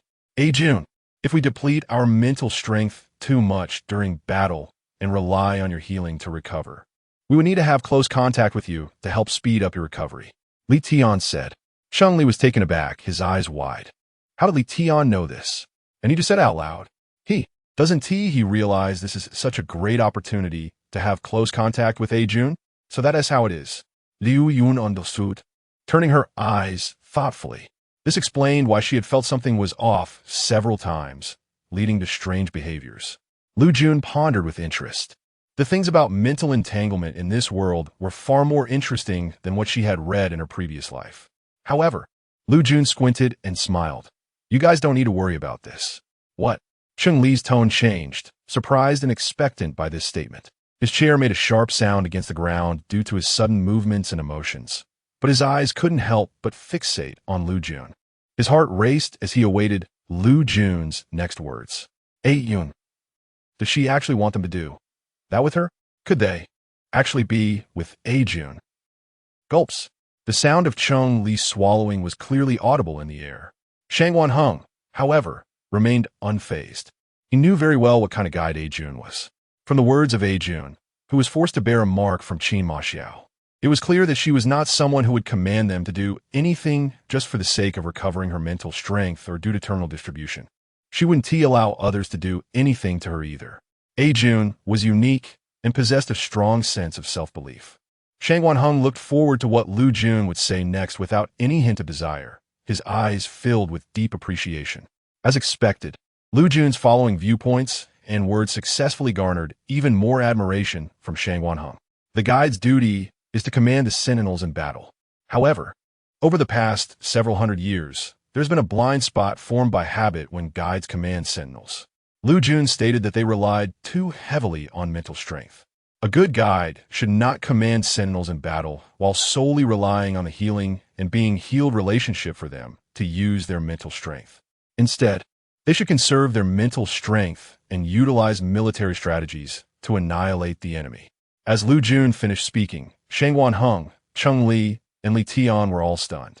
They looked at Liu Jun, lost in admiration and deep thought regarding her words. Shang Wanheng and Cheng Li possessed absolutely formidable mental strength and combat power, and they revered strength above all. Yet this strength also led them to endlessly pursue greater power and methods to eliminate enemies in one blow. Mental strength was everything to them. Unexpectedly, Liu Jun had provided them with a brand new and different path. Liu Jun lightly played with her identity card in her hand, exuding confidence and control over everything. She did not know who had created the interstellar rules of this world, nor did she understand what the terminal truly was.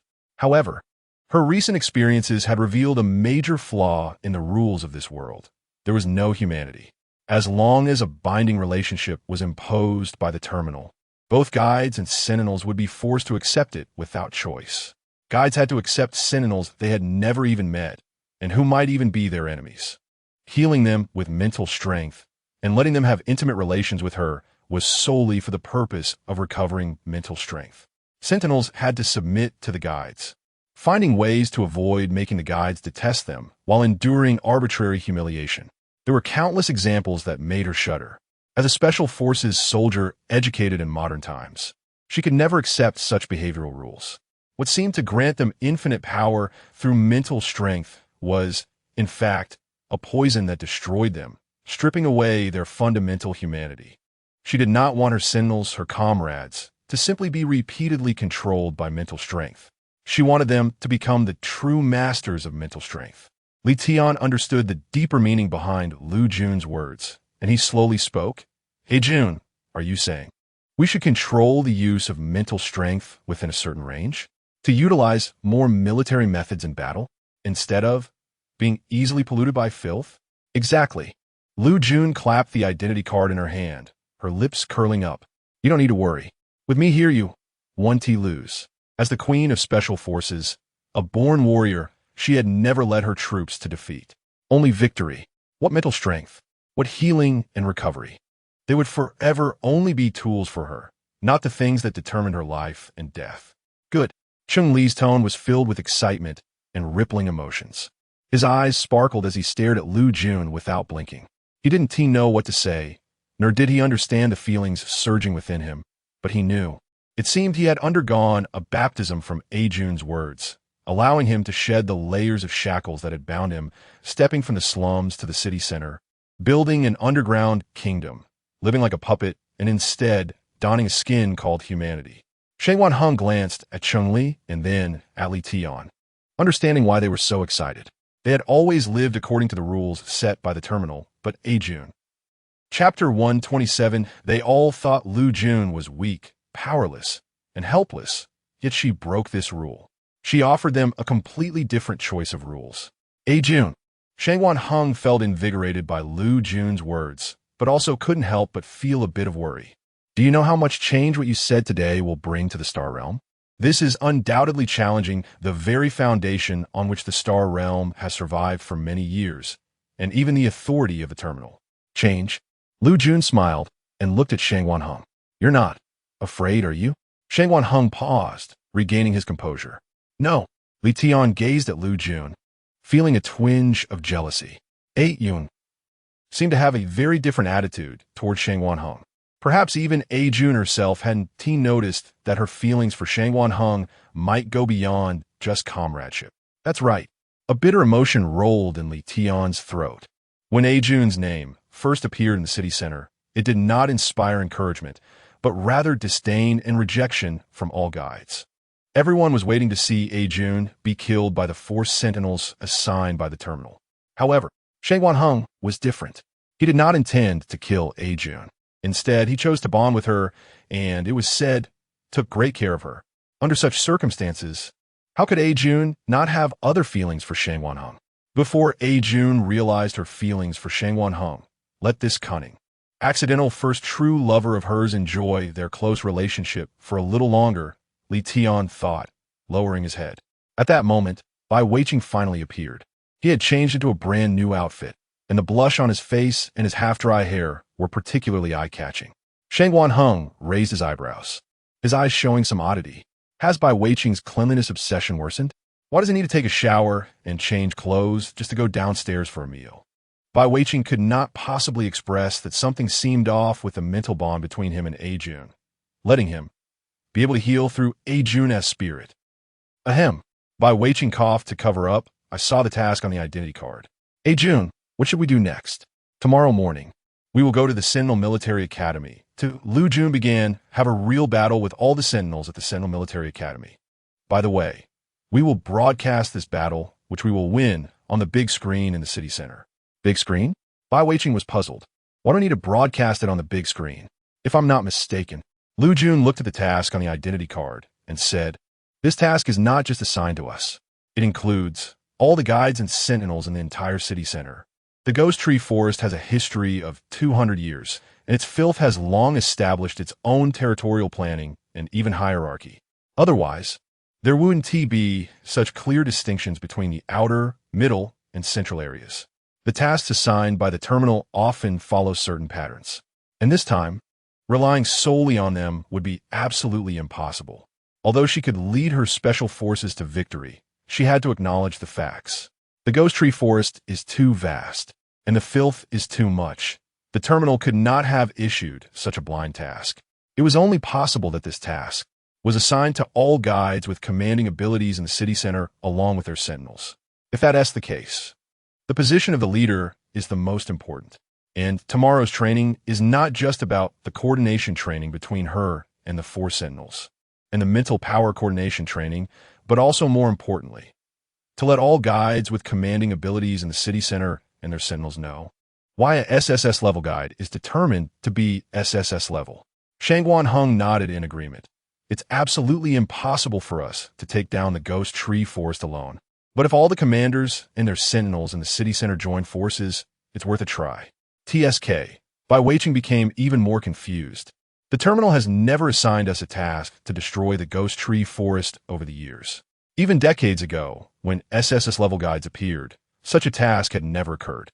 Why this time? Suddenly such a task was issued. Moreover, as far as I know, Bai Weiqing said, all sentinels, after bonding with their guides, will first be assigned a task to coordinate with them. But why? Is our task so different? You mean? Chunli questioned. The terminal is intentionally guiding us to destroy the Ghost Tree Forest? Who knows? Bai Weiqing shrugged, appearing indifferent. Although he couldn't say it clearly, he felt that his psychological issues had improved a lot due to his entanglement with A Jun this time. Although he still uncontrollably wanted to get closer to A Jun and have more passionate and intimate contact with her, his desire for A Jun had finally been somewhat alleviated. It's just, when will this desire truly welcome sweet fulfillment? Bai Weiqing's mouth was salivating, but fortunately, Liu Jun's mental power gave him relief, preventing him from feeling the uncontrollable suppressed emotions. If that's the case, then it's even more interesting. Liu Jun said, within 10 days, we will know what lies within the Ghost Tree Forest that prompted the terminal to assign us the task to destroy it. Shangguan Heng nodded. Recalling his previous failures to protect A Jun, and couldn't help but say, A Jun, this time, I won't let you get hurt again. I will protect you. It's we. Chunli corrected. I never thought Shangguan Heng was this annoying before. Shangguan Heng had become strange lately, and why were his words so unpleasant? Shangguan Heng glanced at Chunli, but did not respond. In his eyes, Chunli was always his greatest rival. Bai Weiqing nodded lightly. The sentinel's duty is to protect the guide, who is unable to fight and can only command. He will definitely protect A Jun. Li Tian's beautiful fox-like eyes were filled with love for Liu Jun. A Jun, I will definitely protect you. He had been reborn for A Jun. The meaning of his life was also for A Jun. Perhaps he didn't have the strong power of Shangguan Heng, the ruthless mentality of Chunli, or the penetrating insight of Bai Weiqing, but his love for A Jun was beyond doubt. He could sacrifice his life for A Jun, which was his greatest utility for her. Liu Jun's eyebrows moved slightly, but she remained silent. Chapter 128. Liu Jun demonstrates her abilities her 3 comrades, Shangguan Heng, Chunli, Bai Weiqing, and her lover Li Tian seemed to have a misunderstanding about her. But it doesn't matter. By tomorrow's training ground, they will know what kind of strength she truly possesses. On the other side, all the commanders and their bound sentinels in the city center are shouting in resistance. What's going on? Liu Jiaozhu is the most irritated one. Holding her identity card, she stares at the task on it in disbelief. Destroy the ghostly deadwood forest? Is this something an S-class guide and a few useless sentinels under my command should do? Liu Jiaozhu's face turns pale with anger. Even if I could go, I wouldn't take on this task. With less than 2 days until the family meeting begins, her 3 sisters will also be present. If she exhausts her combat power on such an impossible task as destroying the ghostly deadwood forest, they will definitely suppress her fiercely. Her mother, might even think she is more useless than the past Liu Jun and abandon her. Liu Jiaozhu anxiously bites her fingernails. Jiaozhu, this task should be assigned to all the commanders and sentinels in the city center. Chun Wei speaks up. What did you say? Liu Jiaozhu looks up sharply and follows Chun Wei's gaze. Outside the window, a guide with a sentinel is communicating with other guides who are also out for a walk, surrounded by the identity cards in their hands. Liu Jiaozhu bursts into laughter, exclaiming, "This is great. Fantastic. My three sisters will definitely have to bring their sentinels to destroy the ghostly deadwood forest too. Our combat power loss will be the same. At the family meeting in 2 days, Mom won't be able to say anything to me." Chun Wei remains silent, still thinking about Li Tian and Liu Jun. Tianyang successfully escaped from Liu Jiaozhu's grasp and gain a new life. Although he doesn't know how he transformed into that state, he truly envies it. He no longer has to serve the crazy woman Liu Jiaozhu. In the SS Villa area, Bai Shuang holds her identity card, making it shine under the light. This is truly a good opportunity. Shuang, what are you saying? Qinshi approaches Bai Shuang, skillfully wrapping his arms around her slender waist. Nothing. Bai Shuang smiles gently, appearing just like a young lady from a prestigious family. To outsiders, she seems to have a close and good relationship with her three sentinels. Only she knows how much she despises them, and how she often imagines them as her brother Bai Weiqing. However, she must maintain the identity of a Bai family daughter, because it is precisely this identity, as the favored young lady of the Bai family, that her brother needs someone to uphold the family's reputation and face, which is why he hasn't directly eliminated her. Otherwise, she would have died the day her brother discovered her malicious intent to kill their parents. The Bai family. What Bai family? They're just chips for her and her brother to use. Bai Shuang's eyes darken, destroying the ghostly deadwood forest. This task clearly cannot be entrusted to her alone with a sentinel. All the commanders, guides, and sentinels in the city center will definitely be involved. In such a chaotic situation, finding a chance to interact with her brother would be as simple as pie. Her brother has already completed a mental bond with Liu Jun, so she can't kill Liu Jun, but that doesn't mean she can't have something happen with her brother. Brother. Bai Shuang cheeks flush. Her brother probably never imagined that his mental power could engage in such intimate matters with a guide, right? This is thanks to her accidentally discovering her brother's psychological issues, especially finding someone to concoct medicine and quietly modifying her brother's mental power. Qin Mo Shao, who is frantically hunting down the corrupted within the ghostly deadwood forest with his subordinates, also unexpectedly receives this task. The heavy heart he has been suppressing finally finds an outlet at this moment as he lifts his head. My dear said that I could only find her during the frenzy period, but at other times, she doesn't want me to look for her. However, with this task, even if my dear doesn't want me to find her, she must come to the ghostly deadwood forest. When that time comes, I will definitely be able to meet my dear. Qin Mo Zhao's eyes shine with immense joy, like a child who can see something they like. The next day arrives quickly. Everyone in the city center is waiting with their own agendas to see who will be the first to go to the ghostly deadwood forest to kill the corrupted. None of them want to be the white mouse, and they all know that this task cannot be completed solely by themselves. They can only watch to see how others plan to handle it. In this anticipation, a new image suddenly appears on the large screen in the city center. This is a Sentinel Military Academy? Someone recognizes the school shown on the screen. What is this for? Most guides and sentinels are puzzled by the sudden appearance of the Sentinel Military Academy on the large screen. The next moment, a face they all extremely dislike appears on the screen. It's Liu Jun. Yes, apart from Liu Jun, which other guide in the entire star field could move freely in and out of the Sentinel Military Academy? What does Liu Jun want to do? An SSS class guide. Why wouldn't she take her sentinels to the ghostly deadwood forest to kill the corrupted first, and instead go to the Sentinel Military Academy? Soon, a voice flows out from the large screen. Hello, all guides and sentinels in the city center. I am Liu Jun, she smiles, her youthful face radiating an extraordinary and elegant aura. Welcome to watch a battle where I lead all the sentinels in the military academy, along with the 4 sentinels bound to me, to attack. For sentinels? Someone is confused. Weren't there 6? Yes. No one cares about what Liu Jun just said about leading the sentinels in the military academy and her 4 strongest bound sentinels to attack until the battle begins. Bang! Chun-Li, wielding a mental power weapon sword, strikes down, knocking down dozens of S-class sentinels in front of him. Jun, after taking them down, can you praise me a little? Chun-Li looks at Liu Jun eagerly, his softened tone sounding like he is acting cute. Praise? Liu Jun apologetically smiles at Chun-Li, but unfortunately, you can't knock me and all the sentinels down again. Chun-Li blinks, puzzled, although he doesn't understand why Jun would have him, Shangwan Hung, and by Wei Qing team up against her and the other sentinels in the military academy. Chapter 129. Everyone bows to Liu Jun, but is Jun a bit too arrogant? Although Jun is completely different from other guides. He even evokes a sense of fear in him. However, that is only because he is afraid of losing Jun. After all, Jun is just a guide who is completely powerless.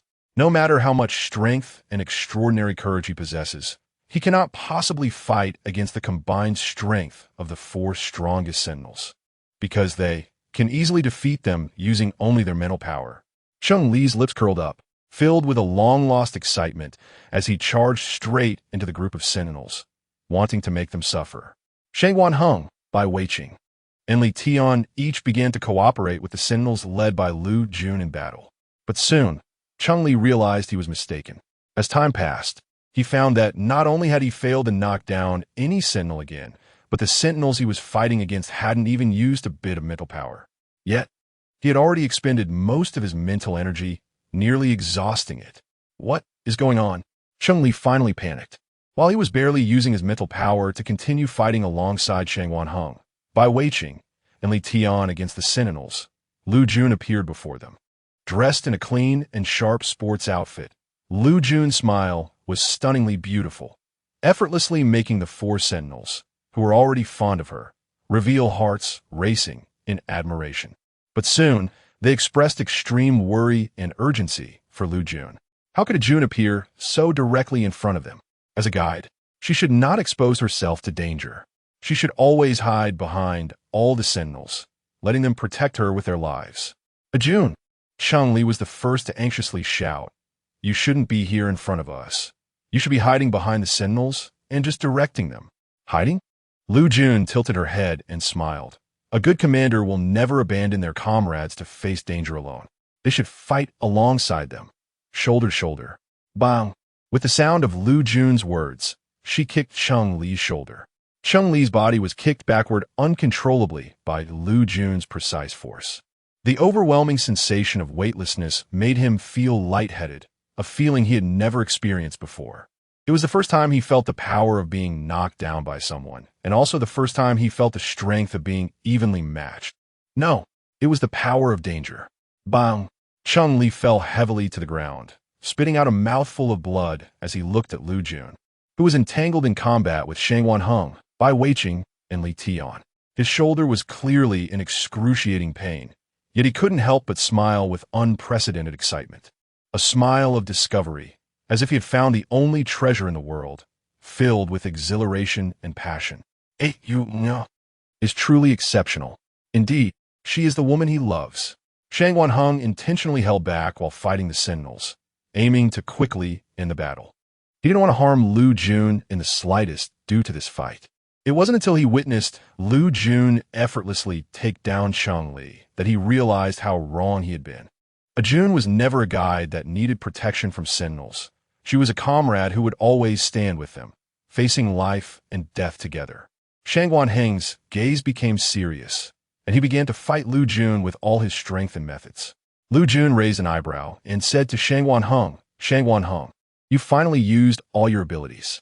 Shangwan Hung looked at Liu Jun, their eyes met, and besides love and affection for Liu Jun, there was also a shared feeling of resonance that was entirely hers. Jun, just now I underestimated myself, and you. Now, I won't." Shangwan Hung and Liu Jun began to fight more fiercely. By Wei Qing, panting heavily, was struggling. His lack of combat experience meant he had only been supporting the sentinels from the back with medicine. He was being beaten by these sentinels who hadn't used any mental power to fight, feeling somewhat desperate. "How are you all fighting?" How can you not use any mental power at all? The sentinels exchanged glances and said to him, Dr. Bai, we want to use mental power too, but Miss Liu won't allow it. Moreover, the feeling of not constantly being on edge about using up mental power is just too refreshing. Yes, yes. The moment Miss Liu told them not to use mental power, not a single one of them was not overwhelmed. They knew that their very existence depended on mental power. Yet Miss Liu forbade them from using it.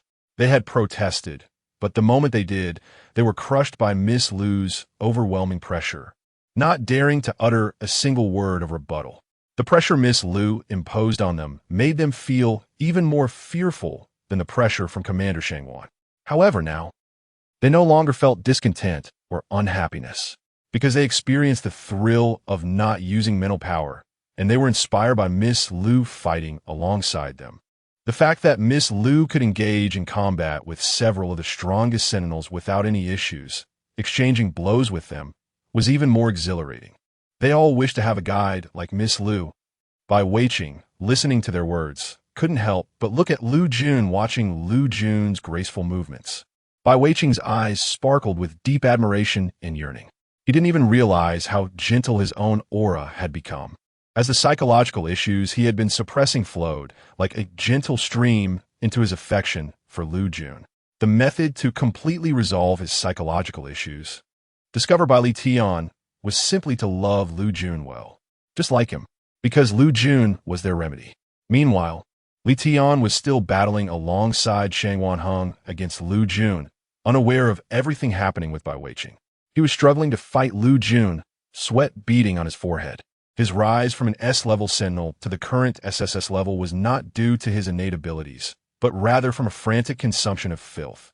Without mental power, he was nothing. He simply couldn't compare to someone like Shangwan Heng, who had been trained since childhood.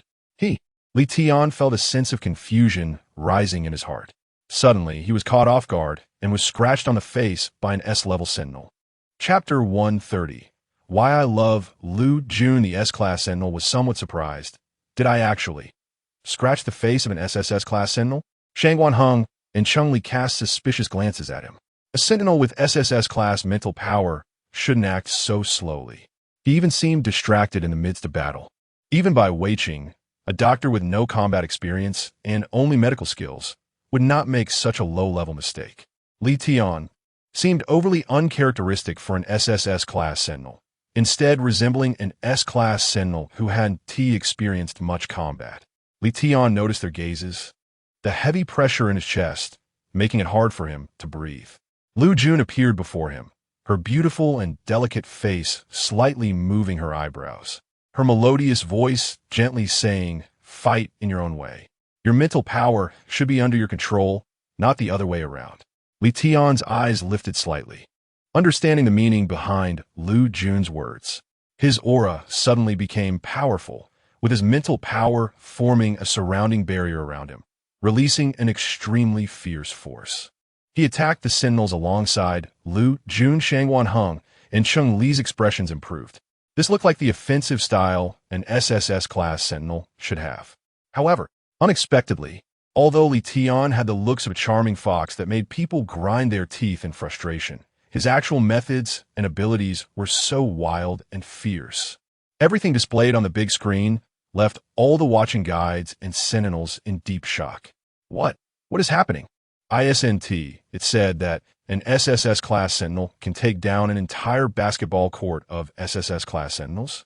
Why have so many minutes passed without a single S-class sentinel falling? Even this SSS-class guide can fend off the attacks of 3 SSS-class sentinels by herself? She hasn't even used her mental power. Is this really happening? Am I seeing things? How can I see a guide standing in front of sentinels, exposing herself to danger while fighting 3 SSS-class sentinels? Sentinels. It turns out they don't always have to fight desperately for a guide. Guides. It turns out they aren't just meant to be protected by sentinels.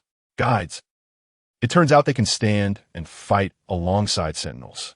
It turns out sentinels can also exist as beings protected by guides. More and more sentinels showed touched expressions, looking at Liu Jun on the big screen, their eyes filled with longing.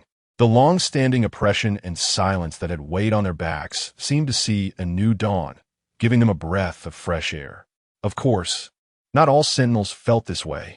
For example, Bai Shuang'er's 3 sentinels, Chen Shi, Wang Su, and Su Shangyun stood beside Bai Shuang'er, surrounding her, looking at the images on the big screen with disdain. Such tricks might fool S-class guides and sentinels below that level. But how could they deceive sentinels bound to an SSS-class guide? Absolutely impossible. Within the SSS area, not a single sentinel looked at Liu Jun on the big screen with longing. Unfortunately, they were not the type of sentinels bound to S-class guides. They were merely tools for S-class guides, as SSS-class guides and the sentinels bound to them. They all understood how important the relationship between a good guide and sentinel was for battle. Liu Jun, she was a competent SSS-class guide, but her way of displaying her abilities to intimidate other guides and sentinels was simply too low-level. Of course, there were still a few SSS-class guides and sentinels who were interested in Liu Jun on the screen. For example, the 3 young ladies of the Liu family. The eldest lady, Liu Huang, the second lady, Liu Yunju, and the third lady, Liu Lanju, along with their 15 sentinels, were gathered in the courtyard, all looking at the familiar face on the screen, revealing sneers. Eldest sister, this is really interesting. Liu Yunju laughed. Not long ago, we were joking about this SSS class guide who popped up from nowhere, and it must be that useless 5th sister who was thrown into the slums by her mother. Who would have thought? It really is her. Sitting in the main seat, Liu Huang, dressed in a stunning red gown. Her wavy long hair, framing her face enchantingly, lightly touched her red lips, her voice like a captivating string. Little 8 June has such a fun side. How come I never noticed it before? Hearing this, Liu Lanju couldn't help but act cute. Eldest sister, what do you mean by that? Do you not like 3rd sister anymore and want to like 5th sister instead? 5th sister is clearly so useless she can't even compare to 4th sister. How can you like her? Liu Huang chuckled softly, tapping Liu Lanju's nose. Good girl, how could eldest sister not like you? Eldest sister is just very interested in our 5th sister who has turned from a waste into an SSS class guide. You see, how did 5th sister become an SSS class guide, yet remains so immature and foolish, thinking she can suppress us like this, becoming our leader? It's really quite amusing. Liu Lanju couldn't hold back her laughter. Eldest sister isn't fond of her. She just find her funny. Then eldest sister, should we go meet her? Let her know that a good guide is not just about mental power, but is completely insufficient. Liu Huang smiled. If that is the case, why bother meeting her? It's better to go directly into the ghostly withered forest to fight. Yes, Liu Lanju exclaimed excitedly. In a flash, the 3 of them, along with their sentinels, disappeared without a trace. On the other side, the battle between Liu Jun and the 3 sentinels had come to an end. The final victors were Liu Jun and the sentinel she led. All the sentinels were breathing heavily, drenched in sweat, their limbs weak and unable to lift, yet they hadn't used a single bit of their mental power. They had won this unprecedentedly joyful war using the treasures Liu Jun had dug out of the ghostly, withered forest. Shangwanim, Shinli, Bai Biking, and Li Tian felt their feelings for Liu Jun deepening due to this battle, because they truly saw what Liu Jun's soul was like. How could such a guide not be worthy of their love? They all suddenly realized a fact. Their guide, their Liu Jun, was not just a comrade for whom they could risk their lives and trust with their lives. Similarly, Chapter 131. 4 people display different seduction techniques similarly. There is a woman worth loving in her own right. Jun, Shangwan Hung spoke first, looking at Liu Jun with eyes filled not only with protective desire, but also with a fighting spirit eager to battle alongside her. We should head to the Ghostwood Forest. He had always been mistaken. Jun was never just a guide needing his protection. Jun was Jun, unique, possessing all the wonderful qualities and absolute power that belonged solely to her. Yun.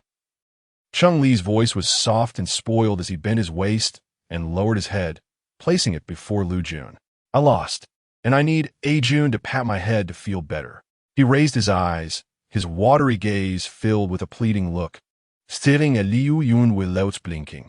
He was seducing Liu Jun. Li Tian glanced at Chung Li, remaining silent but with a hint of smile in his eyes. Jun was a straightforward person. She would never become flustered or overthink due to a word or action from someone who didn't express their feelings clearly. Only by truly telling Jun that he liked her or loved her would she realize that everything he did was because of his feelings for her. But before that, Jun would never think that his actions were because he liked her or that he was seducing her. All right. Liu Jun raised her hand helplessly yet indulgently, gently patting Chung Li's head. Why did her comrade act like a child? Should he be praised for doing something wrong and also praised for doing something right? As his commander, what else could she do but spoil him? Chung Li was captured by the tenderness on his head, feeling sweet in his heart, believing he had successfully seduced Liu Jun and had intimate contact with her, until Liu Jun stopped her action. And when he lifted his head shyly to look at Liu Jun, he realized he was mistaken. Liu Jun's expression remained calm and composed, showing no change at all.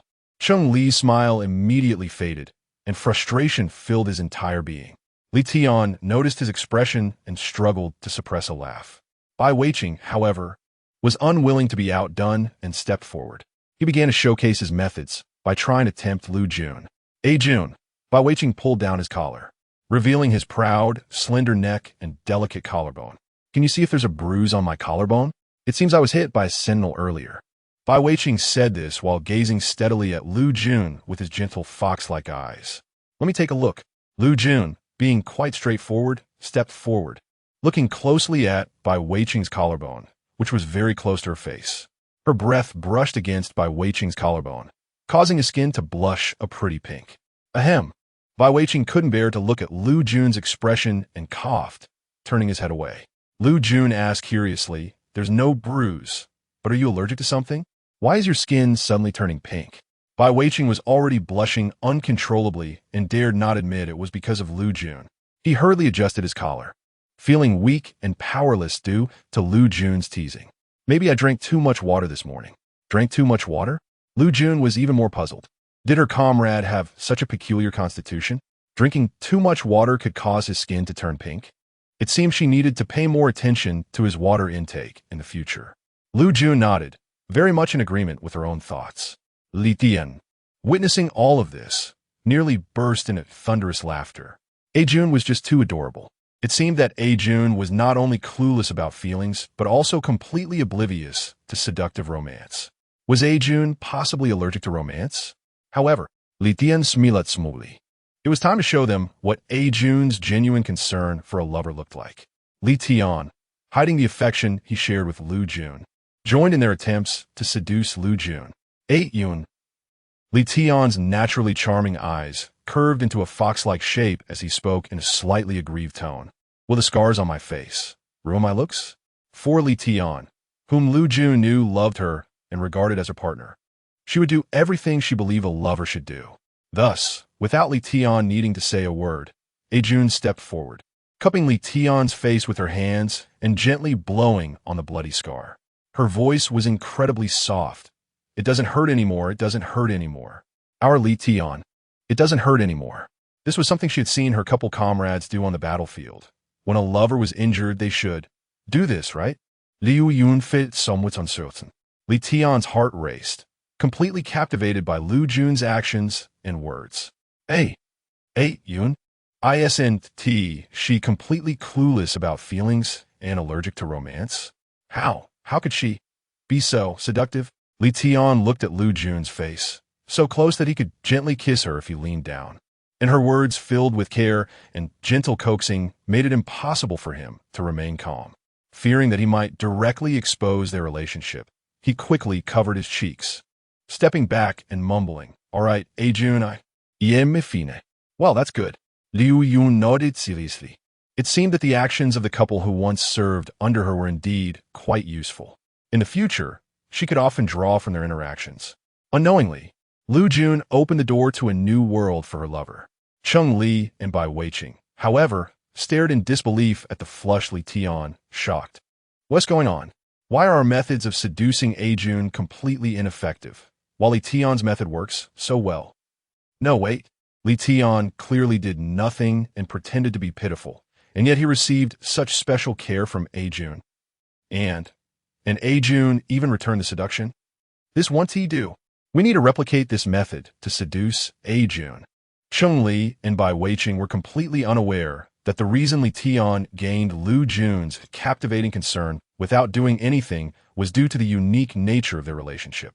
They were still seething with jealousy and unwillingness at the close interactions between Li Tian and Liu Jun. Shangwan Hung observed the three of them and stepped forward. Moving closer to Liu Jun, he simply said, "Liu Jun, before we head to the Ghostwood Forest, let us go home first. We'll be fighting in the Ghostwood Forest all day, and you'll definitely be hungry. I'll make some snacks you love to bring along. Is that all right?" Chapter 132. Liu Jun's refreshing presence. Before Liu Jun could speak, the sentinels who witnessed everything were already left dumbfounded, not knowing what kind of expression to put on. This included all the guides and sentinels in front of the large screen. They were silent, their faces unusually contorted, every muscle in their cheeks twitching from deep shock. What had they just seen? Their strongest sentinels in the city center were bound by Liu Jun, a guide from the slums, and that was one thing. They didn't even kill her as they had expected, but how could they show Liu Jun such a completely different demeanor? The suave, sharp-tongued, and cunning healer sentinel by Weiqing became a seductive fairy in front of Liu Jun. The orphan guide, the notoriously eccentric and reportedly sickly leader of the underground organization, Cunningly, turned into a spoiled little puppy hoping she would pat his head. The suddenly emerged, stunningly beautiful sentinel Li Tian, who looked like a fox, became a relentless flirt in front of Liu Jun. More importantly, their city center's male god, the Sentinel Military Academy commander Shangwan Hung, who was cold, indifferent, and exuded a strong sense of abstinence in front of Liu Jun, actually turned into a devoted house husband eager to take care of her and cook for her. Is this right? Is this really right? Just as the guides and sentinels in the city center were about to scream in disbelief, the image on the large screen suddenly changed. Lu Huang and Liu Yunju, along with Lu Lanzhu, appeared on the screen. Behind them was the ghostly dead forest. "Ha! Miss Liu." Lu Huang smiled enchantingly. "You and your sentinels have been messing around in the military academy for so long, yet you haven't killed a single vile creature. I really don't know what you're doing. You might as well learn from me and my two sisters, directly bringing your sentinels to the ghostly dead forest to fight. You see," Lu Huang lifted her proud chin, "how come you, a Liu girl from the slums, are so different from us, the daughters of the oil tycoon Liu family?" Shangwanem, Xinli, Bai Beiying, and Li Tian frowned as they watched Lu Huang and the others on the screen, all sensing that these three daughters of the oil tycoon Liu family harbored extraordinary malice towards Liu Jun. Lu Huang looked ahead with a smile, as if watching Liu Jun. The other guides and sentinels who were forced to witness Liu Jun fighting with the four sentinels finally realized something was wrong. Yes, her sudden battle and the fact that the footage was broadcasted on every large screen in the city center was clearly to force us to watch. She is deliberately provoking our anger, deliberately causing a rift between our sentinels and us. Having 6 of the strongest sentinels isn't enough. Does she also want to steal our bound sentinels? This Liu Jun is too malicious. The S-rank guides, who did not see through Liu Jun's true intentions, displayed expressions of hatred towards her. They also turned back to look at their bound sentinels, observing if they were swayed by the side of Liu Jun that was revealed. When they noticed their bound sentinels showing even the slightest discomfort or emotional response, their expressions would change drastically, and they would punish their sentinels with mental force. Behind the screen, Liu Yunju chuckled softly to Lu Huang. "Sister, your move is truly brilliant." The S-rank guides and their sentinels, due to different post-education and training, harbored misconceptions about their bound sentinels. They would not realize that Liu Jun's real purpose was to become the leader and lead the fight. Instead, they would only grow to hate Liu Jun even more, harboring even greater hostility. Liu Yunju was pleased at the thought that Liu Jun would bear the hatred of all the S-rank guides and those below in the city center. Their mother's decision to collaborate with several families to allocate knowledge and education only to top-tier guides and sentinels like them was truly clever. Thanks to this, the S-rank guides and those below, along with their bound sentinels, were so foolish. They could easily be manipulated by their emotions. Yes, sister is indeed impressive. Lu Lanzhu obediently blinked her starry eyes at Lu Huang. Lu Huang gently played with her hair, her pride almost bursting through the screen. But soon, the screen in front of them changed once again. The previously terrified Liu Jun, who was supposed to be despised by the S-rank guides in the city center because of their words, showed no signs of distress. Instead, her expression was clearly more excited, even joyful. Lu Huang's smile froze, shaken by Liu Jun's completely different aura. The eldest lady of the Liu family, the second lady, and the third lady. Liu Jun knew they must be watching from the screen, so she smiled even more unabashedly, realizing that all the developments and rules were set by them. Oh, by the way, I forgot to say, but thank you all very much. Lu Lanzhu's eyes widened, exclaiming, "Sister, what does she mean by this?" Liu Yunju, with a gloomy expression, could not understand what Liu Jun was talking about. Behind Liu Jun, the four sentinels stood together, becoming her strong support. They surrounded Liu Jun, their cold eyes fixated on the screen, as if to say that no matter who was on the other side, they would always be Liu Jun's protectors. However, the stunningly beautiful face of Liu Jun revealed a fierce aura that made people feel she was not the one being protected by Shangwan Heng, Cheng Li by Wei Qing, and Li Tian, but rather the one leading them. Everyone, Liu Jun smiled with her eyes narrowed, her brows filled with defiance against everything in this world. That's right. I just tricked you. Today's battle was meticulously planned by me and my four sentinels, solely to sow discord between you and your bound sentinels.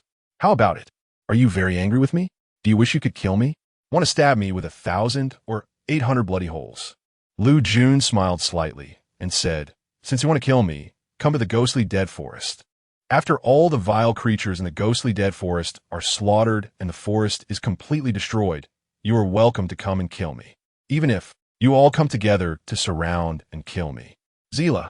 The large screen froze on Liu Jun's imposing smile, and with a few seconds of electrical noise, the screen switched back to the usual ranking display. But, Chapter 133. A new sentinel appears, however. Liu Jun's smile on the screen had already been deeply etched in their minds. Their expressions were twisted with rage. She actually dared to be this arrogant. Liu Jun's words had successfully provoked the anger of all S-level guides. She actually revealed all the schemes like this. Liu Jun's flamboyant smile deeply stimulated the nerves of every guide, and they were burning with anger, having memorized everything Liu Jun said, deciding to follow her words and kill her after destroying the ghostly dry forest. I wonder what Liu Jun is pretending for, being so arrogant, daring to say that after destroying the ghostly dry forest and killing all the impurities, we would surround and kill her. One guide disdainfully said, "Yes. Does she really think she is that powerful? Does she think that after killing the impurities, she can still maintain her complete mental power and defeat so many of us? It's a pity for the strongest sentinels in the center of our city, our male gods. How could they be bound to such a vile guide, letting them suffer with her? That's right. We are not targeting her, just because we are jealous that she has bound all the strongest SSS-level sentinels in our city. It's purely because she is too vicious. We are setting off now to let her know that we cannot be led into her traps by her casual schemes. Even if we do not kill her for the sake of our strongest sentinels, we will make her suffer." Yes, all the guides said, turning to look at the sentinels they were bound to. However, they found that the expressions on their sentinels' faces did not look good. Instead of being stirred by their words, they were immersed in the scene where Liu Jun fought alongside the sentinels on the big screen. The guides' faces suddenly changed. What's going on? Liu Jun's malicious woman has really succeeded in sowing discord between me and the sentinels. Smack! One guide, unable to hold back her anger, slapped her sentinel. "If any of you dare to be distracted for even a second, I will kill you before killing the impurities." The guide's sharp words echoed in the hearts of the sentinels. "Yes," they murmured in response. "Oomph, a bunch of spineless things." The guides rolled their eyes coldly and led the sentinels towards the ghostly dry forest. Everything was just to make the arrogant Liu Jun look bad. At the same time, Liu Jiaozhu, seeing Lu Huang, Liu Yunju, and Lu Lanzhu's faces on the big screen, almost burst out laughing. "Ha ha, great. Her three sisters have noticed Liu Jun, and Liu Jun's words have probably made them furious. When they arrive at the ghostly dry forest, they will definitely target Liu Jun more and won't pay too much attention to her. At the family meeting in 2 days, she will have more opportunities to show herself in front of her mother. Liu Jun, that waste. Even if she turns into an SSS-level guide, she still cannot change the fact that she is a cowardly waste. Let us go to the ghostly dry forest.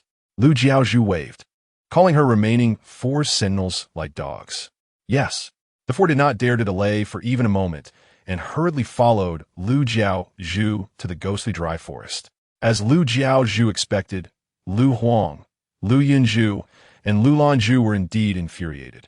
Liu Jun's flamboyant smile on the big screen was blinding to their eyes. Liu Yunju desperately widened her eyes, so angry that she wished she could pop her eyeballs out. This is Liu Jun? The Liu Jun who wouldn't dare to let out a fart in front of us. Her voice changed drastically. How could she have become like this? Hee hee. Liu Huang's enchanting and beautiful features darkened. It seems our 5th sister's foolishness at home was all an act. Liu Huang would not believe that a person could change so much after a trip to the slums. She must have been pretending to be easy to bully all along. Otherwise, there would be no way to explain her current appearance. What does this mean? Liu Lanju asked in confusion. Does my eldest sister mean? Liu Jun's current appearance is her true self, and the way she used to be at home, unable to say a coherent word in front of us, was a disguise? But why?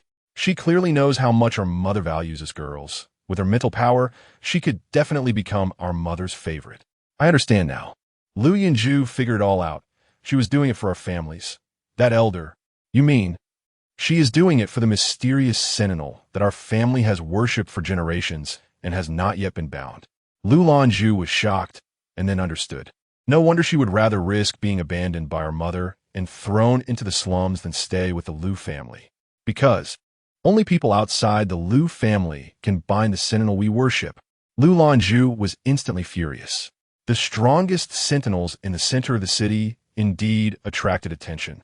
Although our Liu family is just one of the 4 small families, none of the girls in our family have ever thought of binding them or becoming their guides, because they have seen the most exceptional and powerful sentinel since childhood. However, that sentinel once said that people from the Liu family cannot bind her. Only people outside the Liu family can bind her, and she has been waiting for that person. But now, Liu Jun has left the Liu family, which means she is already someone from outside the Liu family. How could she not have thought of this? Liu Huang's eyes flashed with cold light. If she wants a bind, let's see if she can survive out of this ghostly dry forest. Does my eldest sister mean to deal with her inside the ghostly dry forest? Liu Yunju hesitated, but there were still 4 strongest sentinels beside her. We might. Did you forget? Liu Huang thought of this and was so angry her teeth were itching. She has already made the entire center's guides hate her because of our blessings. Even if they would spare her for the few sentinels they idolize, they would still surround her and make her suffer. We will take advantage of that moment to kill her. Liu Yunju and Liu Lanju nodded in agreement. Soon, a great battle was about to break out. Chapter 134. Qin Maxiao's inferiority. When Liu Jun arrived at the Ghost Tree Forest, she did not notice that not far behind her, where she and Shangwan Heng, Cheng Li, Bai Weiqing, and Li Tian were walking, Qin Maxiao was quietly watching her from behind some bushes with his subordinates. He looked at the back of Liu Jun walking alongside Shangwan Heng, Cheng Li, Bai Weiqing, and Li Tian. In memories of Liu Jun's various performances on the big screen, and her words flooded his mind. Seeing Liu Jun now completely independent of him, truly having no feelings for him, Qin Maxiao couldn't help but swallow hard, his hands clenched into fists at his sides. The smile that had always been on his face was long gone, replaced only by suppressed bitterness. Dear, it seems she really doesn't like him. She has no feelings for him at all. Qin Maxiao had no idea that love in this world is not about whether he likes someone. It doesn't mean that person will necessarily like him back, nor is it as he thought, that if he believes he and someone are a match made in heaven, they would indeed be a pair. Even less so, is it true that just because he thinks they are meant to be together, he can leave his mark on the person he likes, especially when she is completely unaware. As Qin Maxiao watched Liu Jun remain unaffected by his presence, as if his existence made no difference, a wave of oppressive gloom spread through his chest. It turns out, dear, she really doesn't like him. Yun really has no feelings for him at all. What? What has he done? The pain of his heart shattering spread like countless stars. The ache extended to his limbs and throughout his body, allowing him to truly experience what heartbreak feels like. Heartbreak was never an exaggerated term. It was a very real verb. Qin Ma Xiao's face turned pale, never before having felt such weakness, as he grieved painfully. What has he done? What has he done? He and Jun were not meant to be together, not the guide and sentinel that were supposed to be together, even if they were bound by the terminal. So what? Didn't he initially want to kill Jun? But just because of his obsessive and crazy thoughts, he had frantically left his mark on Jun, wanting to use it as a symbol that she belonged solely to him. But Jun doesn't belong to him at all. Jun also doesn't like him. Chief. Several people hurriedly rushed forward to support the nearly collapsing Qin Ma Xiao. Chief, what is wrong? The concerned voices in his ears forced Qin Ma Xiao to barely regain his composure. He shook his head, signaling that he was fine, and said, "The task assigned to us by the terminal is to destroy the ghost tree forest. Since that is the case, we will destroy the ghost tree forest while ensuring Jun's safety." The others exchanged glances and nodded. Yes. They could tell that the chief seemed to have undergone some changes. But they couldn't pinpoint what those changes were. They only felt that their chief seemed no longer as decisive and vigorous in leading them as before. Instead, he had become much gentler. The few of them didn't understand what had happened and simply acted according to Qin Ma Xiao's instructions. Qin Ma Xiao was lost in deep self-reproach and regret. He had privately sullied Jun, who had no feelings for him and was in a state of unconsciousness. Of course, Jun could not possibly like him. She probably would only hate him. What right did he have to stay in front of Jun? Jun telling him to leave and not see her again was the ending he deserved. Loving someone can lead to feelings of inferiority and psychological distress. Qin Ma Xiao saw his own actions clearly, pulling himself out of the deep love he had for Liu Jun, and began to see more of Liu Jun's characteristics and qualities. He also developed a stronger affection for Liu Jun. However, he had personally destroyed his image in Liu Jun's heart and no longer dared to think of getting close to her, because he was unworthy. Meanwhile, Gong Hao, who had not participated in the battle at Ghost Tree Forest with Liu Jun, was still at the villa. Liu Jun's performance on the big screen, along with all her emotions and vitality during the battle, allowed Gong Hao to experience a complete feeling he had never had before. Gong Hao, elegant and refined, with a face as graceful as the moonlight, was filled with unchanged anger and a spectator's mindset towards Liu Jun. Liu Jun, I'm curious to see how you will deal with all the guides attacking you with their sentinels. Gong Hao completely forgot that to him. Liu Jun was merely a container holding the rare items he desired, treating her as a person instead. He could clearly sense Liu Jun's calm emotions at that moment, and also knew that he would become physically exhausted due to his soul binding with her, but he was quite willing to watch his body feel this way because of Liu Jun, even he didn't know why. He simply enjoyed the feeling of watching how Liu Jun would handle the upcoming events. As Gong Hao eagerly anticipated the show, Liu Jun, along with Shang Wanheng, Cheng Li, Bai Weiqing, and Li Tian successfully reached the center of the Ghost Tree Forest. Thanks to Liu Jun's infuriating words, none of the other guides dared to interfere, all eagerly wishing for her to quickly reach the center of the Ghost Tree Forest to slaughter the large group of SSS-level filth gathered there. Thus, the five of them reached the center without any hindrance, and the battle began at this moment. By the time night fell, the filth in the Ghost Tree Forest had not been reduced significantly, but all the guides and sentinels were already unable to bear it and began to heal and rest. However, Liu Jun, along with Shang Wanheng, Cheng Li, Bai Weiqing, and Li Tian, were still full of energy, although their mental strength had been depleted. Due to Liu Jun's command and their joint efforts, every surge of their mental strength had an extraordinary effect, and overall, they had not lost much. Thus, they fought as if nothing had happened.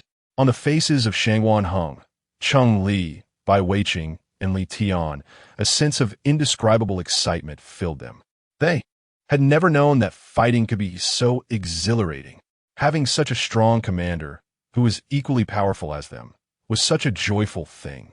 Liu Jun's fighting moves became increasingly fierce, but some did not wish to see Liu Jun develop so well. Lu Huang appeared with Liu Yunju and Lu Lanju, crossing her arms as she looked at Liu Jun still fighting alongside Shangwan Heng, Cheng Li, Bai Weiqing, and Li Tian, with a look of disdain in her eyes.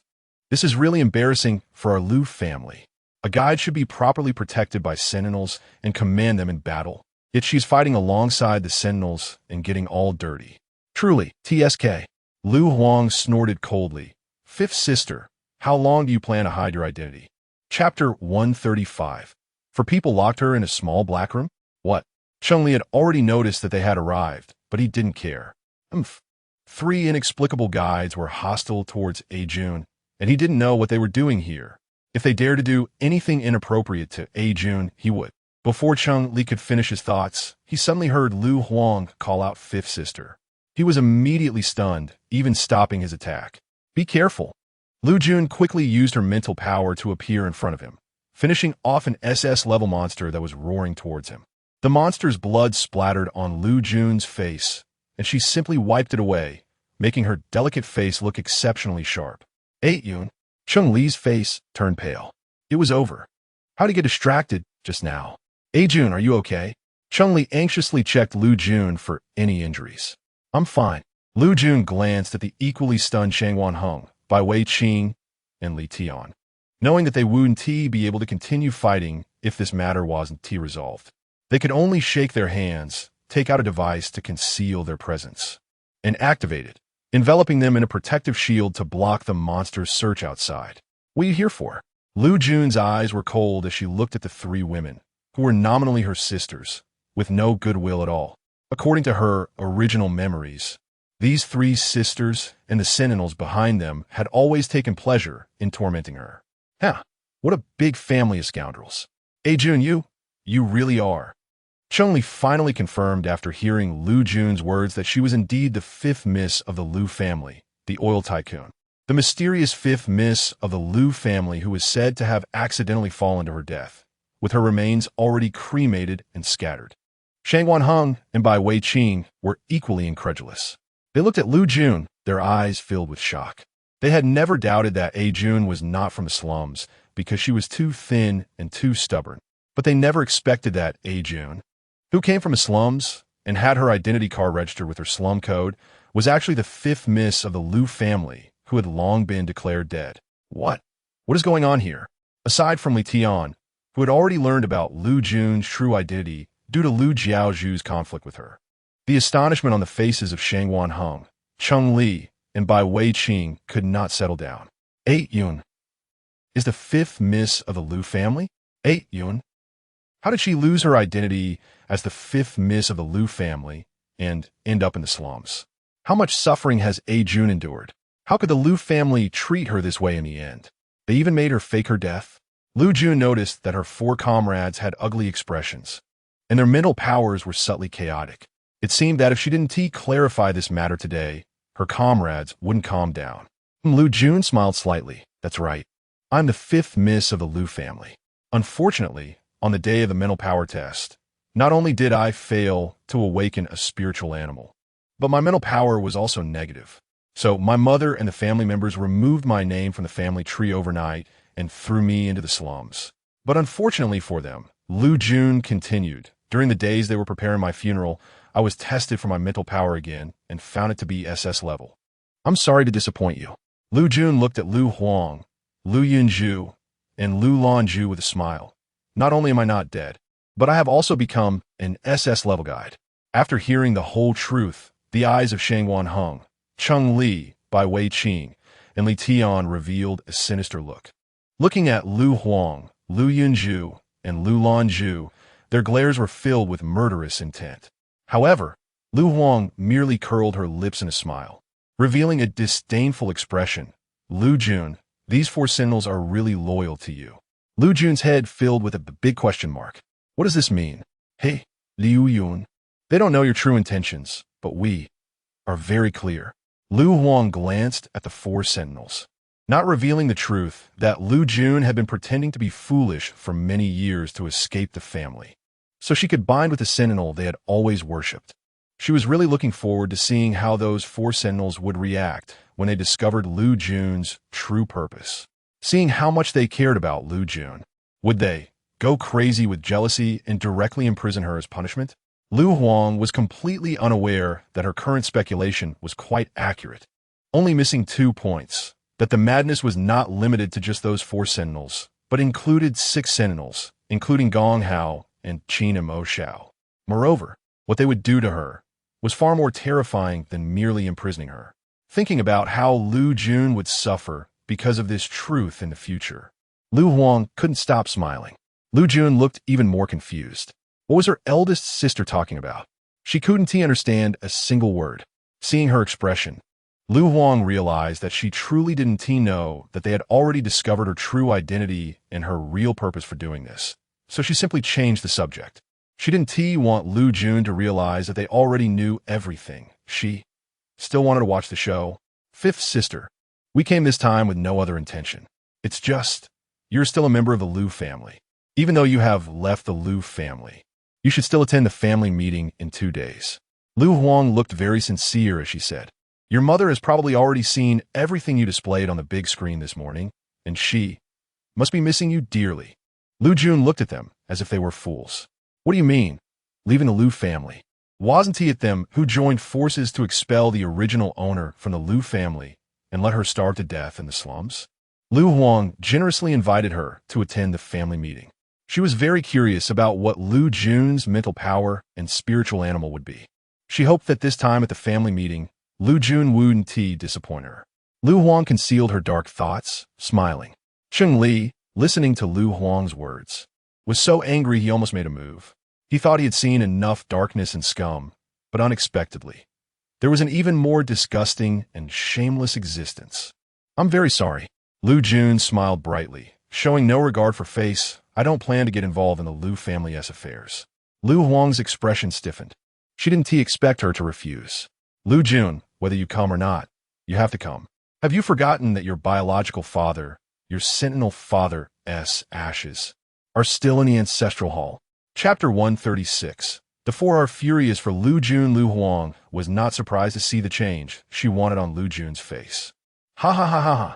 Liu Jun, do you really think that pretending to be foolish and distancing yourself from the Liu family means I have no way to deal with you?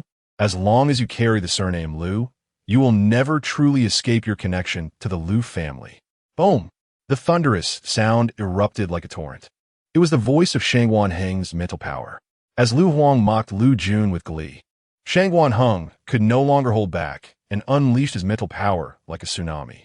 With the sensation of crushing everything, it surged straight towards the center of Liu Huang's forehead, aiming to drill a big hole in her brain. Liu Huang's 7 sentinels acted swiftly, hurriedly blocking this attack for her. In an instant, all 7 were covered in wounds, each spitting out blood. But that was not the end. Cheng Li and Li Tian also took action the moment she finished speaking. The two unleashed terrifying offensive power, breaking through the encirclement of the sentinels protecting Liu Yunju and Liu Lanju, and seized both of them by the neck. Bai Weiqing, holding a syringe, stealthily aimed at Liu Huang's lower back, his voice cold as if it had crawled out from hell. Once I inject this drug, no matter how powerful your mental strength is, your entire life will be reduced to that of a paralyzed person, unable to take care of yourself, suffering from incontinence. Liu Yunju and Liu Lanju struggled for breath, desperately writhing, their flushed faces turning towards Liu Huang with pained eyes, emitting hoarse cries for help. Big sister. Liu Huang felt a chill run down her spine. Everything happened too quickly. The mocking smile on her face, directed at Liu Jun, had not even faded before she faced the threat to her life. For the first time, Liu Huang felt the fear of overwhelming pressure. Her forehead was drenched in cold sweat as she struggled to breathe. Li's cunning lunatic Liu Jun. She only wanted her to recognize her situation, yet the 4 sentinels she had trained rushed at her like madmen. Shangguan Shenli, Bai Beiqing, Li Tian, a stop. Liu Jun's smile remained unchanged. Her gaze was piercing, and the light laughter on her lips already indicated that she was not surprised by what was happening. She knew her 4 sentinels would act crazily because of her words. Gently, at Liu Yun's command, The four furious and irrational individuals immediately halted and returned to Liu Jun's side. However, the anger and vigilance in their eyes did not relax even a little, always watching Lu Huang and the others, indicating that if they said one more excessive word or took any excessive action, they would pounce and tear them apart. Cough, cough, cough. Lu Yunju and Lu Lan Zhu struggled to rise, both of them in pain, seeking refuge by Lu Huang's side. Big sister. Lu Yunju was seething with anger, whispering to Lu Huang, how did Liu Jun manage to bring these four strongest sentinels to the city center? Why did they so easily drop their attack at her word? Lu Huang was also puzzled, snorting coldly as she looked at Liu Jun with a hint of curiosity in her eyes. Liu Jun's method of training sentinels was indeed impressive. These four strongest sentinels were more obedient than dogs in front of her. It seemed she had underestimated her. Big sister, second sister, third sister. Liu Jun smiled with her eyes narrowed. I have never been one to be threatened. Since you all want me to return to the Liu family so badly, I will go back and take a look. However, don't blame fifth sister for not reminding you. You better be able to bear the consequences of my return.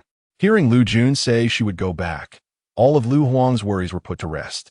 As for the consequences she mentioned, Lu Huang didn't even register them in her mind. Her eyes sparkled, and the corners of her mouth rose. Disdain and contempt surged within her.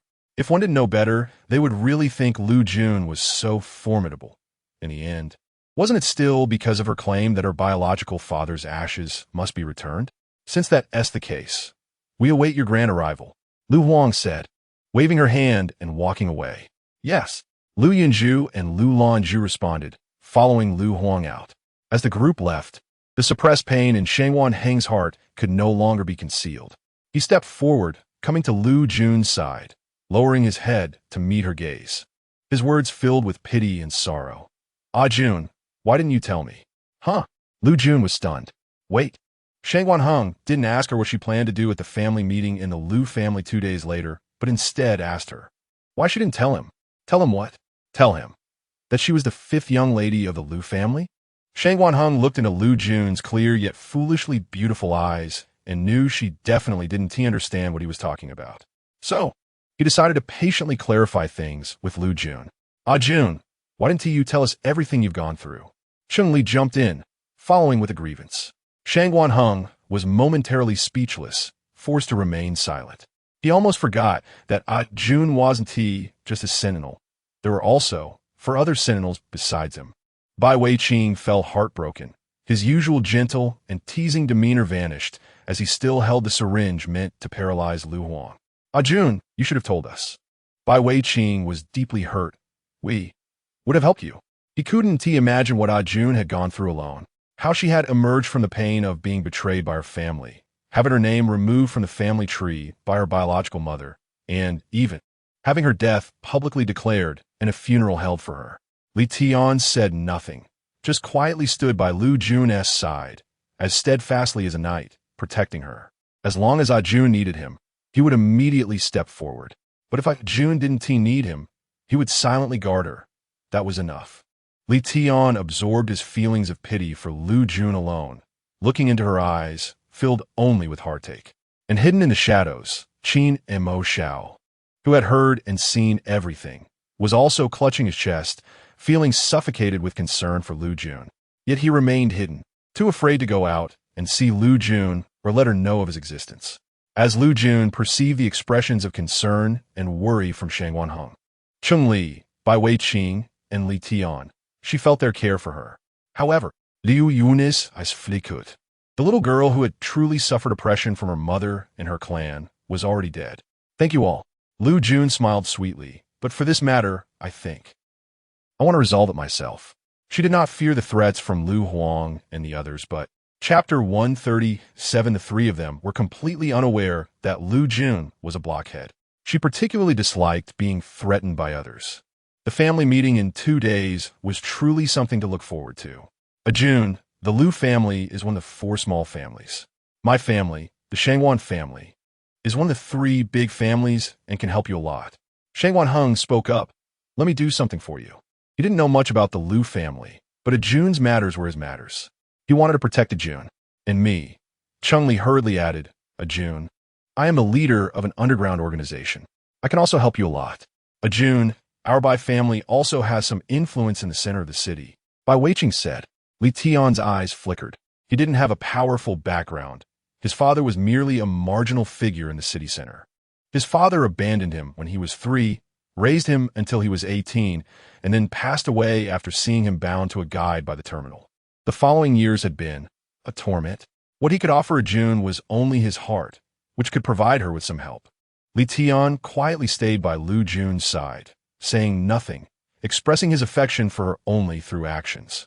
The close concern of the 4 made Liu Jun very touched. How nice! Her 4 comrades were so great.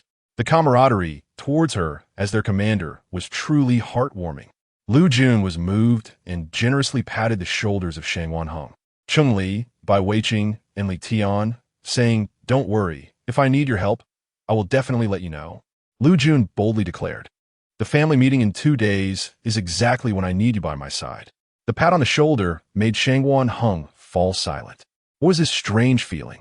Why did it always seem like Jun had inexplicable feelings towards his concern for her? Chun-Li and Bai Weiqing felt the same way. They both thought that things were developing in an unexpected direction for them. Li Tian, who saw through everything, had a hint of a smile. Shangwan Heng, Chun-Li, and Bai Weiqing still had not realized the fact that Jun was a complete blockhead. However, he was different. Although Jun only patted their shoulders, when she patted him, there was a hint of a caress in her touch. You know, was his lover. Thinking of this clear fact made Li Tian unable to help but feel happy, his heart overflowing with happiness. What's wrong? Liu Jun blinked, puzzled by their silence. It's nothing, Shangwan Heng said. Jun, don't worry. At the Liu family meeting in 2 days, we will definitely stay by your side and protect you well. Okay. Liu Jun smiled with her eyes curved.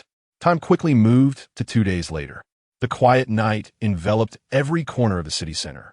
Inside the Liu family's villa, resembling an ancient castle, the lights were bright and the atmosphere was unusually lively. Members of the Liu family who had been away for years returned to the Liu family, filling the place with guides and their sentinels. However, the most eye-catching was Liu Tianfeng, surrounded by 6 sentinels at the center of the villa. Dressed in a dark blue gown, Liu Tianfeng's imposing aura naturally intimidated everyone present. Although she was 47 years old, there were no signs of aging on her. Only a deep, unfathomable danger. Beside her were Liu Huang, Liu Yunzhu, Liu Lanzhu, and Liu Jiaozhu, with Liu Jiaozhu standing next to Liu Tianfeng, unable to hide her joy. Great. Thanks to that fool Liu Jun. With her as a shield, Mom won't notice that I can't do it. She would be able to continue living peacefully as the 4th young lady of the Liu family. Just as she was thinking, the bustling crowd suddenly fell silent. It turned out that Liu Jun had appeared on the scene with Shangwan Heng, Chun-Li, Bai Weiqing, and Li Tian. Liu Tianfeng skindle at Liu Yun, her mind echoing with Liu Huang's words, Mother. Liu Jun has been pretending to be foolish and useless for all these years for the elder we have worshipped in our family, the mysterious sentinel. To leave the Liu family and compete for the opportunity to bind with this mysterious sentinel as an outsider. Liu Tianfeng kept her eyes on Liu Jun until she approached her, and only then did she confirm one thing. Her 5th daughter, Liu Jun, was indeed completely different from the useless appearance she had when raised in the villa. Liu Tianfeng raised a joyful smile. As expected, she is my Liu Tianfeng's daughter. She possesses extraordinary talent and courage to come up with such a scheme and have such outstanding strength. Daughter, you finally came. Liu Tianfeng welcomed Liu Yun. As Liu Tianfeng's words fell, Liu Huang, Liu Yunzhu, Liu Lanzhu, and Liu Jiaozhu all had different expressions on their faces.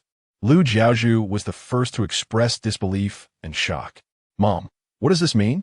Are you going to recognize Liu Jun again?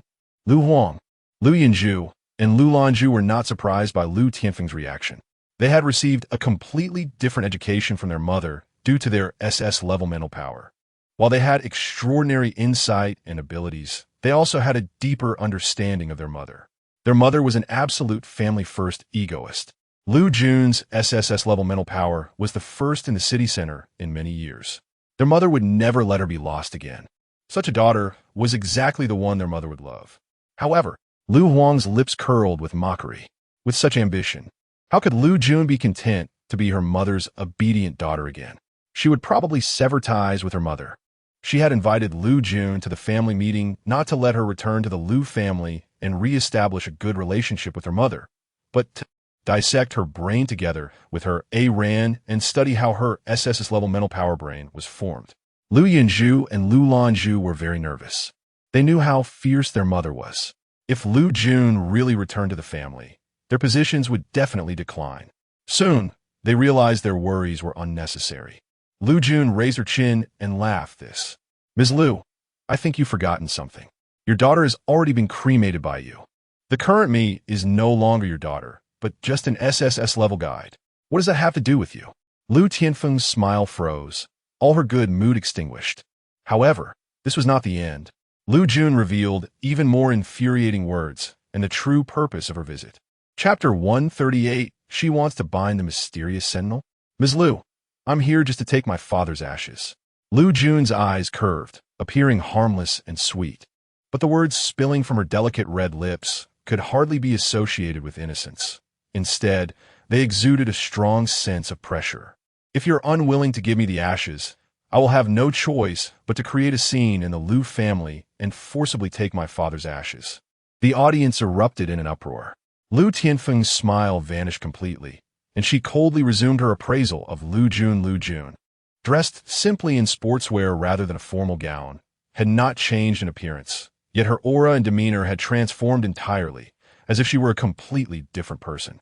Gone was the fear and timidity that had once characterized her. Now, she looked at Liu Tianfeng with a sense of control. Liu Tianfeng's nier Liu Jun. Do you think just because you've gained SSS-level mental strength, you are qualified to challenge me? You are my daughter, and that will not change even in death. You better obediently listen to me. Otherwise, not only will I not give you your useless father's ashes, but I also won't give you anything you desperately want that you've pretended to be incapable of obtaining since childhood. Liu Jun blinks. She still didn't understand what her true purpose of leaving the Liu family was, as mentioned by Liu Huang. Liu Tianfeng took a step forward, putting on a smile again. She affectionately took Liu Jun's hand and patted it, as if they were a mother and daughter with an exceptionally close relationship. Don't worry, my daughter. You are a piece of flesh that fell from me. How could I not love you, spoil you, and help you get what you want? The calculating glimmer in Liu Tianfeng's eyes surged as she whispered into Liu Jun's ear, as long as you cooperate with me, I will definitely help you bind with that mysterious sentinel who has been living in our clan for years. Liu Jun froze. What? What mysterious sentinel? What binding with him? I never thought about such things. She already had enough sentinels and comrades. She couldn't bear the turmoil of having another sentinel. Suddenly, Liu Jun yanked her hand away. Although she didn't know what Liu Tianfeng was talking about, it didn't stop her from wanting to take her father's ashes. It seems Ms. Liu doesn't intend to give me my father's ashes. Liu Jun smiled brightly, while Liu Tianfeng's smile vanished. Behind her, Liu Huang, Liu Yunju, Liu Lanju, and Liu Jiaozhu were overjoyed. Liu Huang. Soon, I can dig into Liu Jun's brain with ARAN and understand everything. Liu Yunju and Liu Lanju, great. We won't be forgotten by mother. We are still her favored daughters. Liu Jiaozhu. Hee. Liu Jun is such a waste. She doesn't even know how to seize mother's favor, but that's just right. Mother won't care about her today. She can still be mother's daughter. Liu Tianfeng looked at the faint smile on Liu Jun's face, which had not wavered at all due to her words, and realized that Liu Jun was unlikely to listen to her anymore. Liu Tianfeng's expression darkened, and she coldly spoke. Liu Jun, do you think that just because you have 4 of the strongest sentinels, I can't do anything to you? Liu Tianfeng glanced at the sentinels behind Liu Jun, Shang Wanhang, Cheng Li, Bai Weiqing, and Li Tian, and said, this is the Liu family's territory, and there are over 200 people from the Liu family here. No matter how powerful your 4 sentinels are, can they protect you safely? Protect? Liu Jun raised an eyebrow and smiled. Ms. Liu, do you think I need protection? Liu Tianfeng choked on her words, her eyes filled with unwillingness. She had clearly seen her 5th daughter's performance on the screen.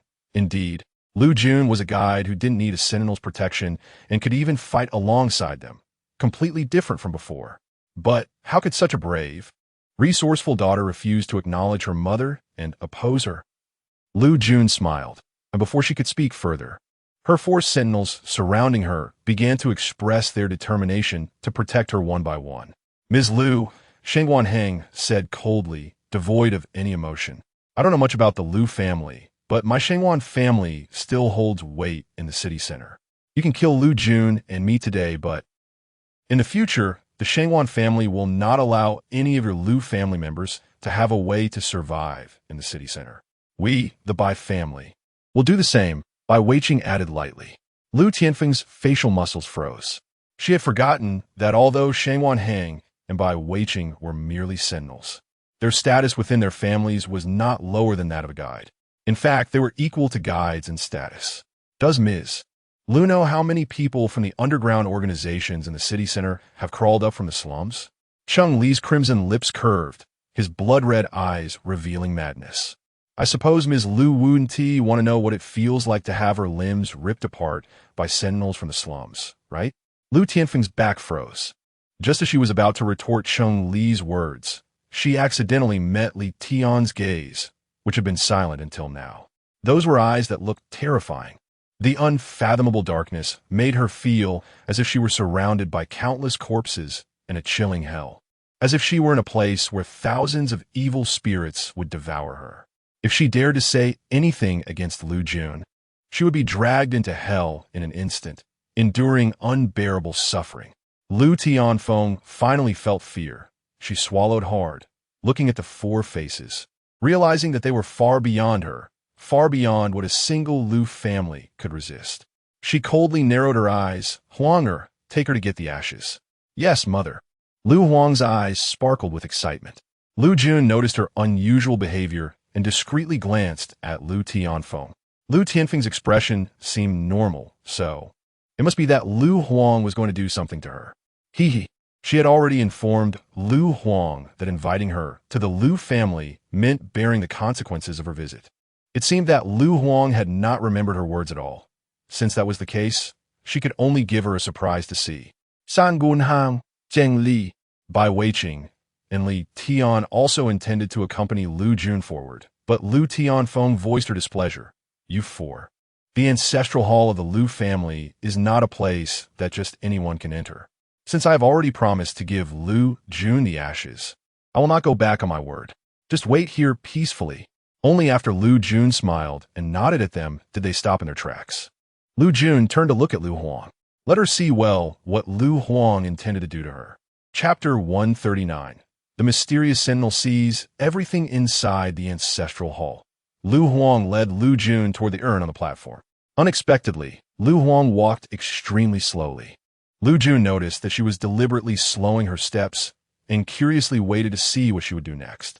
Liu Huang, full of joy, began to speak. Liu Jun, what do you think the brain of an SSS-level guide looks like? As she spoke, Liu Huang stopped, turned around, and smiled. Why don't I, your big sister, dissect your brain and take a good look? Downstairs, Si Guanheng, Cheng Li, Bai Weiqing, and Li Tian quietly waited for Liu Jun.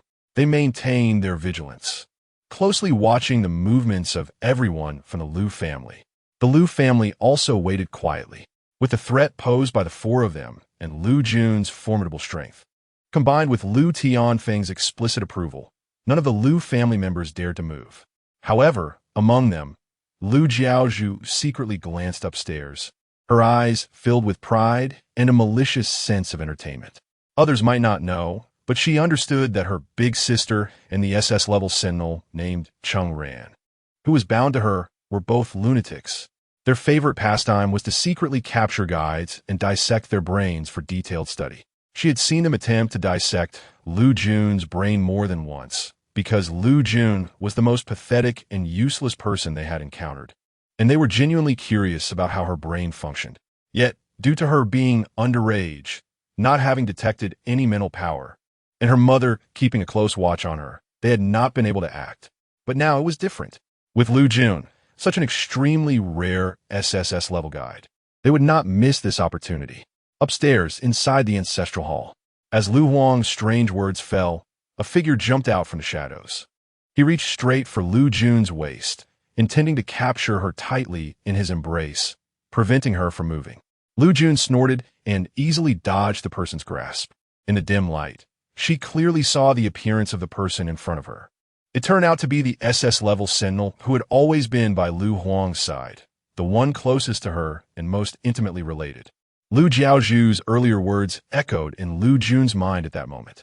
The sentinel who wouldn't let her go must be him, right? It seemed they were truly eager to know what was inside her brain. Unfortunately for them, she would never fulfill their wishes.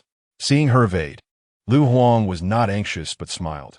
Liu Jun, you might think that with both Cheng Ran and I, 2 SS levels, capturing an SSS-level guide like you is a joke, right?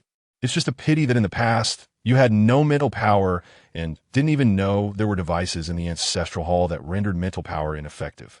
Did you? As she spoke, Cheng Ran, who was 9 meters tall and had a strong muscular build, exerted pressure on Liu Jun with his height. In front of him, Liu Jun looked like an elementary school student. With one hand, he could easily crush Liu Jun's head. In front of us, you are just a being to be slaughtered at our will. Lu Huang laughed happily. Oh, Liu Jun moved her hand, implying that in this room, you also have no mental power? Lu Huang, thinking Liu Jun was still pretending to be calm, nodded contemptuously. Yes, that's wonderful. Liu Jun smiled, and before Lu Huang could understand what she meant, she saw her proud, sentinel Cheng Ran easily thrown to the ground by Liu Jun's small frame. Cheng Ran, in pain, bared his teeth and let out a cry. The way he looked at Liu Jun was as if he were staring at a monster. No. Liu Jun was clearly a useless person. How could she have such good skills and strength? Lu Huang was also stunned, her beautiful face in shock. You, what have you done? How could you suddenly become so strong? Dear big sister, I forgot to tell you, Liu Jun smiled, my greatest strength isn't my mental power, but my excellent skills. As she spoke, Liu Jun had already approached Lu Huang, and, before she could react, knocked her out with a swift chop. You. Cheng Ran looked panicked at Liu Jun, standing beside the unconscious Lu Huang, urgently asking, what do you want to do to Huanger? What do I want to do? Liu Jun crouched down, looking at Lu Huang's face, which resembled a devil in her memories, revealing a malicious smile. Didn't I say, since you invited me to the Liu family, you must be able to bear the consequences? Downstairs, after a long time, Liu Tianfeng sensed something was wrong. She frowned, and an ominous premonition suddenly arose in her heart.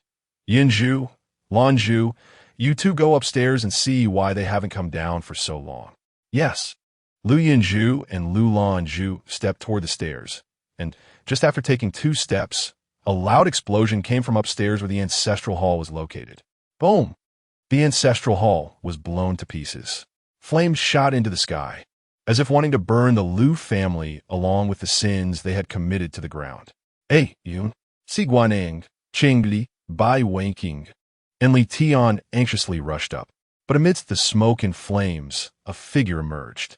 Liu Jun, dusting off the corner of her soiled clothes, appeared with a smile, holding the urn in her hands. The fire behind her seemed like her wings, illuminating her stunning beauty, making the world her backdrop. Upon seeing that Liu Jun was unharmed, Si Guanheng, Cheng Li, Bai Weiqing, and Li Tian finally calmed down and breathed a sigh of relief. A Jun, truly extraordinary. She really is fine. Ah! Liu Tianfeng, seeing Liu Jun instead of Lu Huang, immediately became furious, her sharp voice piercing everyone's ears. Liu Jun, where's my Huanger? Where's my Huang? She shouted, her chest filled with resentment. Huanger? Her Huanger was the one most like her. The entire Liu family. She intended to pass it all on to her. Liu Huang. I don't know, Liu Jun smiled cheerfully. Maybe she's being burned inside. What did you say? Liu Tianfeng wished she could kill Liu Jun. But Liu Jun just leisurely held the urn and walked downstairs. Let's go. Si Guaneng, Qingli, Bai Weiqing, and Li Tian nodded, surrounding Liu Jun as they left, as if the chaos of the Liu family had nothing to do with them. On the top floor of the Liu family villa, however, there was someone who had witnessed everything that had transpired. Chapter 140. Qin Maxiao's inferior love for Liu Jun, Liu Tianfeng screamed and rushed upstairs.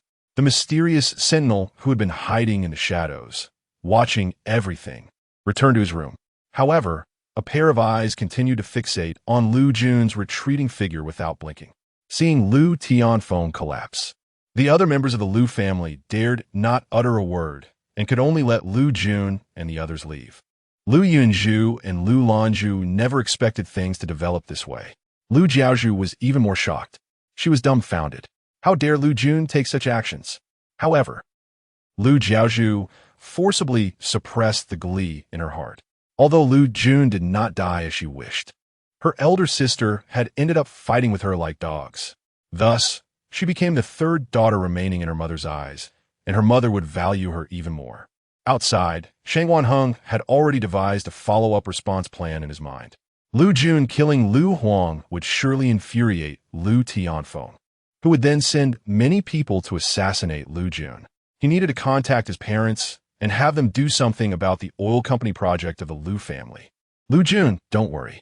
I will have my brothers come and protect you near our villa. I won't let the Liu family harm you in the slightest. Cheng-Li spoke up. The Liu family treats Liu Jun this way, and they haven't been completely toppled yet. That already shows how much face they're giving to the Liu family. Although he did not know what had happened in the ancestral hall, something must have occurred that made Liu Jun take such drastic actions, undoubtedly due to Liu Huang's intolerable behavior. Liu Yu, killing her was a good thing. Liu Jun gently smiled and said, "Do you really think I killed Liu Huang? Don't worry, I did not kill her." What? Cheng-Li was surprised. Shang Wanheng, Bai Weiqing, and Li Tian were equally shocked. At the Liu family villa, Liu Tianfeng ran madly, screaming as she reached the vicinity of the burning ancestral hall, where she immediately spotted Liu Huang and her sentinel Cheng Ran, who had been tossed into a corner. The ferocity on Liu Tianfeng's face calmed at that moment, and her anxious and panicked feelings disappeared as her steps slowed down. She understood Liu Jun's intention. Was her fifth daughter trying to give her a warning? Liu Tianfeng checked Liu Huang and Cheng Ran's bodies and found they had only fainted. Liu Tianfeng couldn't help but feel angry and unwilling. Liu Yu really was her most outstanding daughter, with such intellect and strategy. Yet she was willing to sever ties with her mother over trivial matters.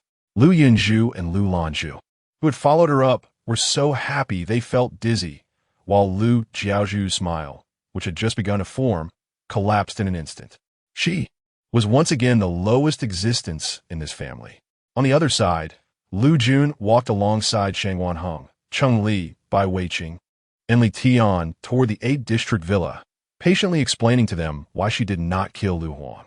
Liu Huang's identity is special. She is indeed an irreplaceable presence in Liu Tianfeng's heart. If we kill her, it will only bring us trouble. I still want to continue fighting.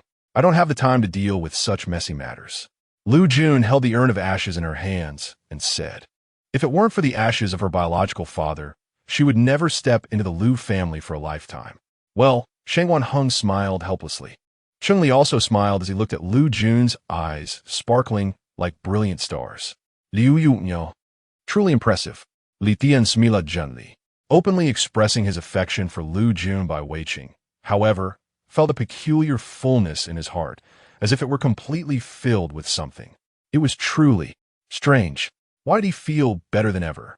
The longing feeling in his heart, wanting to be close to Liu Jun, was not as intense anymore. Instead, there was only tranquility. Bai Weiqing couldn't figure out his feelings, only knowing that this sensation was brought to him by Liu Jun.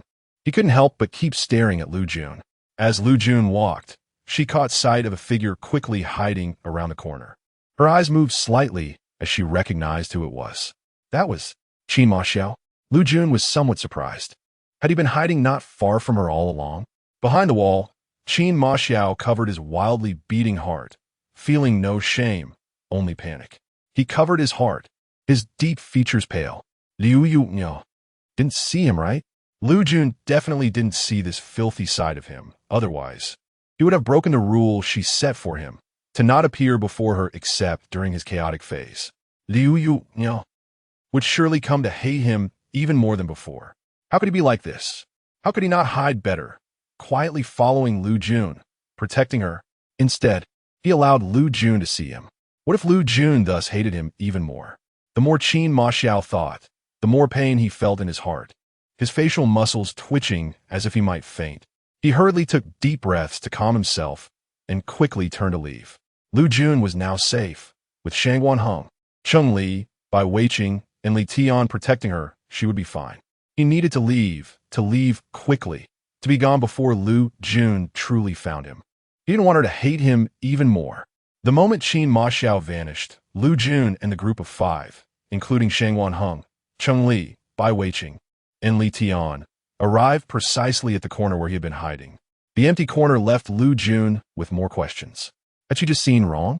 Was Qin Ma Xiao not here? Forget it. Thinking about the task of destroying the ghostly dead woods tomorrow, Liu Jun decided not to dwell on it any longer. The most important thing now was to quickly destroy the ghostly dead woods and figure out what this task assigned by the terminal was truly about. The group of 5 continued toward the villa, while Qin Ma Xiao left at high speed, returning to the headquarters of the Dark Organization.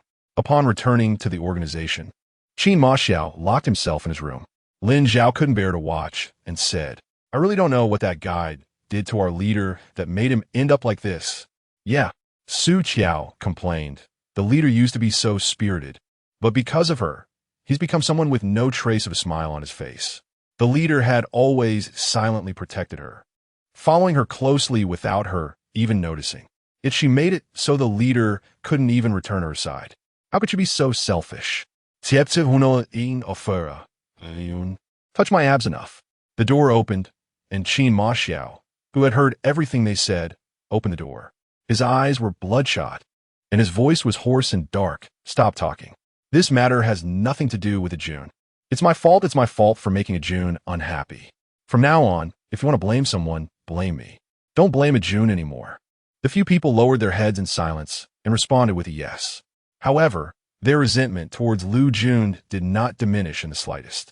Meanwhile, in Villa 01 of Area A, Gong Hao, who had felt everything that happened to Liu Jun, was quite pleased.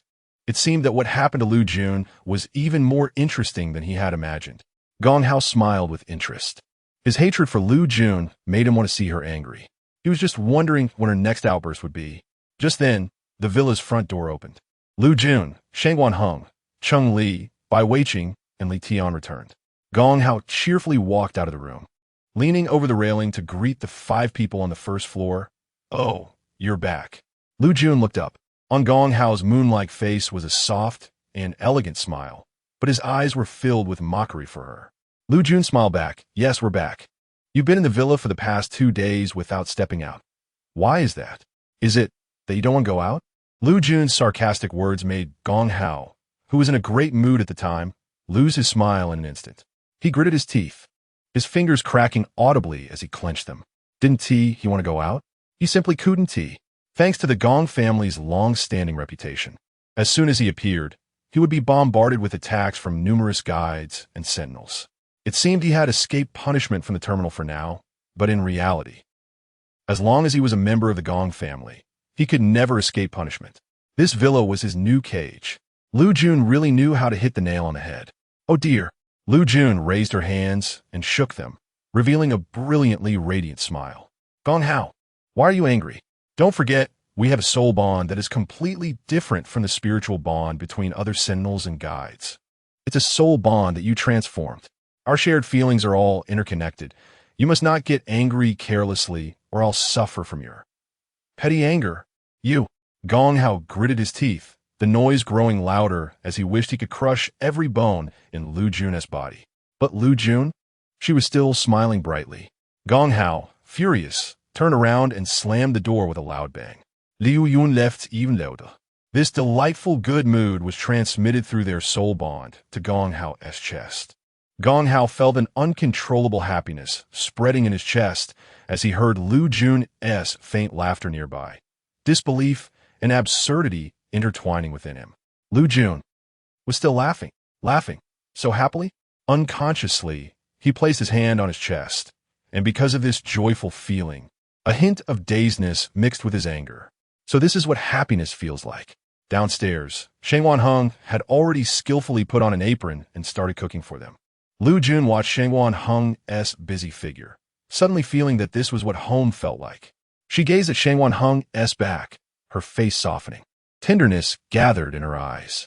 Her feelings for Shang Wanheng had long since unconsciously spilled out, yet she herself was unaware, thinking that her feelings for Shang Wanheng were merely a simple and pure camaraderie of war.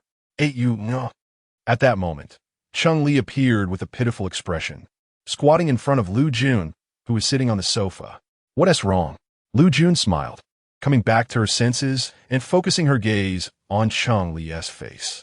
Li Tian, witnessing Liu Jun's change, quietly felt relieved. Cheng Li, unaware of Li Tian's thoughts, boldly began to flirt with Liu Jun in an unabashed manner. He rested his head on Liu Jun's knees, melting his sickly aura accumulated over the years into an innocent and naive gaze, and pitifully said, Jun, you haven't petted my head for a whole day. Liu Jun looked at Cheng Li and blinked, imagining him as a little dog. Okay, I'll pet your head. Liu Jun smiled and gently patted Cheng Li's head, making him squint his eyes in comfort. Seeing this, Liu Jun's smile widened even more. Cheng Li really did resemble a little dog. Bai Weiqing, who witnessed their intimate interaction, felt a surge of vigilance rise within him. He hurriedly sat next to Liu Jun, resting his head on her shoulder, intentionally revealing a bit of his delicate collarbone, using his fox-like eyes to entice Liu Jun's heart. Jun, I want it too. Bai Weiqing imitated Cheng Li's way of speaking. All right.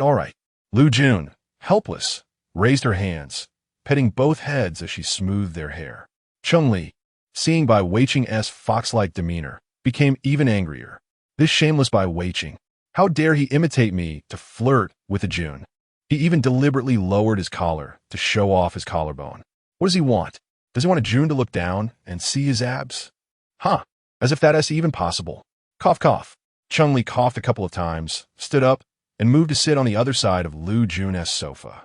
Under Liu Jun's puzzled gaze, he lifted his shirt hem, directly exposing his lean abs. Jun, I think my abs are getting cold. Why don't you touch them and check? Cheng Li said in a sticky, spoiled tone. Bai Weiqing's smile froze on his face. This Cheng Li, getting cold. Liu Jun was puzzled. Can abs even get cold? Yes. Cheng Li moved even closer to Liu Jun, almost sitting on her lap, and said, touch them and see if they're cold. Jun, after what Cheng Li said, I think my abs are getting cold too. Bai Weiqing immediately followed suit.